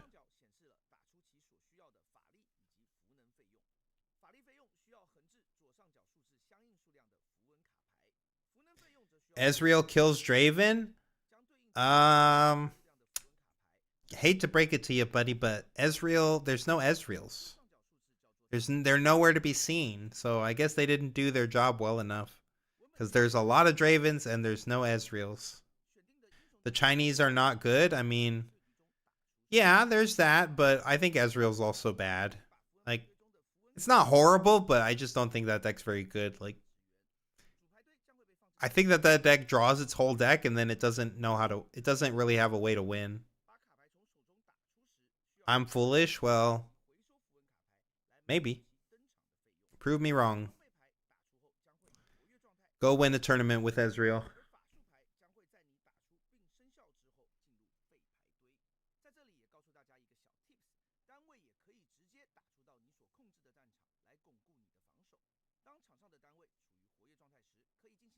I was playing Colin earlier.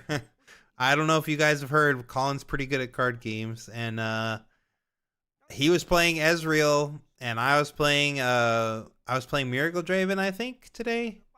And I was whomping on him. He didn't take a single game off of me, so hey, maybe Colin's just bad though, right, chat? He's only won a whole tournament and, you know, top 8'd other tournaments and stuff, but maybe that guy's really bad. I don't know. Maybe I'm just a god. Who knows?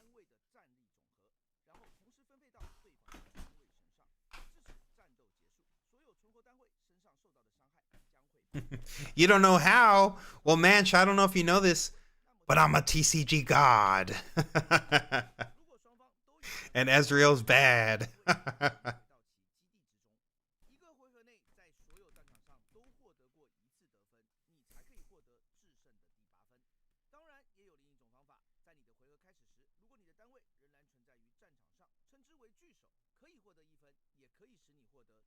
You don't know what TCGs I'm from? Well, yeah, I'm old, so I don't even know if you all were playing TCGs when I was playing TCGs, but yeah, I was one of the best Force of Will players like 10 years ago.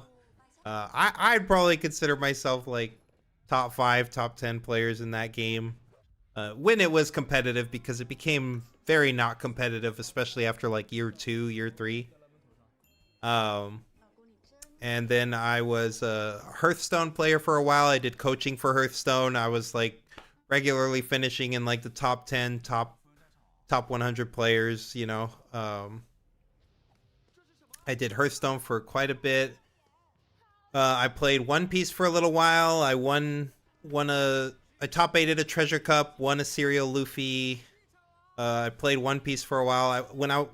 I was playing Battle Spirits for a while too. Made some top 8s there, made a lot of money playing that game. I mean, I've played pretty much every TCG you can imagine, and I've had really good results in every single one.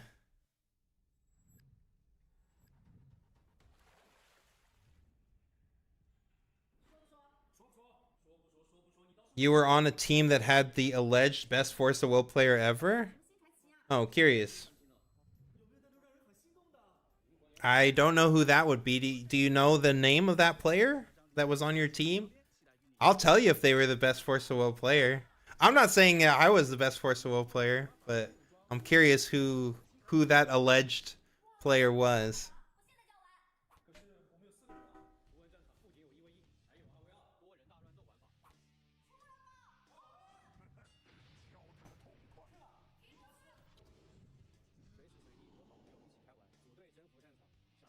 Oh, had a brother that got banned from Japan or something. Alex Blandon? Yeah, that's Alex Blandon is on Challenger TCG right now. Yeah, if maybe you were on a team with his brother Nick, or were you on a team with Alex? Alex is the one that got banned from Japan.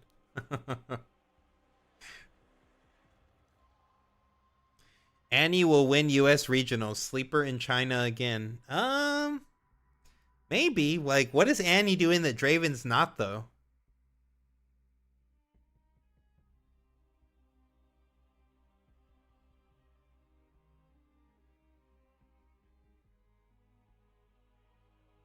Yeah, Alex is a funny guy for sure. Yeah, like I said, he's on here. He was literally on the stream earlier. Came in drunk in the call. Yeah, that was him earlier. Why is Alex banned from Japan? Maybe I shouldn't mention that.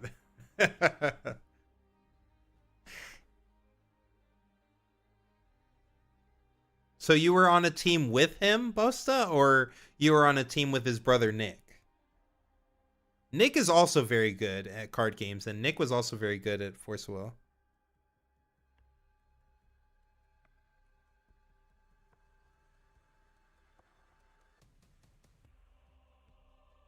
Me and Nick were on a team. It was Alex? Yeah, okay then. Yeah. Alex, I don't know if Alex was the best Force of Will player, but he was very good. I'm sure he would tell you he was the best. Or maybe, I don't know if he would say he was the best, but yeah, he results-wise, I mean, the guy was near untouchable, but he also, like, went to literally every single event. And, like, he also scrubbed out of a bunch of those events, too. So, like, he had the most tops, but he also went to the most events, right? So, like, not to say that his conversion rate wasn't pretty good. His conversion rate was good, but let me tell you, his conversion rate was not as good as mine.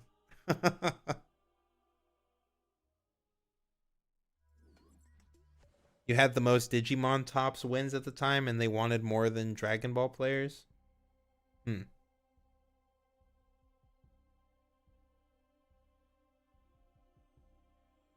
What team was this for then? You were on a Digimon team, or was this for like Star Wars?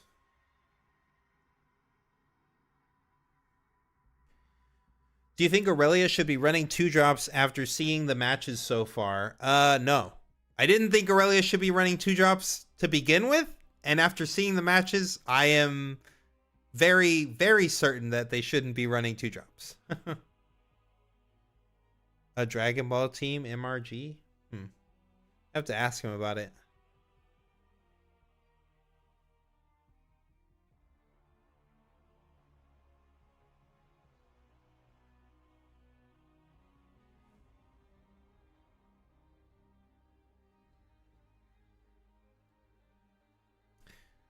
Yeah, we also played Legends of Runeterra. I mean, me and Alex's brother, Alex, and our other guy, our marketing guy for Challenger TCG, we were like some of the best players in early Runeterra as well. We broke Heimerdinger. I mean, we were placing in top 10 in Masters and stuff, so dominating that game.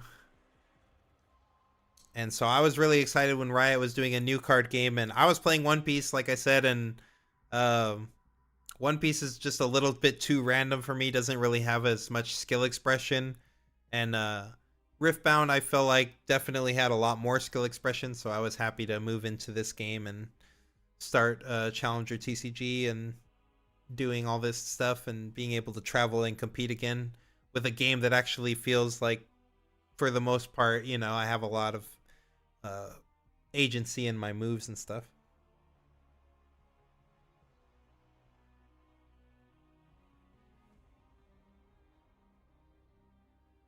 This is like Martin, Juza, and Shuhei have like 80 GP top 8s each because they are at literally every one. Yeah, exactly. I mean,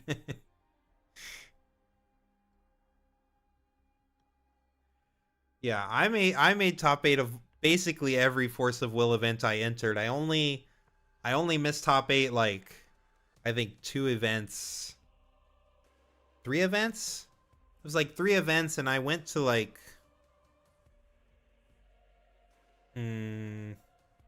one GP in year 1, and I made the finals. In year 2, I made top cut twice, and I missed once. And then in year 3, I missed once, and I made top cut like 4 times, something like that.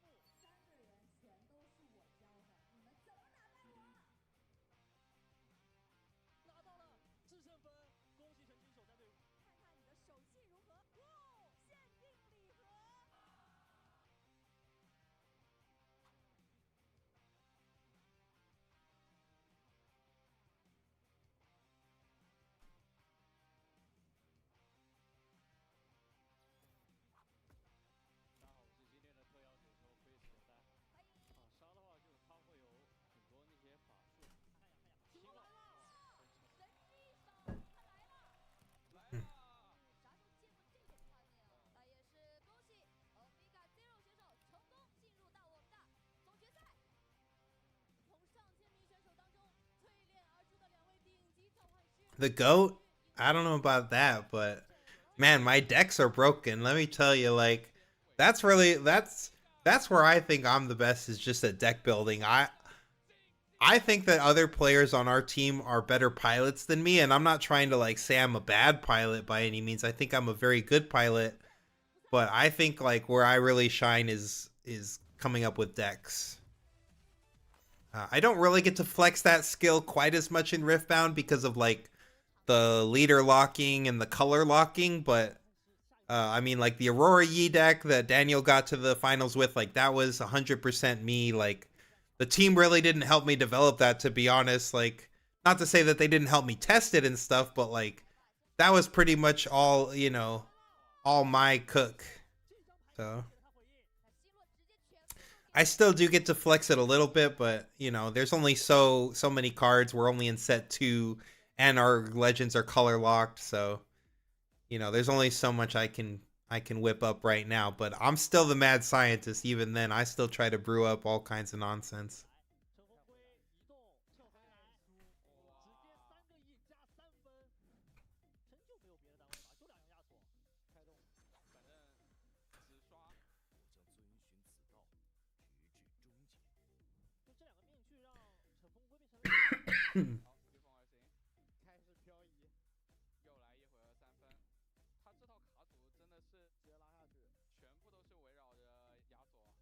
I'm tired of watching this Yasuo propaganda. Purple Yasuo is never going to be a thing.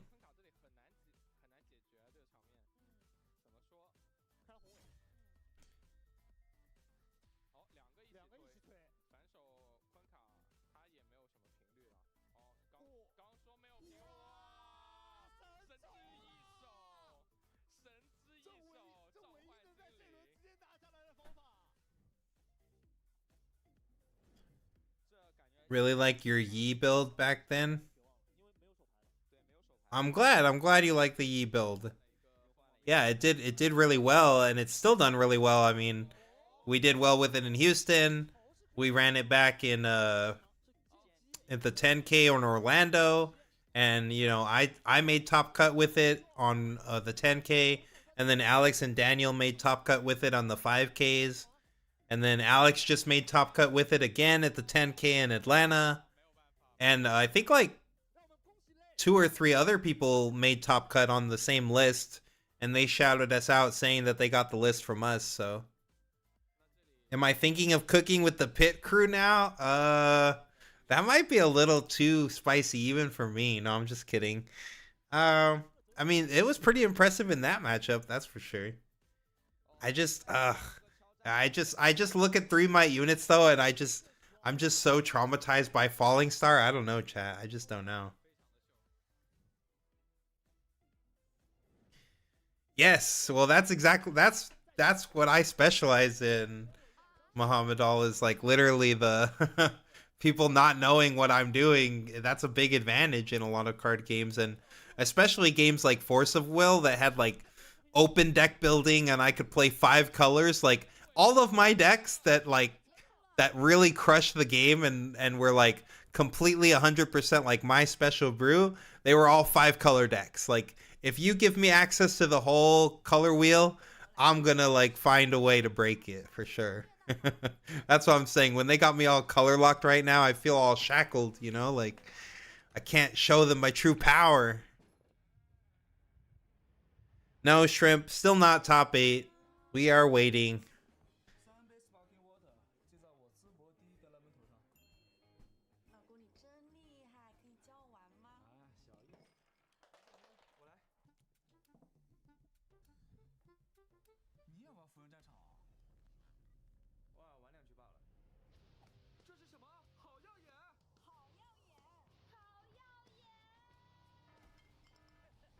Instead of top 8, we get to watch this same wacky commercial again and again. Look at that guy's abs. Wow.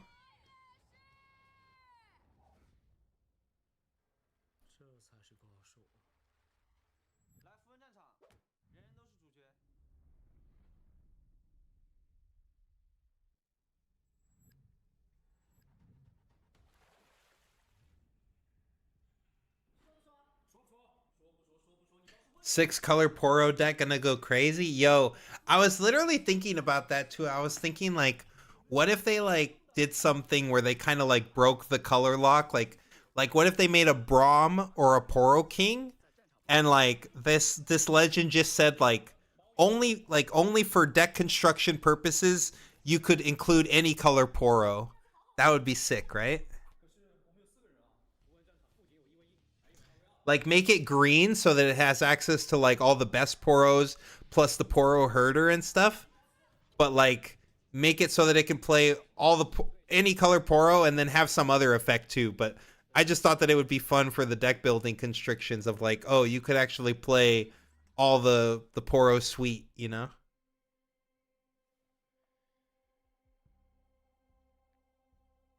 What's one game that you feel so far is the one that you have the most fun building on? I mean, Force of Will might have been my favorite game building wise. Like that game was the openness of that game. Like Force of Will was a lot like Riftbound actually. Like you had a leader, you had a what they called a stone deck, and you were like calling a stone every turn, which was basically like calling a land, but you had like multicolored lands. So like, you know, this thing's tapping for 5 colors or for 2 different colors. So that's why it was easier to play like 5 colors in that game. But yeah, Force of Will is probably one of my favorite decks. There's also a game, the Yu Yu Hakusho card game. And we're talking this Yu Yu Hakusho game came out like back in 2005. So I know a lot of y'all probably weren't even thinking about competitive card games back in 2005, but I was. And I love deck building in Yu Yu Hakusho. That game was only like 5 sets long though, so it was pretty fun.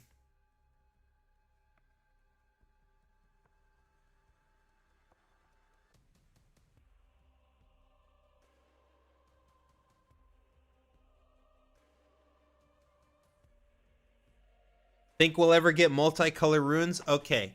So this is something I've heard, and I don't know that it's ever going to actually happen, but Brian Kibler, right, Magic Pro, this guy, I talked to him at that 2K that I won with Kaisa, like the very first 2K that we had in NA for Riftbound. And I was asking him about like the dev stuff, because he got like tapped by Riot to like go do some, you know, playtesting and stuff. And he mentioned how like in playtesting, and of course that doesn't mean this is ever going to happen, right? But in playtesting there were like supposedly runes, and you could like they had like activated abilities. So for instance, there was like a red rune, and it had the effect like recycle this, and then like you could give a guy accelerate or something, you know, like untap a guy, like, and they had one for every color, and it was like recycle this, do something. So I don't know if we're going to get something, you know, I don't know if we're gonna ever see those or if that's ever coming to Riftbound, but I thought that was kind of interesting that was one of the ideas that they were playing with in playtesting. I don't know that we'll ever get multicolor ruins, but that would be cool too.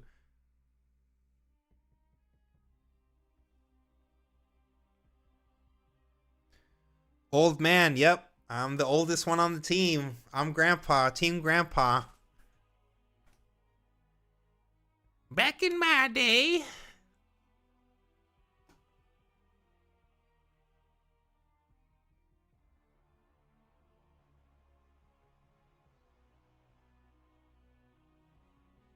Recycle a green Defy? No, that would be kind of broken.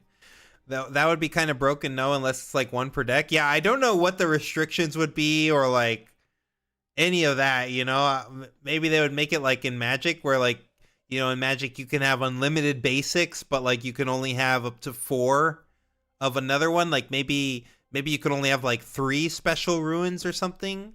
I don't know. I don't know how they would do it. I don't even know if that's ever going to be a part of the game. Like I said, that was just something that I heard supposedly happened in playtesting, and it hasn't so far been shown, obviously. So I don't know if we're ever actually going to get that.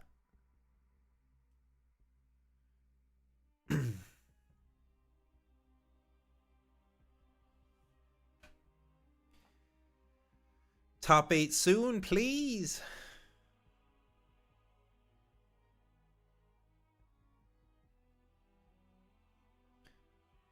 Banish the ruin. I mean, yeah, sure. I guess you could do that too. That would be crazy. Banish the ruin for a really strong effect.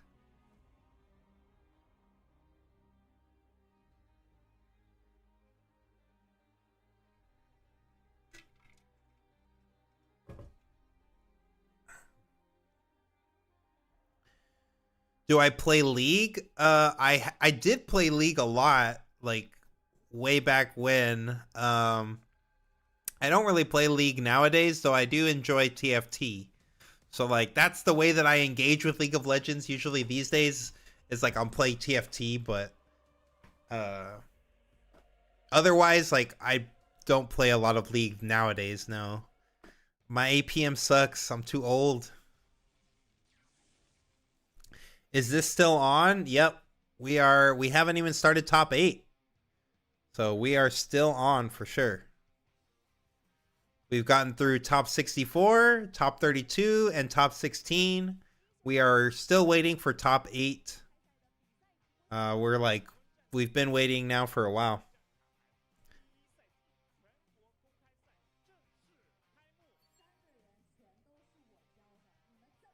But I love League. Like, I love the Riot IP. I love the League universe. I like the champions. Like, I have nostalgic attachment to the game and to the characters. So I went hard on League for like so many years, and I'm really excited to like be able to play a game that uses all these characters that I have this attachment to, you know. So that's cool. Play the old man champ, Galio, Malzahar. Oh, I would love to play a Galio or a Malzahar for sure. I love Galio. That guy's awesome. I would really like Malphite too, or like Rammus, or Rise. Ooh, Rise would be sick. I'm surprised we haven't gotten a Rise yet. Like, that guy's iconic. Oh, a Kassadin too? I fuck with Kassadin and the Void in general. Ooh, Cho'Gath. Give me Cho'Gath, actually.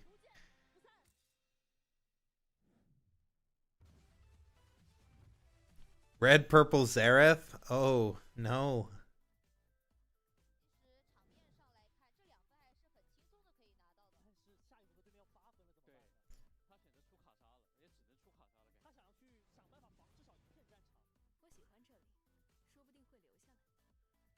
Rise would probably be 5 color. That would be crazy.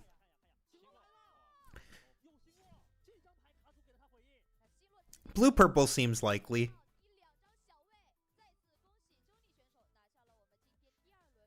I could see it. I like that color combination. I just wish we had better legends for that color combination, but I like that color combination a lot.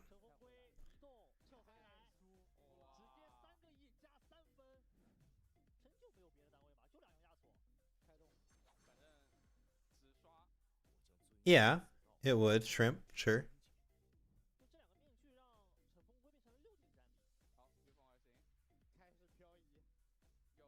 Right, that's what I'm saying. Like, Rise is OG. Like, how have we not got a Rise?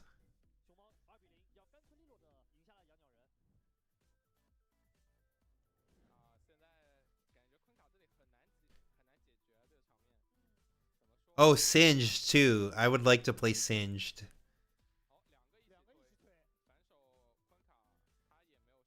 Keen to see the opposite color pair stuff in set 4. Yeah. I am excited about that too. I mean that's where I get to be brewing a little more, because like I see all these combos in these colors and I'm like, oh, I wish I could do this for this, but I'm gonna be honest with you, chat. When we finally get the blue orange though, and I can like play Promising Future to cast an Aurora, that seems kind of broken, no? Like, turn to Aurora? I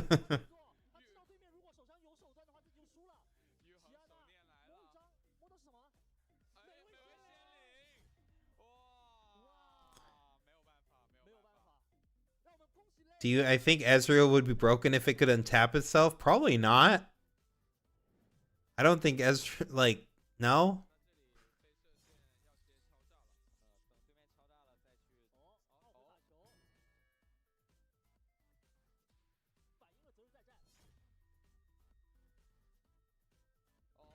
Surprised they doubled up on Fiora and Draven when there's so many other champs. Yeah, exactly. Like, even if we don't have them as legends, I'm just surprised we don't even have champions of them for sure.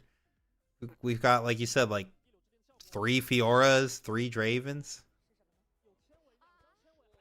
I think they confirmed it for set 4, I believe. Set 4 is where we get the opposite color.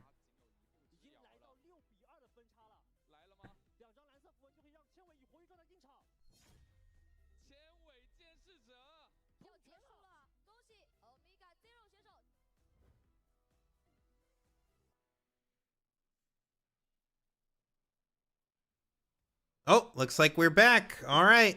Top 8. Here we go, chat.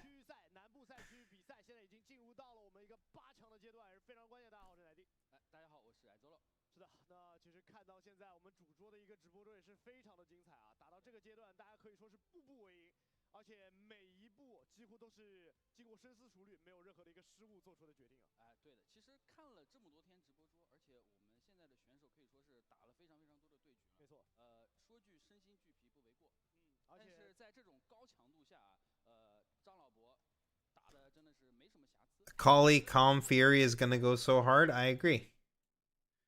I think yeah, I love Akali too. Like, not even like in the waifu, you know, whatever. Just like, I just like that champion. I think ninjas are cool, so I'm excited for Akali. I played her a good bit when I first got into League.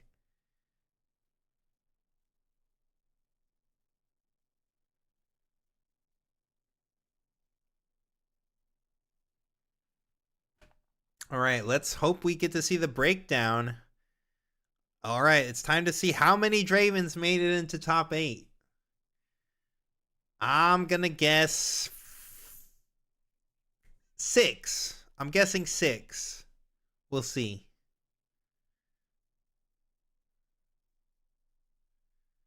We know Annie's in there for sure. 6 Dravens and Annie and an Aurelia, maybe. We'll see. Maybe Kai'Sa's still in there too. Maybe it's Kai'Sa.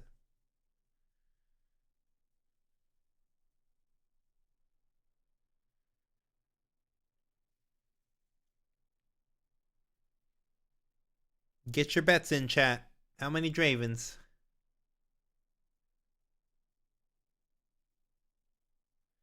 7 Draven, 1 Annie. Oh no. All red purple? That would be miserable. No, I do have faith in Kai'Sa. That's why I said maybe a Kai'Sa. Maybe it's a Kai'Sa instead. I do think I have faith in the Kai'Sa.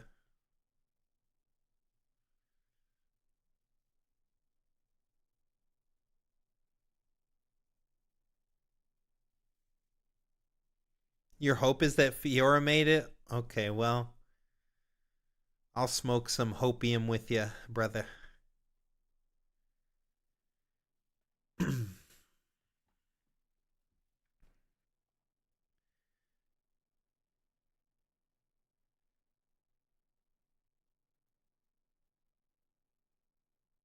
Buy Jinx, saddest red purple for sure. I mean, you could still play Miracle Jinx. Like, you could still play the whole Miracle Shell in Jinx. If you're just trying to like metal farm a Jinx, just play the Miracle deck but in Jinx. It's not even bad.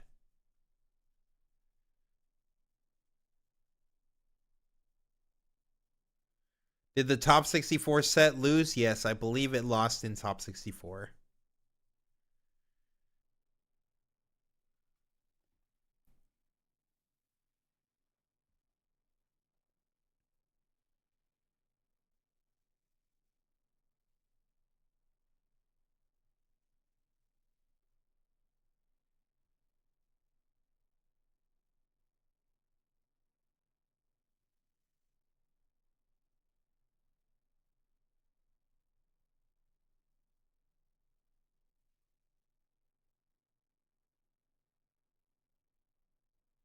Still yapping.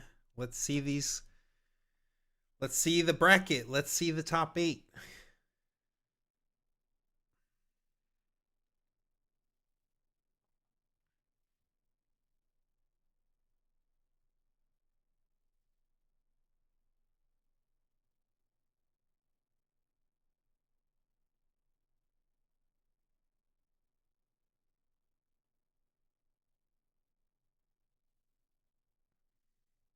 Maybe it's Baited Hook Fiora. Maybe. Baited Hook's still a strong card. And that deck like ramps a lot, so you know, you don't even necessarily need to like play seals and all that stuff. Like you just get enough channel enough ruins that you're probably just fine paying for paying for it.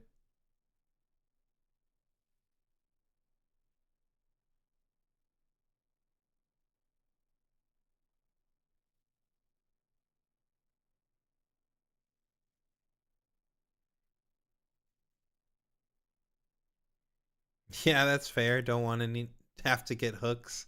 I mean, prices on Origins cards are down right now, so if anyone was thinking of getting hooks, might be a good time.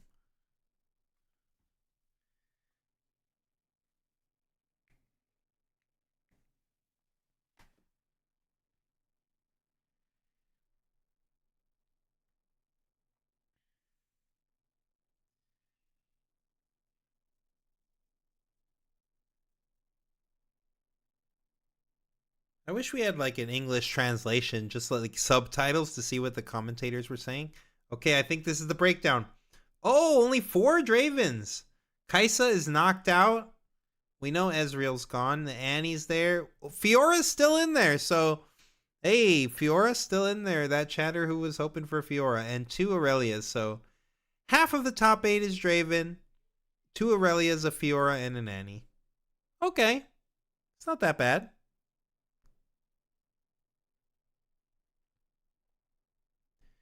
Only one non-purple legend though.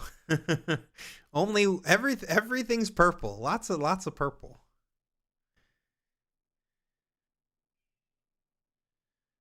Yeah, Fiora top 8 is hype. I agree. That's hype. Kaisa Sag, yeah. Unfortunate. Must have queued into like one of those Aurelias or something. Fiora. One non-purple, baby.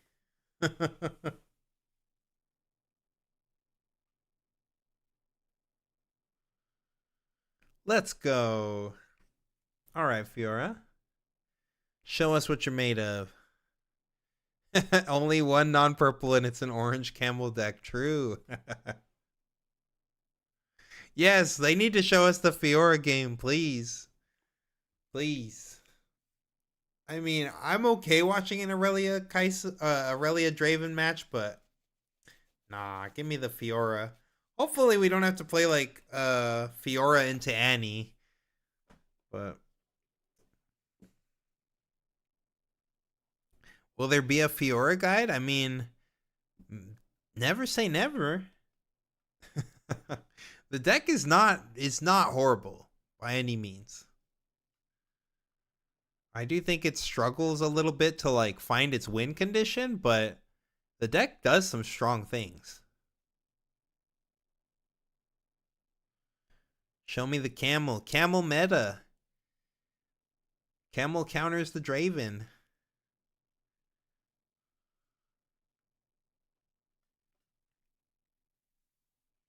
I was actually rooting for the Kaisa. How the tables have turned, you know, but not horrible out of 10. True.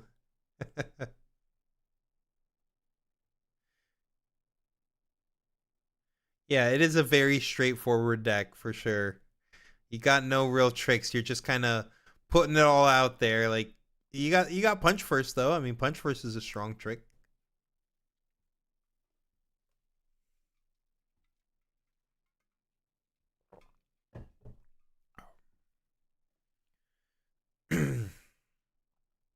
People were too fast to compare it to Volibear. Yeah, it's way different than Volibear for sure.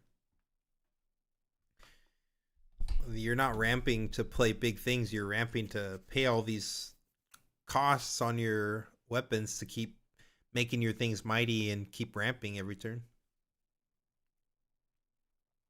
Volibear slander. Hey, I'm #1 Volibear supporter here. I love Volibear. That's another legend I love playing in League too. And Volibear was like the first one I tried to make work this set. And then I realized how miserable it was into Draven. It's not horrible though. It's still not horrible into Draven, but it's not great.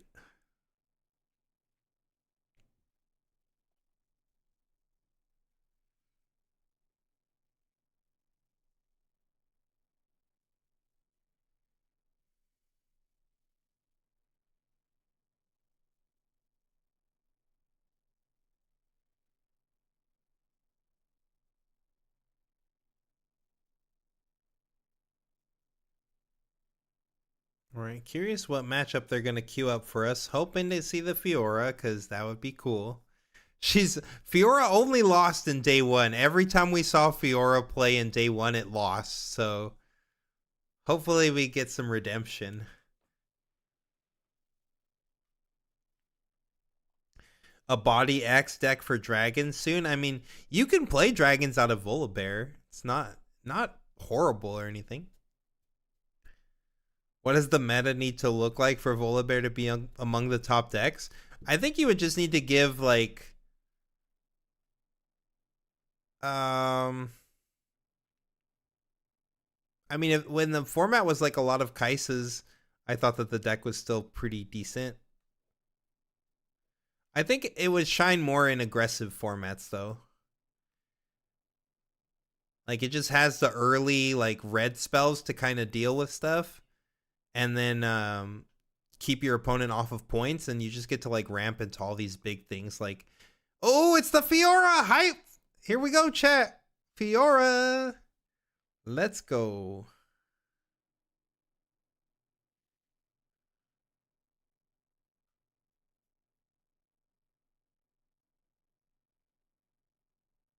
And yep, it's the Sunken Temple.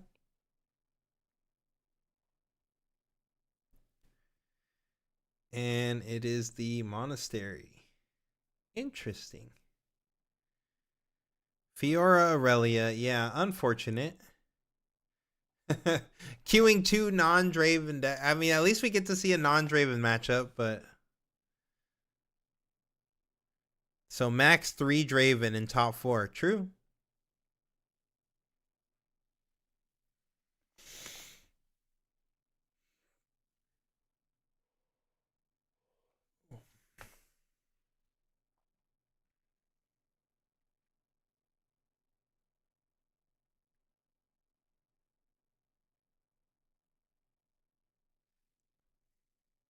Are they allergic to showing Draven? I mean, yeah, probably. They're just trying to pretend like it doesn't exist, right?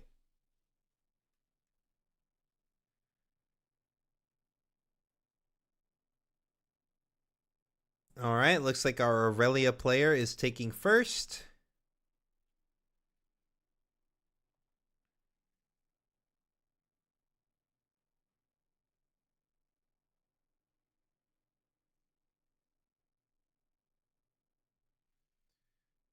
Couldn't see the 2 cards. They're holding a discipline. Oh, they got a Draven there. They've got one that they already put down right away. I'm not sure what that one is, but we're picking. Are we considering holding the Draven? Yeah, I think sending the Draven here is fine.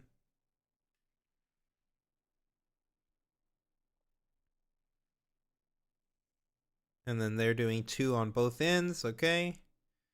Don't know what the Fiora's hand. Okay, we got a set brawler. We got a punch first, a pit rookie, and some other unknown.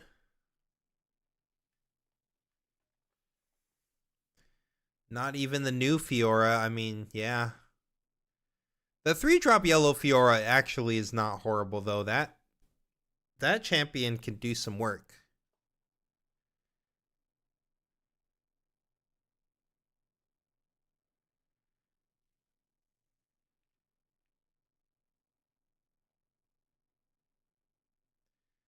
All right, we're starting off with a Lonely Poro. So another Aurelia with the 2-drops. And we're going to be starting us off with a Lucian. That's a good one. Coming back to the Aurelia player. Let's see.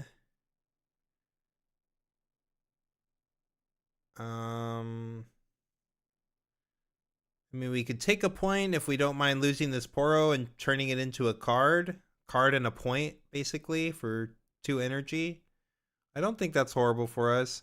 I don't know that I would have sent it to the temple. Because if you just equip one thing on Lucian, now he gets to eat your guy, and he gets to draw a card as well. Like, Fiora doesn't really draw a lot of cards, so if you can keep them off of the, I mean, it's a draw battlefield either way, but I feel like getting to 5 might for Fiora is a lot easier than having a buff. Though we do know that they have the pit rookie in the hand, so like we know that they do have a buff either way, but just something interesting to consider here. Maybe keeping them off of the mighty draw.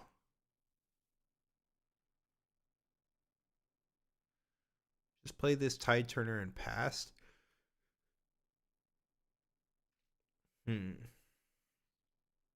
We have a set brawler, so we could just take this side, get an untap, play our set brawler and ramp. Is that all we're gonna do? Looks like it. Yeah, we're tapping 5 here. Here comes the brawler. So for those of you guys who may be unaware, the set brawler gets a buff, And then Fiora reads whenever a unit becomes mighty, which he's a 4, so he'll go up to 5, which makes him mighty. Then you exhaust her and you channel a ruin. So basically we don't pay any power cost for Set Brawler because he makes himself mighty when he comes into play.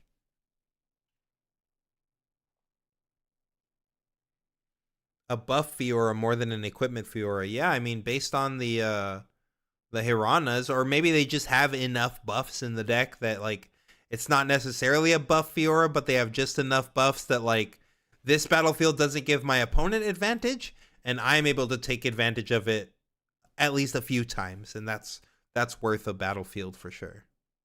If your opponent can't get use out of your battlefield, even if you can only trigger it a few times, if they can trigger it like no times, then that's a pretty good battlefield.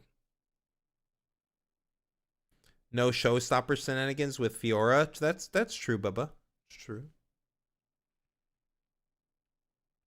Just playing our Aurelia here, I mean, that seems fine. You don't really have a lot of stuff that you have to worry about out of, like, out of body and order. Like, they could challenge you. Like, they could pump up their Set Brawler to, like, 8 or whatever, and then challenge you and clear your Aurelia. That's the only, like, card that's kind of a bit of a pounding here, would be the challenge. But I'm pretty sure I didn't see a challenge in the Fiora player's hand yet. So, yep, and there's the weapon. We're going to put this on to the Lucian. We're going to now use the Fiora to exhaust, get a ruin back.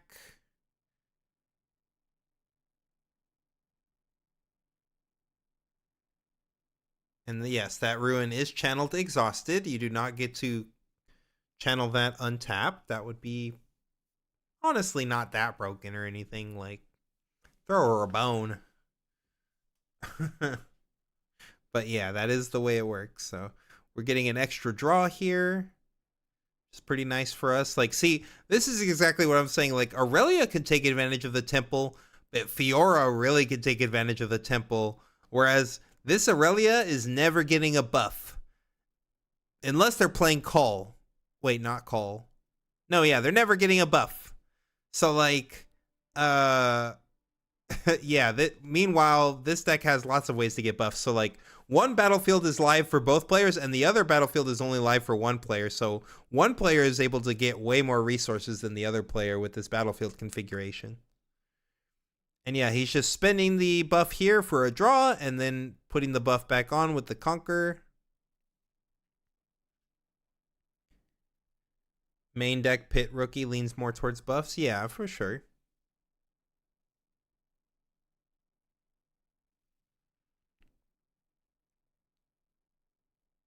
Looks like he's hovering over the Pit Rookie. He's going to buff his Lucian as well.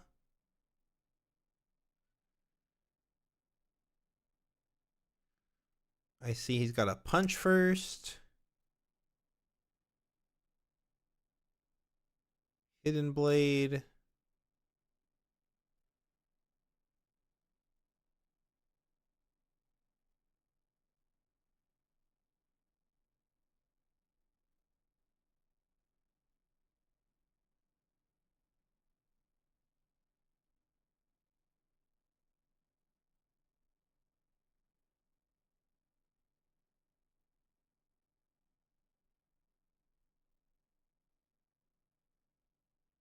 Yep, and he's just passing. Okay.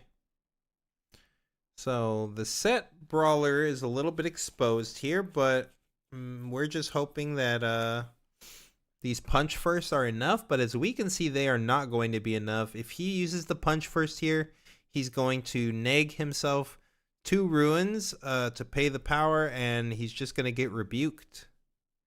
Which I guess is better than dying, but still a little unfortunate.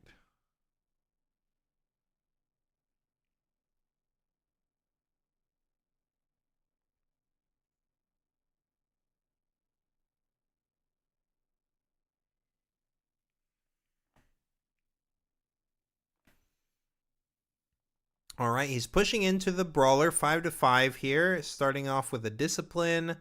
That's going to make her go up to 8. 8-5.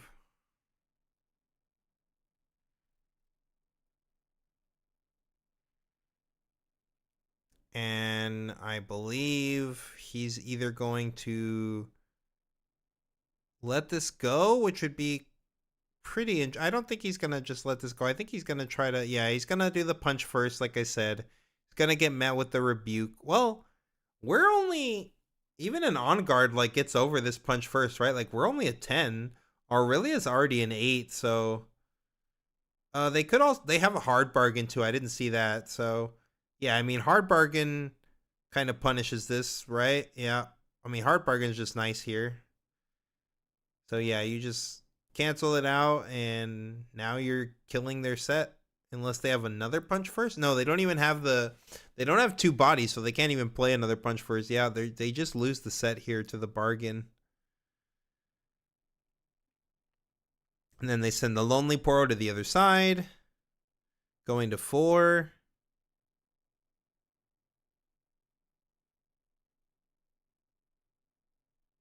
I see a Defiant Dance in the Aurelia player's hand. And a Not So Fast as well. They've still got the Rebuke too. So they've got a pretty good hand there. A lot of interaction. Who gave purple a counterspell? That's true, chat. I don't know. I don't know who thought that one was a good idea, especially when they have this, like, even just the concept of having that with Annie all the time is kind of crazy.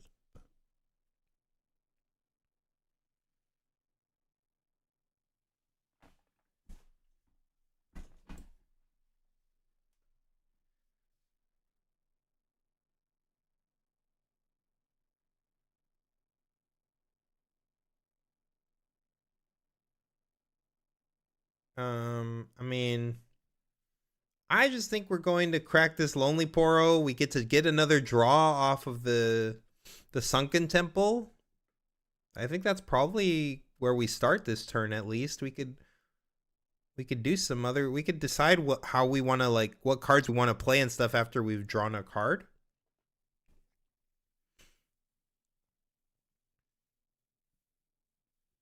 I mean, the thing to consider here basically is, like, if you have enough, if, like, he could potentially be considering, do I want to just play this Lucian and this Fiora, I guess, which is exactly 7 energy. So if he taps 1 to take the draw, then he doesn't have enough to play Lucian and Fiora. But I can't imagine that playing, like, just a 4 for 4 and a 3 for 3 is better than drawing a card here, in my mind at least.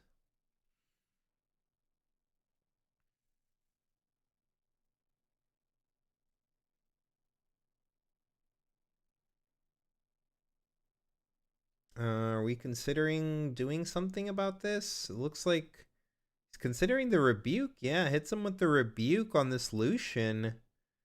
That's not really too big a deal, right? I mean, we can literally just equip up this rookie here, and that's enough to take out the Poro as well. Like, we don't need to take both sides, right? We're just trying to kill this Poro and get to 4 this turn, so... don't really care too much about you bouncing back my 3-drop. Okay, and then this equip's gonna make it mighty, so we can use the Fiora, and here we go again. Now we do know there's a fight or flight on the other side. There was also a Defiant Dance, so Defiant Dance could have stopped it as well. But that's assuming that the Fiora has nothing else and none of the signature spell and whatnot. So a little ballsy to play the Defiant Dance there. I think that it's fine to keep it. And then we've got the Weapon Master coming down, picking up this. Pretty strong. And hiding, I believe that's a Hidden Blade.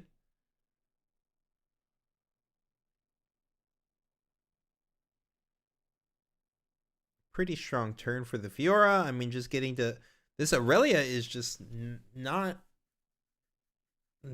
really getting a lot of cards, not really drawing a lot of cards. It's been kind of bunkered down on the monastery rather than hitting its own battlefield, so it hasn't been able to draw cards off of its own sunken temple, whereas the Fiora's been using this sunken temple a lot and getting multiple draws.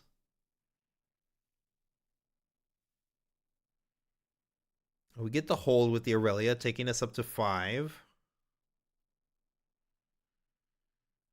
We're looking at staring at 5 on the other side of the board. What is this hidden card? Are we just like fight or flighting ourselves, maybe? Yep, we're gonna fight or flight the Aurelia, which gives us a +1 trigger. We get to move back, and then we could swing it to the other side.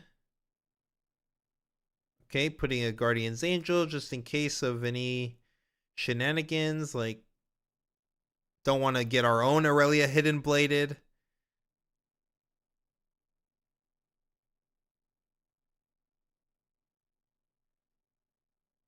And then we move in. We're just going to hidden blade our own guy. Pretty sure. Yep, just drawing 2 cards here.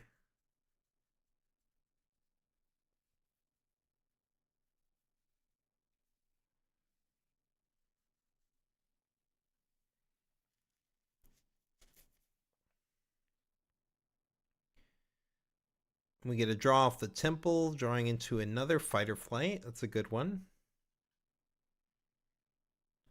Fight or flight's just really strong in this matchup because in this game, unlike in Magic, like equipments cannot be shuffled around unless an effect says so.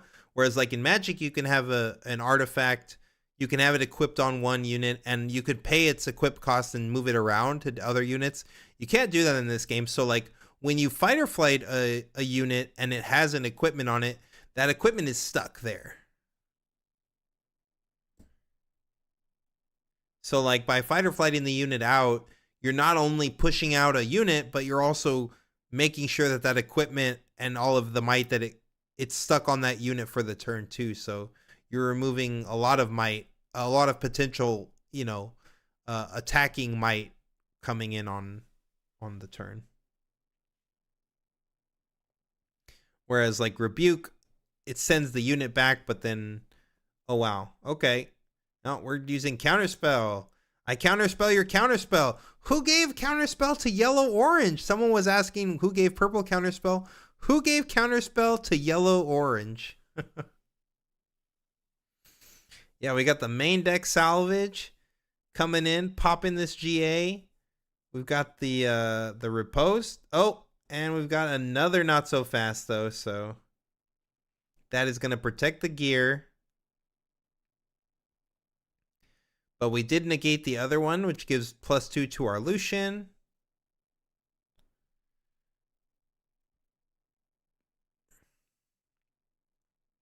Unfortunately, we don't have a riposte to deny his not so fast to stop our other riposte.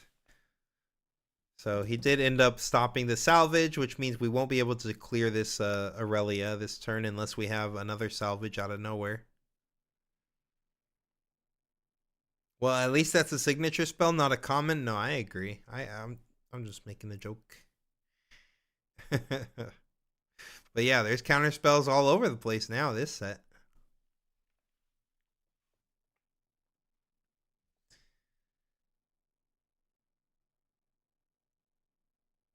All right, Lucian coming in. 3, 4, 5, 6, 7. And Aurelia is only a 5 here. So I'm pretty sure this is a set fight or flight. So I mean, he could just push the Lucian back. Yep. Just going to push the Lucian out. Pretty good. I'd probably be looking at just developing this Fiora from my champion zone probably, and then like equipping it, ramping, and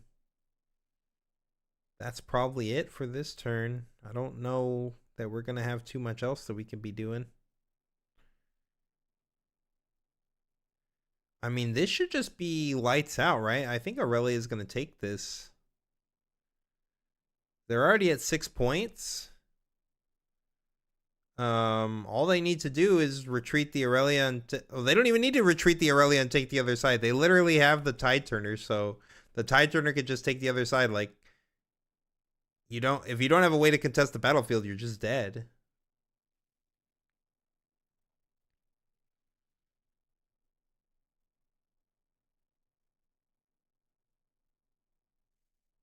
Yeah, exactly. This is GG unless he can do something. I think he has a Hidden Blade in his hand. Yeah, so he has to Hidden Blade this, which feels miserable. And like, all that Aurelia has to do now is just move the Aurelia back home. Okay, well, or he could do this. That's fine too. Like, there was a million ways to do this. Like, all he needed was something to target the Aurelia to untap it with the legend. So yeah. I love that this one player, the Fiora player, just is like giving him the okay every time. He's like, okay. I just thought that was funny. Yeah, I mean, pretty textbook Aurelia beat down, honestly. I think that he played it fine. Didn't see anything too crazy there.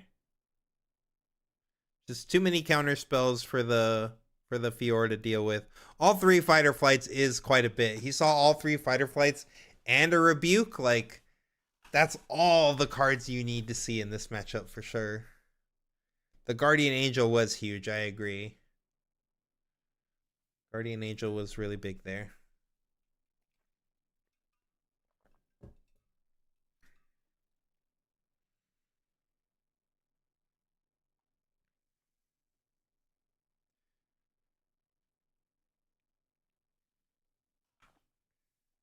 Look quite unplayable for Fiora. I mean, yeah. I think that's one of the things about this format too, at least from our testing so far, is just like, it feels like Draven, like you can build decks to beat Draven, but the more you build to beat Draven, the more you're just like, the worse you are into Aurelia, and you can't just accept that like you're gonna lose to the second most represented or third most represented deck, right? So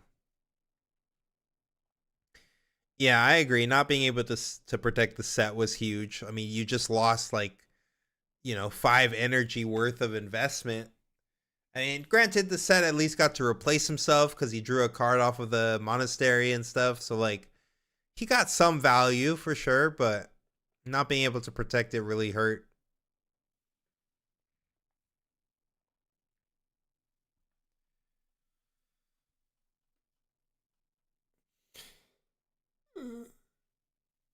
Oh, look. Still got lots more rounds, chat. I'm gonna try not to fall asleep on you. No, I've still got the energy. Just because I'm Team Grandpa don't mean I don't got the energy.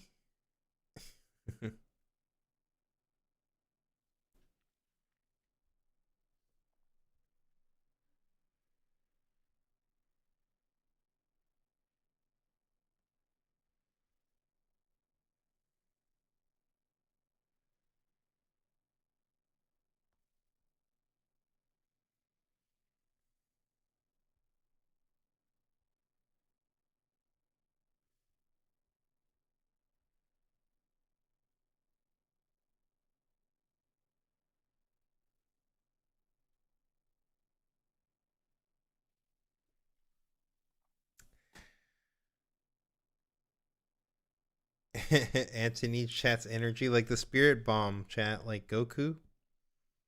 Or is that too dated of a reference? Am I that old?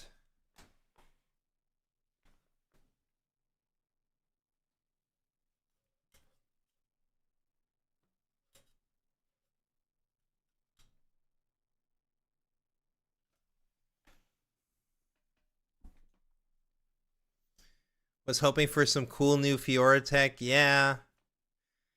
There's no pit crew tech, no pit crew levels of innovation happening in Fiora, unfortunately.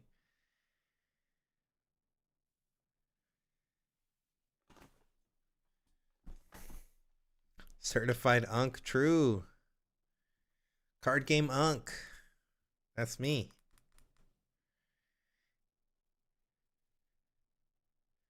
We used to have to track our lives on pen and paper.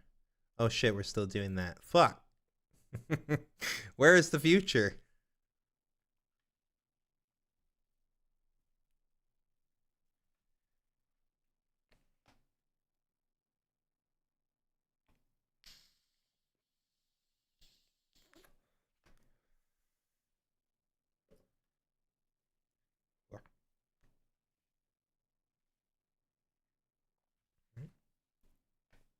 That was weird.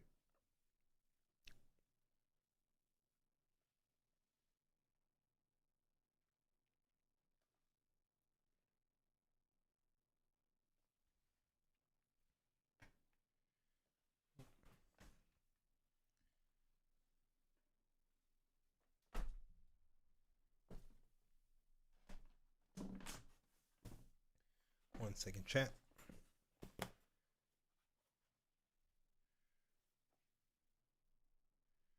Sorry, one sec.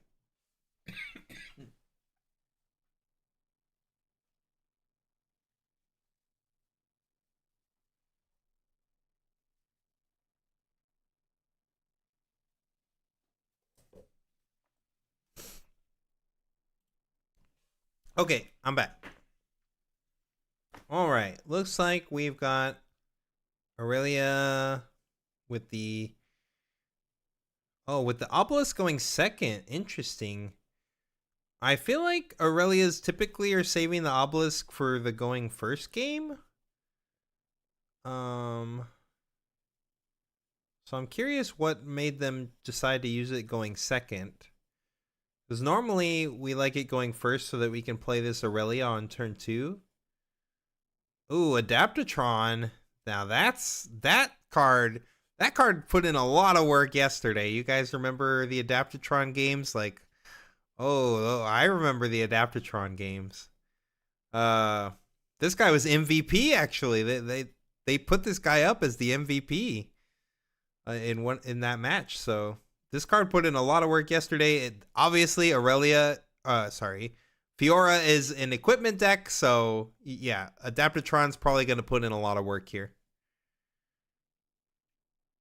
Is this top 8 or top 4? Hello, this is top 8. I wish Camel was 5 energy for 4 might instead of 6 for 5. Yeah, that would be better. Why can't the Camel be the chosen champion? True. You were the chosen Camel.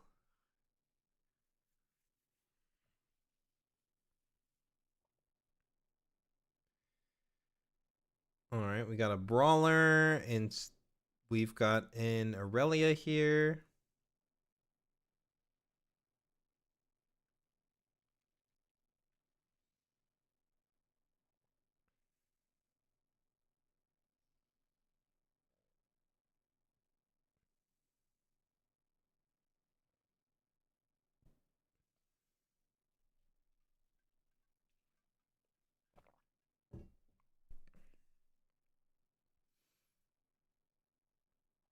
I mean, we don't really have a clean way to deal with this Adaptatron, because like if we try to wall it out, then the Aurelia is going to come beat us up. But if we just leave it there, then we're kind of gated from playing any of our equipment. So a little bit of an awkward spot. I haven't seen the Fiora player's hand. I see like a riposte, but not sure exactly what they have in there. Looks like they're tapping 4. Okay, we're just playing the champion. And 3 for this Lucian. So, yep, just putting more stuff on the board and saying pass. He's not going to commit anything yet, so I think that that's fair. Like, you don't really have a good way to commit to points right now. Lucian is a great way to do that. So now that we have this Lucian on the board, that guy will be able to score points and you don't have the risk of like losing it to the Aurelia. Good morning, CyberBB. Yeah, it's just me. Nobody else can stay up as late as this grandpa can, so it's just me tonight. We're in top 8 right now, so it'll be for this round and 2 more.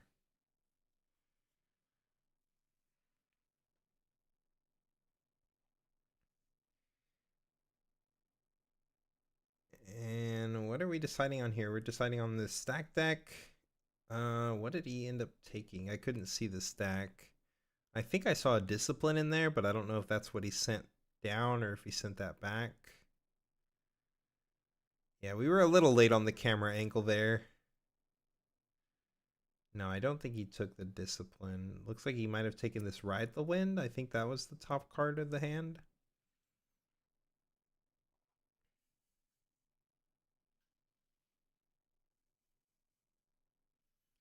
So we're going to be taking probably taking the right side with this Lucian. Yep.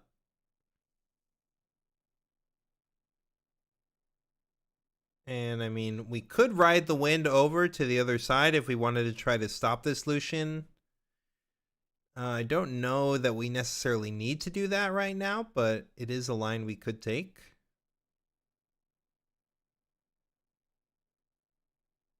Okay, yeah, he's said, okay, yeah, I'm going to do the ride the wind. I mean, it's not horrible. He gets to draw a card off of this.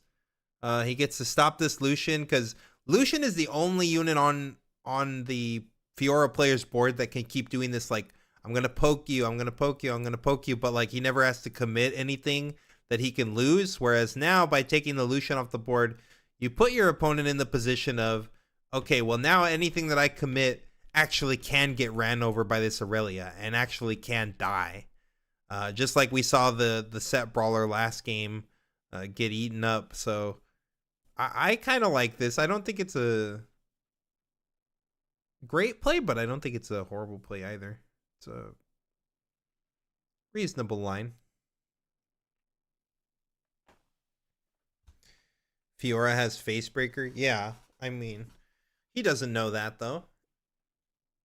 They could also have Defy and other things, right? So like the Fiora player doesn't know what the Aurelia player has, and the Aurelia player doesn't know what the Fiora player has. But I mean, the Aurelia player has five energy up too, so he's still threatening all kinds of stuff and can have a bunch of counter spells up.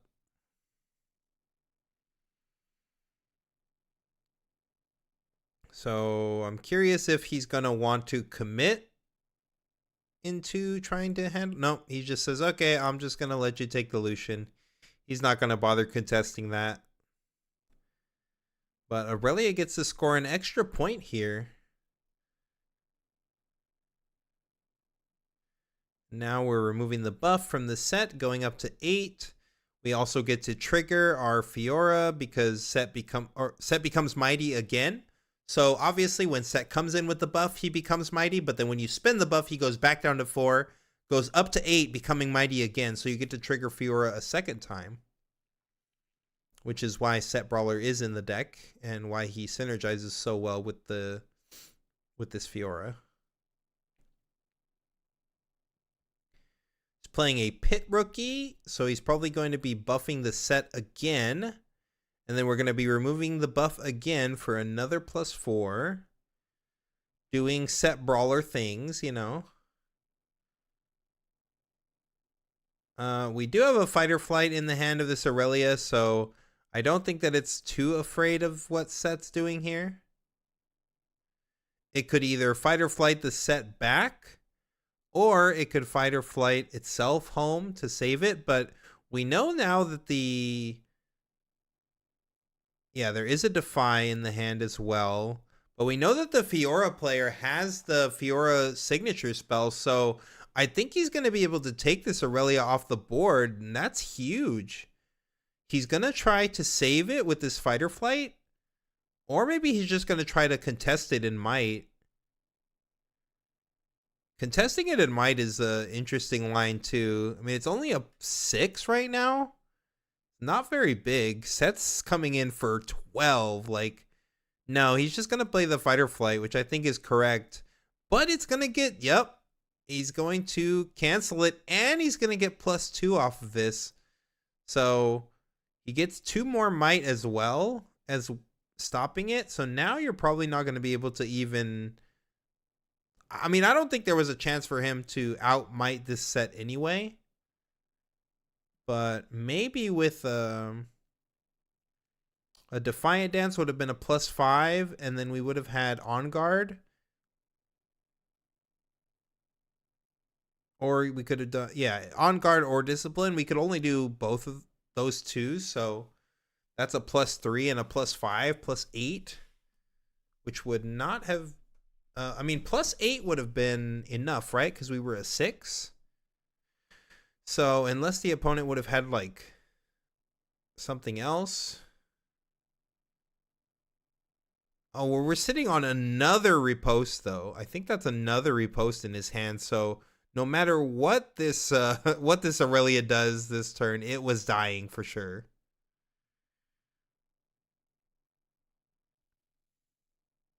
Yes, now this is Fiora Gaming. Just draw 2 ripostes and you're big chillin'.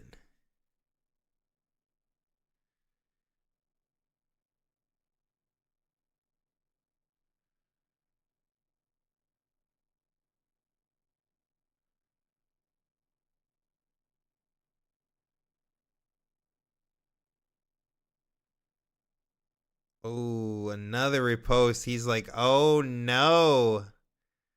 Oh no.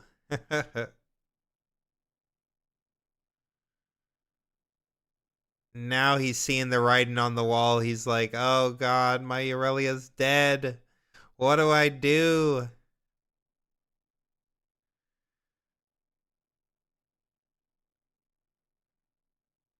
This Adaptatron is like, where's all the gear? What's going on? Yeah, this is looking really good for Aurelia. I mean, sorry, Fiora. I keep saying that. Yes, it's looking great for Fiora.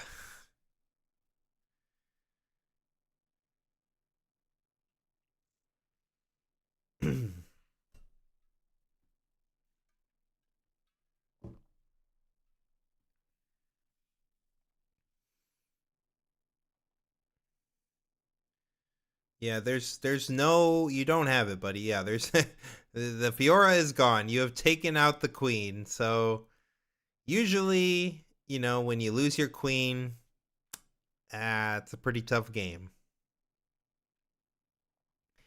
And they're not completely down and out, but I mean, this Adaptatron is not doing it right here. Okay, we do defy the challenge, so we at least still have something on the board, but I mean, this Adaptatron is not very scary. This thing is 3 might. There's nothing for it to kill. Like,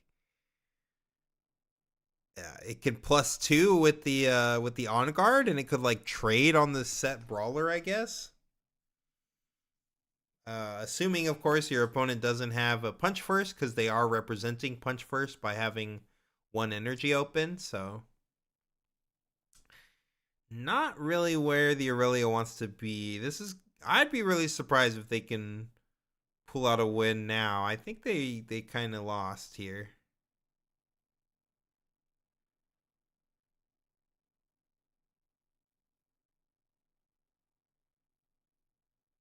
Like, I know it's early in the game to already be calling that, but losing your Aurelia is like backbreaking for this deck. He was definitely not expecting double riposte. Yeah, this is a go game 3. I agree. Like, we could still play a couple more turns, I guess, but yep, okay, he's just trying to like trade on the Fiora, I guess. I mean, with the on guard here, he beats this side, so assuming, of course, that the hidden he could hidden blade the unit if he wanted or something, but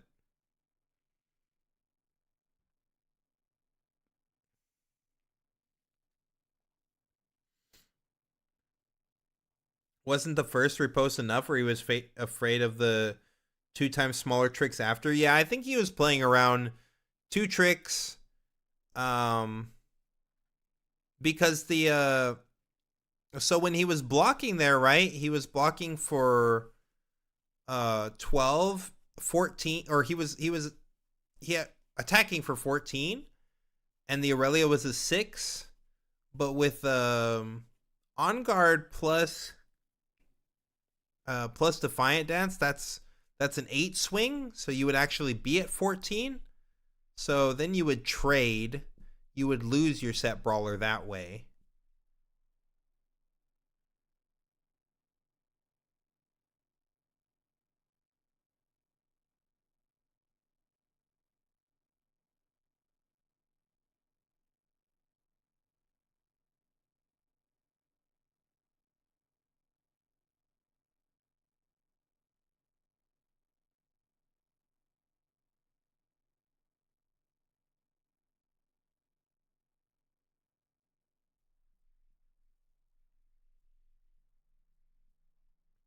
Aurelia is the queen, Adaptatron is the king. So true.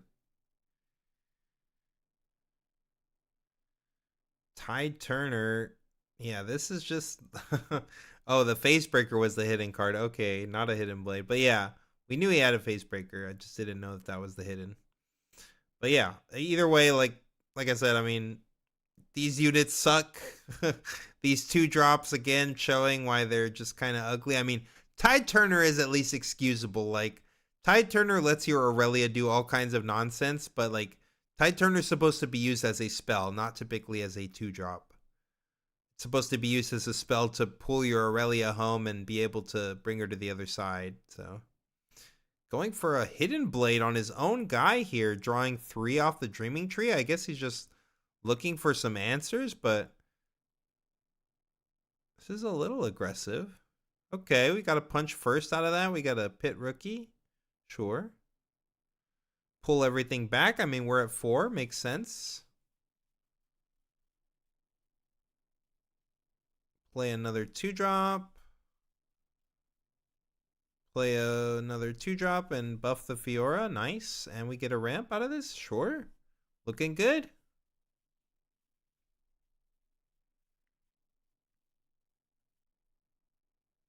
This is why I don't like the 1-man army setups. Also, isn't that fun? Yeah, I mean, different people like different playstyles. I like the 1-man army setup in Ornn. I think that deck gets crazy big. Like, I just like seeing how big I can make an Ornn, but I can understand not wanting to be all in. I mean, I could definitely understand that sentiment. Like, because when you're all in and it doesn't work out, well, your deck just folds, you know? That's a Fiora turn. I'm glad you're enjoying it, chat. That's definitely...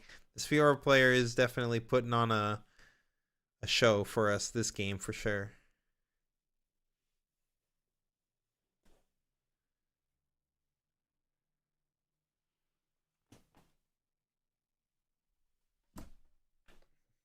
Stellacorn Herder.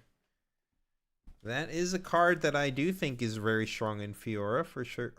I keep switching them up. Aurelia, for sure.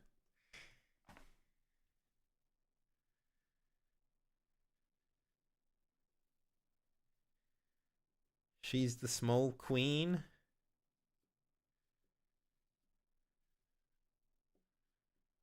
Why doesn't Ornn work against Draven? Because of Brynhir Thundersong. They shut down all your counter spells, and then you rebuke him, and he just dies. All your hard work goes away, and they take the 8th point and they win.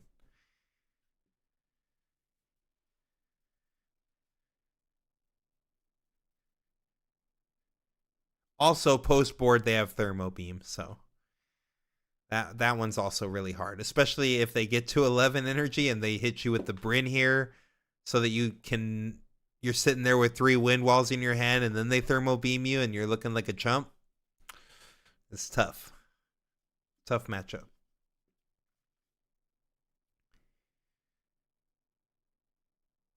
All right, going to 6 here, looking super strong. I mean, we don't need to like do too much. We could play this first mate to just pull the Fiora back and just lose this this 2-drop, which is not a big deal if we lose it.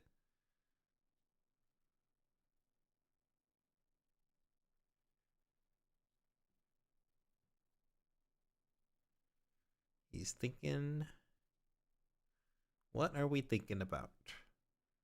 Okay, yep, playing the first mate. I like this. Pull the Fiora back, keep as much might on the board as possible. And okay, he's just passing it off.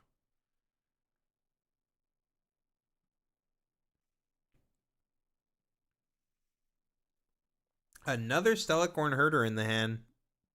And a Lonely Poro, though we do have a Rebuke and a Fighter Flight. Those are 2 good ones. But your opponent's board is very wide right now, so... And your board is very weak.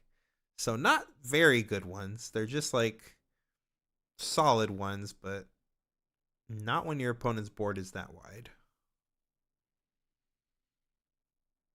Thundercock was underrated in set 1. True. What's my favorite card by artwork? I think that in set 2, I think there's so many cool ones. And I kind of hate to say it, chat. Don't hate me, chat, but I really think that the Draven alternate art legend is super sick looking. I don't even like, I don't like Draven that much, but like, man, his alt art is so sick. I think that all the legends, to be fair, in set 2, I think like the ones that they color match them, like to their actual color pairing, I think those look so sick.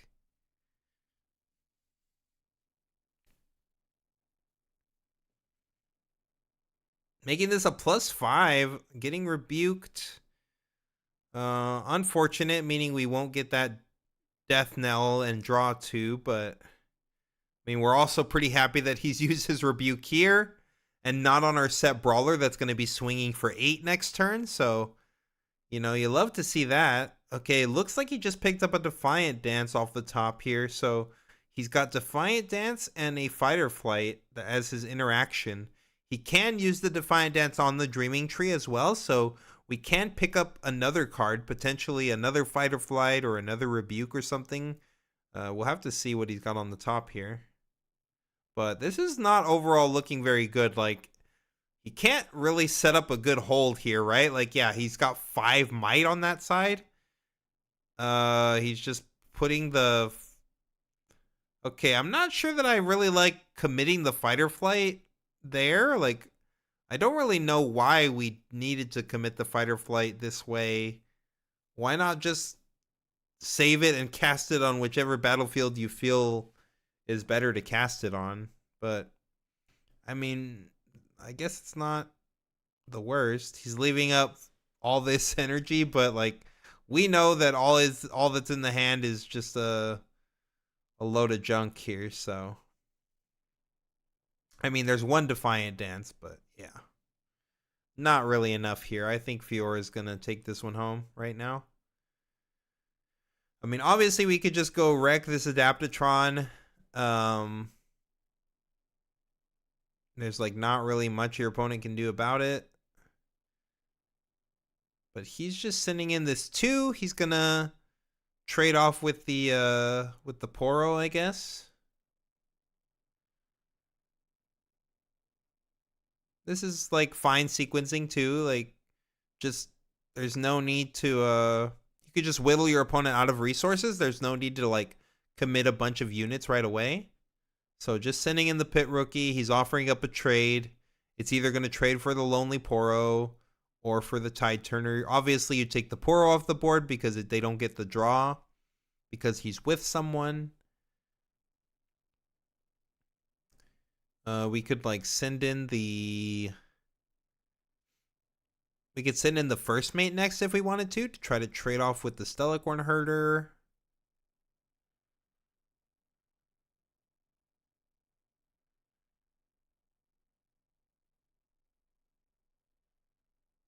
We could also just send the 2-drop in to trade off with the other 2-drop.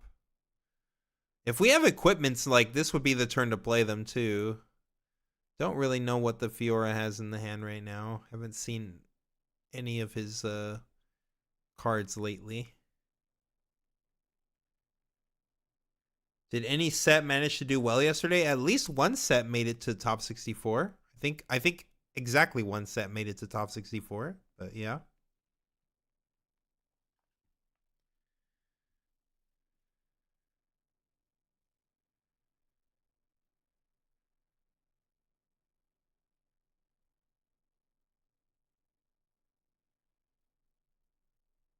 Okay, just committing the Fiora here, 5 to 5. I mean, this is okay too. Okay, he's dropping the Defiant Dance, so we're gonna get a draw off of this with the Dreaming Tree.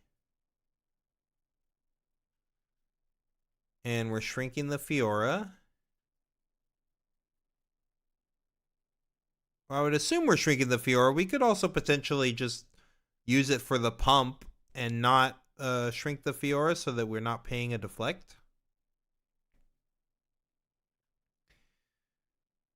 I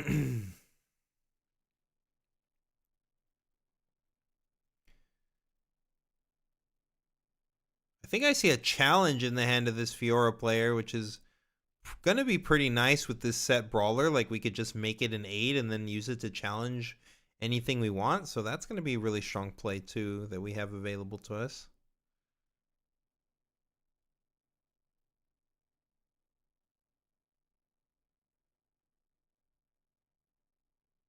Okay, they're telling him something about his Defiant Dance. I think he was trying to put it on the Fiora. I'm not sure what happened there. Okay, drew a Guardian Angel. That is a brick. Doesn't do anything here for us. So he's just basically playing on the table with what's on the table. Like, okay, we're using the challenge here. Interesting.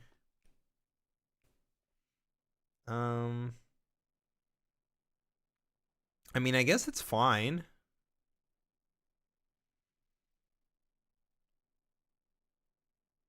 So he's challenging with the Fiora.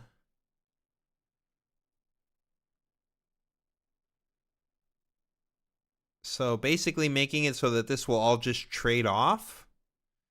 And then if the trade happens, like, you burn the hidden. I don't know that we needed to challenge this way. We could have just used, like, the set Brawler to challenge the herder. Okay.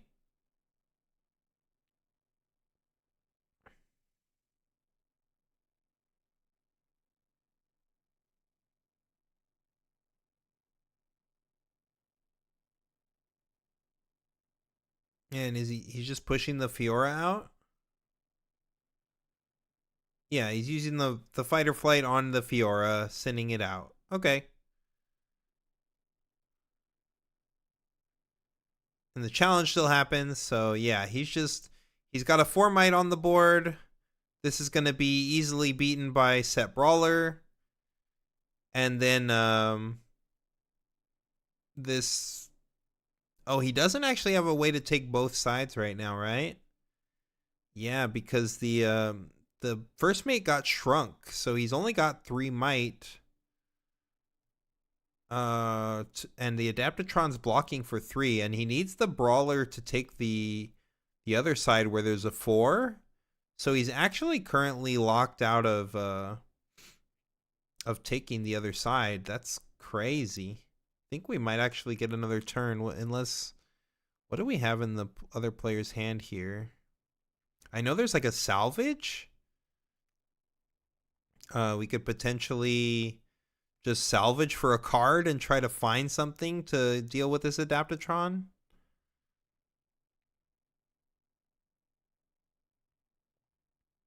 Oh no, yeah, he has an equipment. He's totally fine then. Yep. That's all she wrote. Yep. Go to the next game. Fiora got it.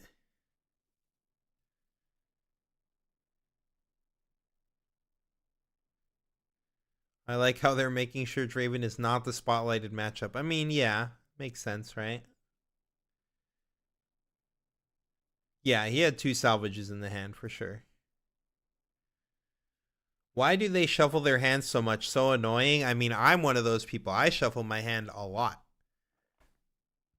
Maybe not as much as I used to. But I definitely do my hand shuffles here and there. But usually, a lot of the times now I try to just put my hand down on the table and just let my opponent... I focus more on what my opponent's doing and watching his game actions and what he's doing. And I'll pick up my hand only if I like need to respond. But sometimes I'm just sitting there whiffing my hand around for sure.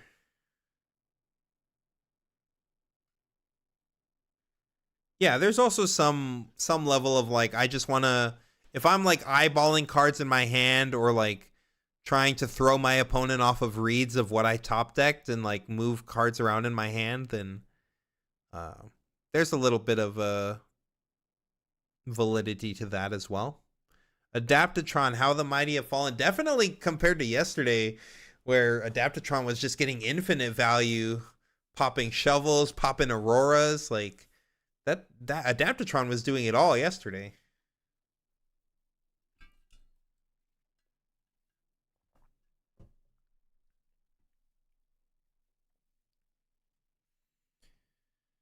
Going to a game 3.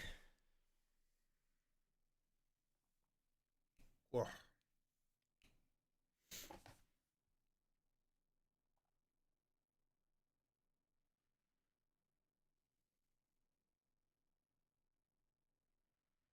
Is it top cut or still the final rounds of Swifts? No, this is top cut.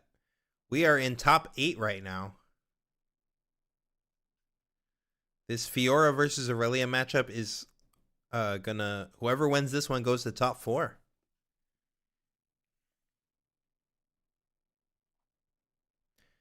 I like shuffling on my turn while I'm thinking. Yeah, usually I think I hand shuffle more on my own turns for sure than my opponent's turns.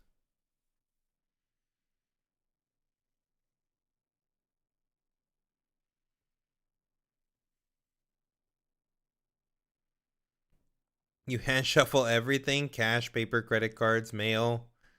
True.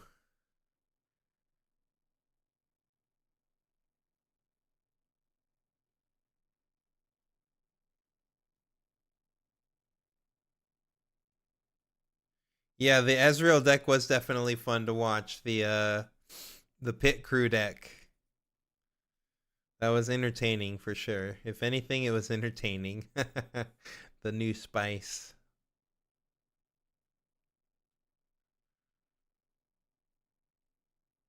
Adapt to Chad. True.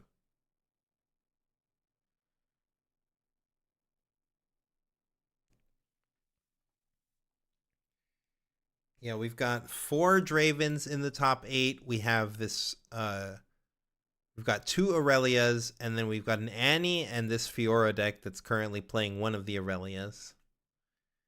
So top 4 will either be Aurelia and another Fiora, and we'll have to see how many Dravens got paired into each other this round. We're not sure what the bracket is exactly. Like, we see the bracket, but we don't know what these players are on. Like, there's no indicator of what legends they're playing. So, like, even though we see the bracket, unless we know what decks they're playing, that doesn't really tell us, what's playing what.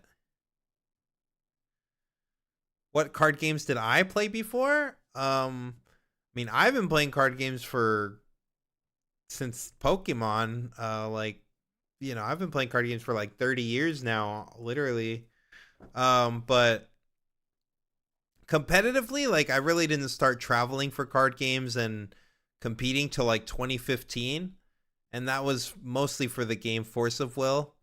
I had traveled just a little bit for Legend of the Five Rings, like just a little bit the year before I started the Force of Will thing, but only like I was living in Texas and I went to like New Mexico. Like it was just like a couple hour drive. It wasn't anything crazy.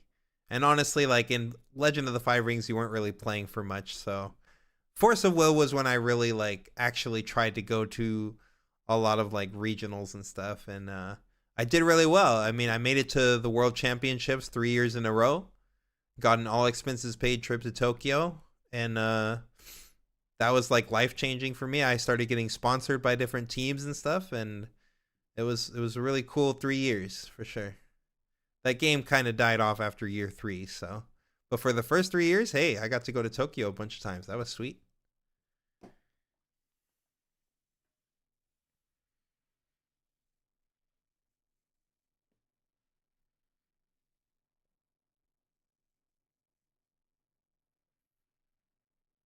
And before I came to Riftbound, I was playing One Piece.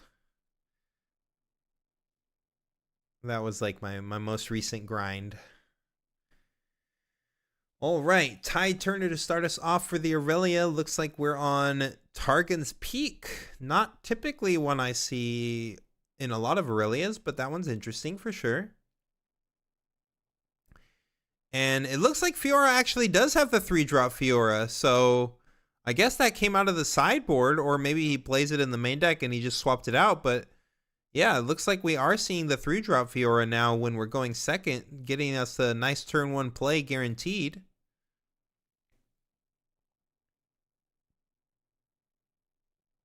Yeah, the Chosen Champ swap, exactly. It's pretty cool, pretty cool.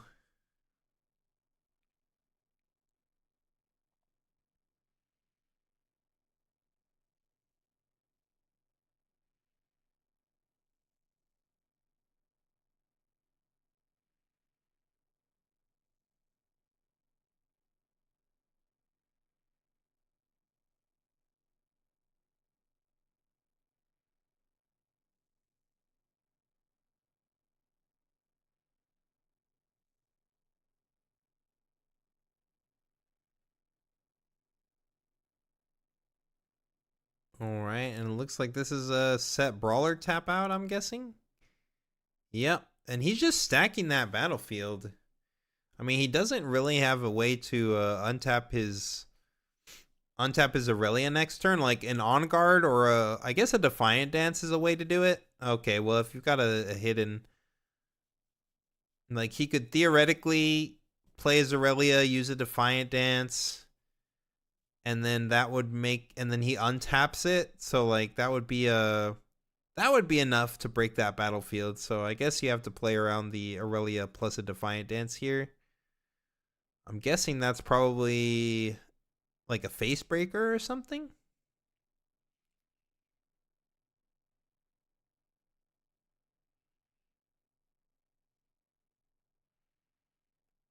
Yeah, he's just playing the Aurelia and saying pass, so.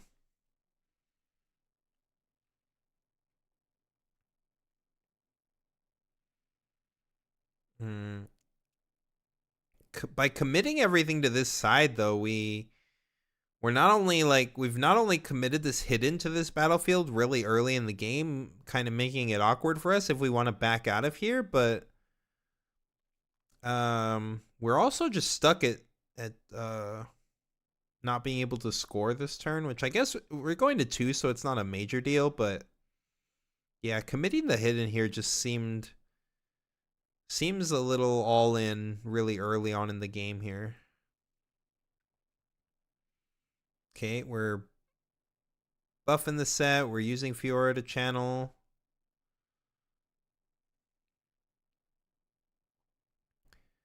Are we about to throw out a challenge here? Is there a challenge in the hand I see? He's thinking about maybe a Defy. If it is. Oh, no, that's a Pit Rookie. Okay. But what are we making this so big for? What's the big move here?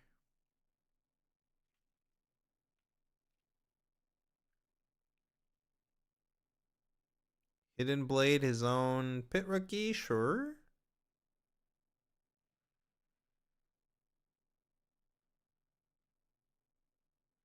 Okay, there's a Riposte. I mean, that's a good card. And okay, now we've got the challenge plus a Riposte. Oh, with the Defy, hit him with the Riposte. Yup. And he's saying, I'm taking your queen again, buddy. Oh my, the Riposte coming in clutch, taking the queen 2 games in a row. And now this Aurelia player is once again in the same position of what do I do? All I have is this 2-drop. Oh my. I think this Fiora might be going to top 4. Yes, I agree. The sequencing of this was not correct, for sure. Hidden Blade, big brain. Yeah, I guess. I mean, drawing the riposte, he's like, oh, well, now I don't even have to think about this challenge. Like, we're all in, baby. No punish.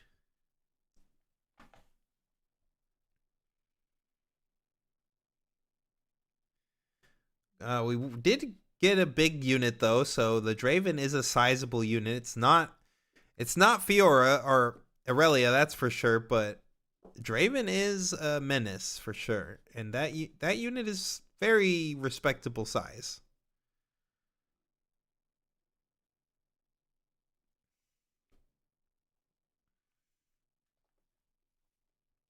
I see an On Guard in the hand of the Aurelia over here. Not sure what other combat tricks we have.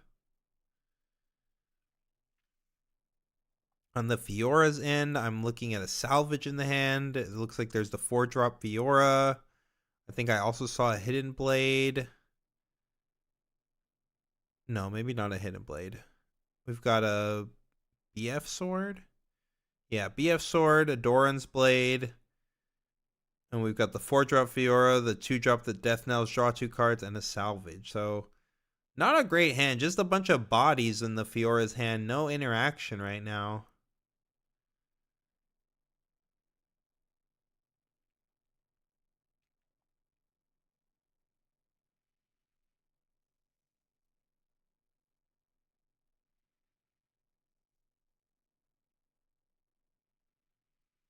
I think in this position, I just kind of like, because the Fiora could just like untap your set if it becomes mighty, right? So you could send set in on one of those sides, and then you could well, no, I guess it would depend on your opponent having no interaction, and that's probably not gonna happen. So yeah, no, don't really like that line either. Okay. I mean, Doran's here is fine. Equip it to the set. We can now go get a draw. Oh no, he's saying I'm gonna go take your Tide Turner off the board. I mean, set's coming in for 6 here. So notably, a Defiant Dance would be enough to make this a trade, which would not be great. He looks like he's eyeing. There's a Discipline in the hand. That's not enough to trade, though. I see a Ride the Wind. I mean, he could theoretically ride the wind this Tide Turner over to the other side. He also has the option to ride the wind in the Draven on that side to try to use the Draven to conquer, but I don't think that's a very good idea. Oh. I just don't... just pick up your hand. Let me see what you got. He just pulled that Ride the Wind to the front. I don't know if he's thinking of sending the Tide Turner to the other side to just score to 4.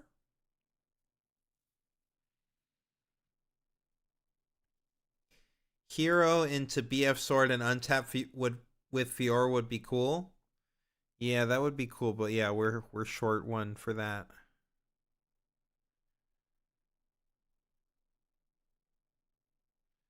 Okay, he's just letting the set take it.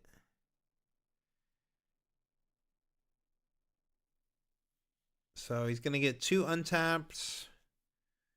I don't really think that he had enough interaction to contest the set, so I think that it makes sense to just let him take it here.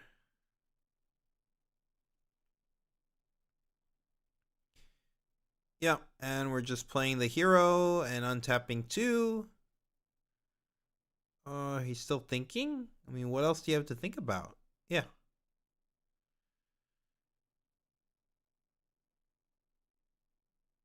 All right.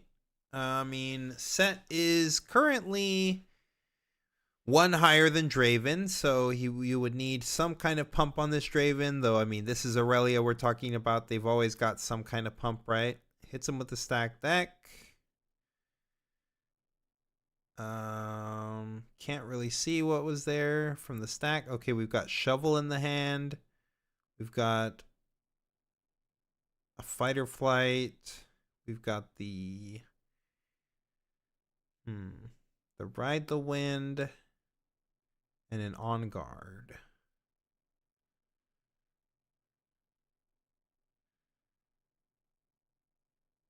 And I'm not sure what the 3 are for the stack deck, but he put one into his hand. Yep, camera too slow again. The camera's always too slow for the stack deck, man.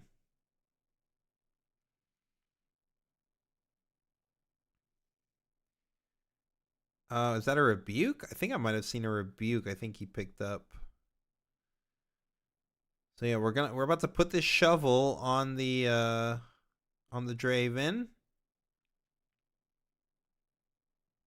making him an 8, which is 2 higher than Set over there, and I think he's actually gonna try to take it. Oh no, he's just going for the safe play, playing on this side. And he's salvaging it. Oh, that's pretty good. Action speed salvage. This denies him using the shovel to bring back a unit. Can't say he looks too happy about that. Yep, no defy. So shovel dies. I get to draw a card. Pretty nice. Ooh, I think he drew into a punch first. That is a good one.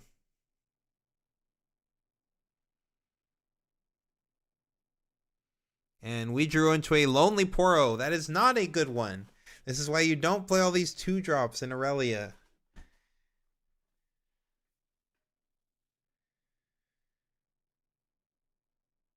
Like, even if you don't want to make it all protect the queen, like, make it protect the Stellacorn herder or something else. Like, not these 2s. These 2s are so miserable to draw into.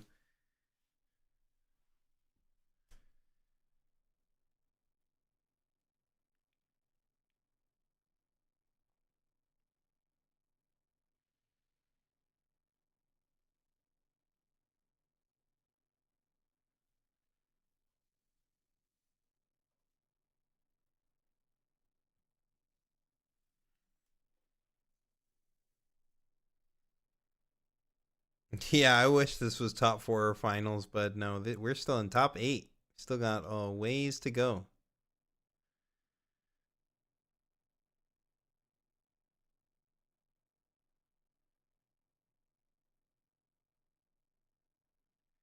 Draven here with the hidden card.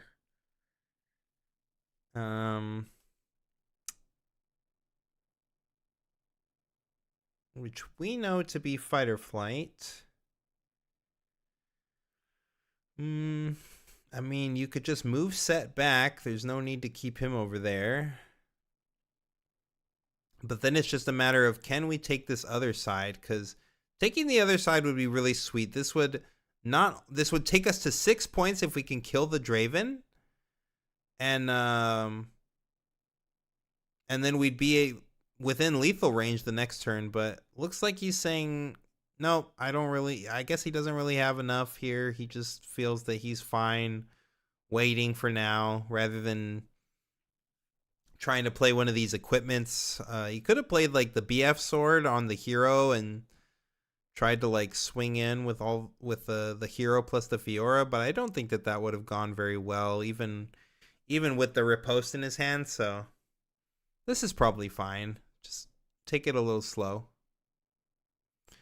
I mean, by him hiding here, again, he's committed the Draven to this battlefield now, so. And then Set can come in next turn with his big freaking numbers and make it pretty tough for this Draven.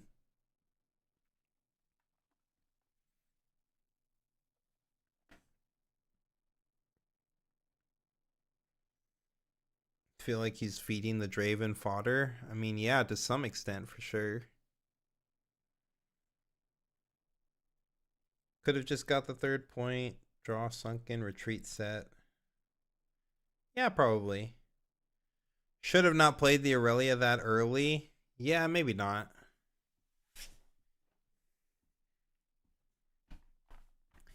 Fiora taking the entire thing. Whoa.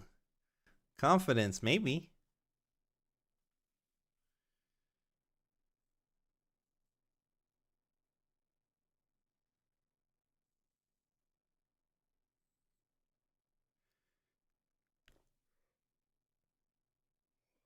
Sorry, chat. Getting late out here. All right, we've got the Lonely Poro.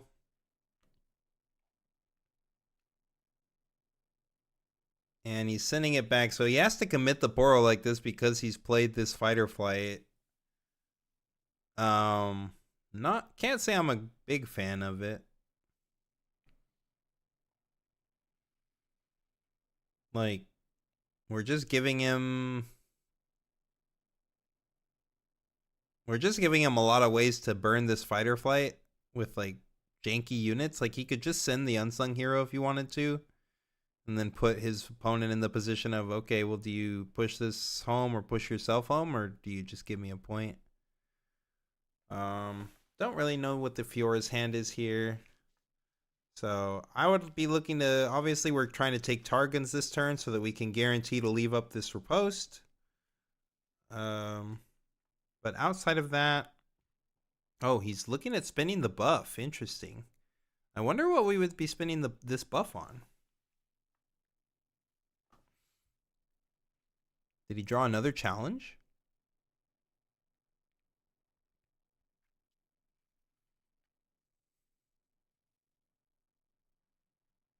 How late is it at where I'm at? It is currently 2 in the morning. Not crazy late, honestly, but I just ran the 11-hour stream yesterday and I'm running it back again today, so I didn't get I wish I could say I got better sleep than I did in between the two streams, but it was a little rough for me today, but that's okay. If both Aurelias lose in top 4, who gets the medal card? Whoever had the better breakers, I think.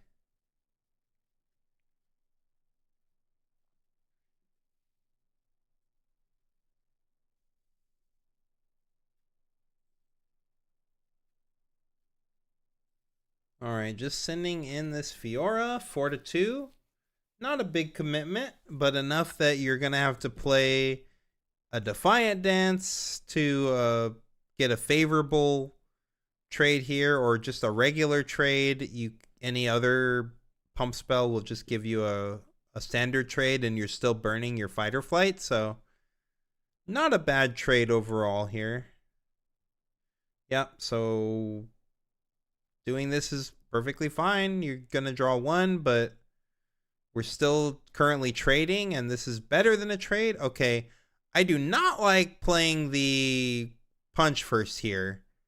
I do not think you should be playing this punch first. I was totally fine just trading Fiora off for this Poro, because then you're still burning a fight or flight. Like, if they just pass, like, yes, you're losing your Fiora, but you're killing their guy and their fight or flight. You're only leaving them with one guy on the board.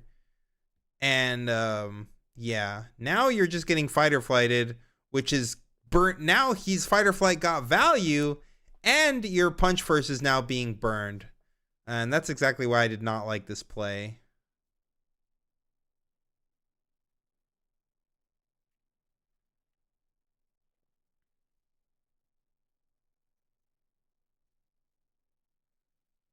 So he's gonna use the Fiora to untap the Fiora, though. So I mean, that's still strong for sure.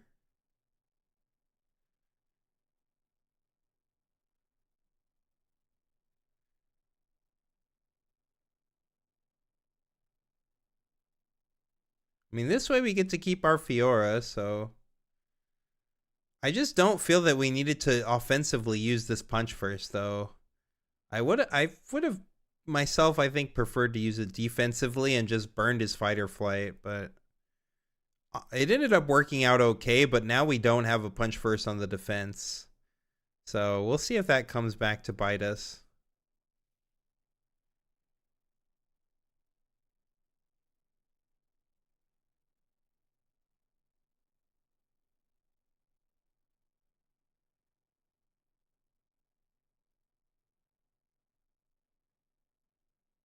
Yeah, she untaps, but like I said, I mean, I still don't know that I necessarily like that. I get that the untap is fine, but I would have rather had this punch first on the defense.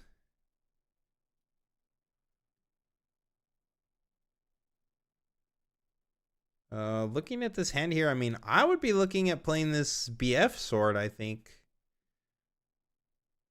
I guess you could add another body on the board, but I'm just looking to put more might on the board. Probably put it on this hero and, you know, like, I guess Draven is threatening potential lethal with like Ride the Wind, which is what he's considering here.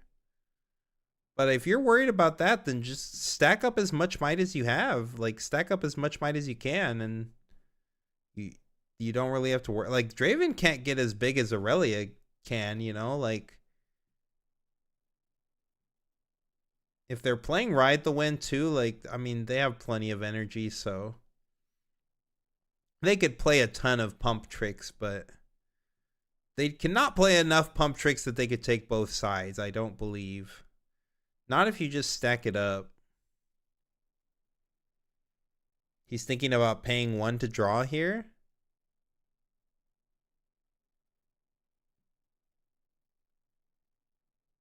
I mean, he's still touching his cards, so I'm not sure if he missed that trigger or if he just decided not to draw.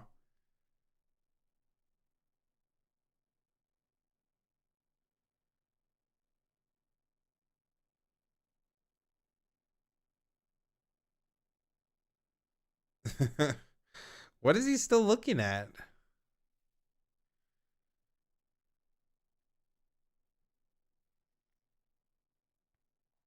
Appreciate the commentary. Yeah, no problem.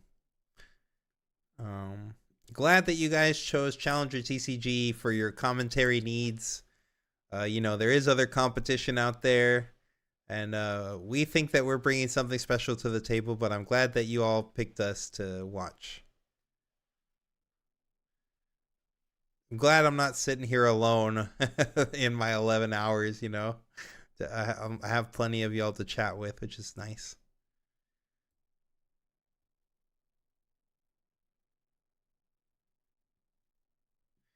All right, we've got the BF sword. Like I said, this is what I liked. Yep, BF sword on the hero. I'm a fan of this move.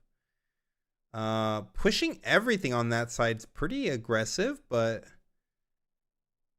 I mean, we're not really worried about Draven too much. We have Fiora. I mean, this Fiora is no longer mighty, right? So she doesn't have that +5 and all these keywords anymore, but if she can get mighty, like say with an equipment or something here, then she could gank over to the other side and take the... I mean, if she beats Draven, she takes the final point, so... Yeah, what has Draven got in the hand over here? I know he's got that fighter flight. Stellacorn Herder. I see an On Guard.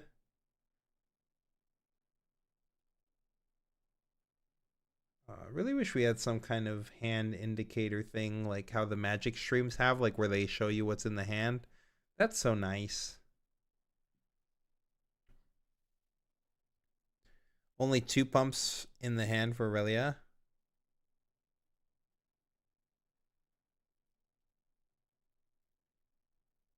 How does this game fare against Magic the Gathering? I mean, I like this game more than Magic the Gathering. I prefer not to have to draw my lands, so I'm a big fan of that.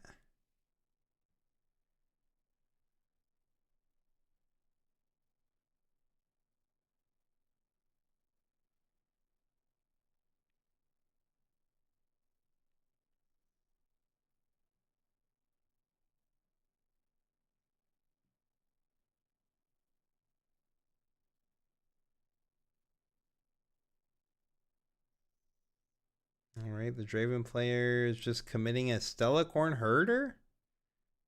And then is that going to be it? Playing a 2-drop here, maybe? No, he's riding the wind with the Stellacorn Herder. Sure, yeah, we could take the 6 point this way and draw 2 cards. It's not bad.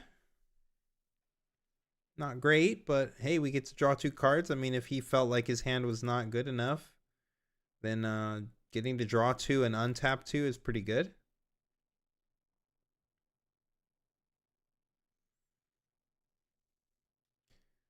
Just going to 6 here.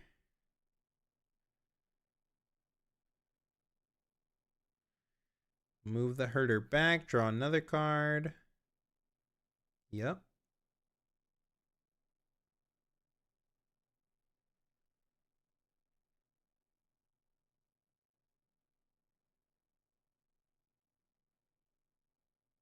Wait, yeah, you can't play the Tide Turner to a battlefield you don't control, buddy. Yep, you already played it. Sorry. Ooh, a little bit of a misplay there from our Aurelia player. That is a bit of a blunder for sure.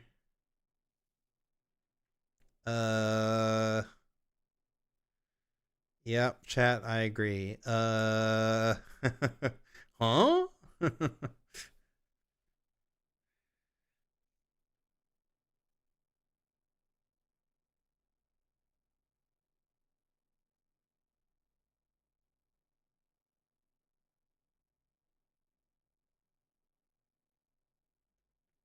No disrespect to others, but I like that it's like they are all color casters commentating on what's happening, and this is the only analyst caster. True.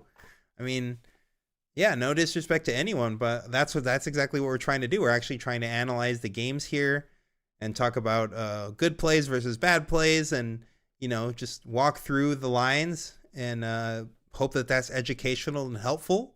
And I'm glad to hear that it is.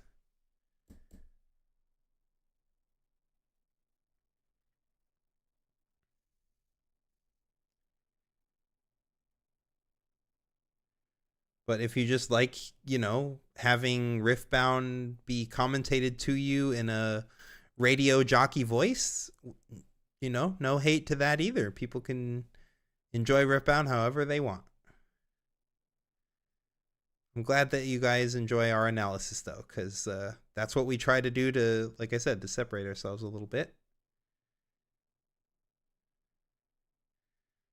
Thankfully, my brain hasn't fried enough in this late night that I can still analyze these games. Okay. We played Lucian in the back. What? Did we not get a Weapon Master trigger or something? What is going on here?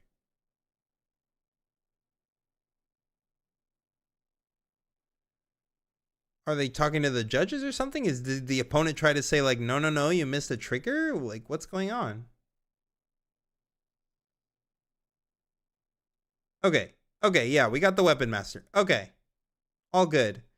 So we get a ramp here. We can use the Fiora to untap the Lucian.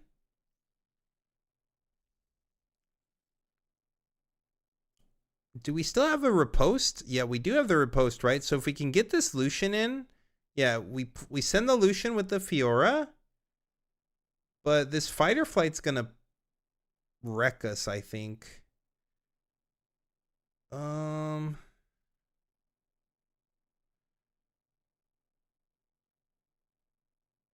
Yeah, he's gonna fight or flight the Lucian. Ooh, and if this Draven hits here, he just... Oh, wait, challenge? Oh, he's about to challenge this Draven? And that's lethal. That's lethal, chat, because he's going to die while in combat, which he scores 1 point. And then, nope, riposte. GG's. That's it. Yeah. Oh, Fiora! Hey! Getting there. Good job.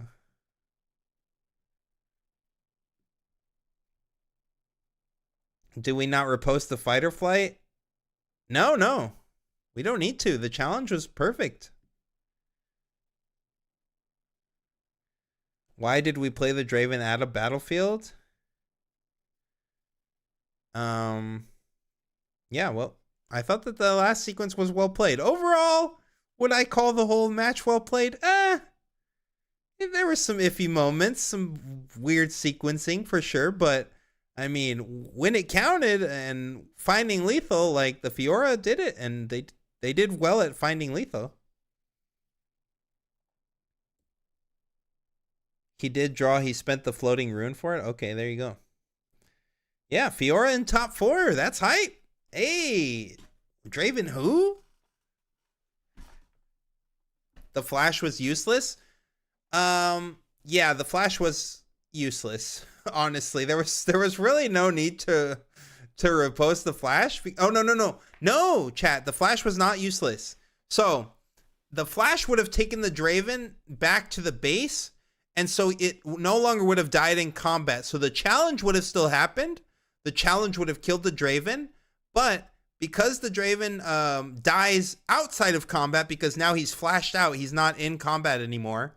So it dies, but you don't score the point. So they wouldn't score the 7th point and then get the 8th point from the Conquer. So they needed the Draven to stay in the combat in order for it to die in combat, which is what the repost on the flash allowed it to do.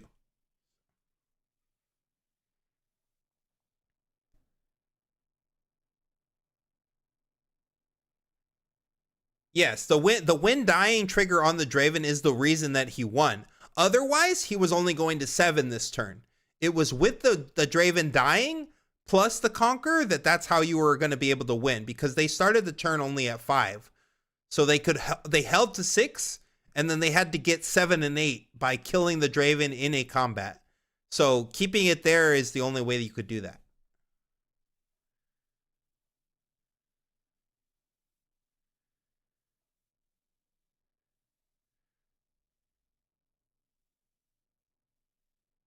The Challenger TCG better put respect on Fiora's name. No comment. But shout out to this player for doing well with it. Challenge does not make it a combat. No, Challenge just says that these two things, like, they fight each other. They deal their damage to each other, but that's not creating a combat. A combat is a specific thing that happens when you enter a battlefield and you go into a showdown.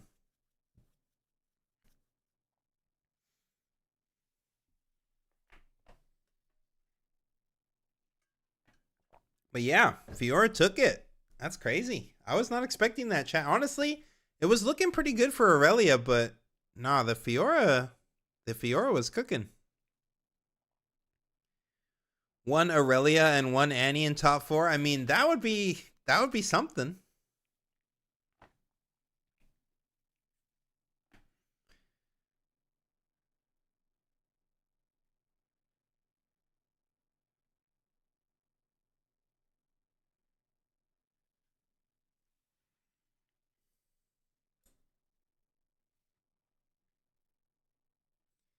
All right, so we've just got top 4 to go. Top 4 in finals. Fiora's in there. Who else will make it? Will it be Fiora and 3 Dravens? Or will it be a mixture? We'll have to see. Riposte was definitely the MVP. Riposte won him double Riposte won him game 2 by far. And then Riposte won him the game here as well, so. But I would almost argue, based on these games, that Challenge was actually the MVP. The Riposte obviously let the challenge happen every time, but the challenge was really what was actually winning him these games, like challenging the Aurelia off the board that in game 2, challenging the Draven for that final point. Like, Challenge was putting in work. How do you score 1 point from killing the Draven? Because Purple Draven says when this card dies in a combat, then your opponent, you pick an opponent, which obviously in 1v1 there's only one opponent, so you have to pick your opponent, and they score a point. So they get to score an additional point by killing your Draven in a combat. That's what his effect is. That's his downside. He scores extra points when he wins a combat, but when he dies in a combat, he gives your opponent a point.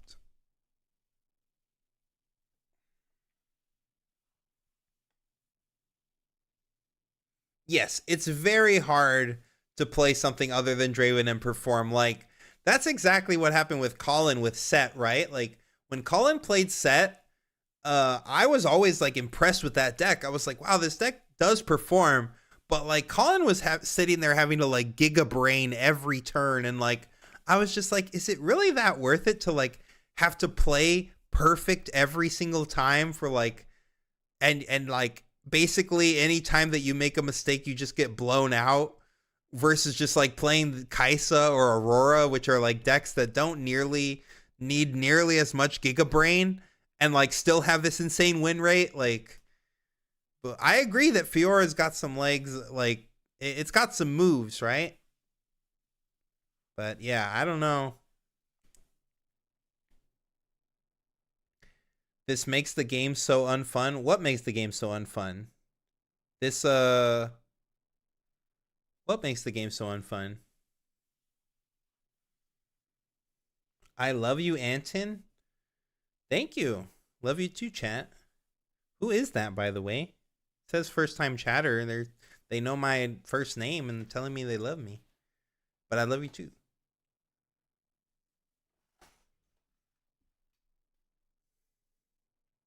Leo, oh. Is that how you make a heart? There you go.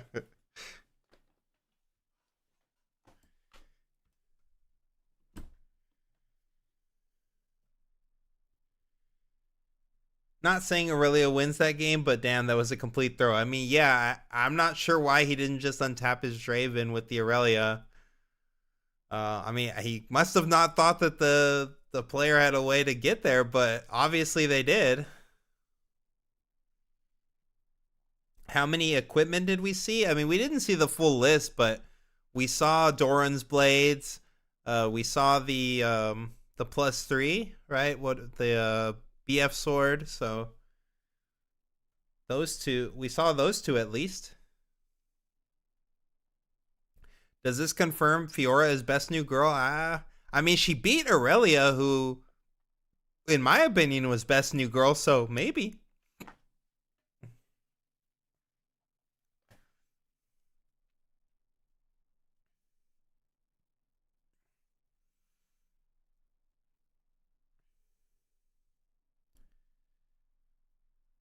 The idea that we have Draven in China that totally dominates the meta. I saw 64 decks in the first cut. 64 decks? Well, there was 40 Dravens in the top 64, which I am not defending, by the way, but not all top 64 was Draven. And we just got Fiora in the top 4, so I mean, we'll see how much meta share Draven ultimately is. Like, I agree that deck is too strong by far, but like, obviously, like, even Fiora can get into top 4 here.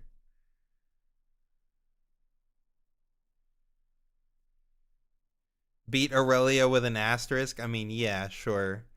But I mean, come on, Cyber, like, that's every match we watch in these Chinese regionals, to be fair. Like, there's lots of asterisks in these freaking, like, matches. There's so much blunders and misplays. Like, that's why we're analyzing these games. That's why we're sitting here.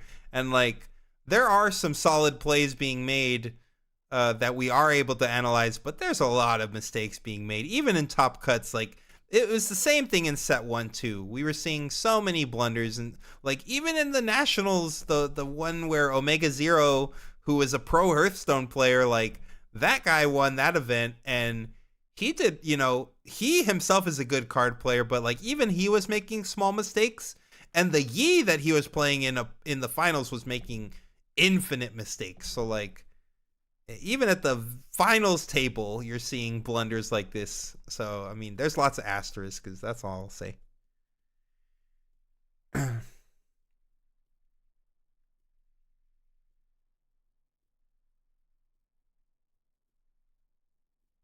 Yeah, of course. In the US, there are mistakes happening too. Yeah, for sure, for sure.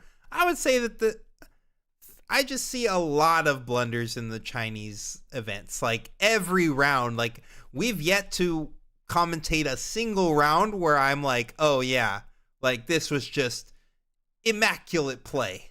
And I'm not sitting here saying that I always make the best plays either. Like, I analyze my own games. I go back and look at VODs and stuff, and I'll see things that I may have made slight sequencing errors on or mistakes, but like, we're just talking some like major rookie blunders that we've been seeing quite a bit of. Like in day one, okay, it's a little more excusable. You know, day one, we're looking at Swiss. We're looking at they're throwing on stream matches of people who are X3. Like, sure, whatever, that's fine. But in Top Cut, you know, usually if you make it to Top Cut, I would expect some of these obvious blunders to not be happening, and they still do, and that's fine, you know. But that's just something to keep in mind.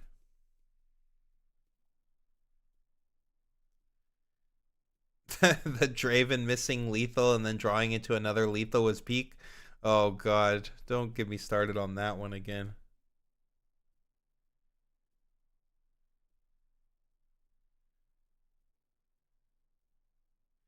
It's also you can't defend against everything, so players from China tend to make 50-50 plays.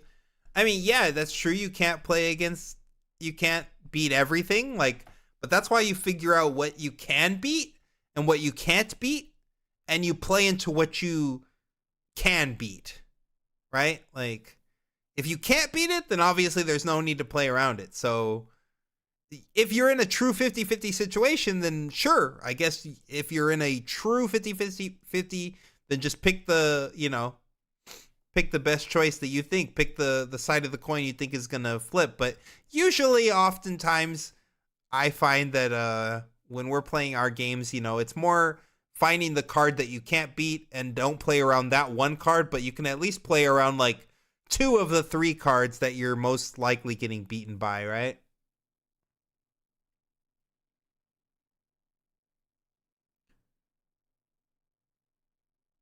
Where can you find the top 64 Ari list? No idea. We haven't seen any list posted yet. At least that I know of. I'm just stuck here running the stream, so maybe there has been lists posted out there, but I'm not sure where you would find it. They haven't shown us anything on the stream, so I've just been here watching the stream. Colin just needed to attack for the final point, and he went for holding. But Colin is a beast. Yeah, Colin is a beast. I agree.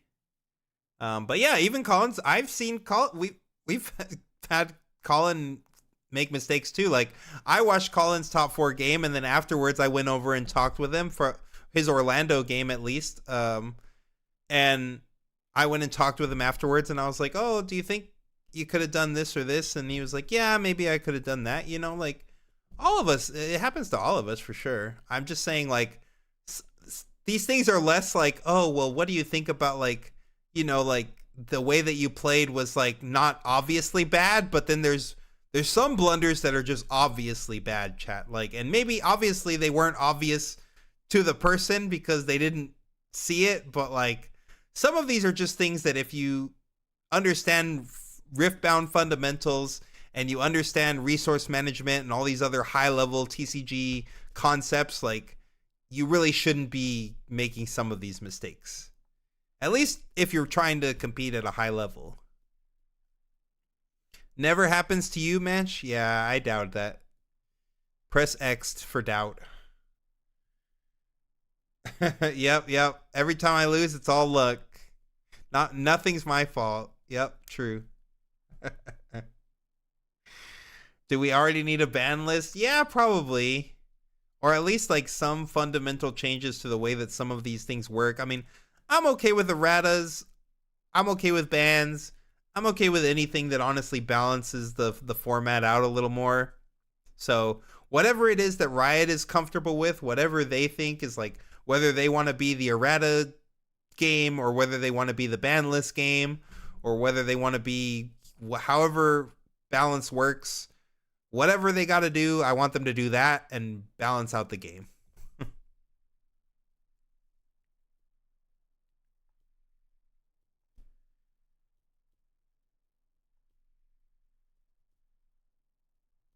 Your mom VOD reviewed your games.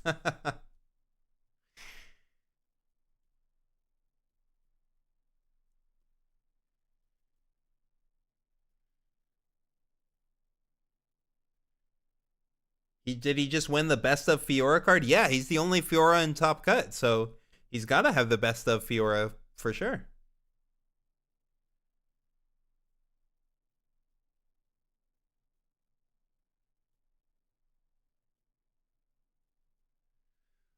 That was our original thing. So they asked if we think that they should change how combat works. I mean, that's literally what we thought they were going to do. When we saw the FAQs and erratas, like, I went looking to see, and I read, I think they clarified it on Purple Draven, but they clarified on exactly what winning a combat means. And all they did was double down on the way that combat works benefits Draven. So, like, they had an opportunity to do it, and they could still do it that way, but it seems like, based on the fact that they just released this, unless they want to go back on a document that they just put out a few days ago and be like, actually, whoops, we were wrong, we should have done it this way, we didn't know what we were doing, which I don't see them doing, then I doubt we're going to get combat changes. I imagine we have to keep waiting for all the Draven mirrors to move to the next round. I mean, I wouldn't imagine Draven mirrors are taking super long. You're just playing a mid-range deck.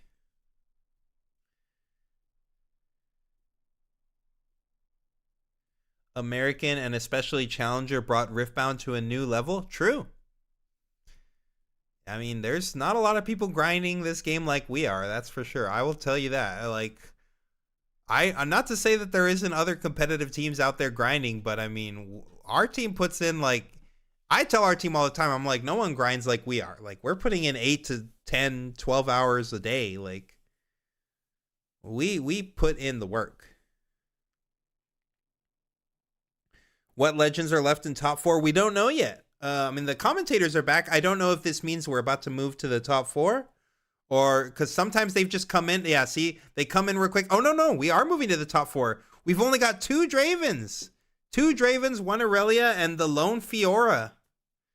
So that is our top 4 right here. You heard Colin say he has 1,000 games of set. Yeah, I mean, I would totally believe that, and even more. Like, even more.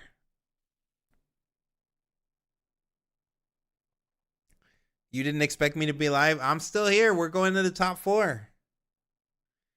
You all are playing full time? I mean, a couple of us are playing full time, and like a couple of us have work jobs.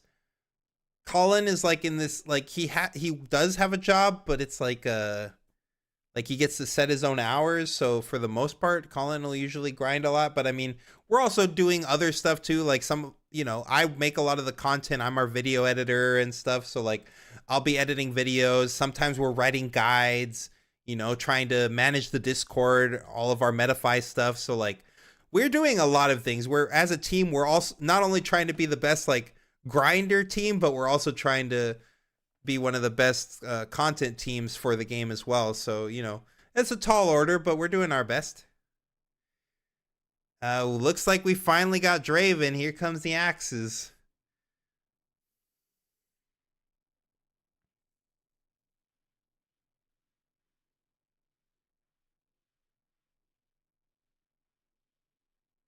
And Draven. Oh, the 2 Dravens in the top 4 are facing off.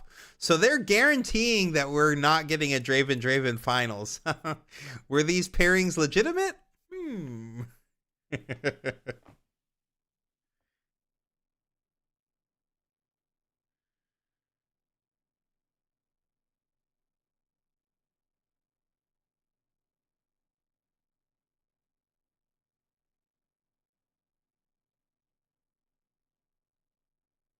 Oh yeah, I didn't see the chat there saying that the top 4 was already out. Well, yeah, Draven versus Draven. Any new guides dropping for Spirit Forge? Yeah, we're dropping a Draven guide actually this weekend. And then we should have an Aurelia guide coming before this the set release, as well as a Rek'Sai guide. And probably an Aurora guide.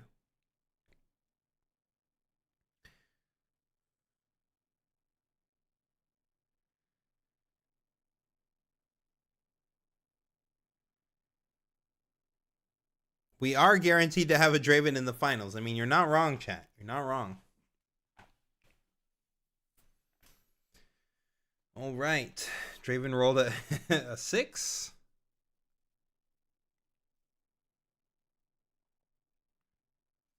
Paper Tree Draven, huh? Interesting. Paper Tree Draven. Was not one I was expecting to see, to be honest. Will you cover normal Draven and Miracle Draven in the guide? Yes. We're covering both. We were originally only covering the stock Draven, but Miracle Draven, you know, was something that we had tested with, but we hadn't like really tested it with. And we weren't sure if that was the better Draven or not. So we were originally just writing for stock. But once the bag, you know, the cat was out of the bag for Miracle, Colin went back in and started writing for Miracle as well. So it's kind of like 2 guides in one. Like you're getting the full Draven guide. But yeah, Colin's been literally just hardcore grinding this. He hasn't played a lot of games this week because he's just been super going deep on writing the guide. So shout out to Colin for sure. But yeah, it should be comprehensive and it should cover both variants of Draven and what the pros and cons are to each and all that. So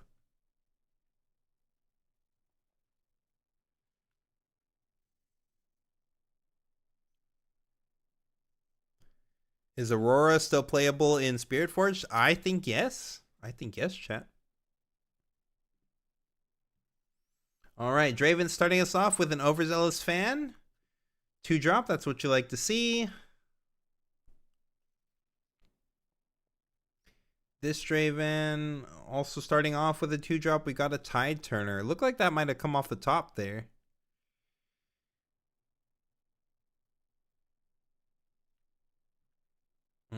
Targun's out blind is kind of crazy. Not usually the one you...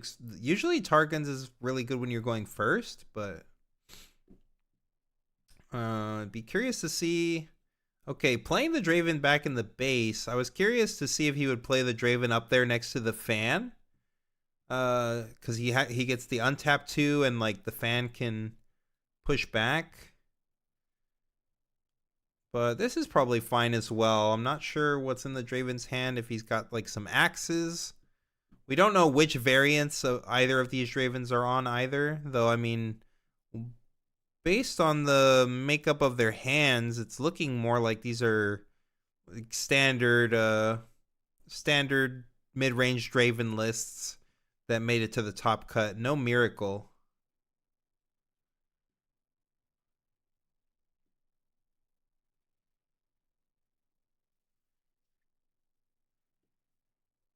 It's random. There's no seed does not matter in this game, at least as of right now.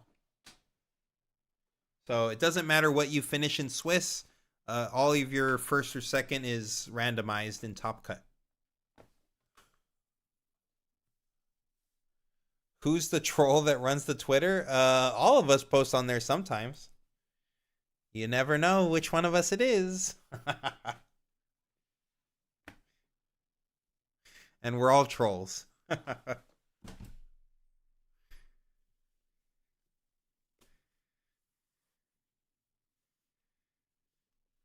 Okay. Getting to go to 3 here. I mean, you got to retreat this Fan, I'm sure. And then we're playing a Tide Turner here. Interesting.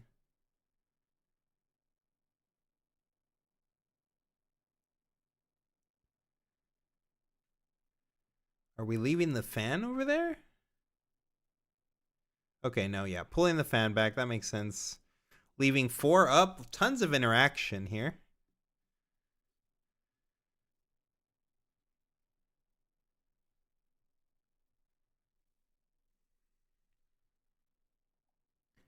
Do I think play draw should be seeded? I think there's pros and cons to it, but my main thing is, especially in a game that incentivizes you to take intentional draws, like, and allows intentional draws, then I think that like it's kind of silly that everybody's just drawing in the last round and like the actual people that are playing for seed like get nothing for playing for seed, whereas the people who are just like taking the last 2 rounds off, you know, that it's the same thing. Like, I think having something to play for is kind of cool. Like, I think having something to play for, like, oh, well, maybe I don't want to just draw here because I'm trying to finish a higher seed so that I get to pick if I'm going first or second. I think that there's some merit to that system.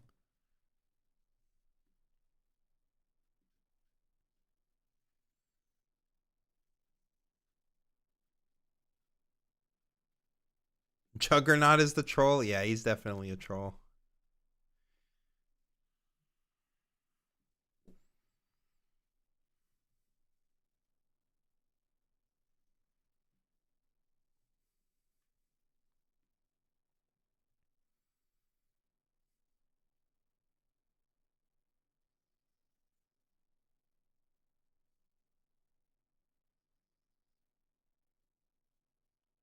All right, I mean, is this happening? We're taking the tar guns. Yes, yep, going to 1.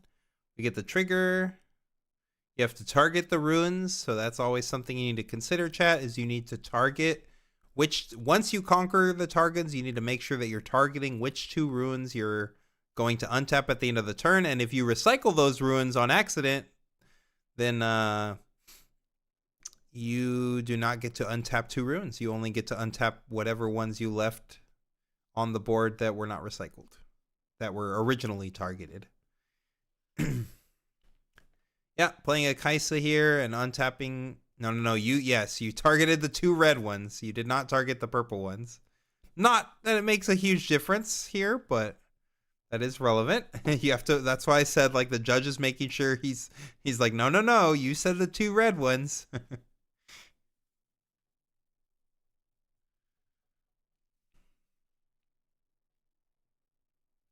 I mean, this Draven that went first is just off to the races. Like, we're already at 4 points.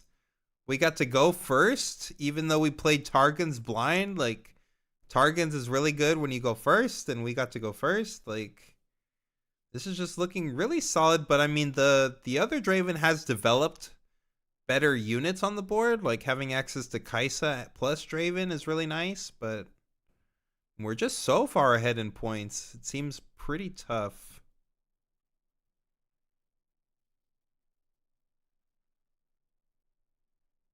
And we don't really need to score on this Tide Turner, but, like,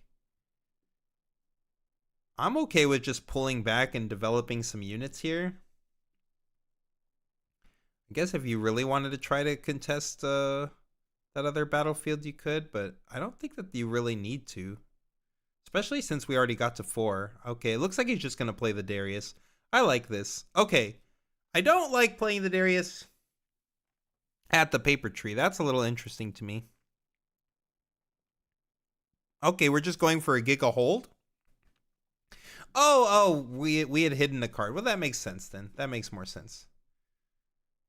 Oh, we're going to play our hidden card?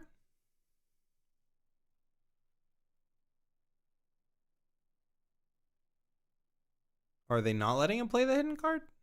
Okay. No, yeah, he's playing the hidden card. Okay. Whatever. Did we need to play the hidden card this turn? Oh, he wants to hide another card. Sure. That makes sense.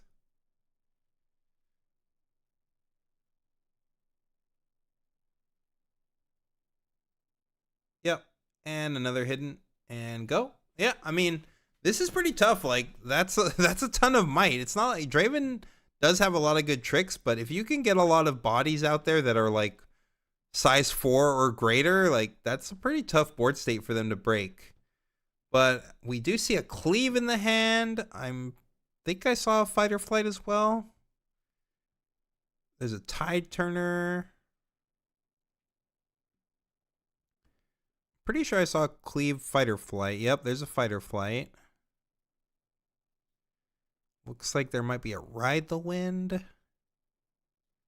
Can't see the other ones too well. The Giga Hold, yes, exactly.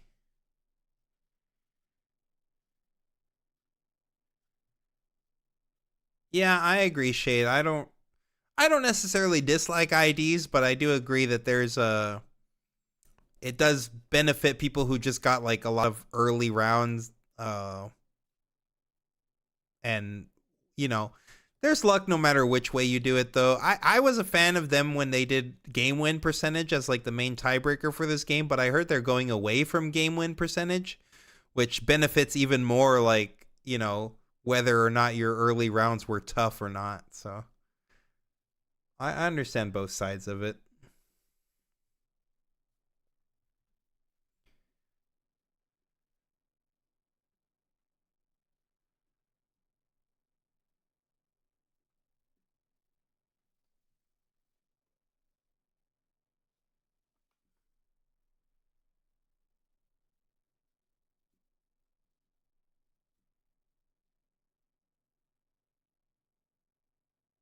He's like, how do I take on this board here? All I've got is like 10 might here.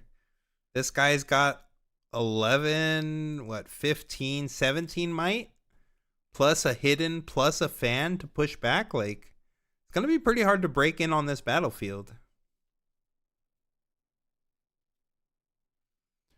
Looks like we're starting out with a tide turner on a tide turner. I mean, that doesn't really matter at all. I guess you do get 2 more might you can push in with.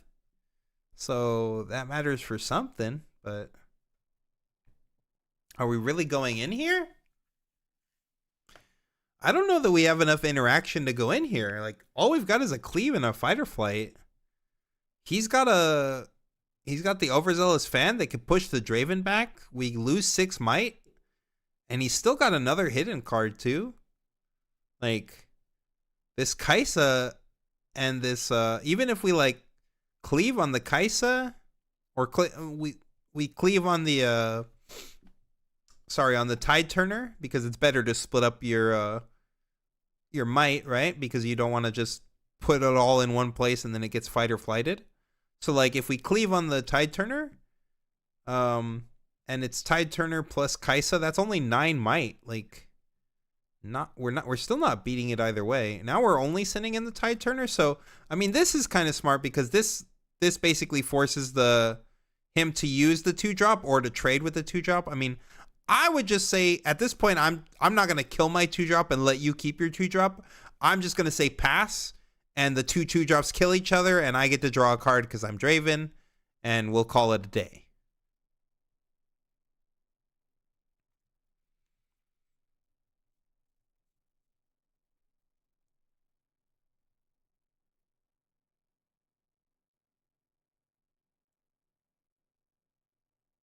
Yeah, okay, yeah, and that's what he did. Yeah, this makes sense. There's no reason to crack your guy here.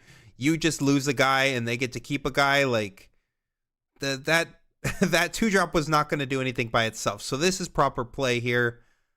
Just sending in the 2, putting them in that position, and okay, now we're only sending in a Kaisa. Okay, no, we're sending in both. He is going to trigger the Draven. He also triggers his Draven on the defense.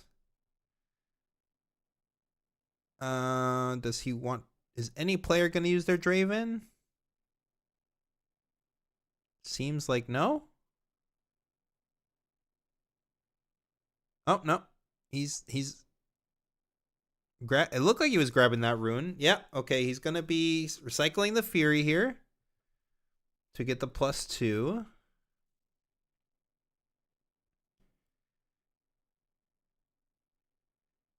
And Draven also recycled his Fury to get the +2, floating 1, of course. So now we've got 10 coming in, and we've got 11 plus 4. We got 15 on the holding side. So now he's going to try and fight or flight out.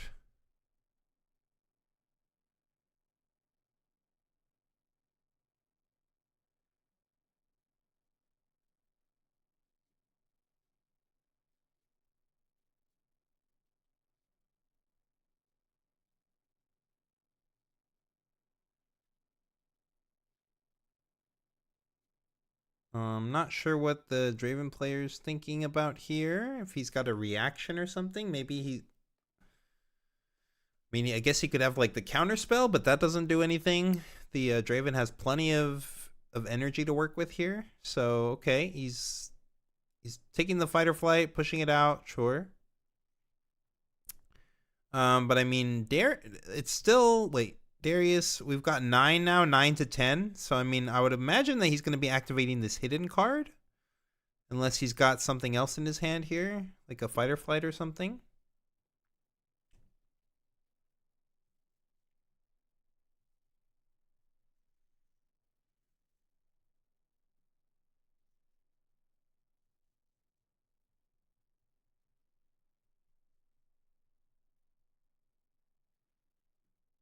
Yes, I agree, Teddy Tran. Like, if you didn't allow intentional draws, people would just say, hey, we're going to take a draw. We're going to sit here in front of the judges and we're going to play it out, but we're really not playing it out. We're just playing for a draw. Like, there's so many ways you can game this system. So I agree. It's just better to have it in your game than to deal with all that nonsense.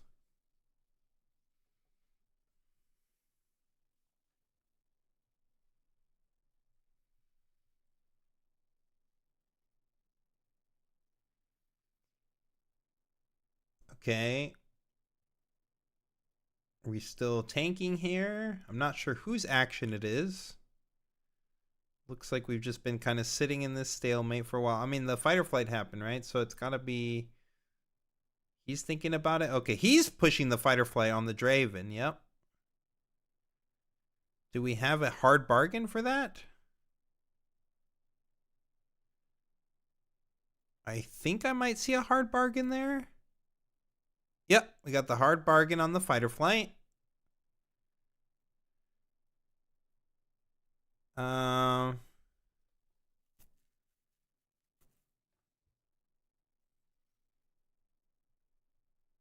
So we still have the hidden card though, right? So the hidden card here, if this hidden card is a fight or flight, we're nice, but if it's a switcheroo, that's not actually that good for us. Oh, he's gonna do the cleave. Oh, but using the cleave now if that's a switcheroo, that's pretty tough. Now you're just giving him +3. Like, weren't we already winning? We were already winning, right? Yeah, now you just gave him the switcheroo. Well, why did we do this? We were already winning, right? We were a 10 to their 9. Am I wrong? We have a Darius. And there's a Tide Turner +2. That's 9. And we had Kaisa plus a triggered Draven, which is 6 and 4. That's 10. So there was no need for us to use this cleave yet. We could wait for him to switcheroo. He switcheroos the 4 with the 6. Goes +2, and then you cleave over him. And then you win.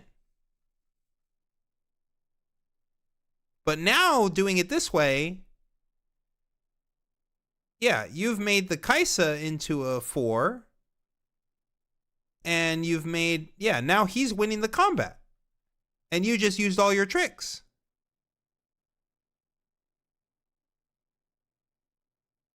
Yeah, this was definitely not the correct sequence.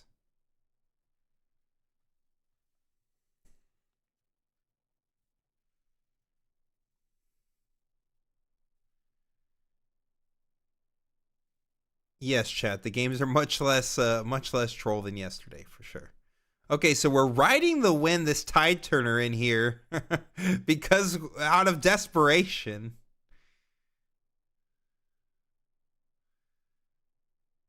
Okay, so Darius, we've got 12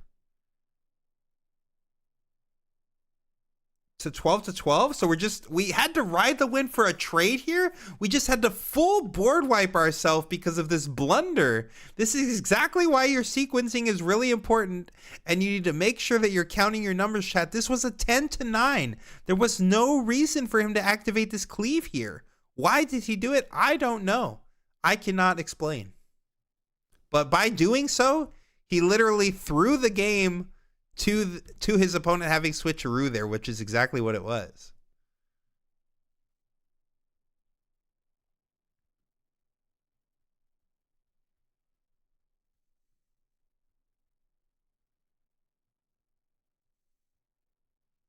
Yeah, there's no real reasoning behind it, chat, to be honest. So yeah, I mean, yeah, your opponent's tapped out, buddy. Do whatever you want. Draw a card.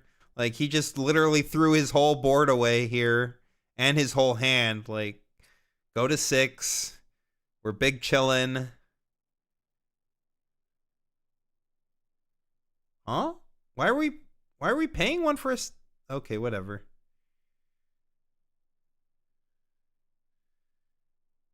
I thought I saw a hard bargain in his hand, so I was thinking like, oh, we could just leave up all 4 if we conquer this Targuns, but maybe I didn't see a hard bargain there, or maybe he just doesn't feel like it matters to have the hard bargain for 4.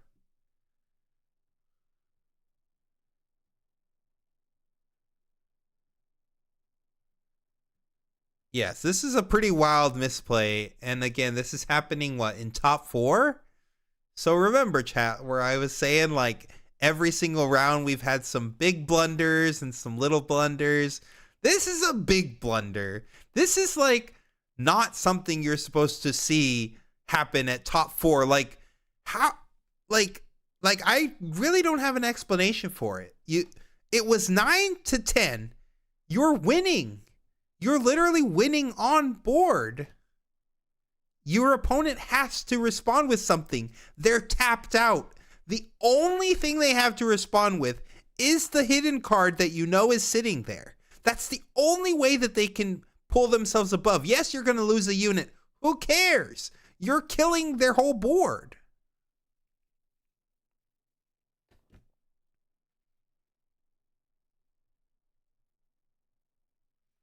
You wait for them to respond, see what their trick is, and then you use your cleave.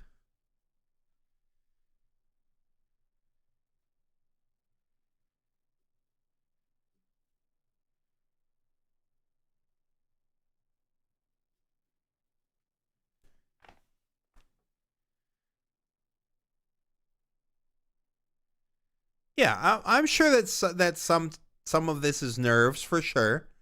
No doubt, chat. I agree.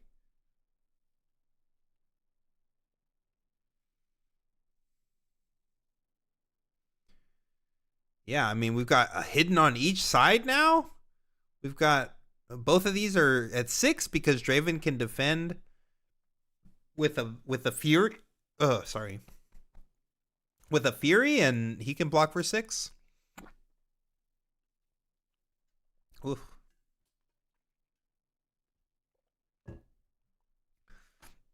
Yep, pick him up, bud. That's a wrap.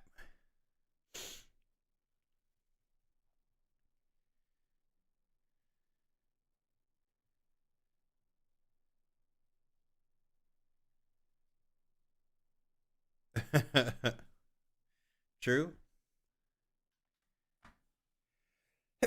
Ooh.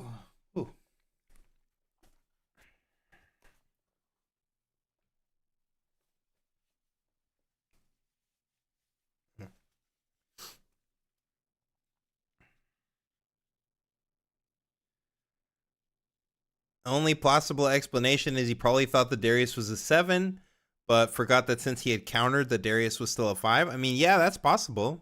Maybe he thought the Darius was a 7. There was no +2 marker on it, but maybe he just thought that. It's valid. Could be.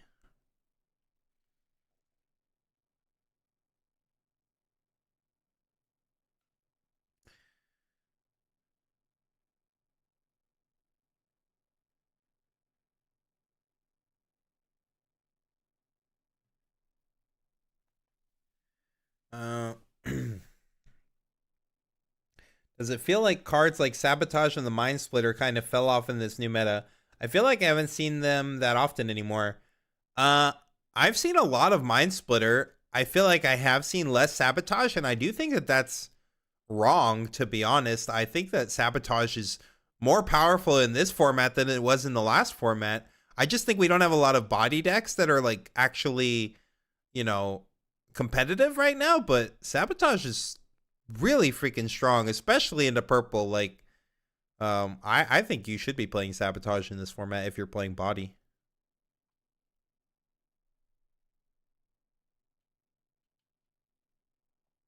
There seems to be a lot of misplays in Top Cut. Well, there was a lot of misplays in Swiss too, but at least Swiss had a little bit more of an excuse. You know, they were showing us like people who were 2 wins, 3 losses. So like, yeah, sure. I guess if that's what you pick as your feature match, you're gonna see a lot of sloppy play. But in Top Cut, I mean, yeah, like you see it in Top Cut too. Like every game, just like blunders. Not every game is quite this level of blunder, like that you don't know that 9 is lower than 10. But you know, you're getting some pretty big blunders pretty much every round.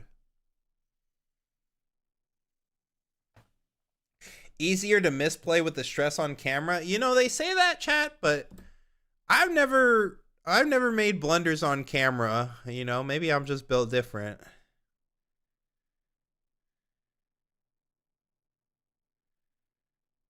Like I've never been stressed for being on a feature match or anything.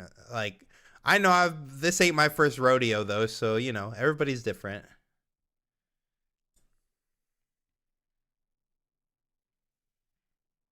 I misplay even without the camera. Well, true. I'm just saying that the camera's not a factor. I'm not saying I never misplay. I'm just saying if I do misplay on stream, the camera is not a factor for me. I just made a blunder. Like, I'm not stressing about who's watching.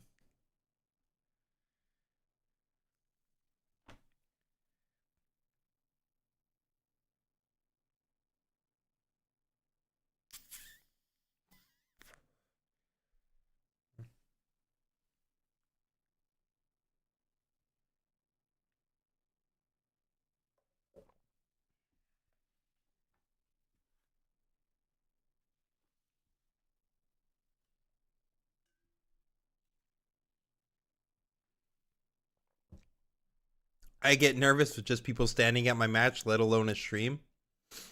True.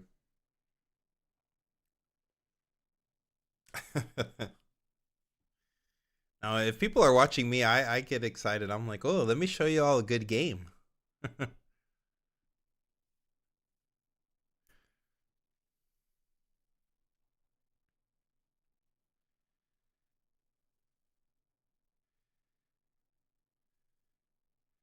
All right, we've got the looks like an obelisk for our Draven going second. We've been seeing that quite a bit.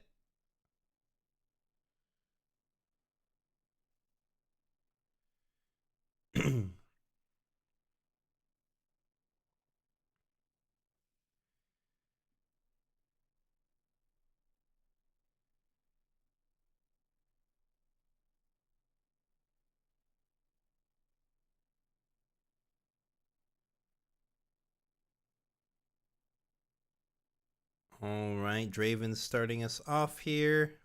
Obviously, Draven's starting us off, right? We got a Tide Turner. What do we call these guys? Right Draven, left Draven? I don't know. The non-I-Potu Draven. Wait. Did we just have a missed trigger, chat? Wait. Chat, we just had a missed trigger on the obelisk. Oh, another big blunder in top 4. Oh, no. Oh, dude, your opponent got started with 2 ruins more than you. Oh, baby. This is the George G special, missing the obelisk in top cut.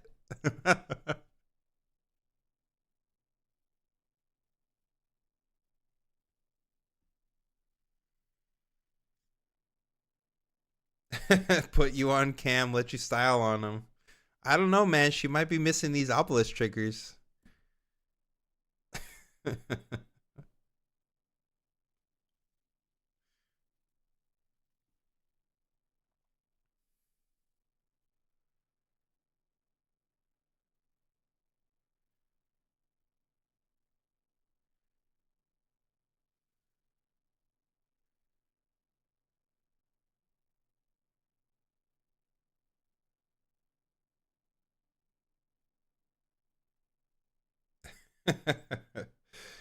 Chat's getting triggered by these ruins.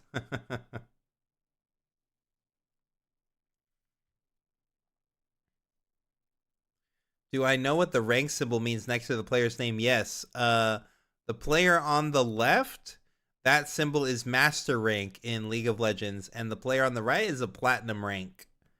And in China, Riftbound, they actually have like an elo system, and they have an app, and it tracks your rank. So like based on what their rank is at locals and at city challenges and regionals, it gives them a rank. So this guy's a master rank, Potu, and then the other player is a platinum rank. And as you can see, platinum ranks, well, they forget obelisk triggers, so.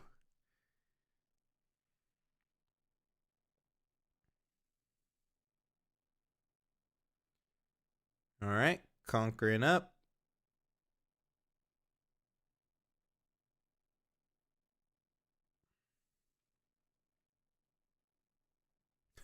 Same board state, except played in reverse. That didn't even matter. All these runes didn't even matter.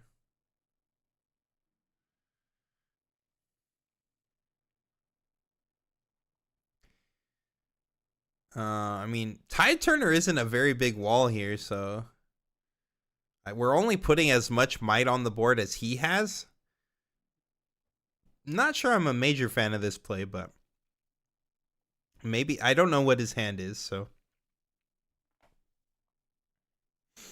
Wait, so I can go to locals a ton and be from my understanding, everything's weighted differently, right? So the more competitive an event is, that counts more. Your placement in that counts more than just grinding locals. It's not just like, oh, like you're only getting a tiny bit of elo for like stomping your locals, you know?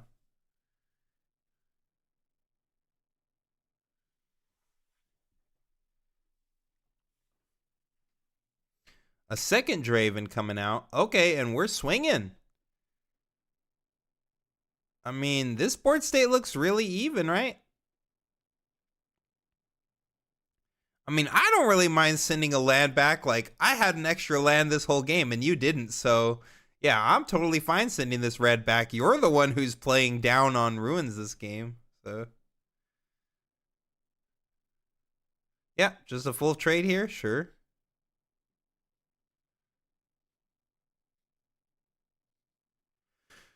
No interaction's kind of crazy, though. Like, we committed this extra unit to this board with no interaction?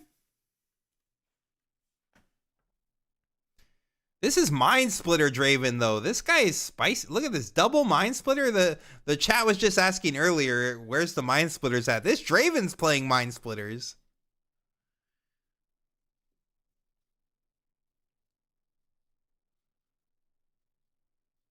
Oh, only city challenges regionals?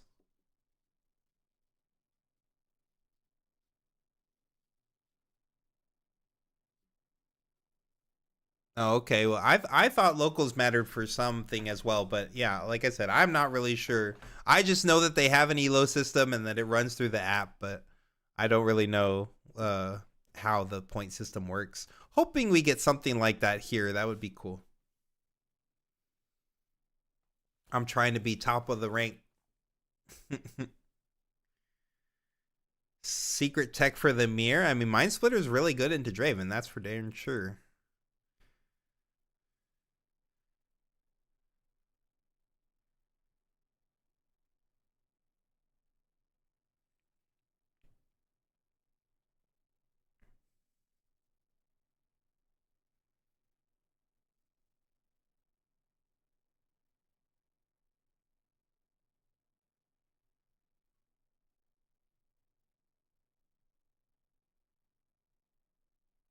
It's also just a very beefy unit. Like Draven, a lot of Draven's units haven't been this beefy. Like this thing doesn't die to singularity. Like that's huge.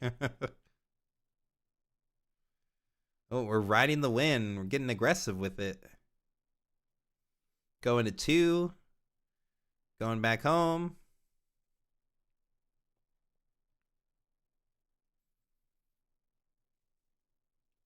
All right.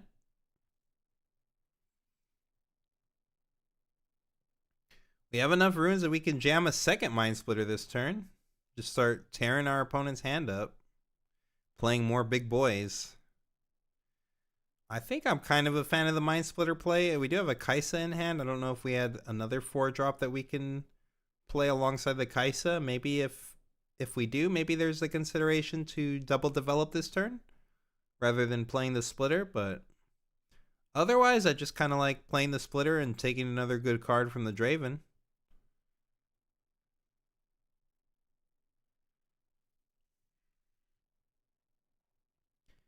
The Aurora into mid-range Draven matchup, how do I see it?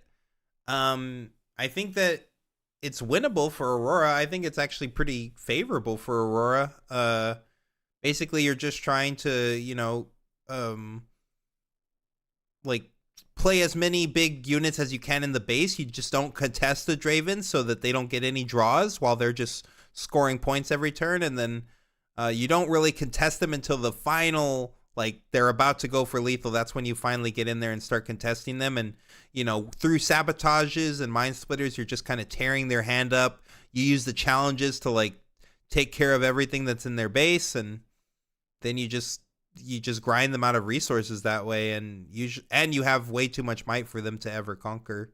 That's usually how it plays out, assuming that you get the Aurora online, you know.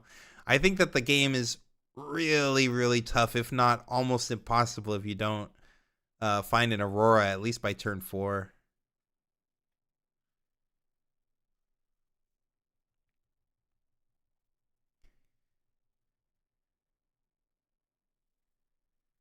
Dravens and Annies in China run Mind Splitter. I mean, Mind Splitter is a good card.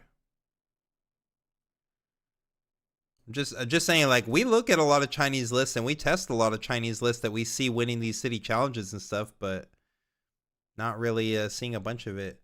When's the Aurora deck list coming up on the channel? As soon as I finish writing that guide for it, we'll drop a deck profile as well, the video on the channel. Gonna try to get that done before the set release for sure. So all of us are working on a guide right now. Colin's working on like 2 guides. But yeah, I'll try to have my guide out before the set release.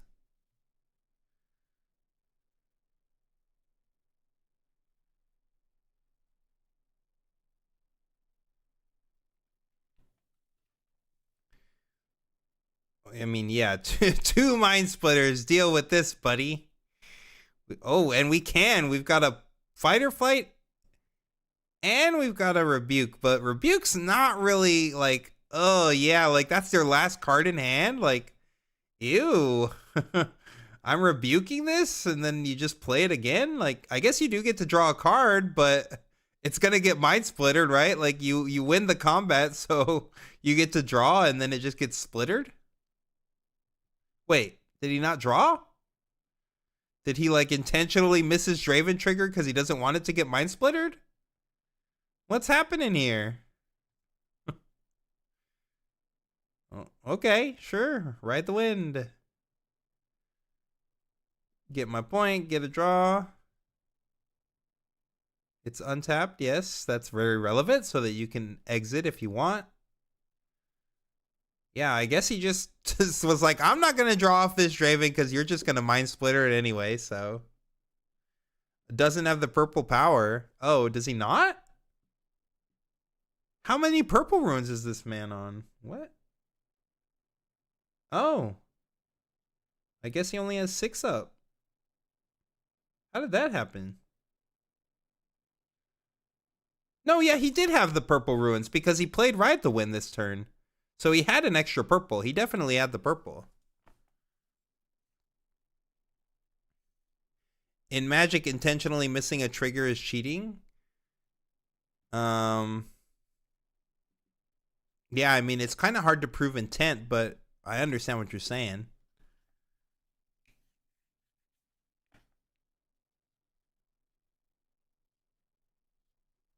Yeah, he had two purple up. That's the only way he could have used Ride the Wind. So.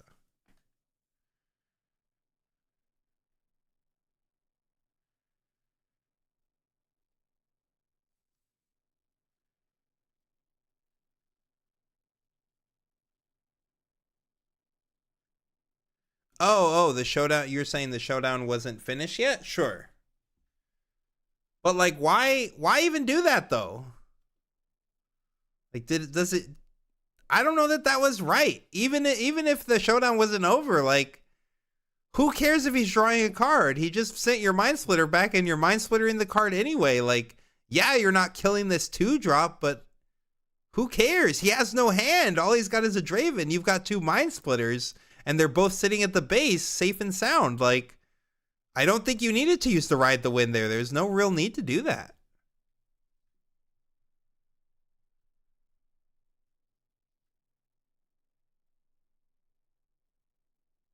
Like, this Draven is not threatening you. He can't attack. He can't attack, and then you just run 2 Mind Splitters into him with his 1-card hand, like, next turn. Like, there's just literally no reason to use the Ride the Wind here.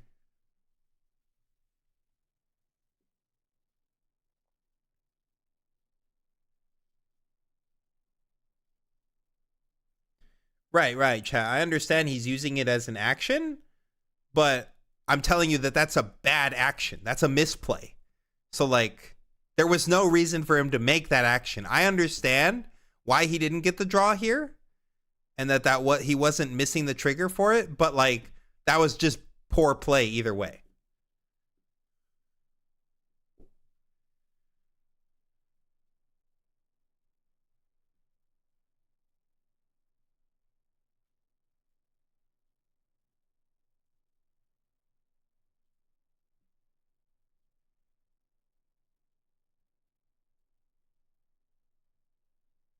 Yeah, like, imagine if instead of holding this field here while we're behind in points, we had just played that Mind Splitter and run this Draven over this turn. Or run the Tide Turner over this next turn. Like, there was just like I said, there was just no real reason for it, but hopefully it doesn't really matter too much. Why play Kaisa to the battlefield? That's a good question too, chat. I can't really say I can answer that one for you. I mean, this Draven has a massive hand compared to this Draven with his 1-card hand. And he ends up hiding this just to prevent the Mind Splitter from taking it. We know that it's a...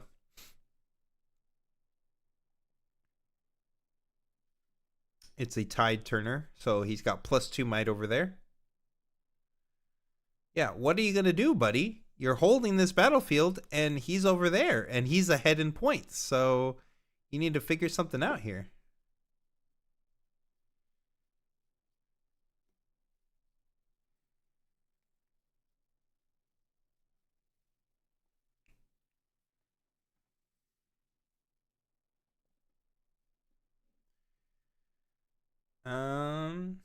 Can't really see his hand. I wish I could see his hand. I know he's got that splitter. That's not really doing much here other than making a big boy. And sometimes make a big boy's good enough, but I think he'd rather hold that for taking a relevant card from his hand. I wish they were showing us his hand right now so we could take a look. The thinker, I mean, yeah, he's definitely thinking. I wish that these thoughts led to good plays, but so far it's been a little questionable.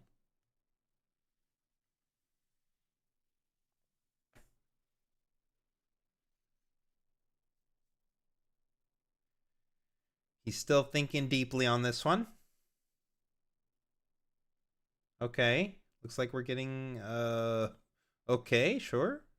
Edge of Night. Oh, Edge of Night has a animation too? I didn't even recognize that. That probably happened already on stream, and I didn't even notice the Edge of Night animation though.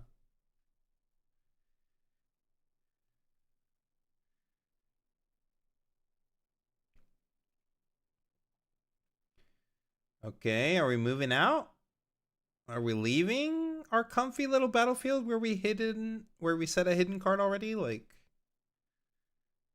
yep, looks like it.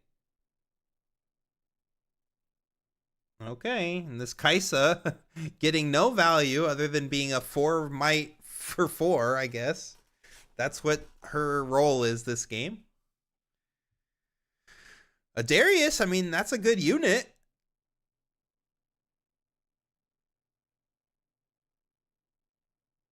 I might even be inclined to... No, I'm not inclined to move the Darius on the other side. The Draven holding here is miserable, though. Like, this is kind of stinky.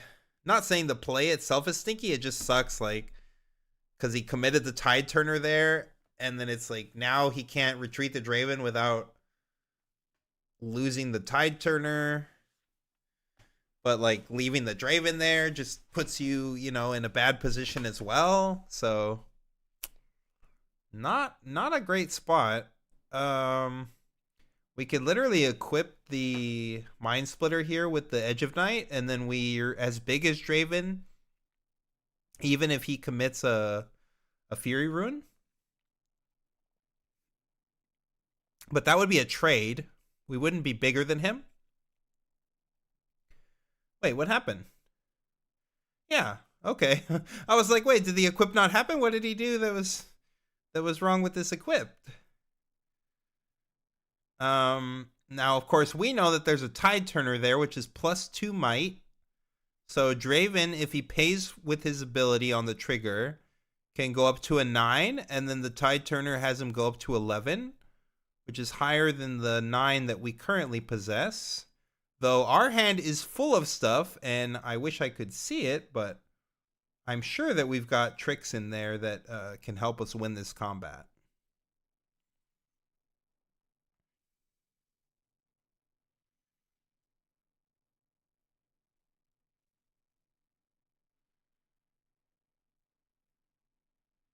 Yep, Draven trigger goes on. He's going to pay it, of course.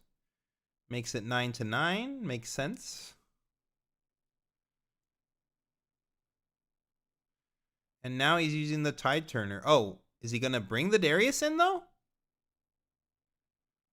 Oh, bringing the Darius in is really ballsy here. If he has anything for your Draven, you just fed him a Darius instead of a Tide Turner.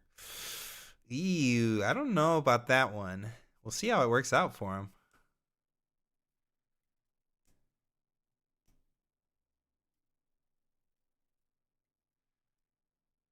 Oh, is this this is +2? I forgot the name of this card, but I believe it's +2 might for every unit at the battlefield. So it's giving him +4. I mean, that's still not enough, though. The Darius is a 5, so this is not giving you enough might to beat this battlefield, right? Yeah, it's only a +4. And then we're doing what now? Riding the Win This Kaisa? So we're just burning this hidden card. Like, we should have never committed to this battlefield like this. There was no reason to do this.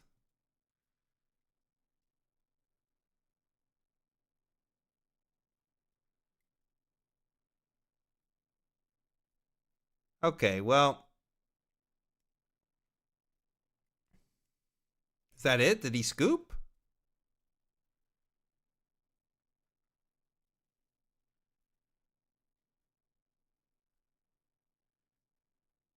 Have we seen the Bologna first place Draven? You're talking about the Miracle, Spicy, Zesty Draven, whatever you want to call it. Combo Draven? No, there's been none of those in Top Cut.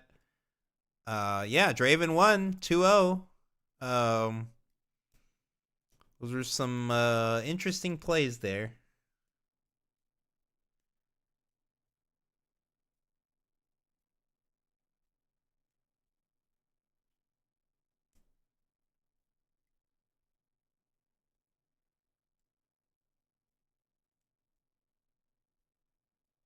Yeah, no, I understand him conceding here for sure. It was over.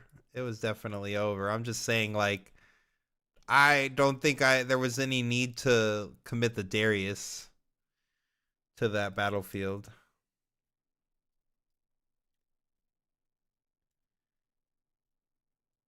What stage is that game at?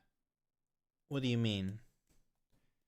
The game just finished, so we just finished top 4. We've got 1 round left. We're going into the finals. We know that one Draven is in the finals.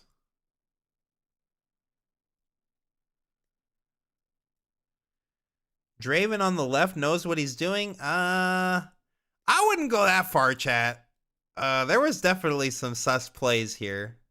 Like, again, there was literally no reason for that Draven to play Ride the Wind that turn. So I don't know if I would say he knows what he's doing, but he definitely was making less blunders than the Draven who literally couldn't count to know that 10 is better than 9. Do I expect any secret tech in Bologna? I guess it depends on how you define secret tech, but I don't think we're gonna see too many decks that we haven't already seen here. But like, I see so many decks, chat. So you have to understand, like, us as a team, we're combing through all the results, every Chinese event, every, everything. So like, I see a lot more decks than what a lot of other people probably see. So I don't think I'm going to be too surprised. But maybe.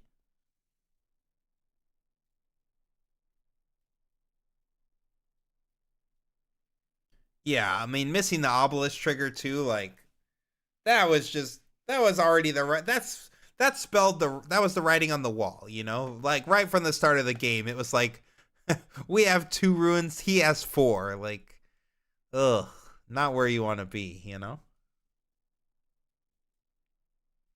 Is there a bracket somewhere? They were showing a bracket earlier, but as I said, we're about to go into finals, so the bracket is this Draven versus whoever wins between Aurelia and Fiora.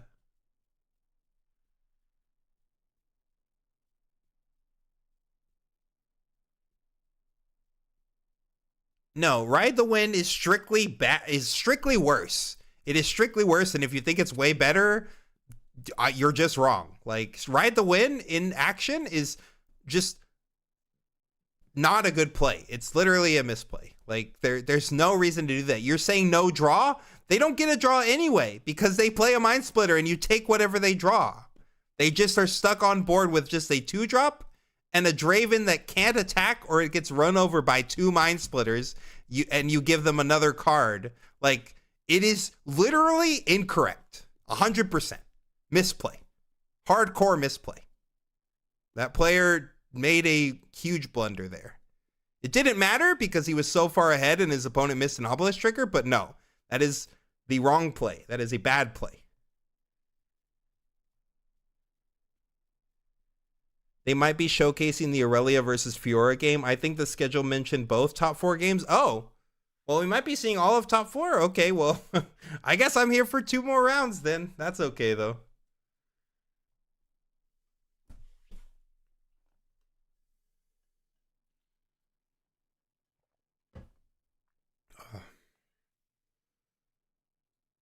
I don't mean to be rude, but how is this top 8? My locals feels more tightly played than these games. You know what, chat? I was saying stuff like this yesterday, and they came at me in the YouTube comments. Granted, it was only like 2 or 3 people, but they were like, oh, you're so rude. So I'm really trying to, like, I'm really trying to keep it light tonight and, not call anybody out too much, but yeah. No, it's this bad. They would not be left with 1 card anyways. You would Mind Splitter it. They would draw a single card, and then you would Mind Splitter it.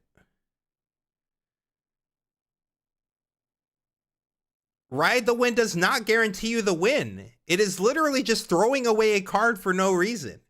It is literally a bad play. 100%. I guarantee you, chat. It is the wrong play to make. There is no reason to make that play.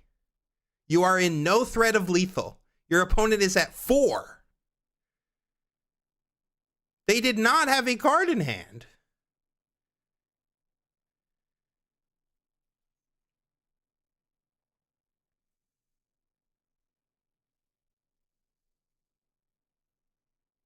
They literally had just used their last card in hand. Their last card in hand was the Rebuke.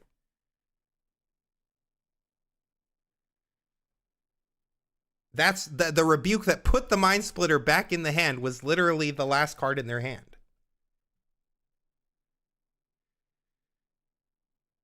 Fatigue is surely a thing. At locals, GOW often do play to 6+ best of 3s. Do you want... I can go back. I can go back, chat. We can look at it. Where's this? Does the stream not let me go back? Maybe I can't go back.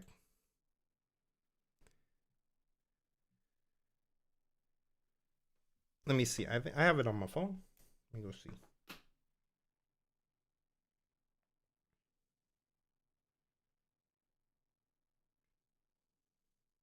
If I'm wrong, chat, I'll admit it. I'm the type to say if I'm wrong. But I'm gonna go look back because I remember the game. I'm pretty sure I was just watching the game myself here.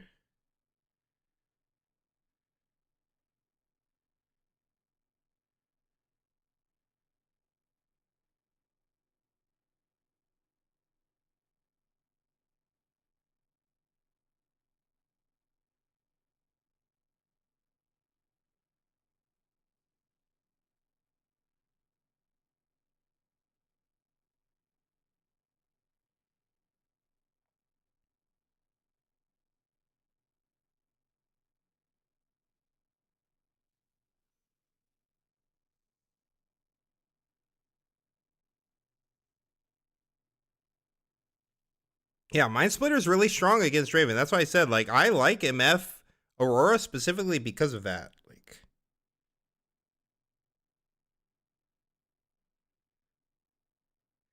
no, chat.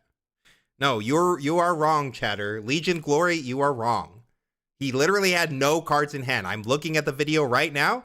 The last card that he had in his hand was the Rebuke that sent the Mind Splitter back. So if he then wins that combat, he gets to draw a single card. And you play your Mind Splitter, you take his single card, and then you win.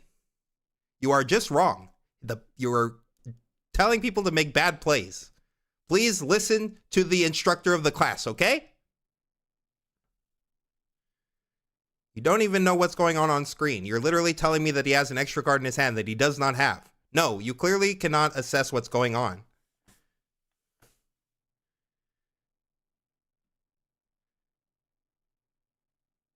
Playing Mind Splitter would just be unnecessary? No, it wouldn't. You take his last card from his hand, and you have 14 might on the board to his 7. Are you rooting for Fiora? I mean, yeah, that would be fun. I'm not crashing out. I'm telling him he's wrong. And he is. Dude, the ruins don't matter. The ruins literally are completely irrelevant. Your opponent has a 7 might unit on the board, and you have 6 cards in your hand.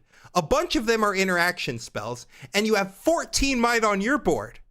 Would you rather be in the position of I have 14 might to your 7, and you can't attack me, and you have a 2 might 2-drop on the board as well somewhere?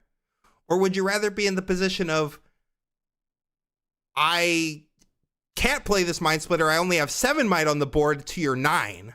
7 might to 9 is much worse than 14 to 9. Can you understand that?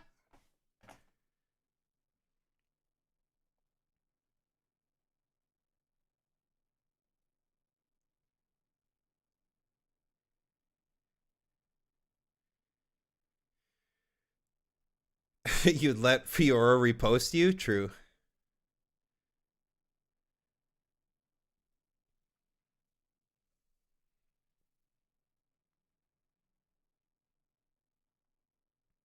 Yeah, at this point, chat. No, I agree, chatter. I agree. At this point, they are just trying to rage bait me.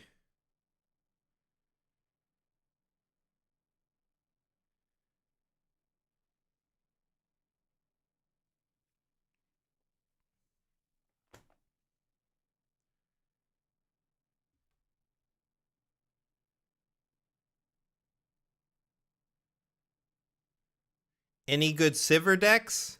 No. Not really. I mean, like, purple's good. So, like, you could play Sivir Aurora. That didn't do too hot yesterday when we saw it played, but, like, you could play Sivir Aurora. You could play, like, you could play Sivir on all kinds of things. Like, but I don't think it's very good. I think Sivir mid-range is kind of mid. Maybe Miracle Sivir is like a thing just because the, draw your whole deck package can be pretty strong, but I think you're better playing that out of like Draven. Legion Glory, I'm not even reading your comments anymore. I'm literally, you're wrong. I'm not even reading your comments anymore. And I'm going to time you out if you keep messaging. You're wrong.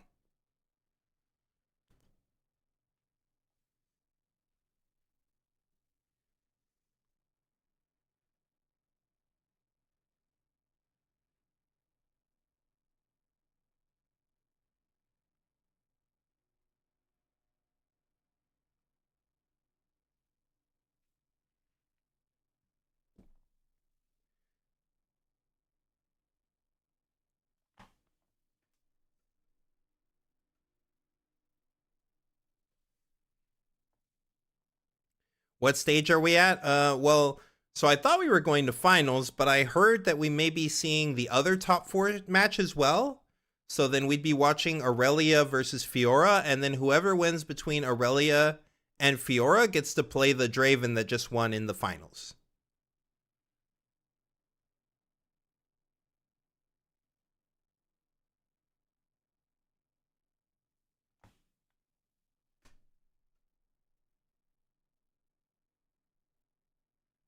Yes, Lance Premium, obviously putting your opponent hellbent with a 7 in play, 2 7s in play, by the way, is better than riding the wind for a point and locking yourself out of playing anything that turn.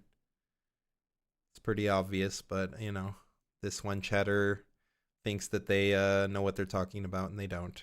They didn't even know that this player didn't have an extra card in his hand, and then they doubled down on their position even when being proven that they don't know what they're talking about and that they did not even understand what the board state was.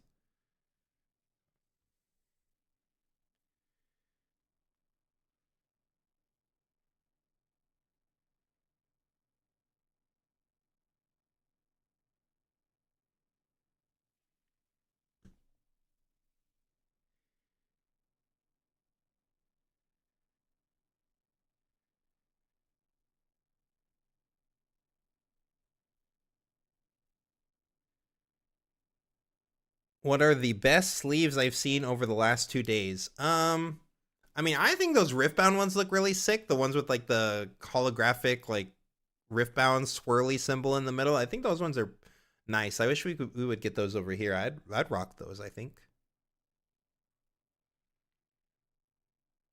Who is Challenger TCG? We're a team of friends who all are really dedicated card game grinders. Dude, if I could, can someone time this guy out? I literally don't have access to my chat, but if I could, if Juggernaut is watching, time out this Legion Glory person, or just ban him from the channel. I'm not gonna argue with this person no more. You're literally just insufferable, and you're wrong.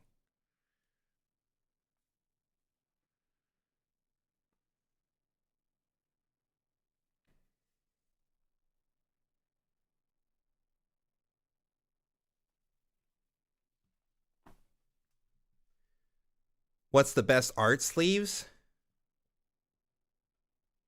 Dragon Shield kind of sucks. I use Dragon Shields, but I don't use the ones with the art, really. So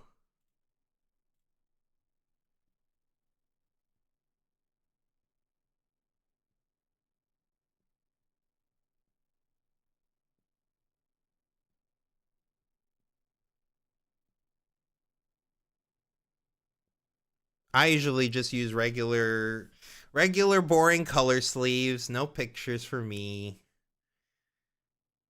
I just care how they shuffle, honestly. Though I enjoy pictures too. I like the One Piece ones. For like my Ruin deck, I use a lot of like the One Piece sleeves because I like One Piece, and they do some pretty fun sleeves.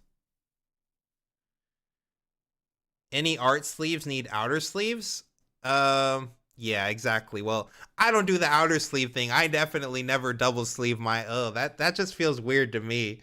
Like, more power to everyone who enjoys double sleeves, but not it's not a me thing. I just like my single sleeve, and it shuffles real nice for me, you know? That's it. Katanas look really good on Riftbound cards. The rest of the team love katanas. I use Dragon Shields, but I know a lot of our teammates like katanas. I only double sleeve in MTG because of the foil curling. Sure. I only use art sleeves for non-main / sideboard cards.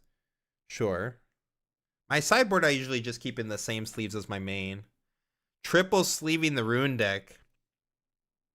Okay. That's the tech. Triple sleeve. I gotta try that one out. I've never, like I said, I don't even double sleeve, so like triple sleeving. The only thing I double sleeve, do I have one on me right now? Let's see if I can show you guys. Yeah, it's like, these are the only double sleeves that I use. Like this is a Victor. I don't know if you guys can see it that well on the camera. Maybe if I make my camera bigger, I guess. But like, see, it's got this like anime effect. I use this double sleeve just on my leaders because it like gives them this like manga anime like sound effect thing. So like that's the only double sleeve I use, but outside of that I only use single sleeves. I just use the only double I use is for the leaders for that cool little manga effect. These are like some over sleeves that I got in Tokyo forever ago.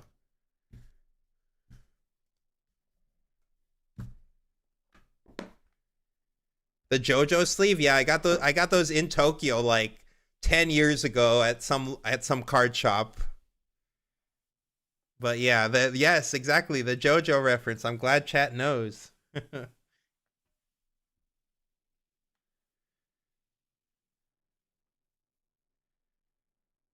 7-sleeved magic deck. Holy, I gotta watch that.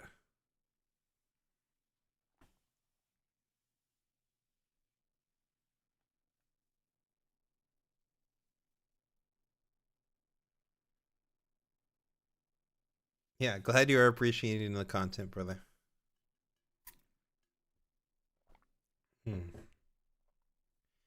I mean, so based on the schedule here, right? We literally see that it's showing like 2 top 4 games. So I'm guessing they are going to show the other top 4 before we get to the finals. So I guess we still have 2 more rounds. What is a JoJo's reference? If you don't know, it's one of those if you know, you know, right? Yeah.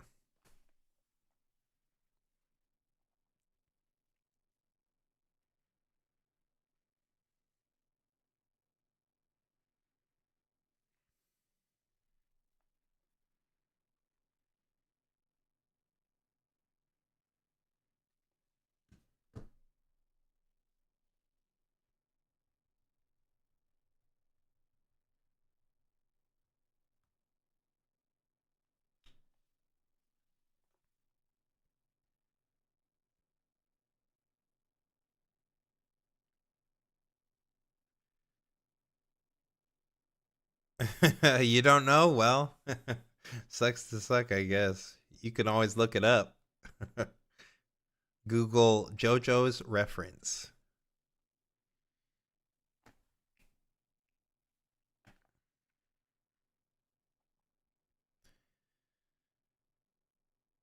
Yeah, they almost got away with not doing a Draven mirror, but you know, it was inevitable. There was only one the whole stream, so you know, not too bad. Obviously, with 40 Dravens in top 64, I'm sure that there was infinite Draven mirrors that we could have watched, so they did their best. Why so much time between top 4 games? That's a great question, Pumpkin. I really don't know. Like, they're being played simultaneously, right? Like, you could just have 2 stream stages, and maybe they don't only have like one big stream stage though. That's really all I can think of. Like, only one feature match area. Otherwise, I don't really know.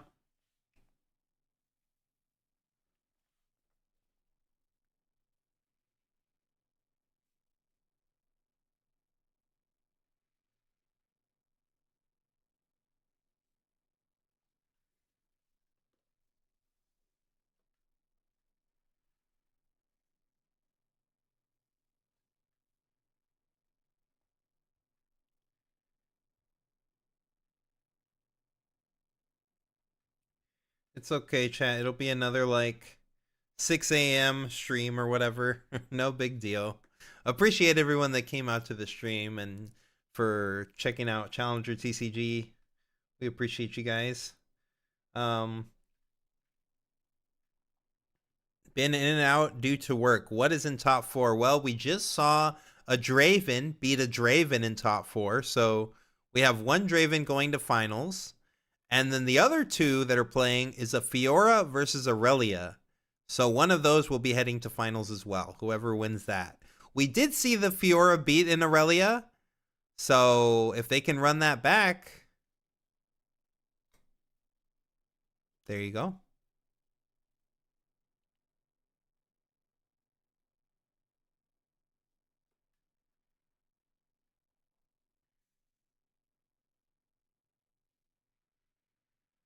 Might be a Fiora in the finals. That would be crazy. That was not on my bingo card. I'll be honest, chat. Fiora in the finals.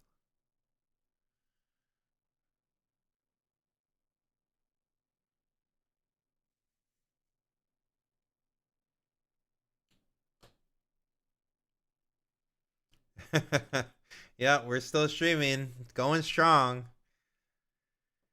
And tomorrow I'm gonna see if I can get enough sleep to actually do a Lorwyn pre-release tomorrow, but if not, that's okay.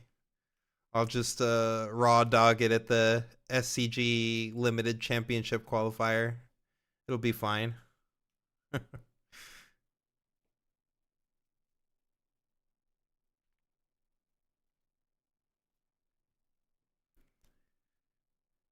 Did any chatters go out to Magic pre-release this weekend? Any Magic players in the chat?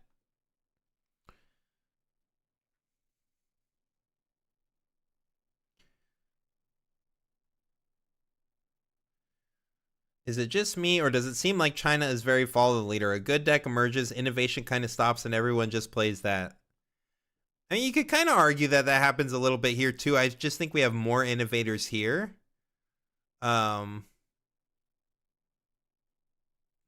But yeah. I mean, I don't know. Can't really say that I have enough data to say whether that is how China ends up developing their meta or not. When's the Magic Limited event for Lorwyn? So at the SCG, where I'll be playing in the Riftbound 10K on Saturday. On Sunday, they're doing a Riftbound event, but it's only like a win a box. So I'm not really trying to like pay $50 to try to win a box. But they're also doing a limit, like Magic is bringing back limited championships. And so they're doing limited championship qualifiers at these SCGs. And it's all like, it's like a sealed deck event. But yeah, I'll be playing in that on Sunday after the Riftbound 10K. And then yeah, that will be a Lorwyn one. That'll be the first Lorwyn. That's like literally next weekend. So I'll be at that next weekend and I'll be playing. Hopefully, obviously, I want to do well in the Riftbound 10K. I think that they're doing Top Cut all in the same day, all on Saturday. So Sunday I'll be free and I'll be playing in the Magic Limited event.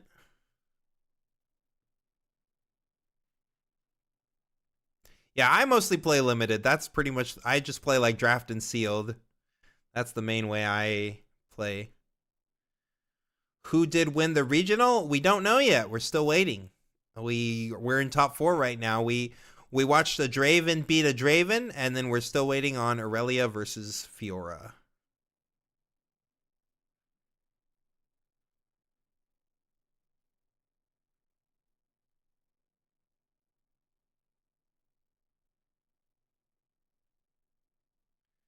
This is probably a difficult question to answer, but how do you approach innovation in deck building? Is it literally going through all the eligible cards in the set and testing various combinations? I mean, yes, that is like in a very general sense what it is, though. A lot of it for me, at least the best way I can describe it, is I kind of like, I try everything so that I can really understand like the curve of the game. Like I want to know what every single deck is playing on turn 2, turn 4, or on 2 energy, on 4 energy, on 6 energy? Like, what is the most standard curve, and how are things being played? And then just like building a deck that answers as much of that as I can, or beats whatever is being done at those intervals of the tempo of the game. And then also like just trying to find strategies that people are kind of sleeping on. Like I did mention it a little bit earlier. I do think that's harder to do in Riftbound because like you're locked in with your legend. You're locked into only 2 colors. So yeah, I mean, usually if I'm trying to brew on one specific legend, my like deck building approach is just, I'm going to pull up, a deck builder.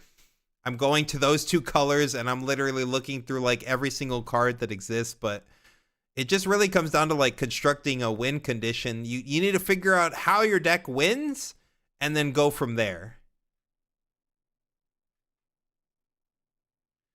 What deck will I be playing in the 10K? Most likely Aurora Yi. I would expect myself to... It's still set 1, so I would expect to still be playing that.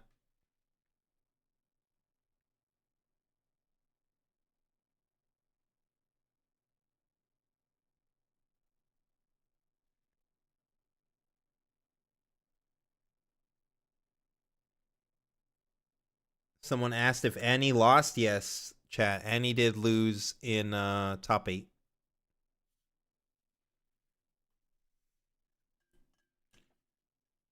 It got to top 8, but yeah, it lost.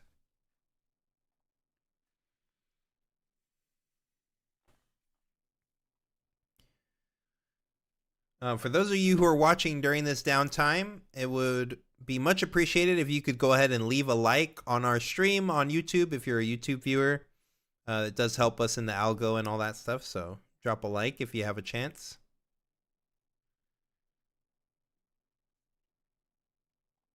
When we cooked the Yi, did we start from the ground up, or did you have a starting list that you knew you could free up some spots and go from there? I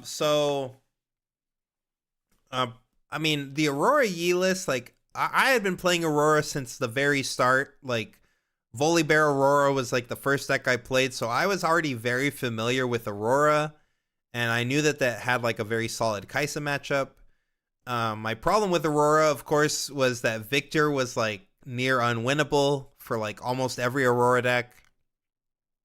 And so on top of some of the inconsistency issues that some of these Aurora decks had, there was also just, the issue of like Victor was unplayable. So Aurora got kind of shelved a little early, and we might have shelved it a little too soon, but it never left the back of my mind. I was always like trying to play that deck. And the main innovation was the sideboard, but like honestly, like we weren't the first ones to do transformational sideboards. There were lists in China that had done transformational sideboards, though their sideboards were like all creatures. And I just felt like we only needed the 2 drops, so I still wanted more copies of Sabotage in my deck. I still wanted more copies of Windwall. But for the most part, I mean, a lot of the Aurora deck is built, very, like, a lot of the Aurora deck is already built for you. You need all the ramp spells. You're playing 3 Mobilize. You're playing 3 Catalyst. You're playing 3 Find Your Center. The Tasties weren't common. You would sometimes see Tasty Fey Folk, sometimes not. Tasty just allowed you to play the game without Aurora, which is why I was a big fan of the Tasty, even though it was kind of a low roll with the Aurora itself. But yeah, like the only real innovations that I'd say we put in there was like the challenge. Not a lot of people were playing challenge in Yi Aurora. Like they were using it in MF, but they were usually using charm in Yi. But I wanted an extra copy of charm, so the extra challenge was really good in there. And then also the 2 rune prisons really made that deck really nice. Like took out all these confronts and other cards that all these people were playing, like these 2 mana draw ones. I just wanted more gas, more cards that actually interacted with the board. And the rune prisons came in because we realized that the Annie deck was also a bad matchup, and we needed to make that matchup a little bit better. That was kind of long-winded, so I'm not sure if that answered the question, but That's kind of the thought process that came behind that whole build.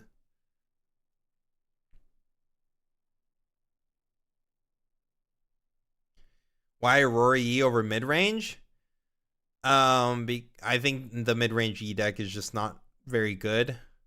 I think that it has like some decent matchups, but like, have you ever played mid-range Yi into Aurora Yi? Like, I feel like when you play that, you understand, oh, this deck's just not very good. How does Rune Prison help with Annie? Because Annie's main win condition is to use Vi the Wind. So they play the Vi and they send their whole, graveyard back, and then they play Ride the Wind and take both sides. So like when you play the Vi and then they send their whole graveyard back and then they send the Vi into the battlefield, you just stun it. And then they can't make the Vi big again, and they're locked out of winning, and that usually just wins you the game on the spot.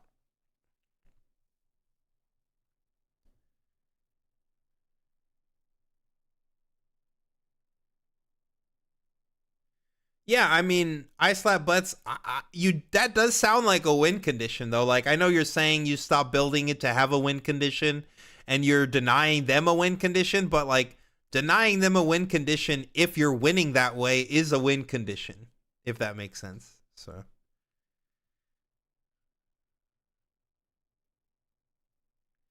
Yeah, I love deck building. That's, like I said, that's my favorite thing to do. I like deck building as much as I like playing. I do know there's people out there who find it really daunting. But yeah, I did put out like a little video on our YouTube channel that kind of like was an intro to like deck building, but I'd like to release more content in the future that kind of goes a little more in depth, like a, second, 101 and 201 or whatever for deck building. I might throw something up like that at some point. Yes, we do have a guide for Aurora Yi that is on our Metafy. I wrote that guide, put a lot of work into it, and we've had a lot of people like winning their skirmishes and stuff and tagging us on the Twitter and stuff saying that they've had a lot of good results with it. A ton of people in our Metafy Discord are telling us that the guide's been really good for them. So yeah, we do have that on our Metafy if you guys want to check that out. I think it's still pinned on the Twitch, but we have the link in the bio on the YouTube too.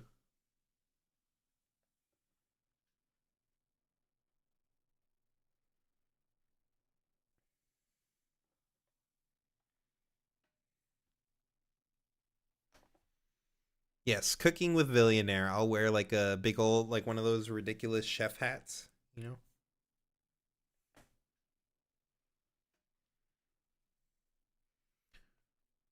Or like Breaking Bad style. It'll be like cooking in a meth lab or something. Or both. In a meth lab with a big ridiculous chef hat.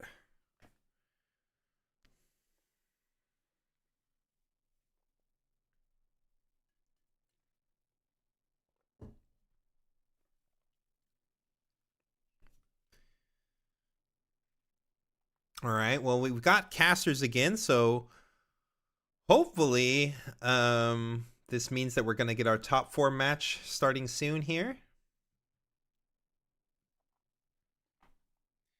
Do I have any hobbies outside of TCGs? I mean, like, I love music. I like traveling. But I wouldn't say I like have any hobbies that I spend as much time like on as TCGs. I like game design too, but like when I'm designing games, I'm usually designing trading card games. So, but I really love designing games. I like playing games, but like a lot of my understanding of card games and what makes me so good at card games is my understanding of design. And so I think that that's one of my strengths as well, and how I'm able to like just grasp the concepts of these games and the mechanics so quickly and have success. But I like going to concerts. I like good food, like pretty basic hobby stuff, I guess. But yeah, I like to do a lot of different things. Oh, I love reading too. Comic books, manga, anime. You know, I'm a big nerd. Yep, that's my Tinder profile. Tinder TED Talk.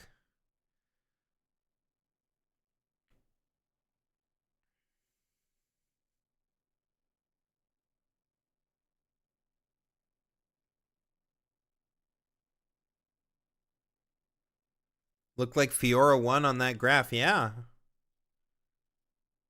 Well, but aren't we gonna watch the top 4? Did they show that Fiora already won?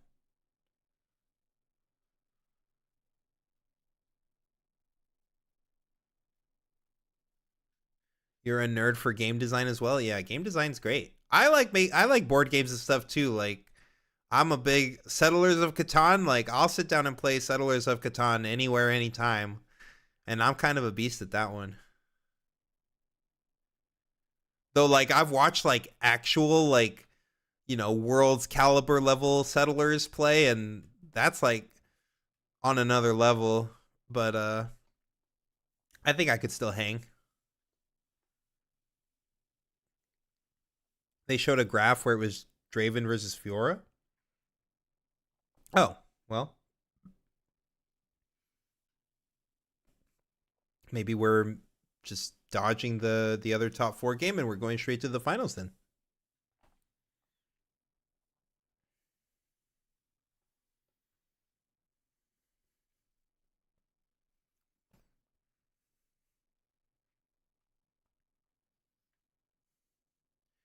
Yeah, tabletop role-playing games, I never really, like, I've played some, I don't know if you're talking about, like, pen and paper, or if you're talking, like, stuff like 40K, but, like, I haven't played a lot of, like, pen and paper tabletop, but I did play a little bit here and there, but I loved Hero Clicks, so, like, I was big into, way back in the day, I played a lot of Hero Clicks and Mage Knight.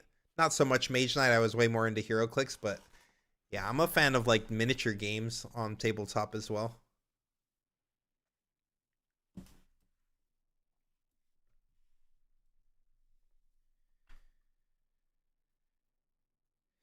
Anybody into sports here? Esports?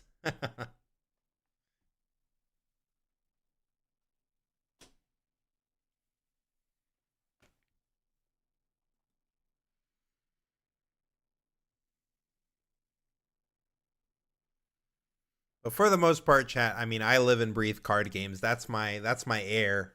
That's my oxygen. Like, I've found very few things in this life that bring me as much joy as putting together a deck and going and competing with it. Like, oh, it's so much fun. Mech Warrior Click was great. Cool, cool.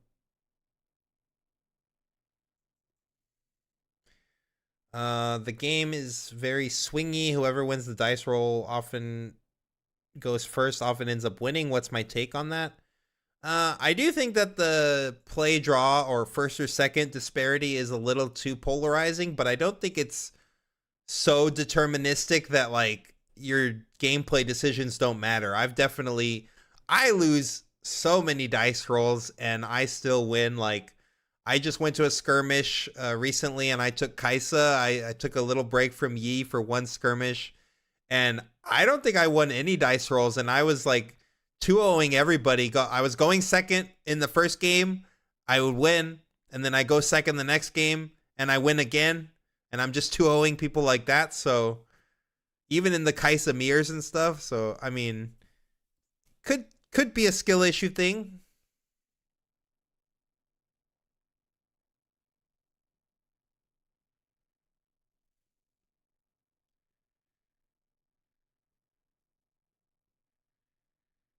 Yeah, clicks is tech deck dudes over hero clicks. No, no, no.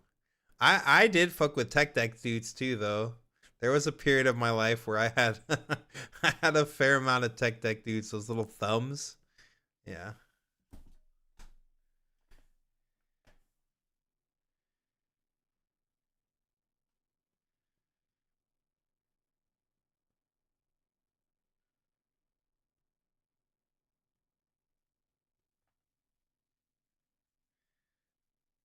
But yeah, again, that's not to say that, like, you can't always you know, That you can't.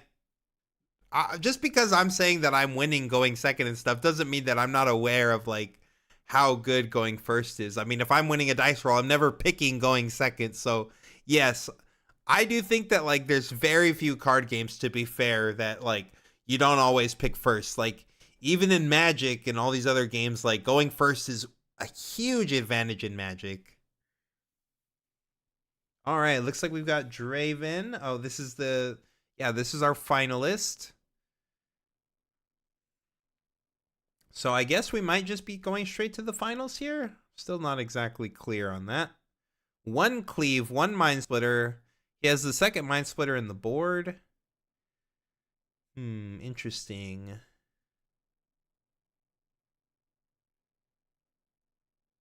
Three Edge of Night. He really likes that one. And Fiora. Okay, I guess we are just going straight to the finals, guys. So it's going to be... So Fiora beat Aurelia again, I guess. And it's Draven and Fiora in the finals. One Piece had decks that like going second. Yes. What I say this all the time to the team too. One Piece is like the only game that I've ever been like picking second regularly. And like that's actually the correct play. That's like one of the few games that I feel like really has either... You could look at it one of two ways. Either One Piece is so coin flippy that it doesn't matter if you go first or second, really, like, or you could look at it as, oh, One Piece actually balanced first and second well enough that going second is sometimes correct. And I think either one of those is fine, but...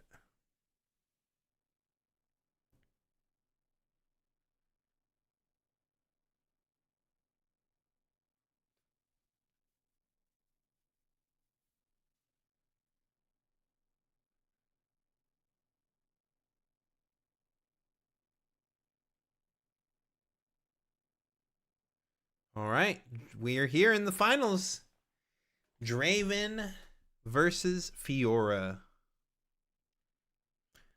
The Fiora guy is cooking. Do I know what beat Annie in the top 8? No, I do not. They did not announce what beat what.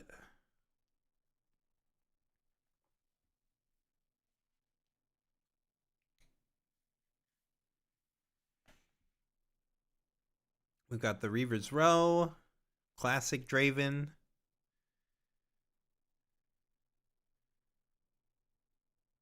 And Fiora's starting off with the Monastery, just like last time.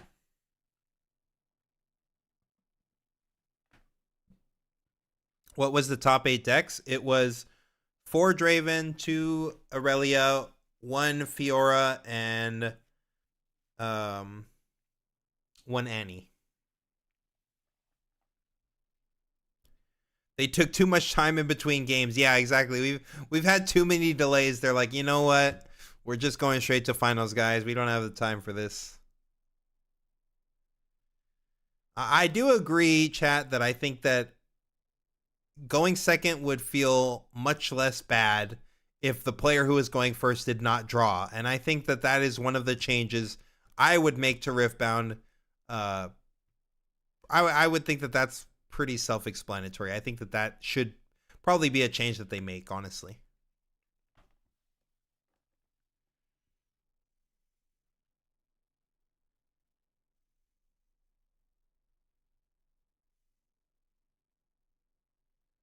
Granted, I thought that that would be a much better change before decks were drawing their entire decks, so maybe it's not as important when you're drawing your whole deck.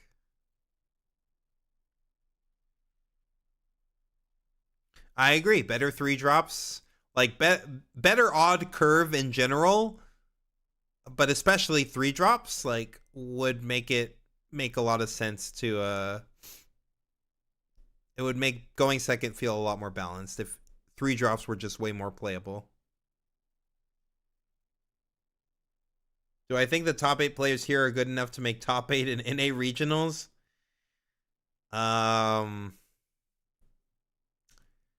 I would maybe some of the players, but you know, with some of the plays I've seen so far, I wouldn't think so.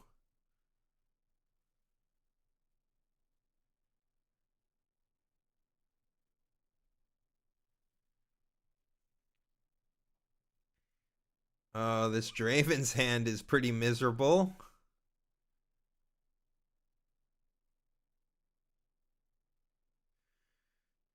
Double Noxus Hopeful, and it looks like an Edge of Night and some other not 2-drop.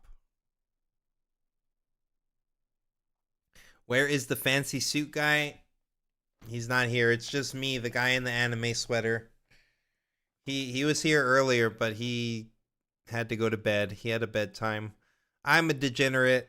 It's already 4:20, blaze it, and we're still here.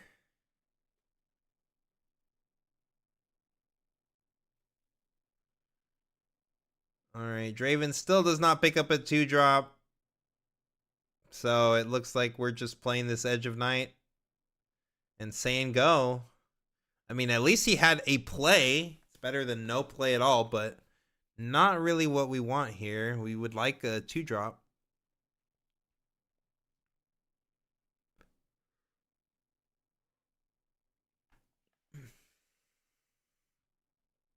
All right, yep, we're using the Reaver's Row. Makes sense.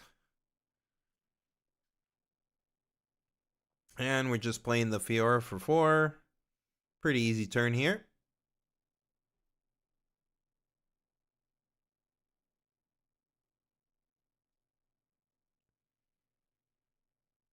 I imagine the Draven is probably just going to play his champion. Unless he's trying to like drop these Noxus Hopefuls, like maybe he drew a stack deck or something. He could go like stack deck, hopeful, but no, there is no stack deck there. He did draw a Darius, so maybe he's considering playing the Darius instead of the Draven here. No, just going with the Draven. I think this is correct.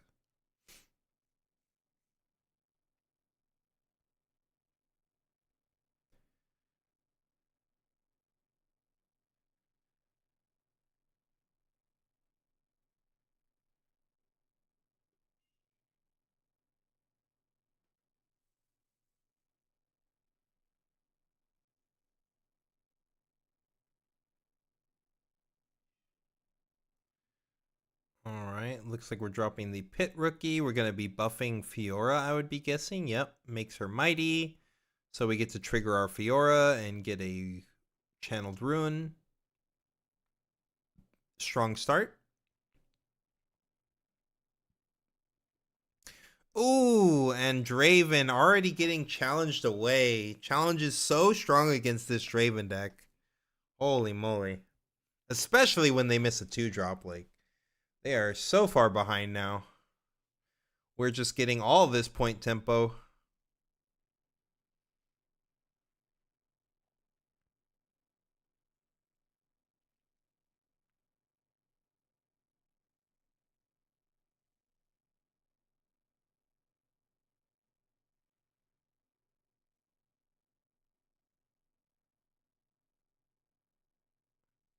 Adorns here and swinging.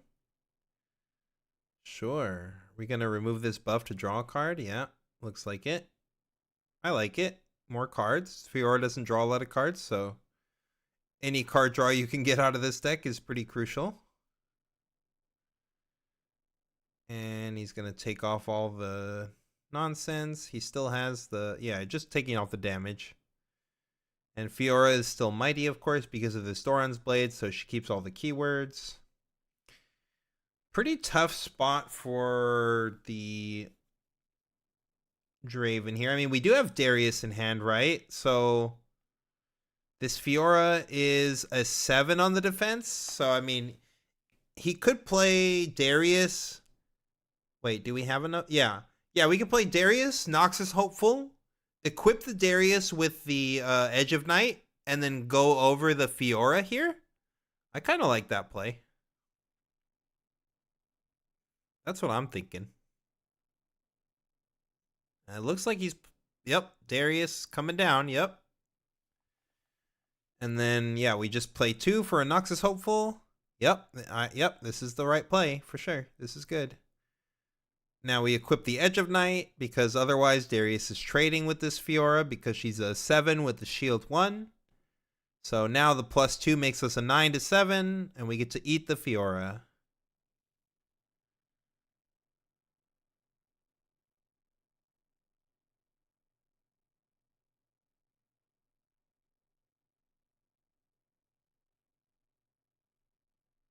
Shouldn't have the other semifinal been happening? Yes, but I think that they had such delays in production that they just decided to skip showing the other game and just going straight to the finals.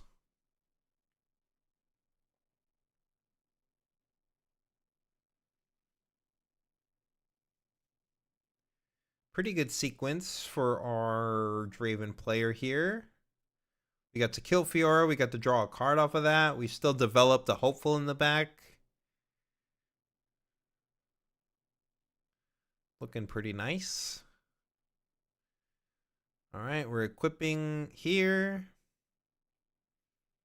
And then I think we're going to play this Pit Rookie. Yep. To make it a 5, which now triggers our Fiora. We get to channel a Ruin.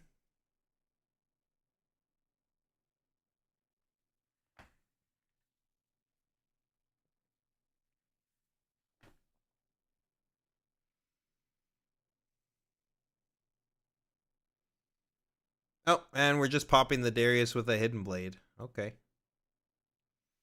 Draven gets to draw 2 cards this way, though. Ooh, Falling Star. Pretty good one.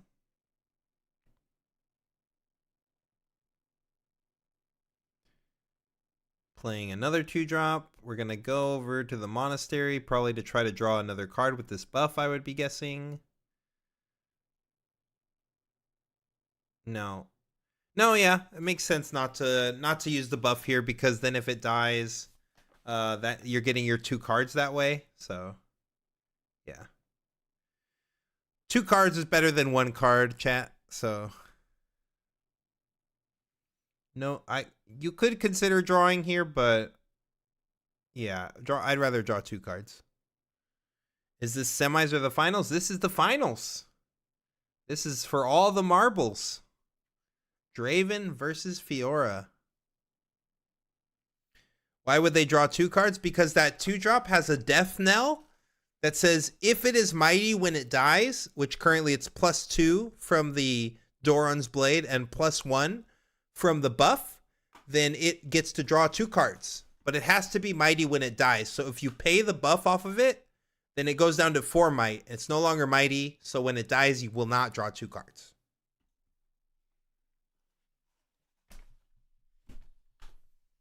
Yes, exactly. Riveting analysis. I agree. 2 cards? Better than 1 card.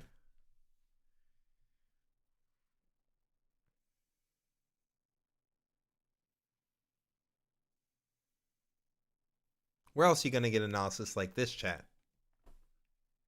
Nowhere else.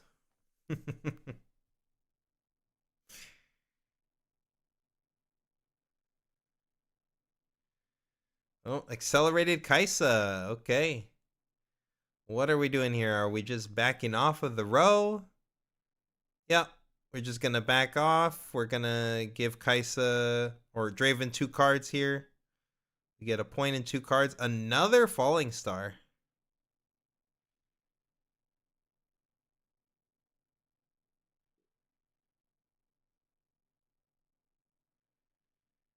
And now we're going over here, 6-5.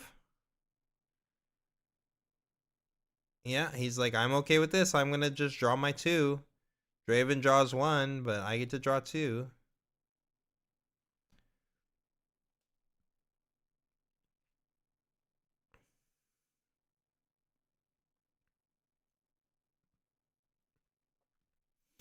The Draven's probably feeling pretty good here, but Fiora is already really close to, like, all they need to do is score 1 point next turn, get to 6, and then try to take both the last turn. Meanwhile, Draven is still two full turns away from winning. So he needs to go, he can go to 3 turns away from winning, because he needs to go to 5 next turn. He'll go to 6 or 7, and then he still needs to win on the next turn after, so yeah. I hate how sloppy the Draven plays. He's a little sloppy with his card management. I agree, but sometimes I am too, so I can't fault him for that too much.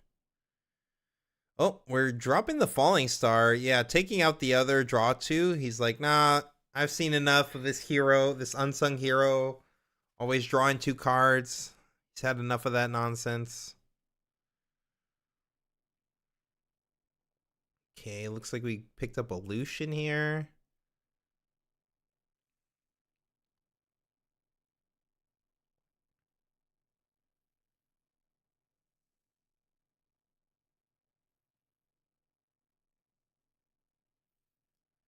And we're just sending 4 to 4 here.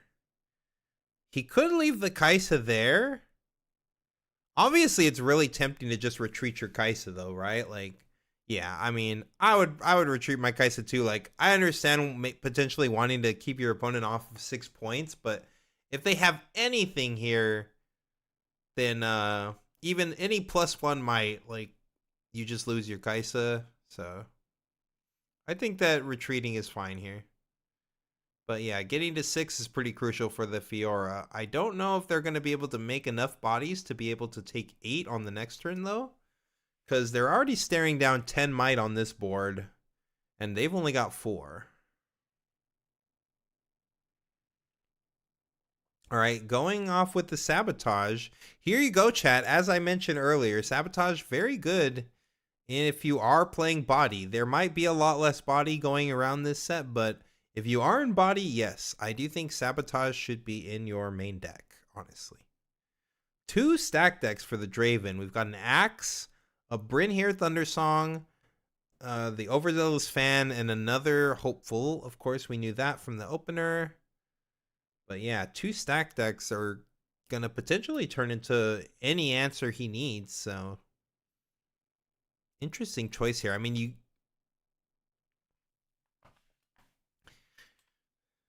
wonder what he's thinking of taking here. I would be considering, I mean, it feels pretty bad taking one of these stack decks. Maybe considering taking the Axe.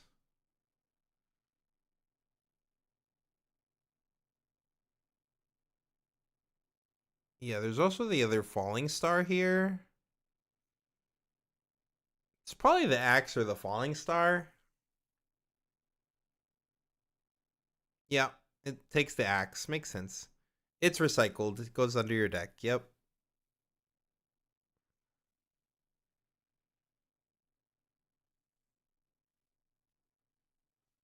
Fiora is the set player from the first Chinese regional. Maybe. I'm not. You'd have a better eye for that than me, chat.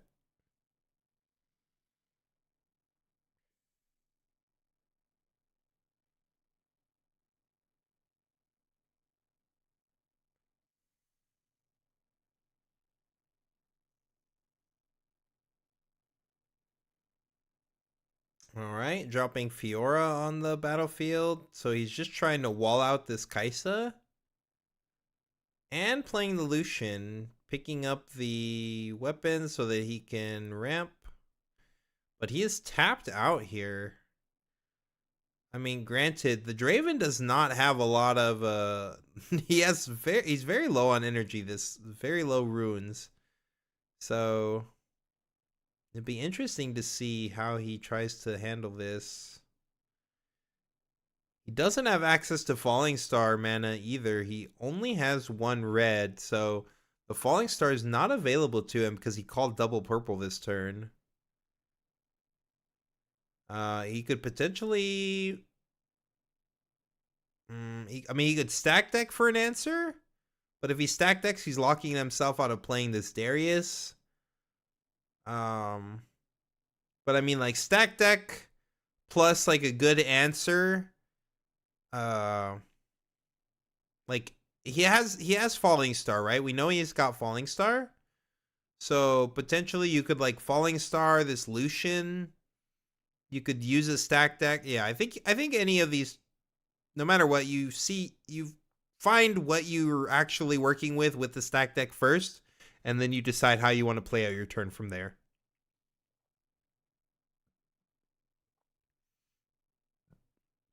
Hand size limit. What What you talking about, chat? We're in the League of Draven. There's no such thing as a hand size limit. Drawing our whole deck.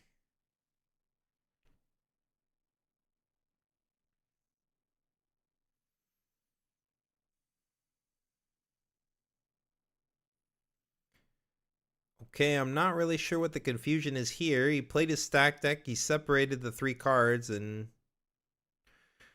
I guess he's just thinking. Sorry, chat. It's been a long night.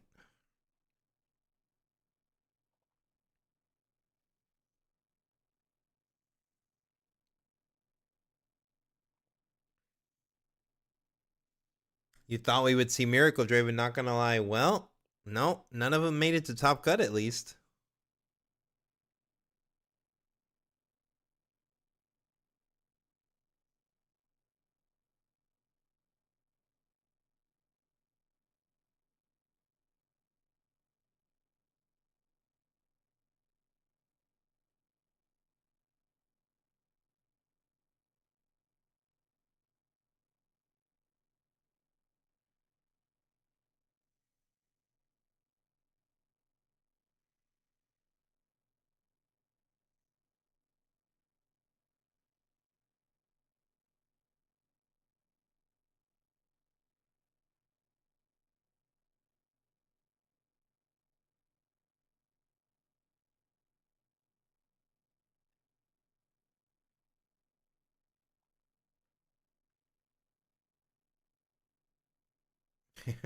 He's deep in the tank on this one. I mean, he's been going deep in the tank since last round, but he's deep in the tank again. Olansky said the deck was very hard to pilot on one of his streams. I mean, I don't think it's brain dead by any means. I mean, if you really want to play that deck at a like optimal level, like the deck does some dumb stuff by itself, the Miracle List, but like, yeah, if you actually know what you're doing with it, I agree. The deck is very, very strong. Okay, we're just playing a 2-drop here.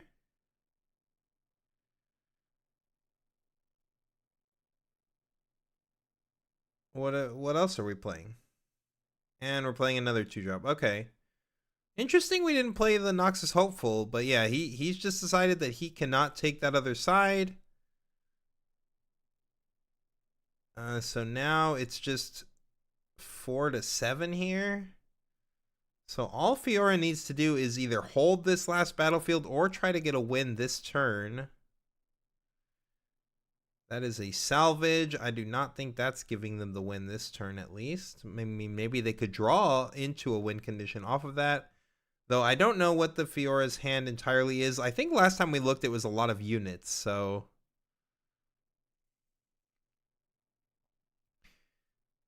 this Fiora does not have ganking because it is not mighty right now. Okay, set brawler, sure. So yeah, I think he's just gonna fat stack this side. We're just going for the Giga stack. I respect it. I mean, there's only, like, he literally has 5 might on his board that can attack you. Like, there's not a lot he can really do if you Giga stack. Unless he's just got, like, a ton of fighter flights and rebukes and stuff like that. But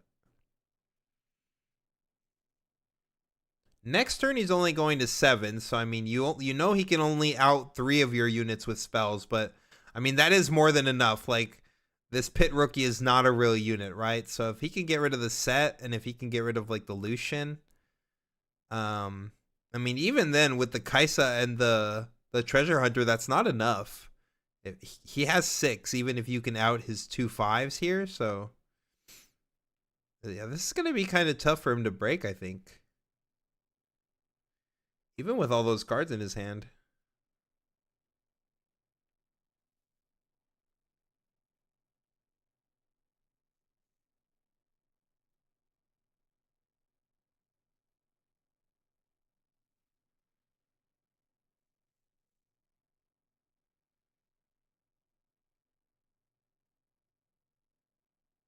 Thinking of how we could break this. I mean, we could play a stack deck to try to find another interactive spell here. We have 7. So we know that even if we spend 1 on the stack deck, you know, each of our like spot removals, whether it be Rebuke or Fight or Flight, costs 2.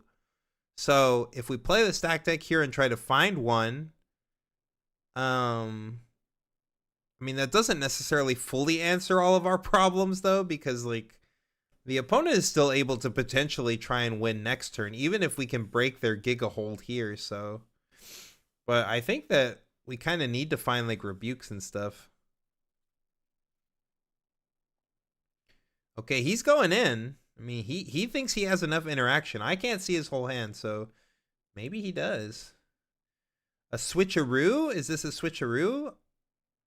Yep, switcheroo is really nice with Treasure Hunter, being a 1 might unit, of course, so he could switcheroo with one of these 5s, and so you are basically taking 4 might away from your opponent and also adding 4 might to your side, so that's a nice 8 might swing, which is very strong.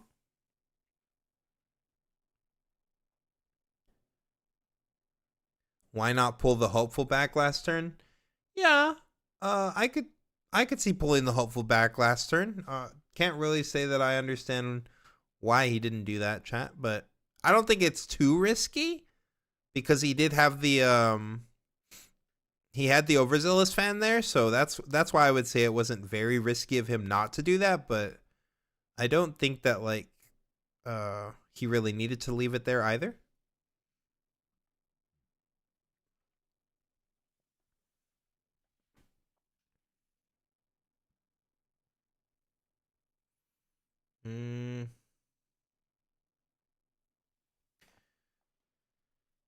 I mean, this is he's still not winning this fight, right? Like, we don't need to.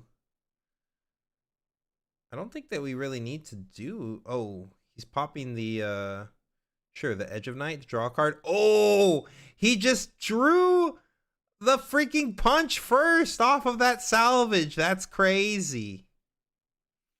But he's winning, though, isn't he? Does he even need to play this punch first? Am I crazy here? Like, opponent is swinging in with 8. Even with your Lucian being down to a 1, you have way more than 8. You don't need to punch first here. Why are we punching first? Huh? Right? Oh, it's a 9. Sorry, we've got 9 because we're +4. But Set is 5. Fiora is 9. Our Pit Rookie is 11. And even with our Lucian being reduced to a 1, that brings us to 12. So it's 9 to 12. Why are we rushing this punch first out? Now we're just giving him the opportunity to answer whatever we punch first. He can rebuke it or he can fight or flight it. Like, there's literally no reason to be running this punch first for right in here.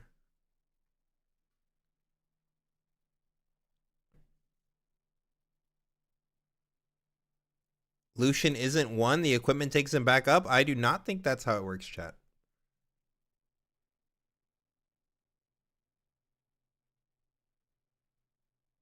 I'm almost certain that's not how it works, in fact.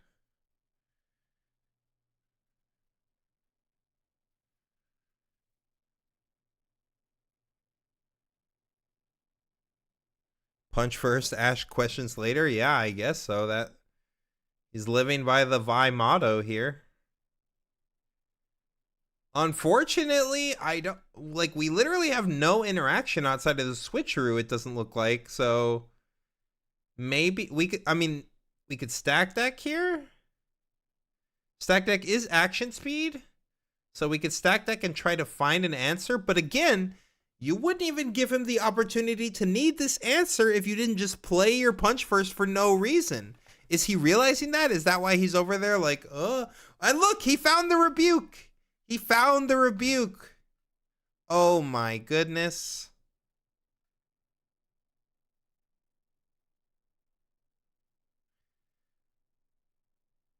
Yeah, you can see how many runes they have underneath their legend icons at the top corners. Tells you how many runes they have.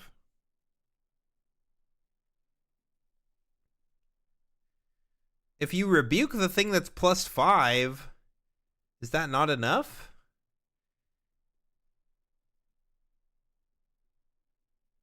Let's see. No, yeah, you're right. Even with the rebuke on the +5 unit, you're still down 1. So, I mean, there's still really yeah, like you said, he could ride the wind though. So he can rebuke and ride the wind. In his hand though, he doesn't have anything else. So, he can't take both of these. He has to only take rebuke or ride the wind. So, yeah, he has no way to win this combat. He's actually going to lose this combat.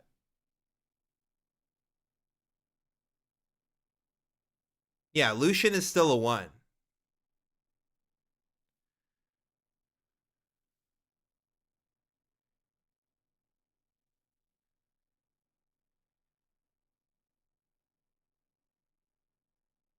Yeah, it's GG. He can't break the battlefield. There's literally no way you have to break the battlefield. Are we gonna see Fiora pull the upset? That's crazy. That's crazy. Fiora's about to go up game 1. Only if he had a Noxus Hopeful. I wonder if 4 might would have been better than 1 might. Interesting idea, chat. Okay, riding the wind. But what is this doing for us? Oh, yeah. He can ride the wind. He can ride the wind, the overzealous fan. Oh no. He's riding the +4. Okay. This is still not enough, right?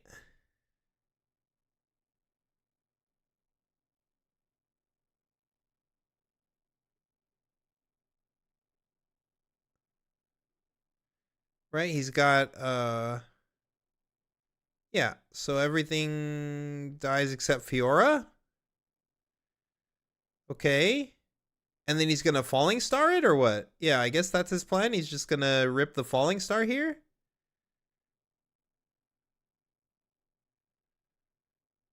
Yep. So we don't win because of the Falling Star. Yeah, exactly, chat. Exactly. The Falling Star here clears it. I mean, he still lost his whole board. It's not a great position, but at least he's not dead. So, you know, not dead is better than dead.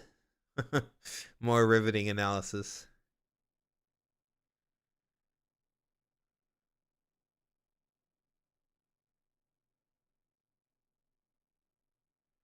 This whole tourney has been hard to watch. Well, you know, I think Top Cut's been a lot better than yesterday. That's for sure.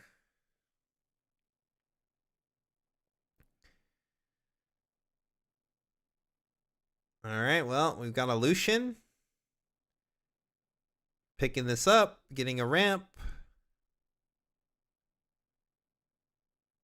And then we've got what? This is just a 2-drop. Yep. Draven gets to hold the 6. He's got no energy left, though. I mean, he could just play this Hopeful. Oh, no, he's got a 2-drop. So he could play like 2-drop Hopeful. That's pretty good.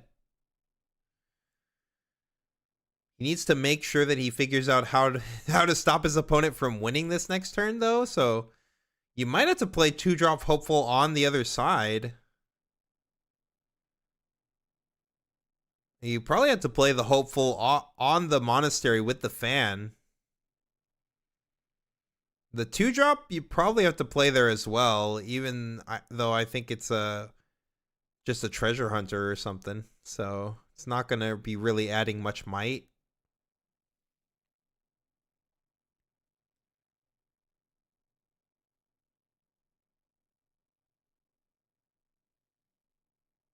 Switcheroo to... Did he have Switcheroo in his hand? Did he have another Switcheroo? He already used one, right? I don't think he had another Switcheroo, unless he just drew it. Because he would have used the Switcheroo last battle, no?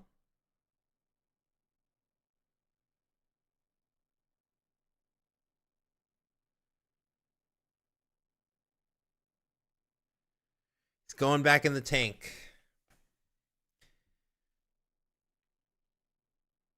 He just drew switcheroo? Okay, yeah, I didn't see that. So, yeah, if he has switcheroo in the hand, then for sure.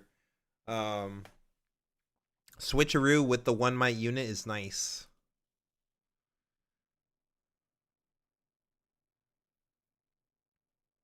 Granted, if his opponent answers the switcheroo, like if he draws the riposte or something, then he's cooked.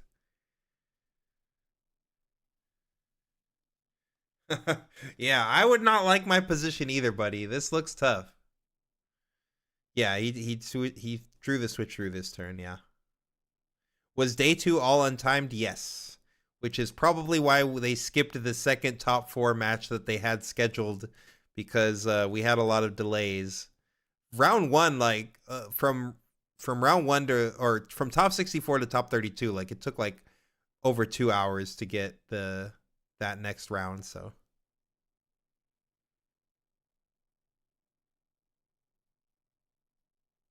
Maybe not 2 hours fully in between the round, but you know, like an extra, it was a lot of, like an extra hour in between the round at least.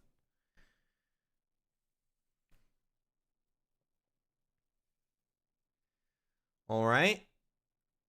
So we played the 1 might at base, so that can't be right.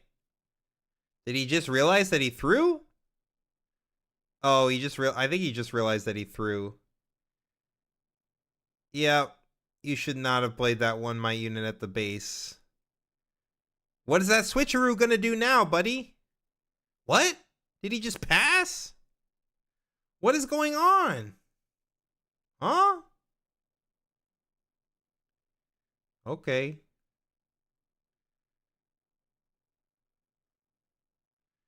I mean, we still get to draw an extra card too, because we just get to send over to the Reaver's Row.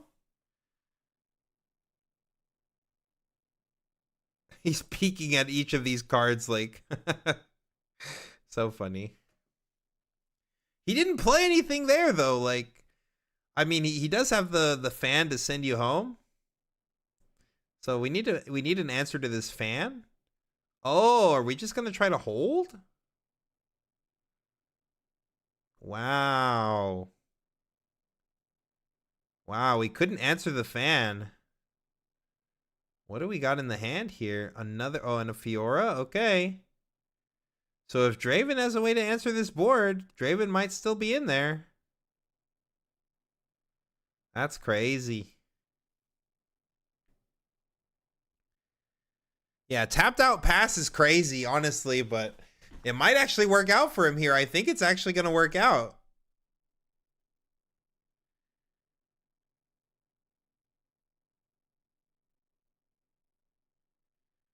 I honestly think the way he looked after he played that treasure hunter the base, I do not think he meant to do that, but it's going, like I said, it's going to work out anyway.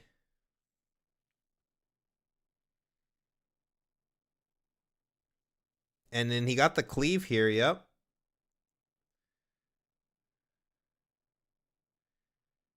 So you can switcheroo, yeah, switcheroo the 5 with the 1 again.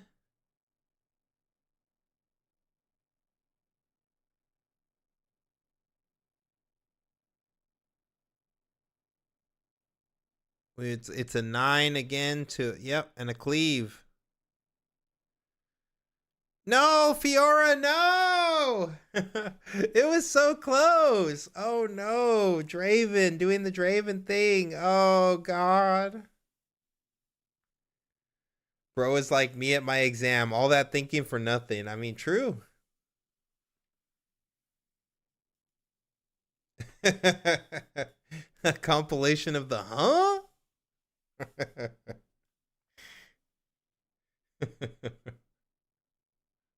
True, chat, true. There's been a lot of huh moments. I don't really know. Huh?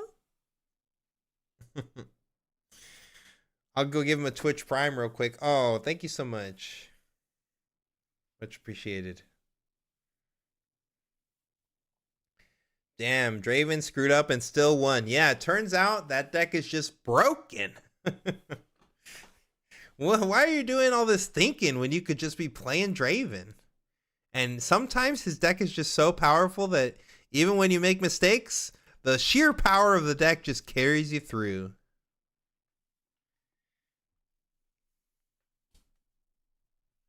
That was crazy. I really thought Fiora had that one. I was sitting here really thinking Fiora had this locked up.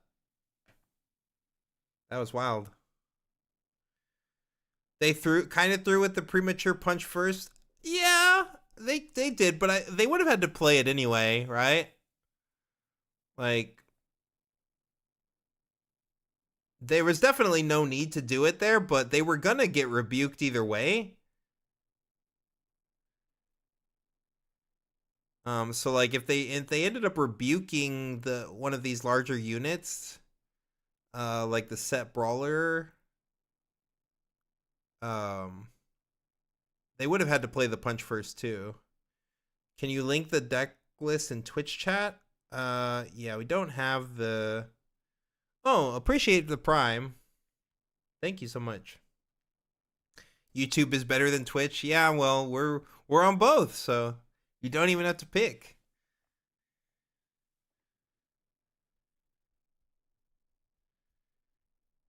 He in fact pulled this out of his hat. Cringe Draven. Yeah, true, he did. How did we see 2 players in top 4? This is in the finals. They shotgun their interactions and for no reason and get punished. Yeah. If Rebuke is played on the set, that's -5 might. Yes. Correct. Yes. With punch first, you get 5 might back.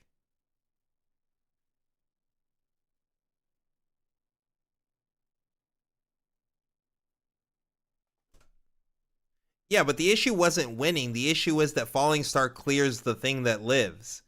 So even if he won the fight, that wasn't the issue. He did win the fight through Rebuke, but then the only thing that was left was killable by the Falling Star. That was the problem.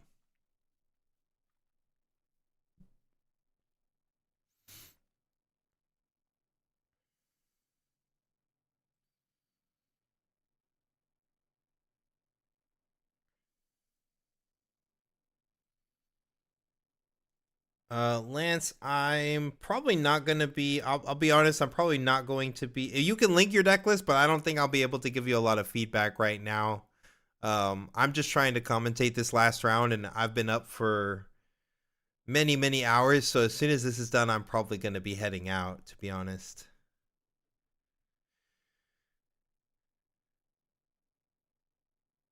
But we do offer, you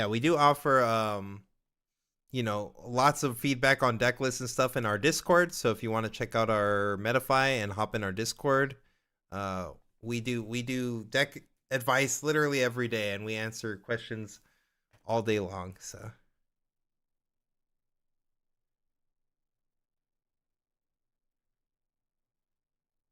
what do I eat during tournaments? I do not eat during tournaments. Daniel does not eat during tournaments, and Colin does not eat during tournaments. I don't know what Alex does, honestly, but I know for a fact that I've talked with Colin and Daniel and myself. All of us fast. So I think some of the guys eat like a breakfast. It goes either way for me. Sometimes I'll eat like a small breakfast if it's like a few hours before the event. But otherwise, throughout the entire tournament, I am fasting. All I'm doing is drinking water, pretty much.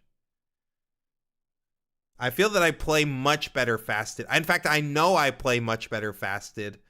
And yeah, I played in like a old Naruto card game, GP, like way back at an anime expo, way back in young Anton years. And I remember eating lunch, and then I just played like absolute shit the rest of the day.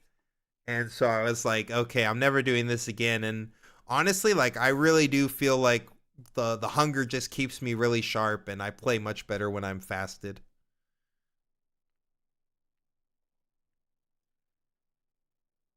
You would run out of energy and be distracted by being hungry too. I am not distracted because I'm hungry for the win.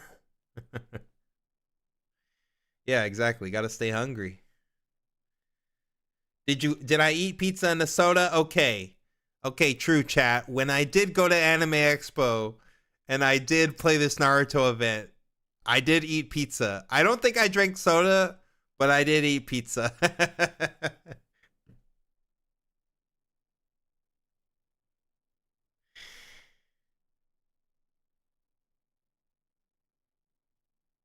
Fast even when it hits 10 hours? Yep.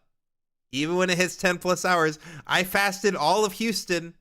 We were there playing from 9:30 in the morning till midnight, and I fasted the entire time.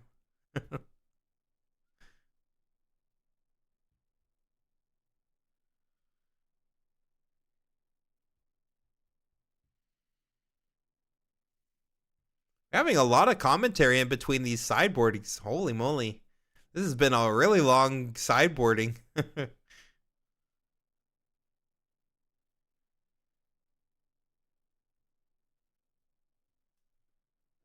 Yeah, protein meal bars are probably fine, honestly. Like,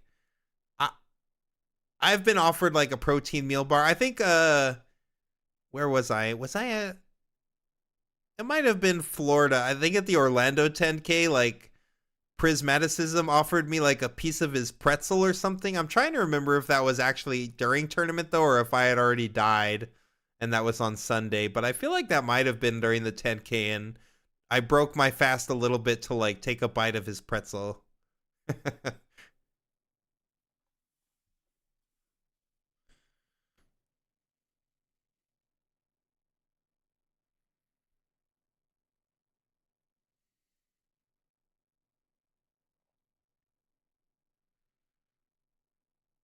Or was it Randy? I don't remember if it was Randy or Prismat's pretzel, but they were both hanging out next to each other, and someone offered me a pretzel. Yeah, guy must have went to the toilet or something. Yes, the Ninja Dogs in the Naruto game that was a sick deck. The Ninja Dogs, that's a classic. Yes, the Chinese tournaments are using the 60-minute rounds with 3 turns. However, in Top Cut, there is no time, so that doesn't matter in Top Cut. Does it significantly improve the game, or does it still result in a lot of draws and a lot of games going to time? We saw one game that I think we might have watched one game that did end in a draw, and then we had a second game that should have ended in a draw, but then his opponent gave him the win. So overall, I feel like it's let games come to their conclusions more.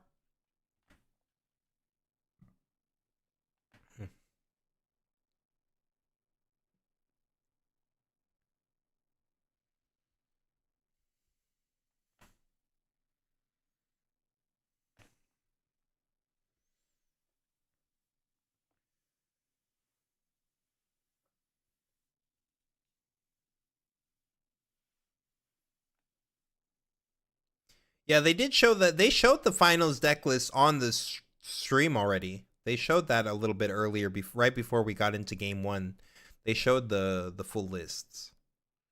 So we should at least have lists of the finalists if we don't have lists of everything else already.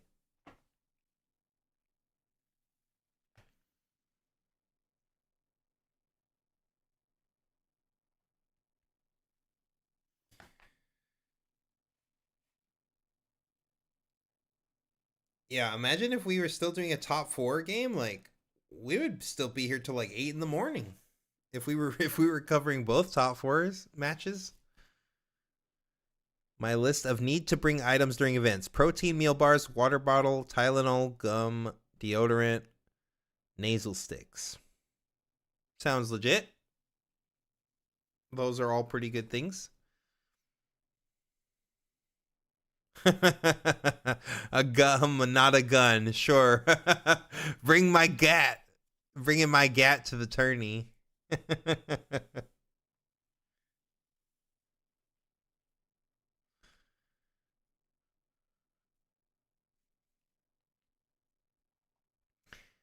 Shout out to any of the people who have randomly given me gum at the tournaments. You the real ones. I'll chew a stick of gum here or there, or like a piece of gum. I don't mind doing that.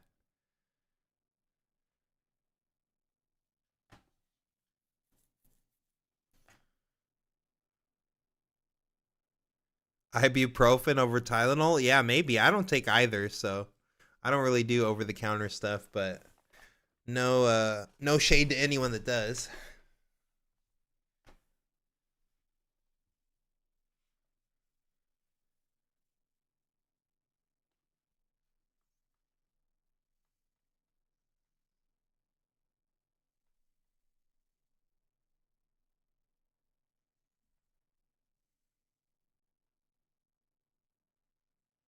This is definitely a long sideboard break.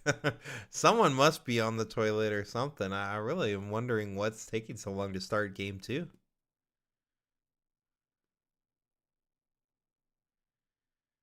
It's best to know what kind of energy your brain reacts best to. I'm best with healthy fats and protein. Carbs make me dumb. Yeah, that sounds pretty accurate for most of us, I think. Yeah, my body definitely enjoys protein more than anything else. But, oh man, I love me some carbs. Bringing gun to the tourney, so American. True.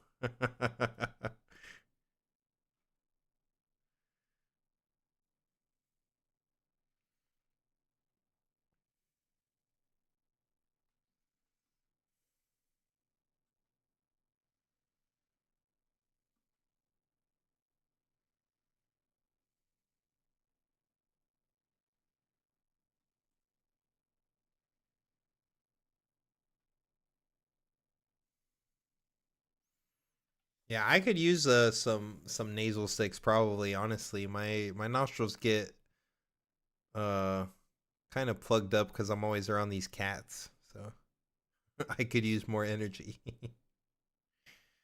Band-aids too, since people are clumsy? Are people getting like paper cuts on their sleeves or on their cards or something? Band-aids kind of crazy. I don't think I've ever been bleeding at a card game tournament, to be honest.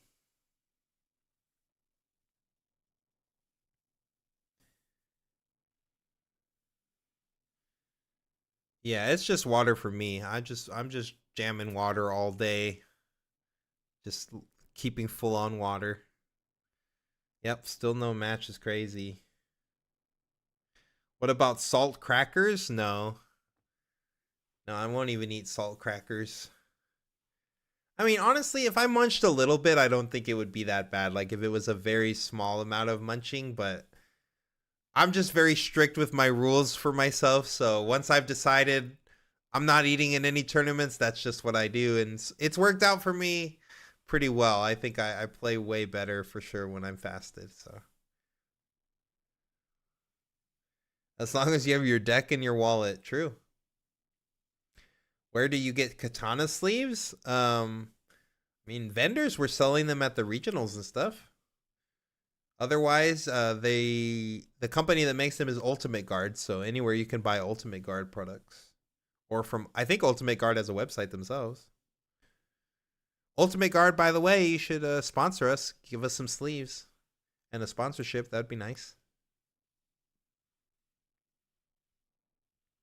Yes, most shops that sell Dragon Shields also have katanas, for sure.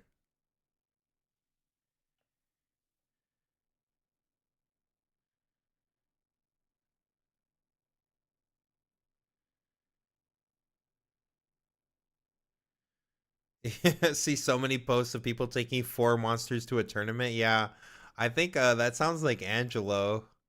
Um, I remember seeing him post something like he had like 4 monsters. And I was like, oh my gosh, like that's a lot of energy drinks. I don't do any energy drink stuff. All right, looks like we're finally back for game 2. Whoa, are we actually seeing opening hands here? Was that 3 Edge of Knights in his hand?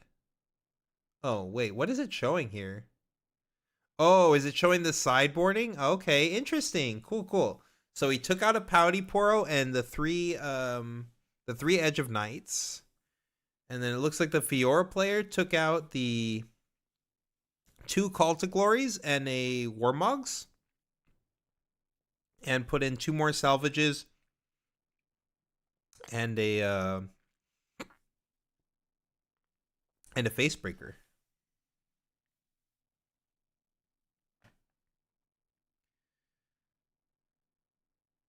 Is that why it took so long? Yeah, I guess they were literally like having to ask them to record what they were siding out, I guess. Bruh. All that for like 2 seconds of sideboarding information. Bruh.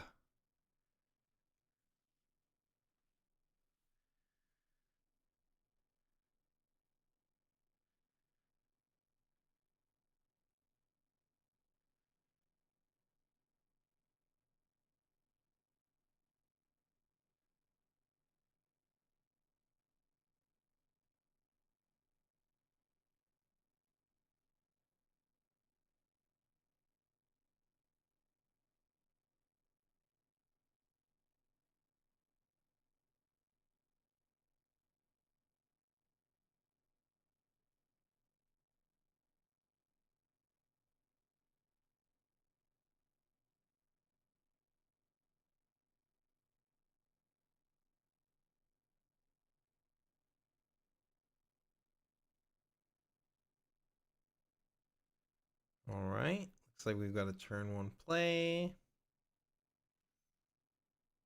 That's a great turn 1 play. Fiora with the Obelisk getting to go play Fiora on turn 1. Pretty nice for them. Interesting to see the Draven playing the Obelisk going first. Obviously, we don't really have a turn 3 play, but I guess he decided he didn't want to do the other battlefield as his going first.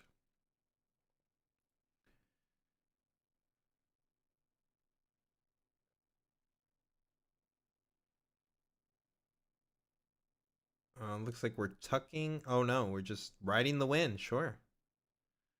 Making getting a draw off of the Dreaming Tree, making another gold, and then we get to send this home and make another gold. We're just infinite. Look at this, 3 gold on turn 2.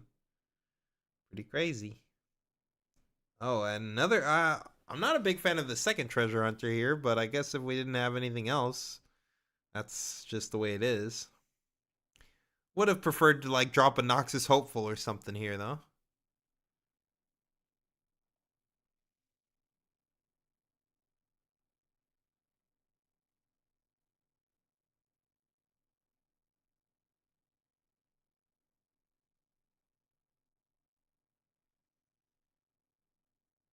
Yeah, I agree. Fiora choosing second is. I'm guessing the Draven player didn't think that the Fiora was gonna pick second, right?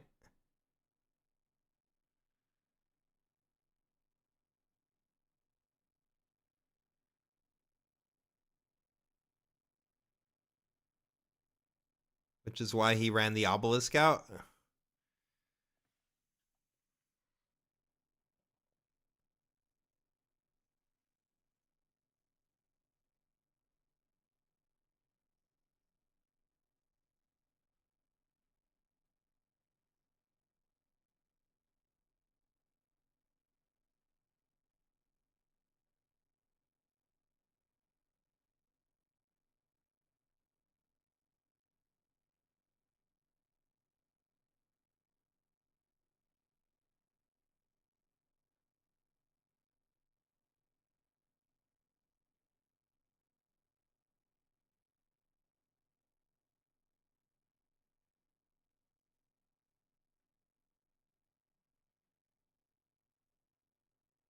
Paying one of these infinite golds over here. What do we got? Ooh, the Forerunner. There we go. That's a strong unit for sure.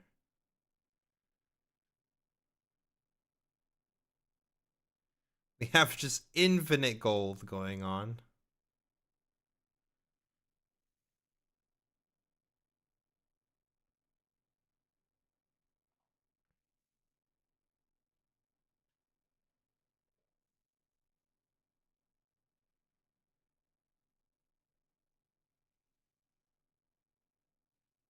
Hidden Blade draw 5. Yeah, Hidden Blade draw 5 is crazy.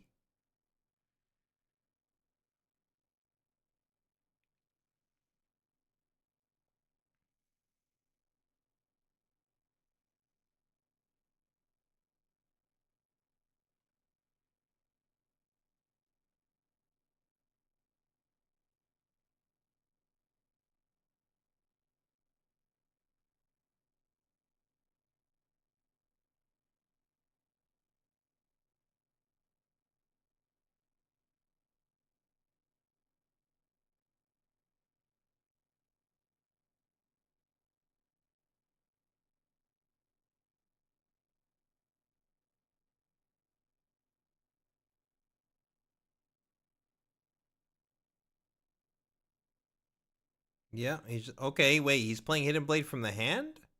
So then that must be like a face breaker or something there, right? Yeah, we're drawing 5 cards here. This is like a Poggers day. Popping off. Look at all these cards. Draven can't draw that many cards in a turn. Well, okay, yes he can, but that was pretty cool.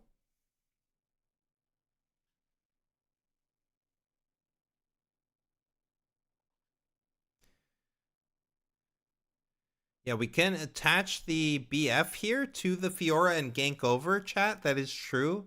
The problem is that we committed this hidden card here, so I mean, we just drew 5 cards, so burning a single card might not be the worst thing ever, but it's still not ideal.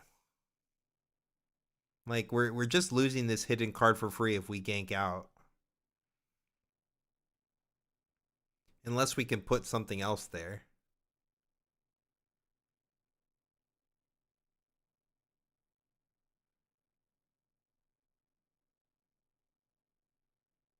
Lucian? Okay, he's just gonna have Lucian pick it up here.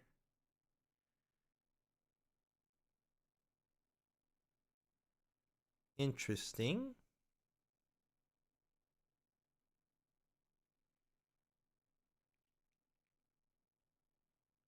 The Draven is still so far ahead in points and in resources, but things are looking pretty up for the Fiora. I mean, they got an insane grip of cards right now.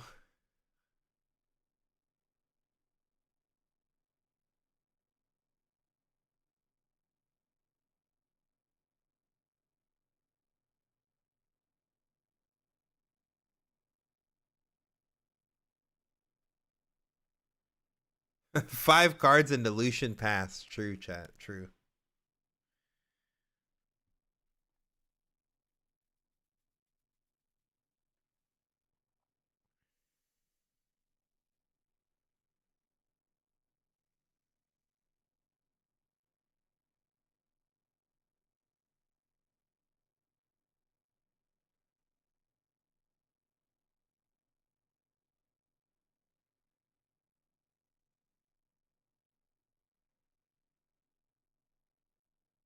Okay, just going for a stun here. Pretty good. Now we can start using this Fiora more, because we got to use this hidden card now, and a pretty good use of it too.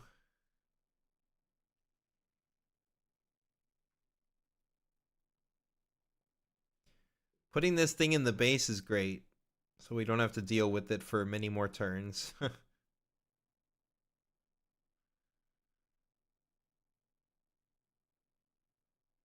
I mean, really, it's just one turn cycle, but that's pretty big deal, because like you always have to deal with this 6 might no matter what, and then it's gonna crack and make 6 more might. So like being able to not worry about having to trade on it for a turn is pretty good here.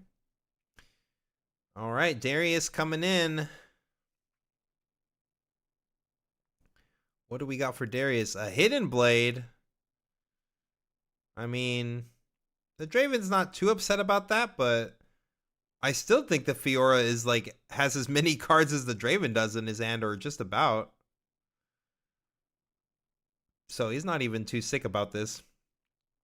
Oh my god, double gold again.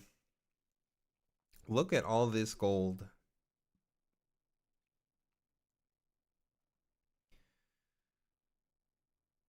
Okay, so we've got, I mean, Lucian can just take this for free. I don't see any reason why we wouldn't just swing the Lucian in here. We know the opponent only has 1 energy up, so there's no real punish here.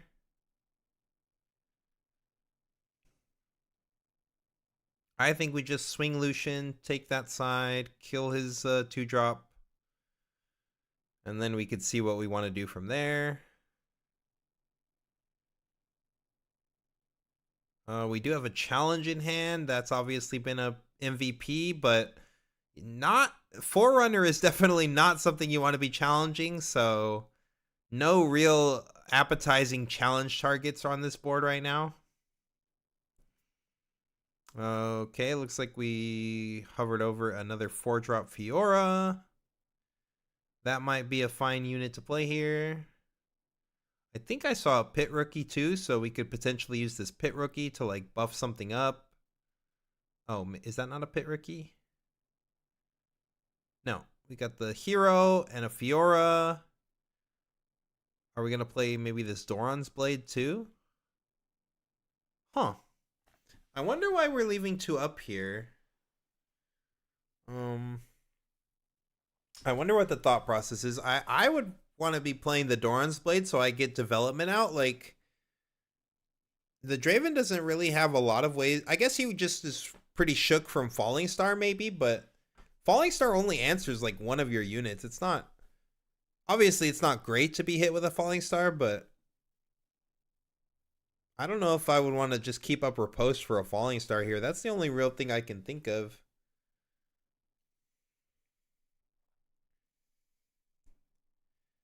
Yes, gold can be used for any type of power at all. Any power cost whatsoever.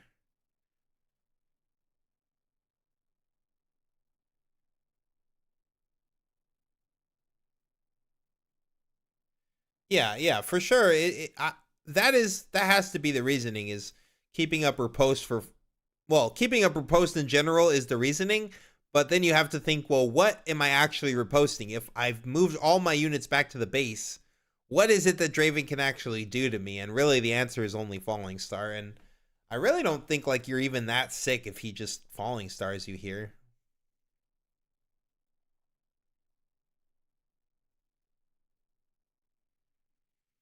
Yep, another 2 golds here. Agreed.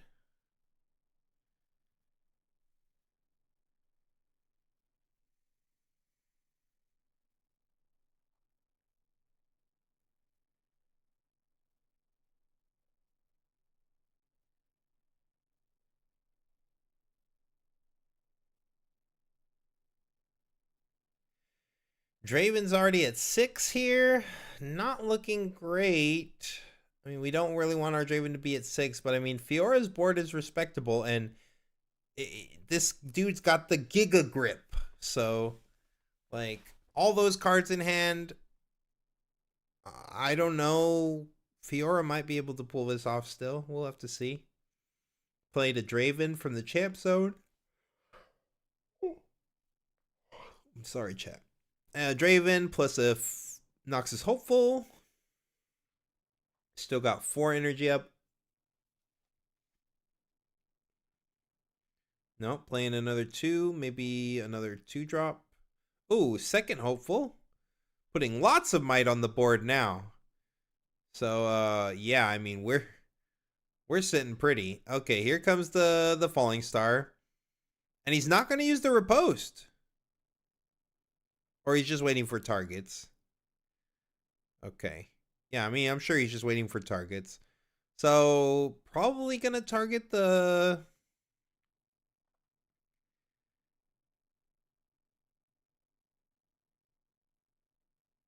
I mean, if you kill the Lucian, the sword's going to go somewhere else. So, you should be killing one of the bigger units, most likely. I mean, you should be killing the Fiora, I think.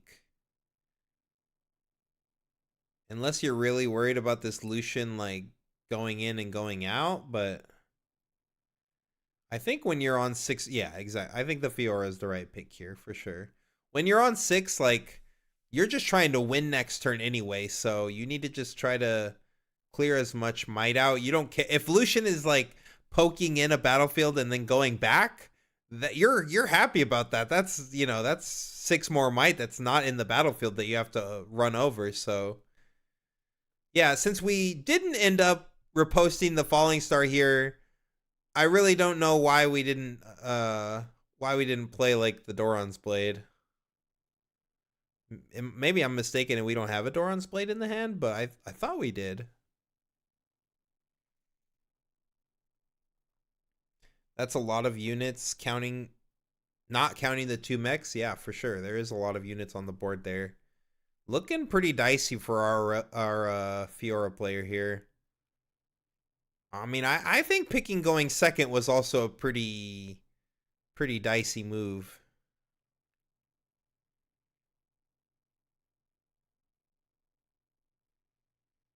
Yeah. Yeah, he's running the challenge. It's fine, right? Yeah. He still gets the kill. Gets a draw.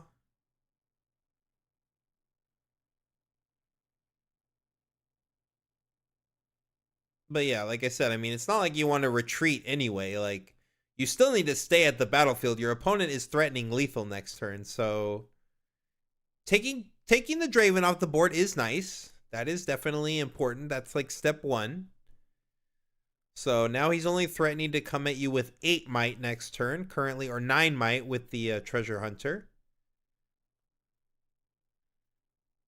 So the problem is that you also have to deal with this Forerunner at some point.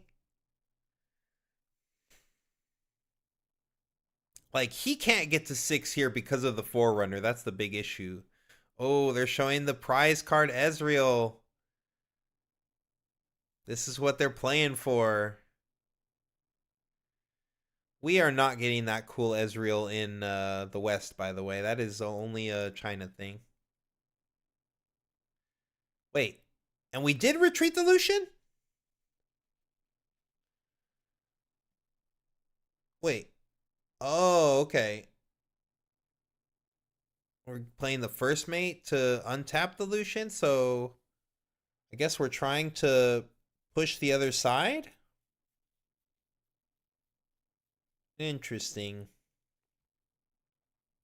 Or are we just going to go for a trade here? Yeah, 6-6? Yeah, sure. It's just a trade. I mean, you're losing might off your board. I'm not losing might off of mine, so I'll take that trade all day. Equip, we get to ramp, sure. Fioras can take us to 6 this way.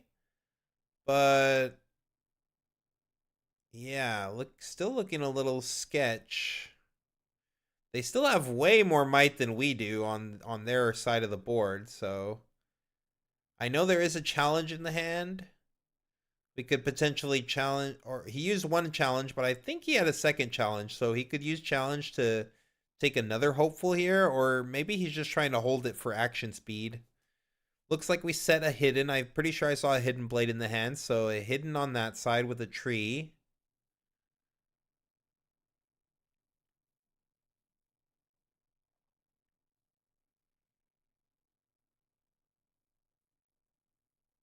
At least he gets the BF sword back. Yeah, for sure. It's not like you're only taking 3 might off the board, so it's not crazy.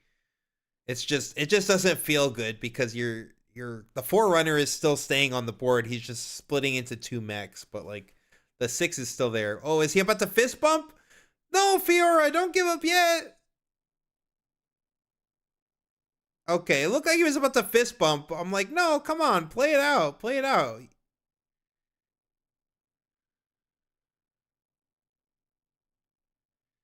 I mean, is the Draven here with like ever gonna lose with 12 ruins and 4 gold? Yeah, that might not be happening, but hey, you never know. I mean, he's got the Thunder Song, right? We know he's got the Thunder Song here, so like he can literally just play the Thunder Song and ensure that there's zero way that nothing you can do to play around this, right? Yeah, he's tapping the 6. Thunder Song's gonna come down here. There's nothing you can do. You can't play any of your stuff. Nope. And that's it. That's going to be lights out. Bryn here, Thundercock for the game. And that is why Draven is OP.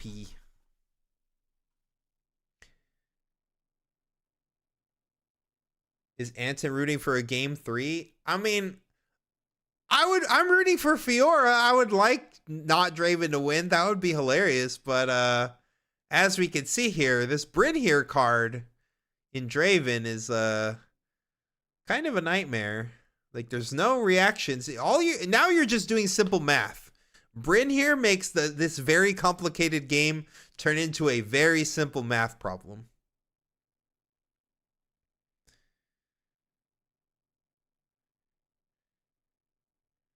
Yeah, Thunder is GG for sure.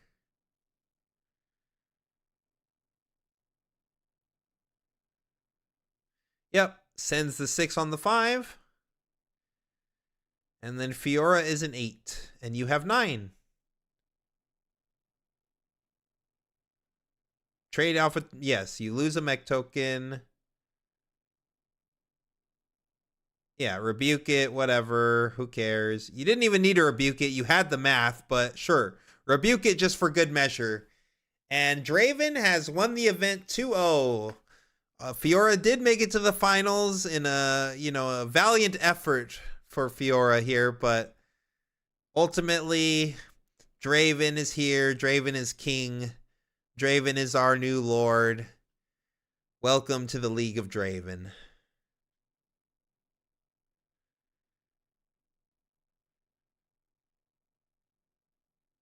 Yep, the dream was nice while it lasted. But nothing can beat the almighty Thundercock. Someone on the official Discord said they will shave their head if Draven wins this weekend. Well, time to get bald, buddy. I wouldn't have taken that bet.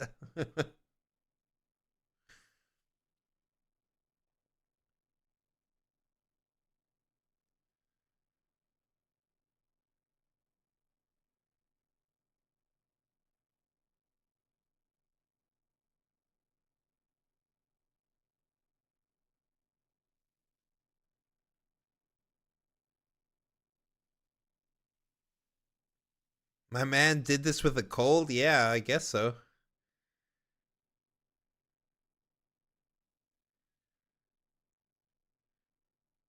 There he goes. The champion. This is my Ezreal.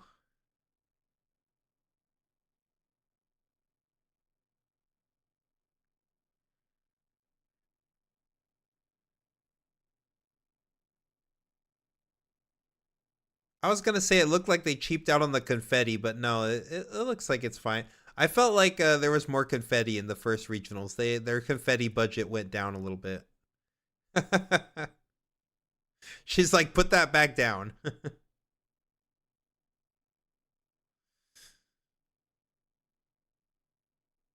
Like, step over here, I guess.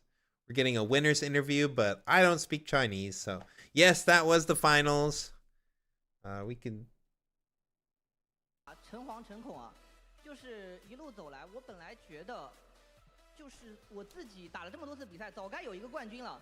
但是今天遇到的对手，每一个都让我汗流浃背，就是我几乎每一轮都在生死轮上，就是那种特别不太可能赢的局。All right, chat. Well, thanks for tuning in to the Challenger TCG stream. Thanks for supporting us. Follow us on Twitch if you aren't already. We'll be doing more of these for the next few weekends.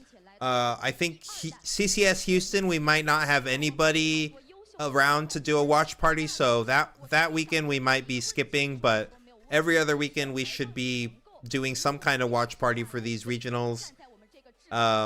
If you aren't subscribed to our YouTube already, please subscribe to the YouTube. Much appreciated.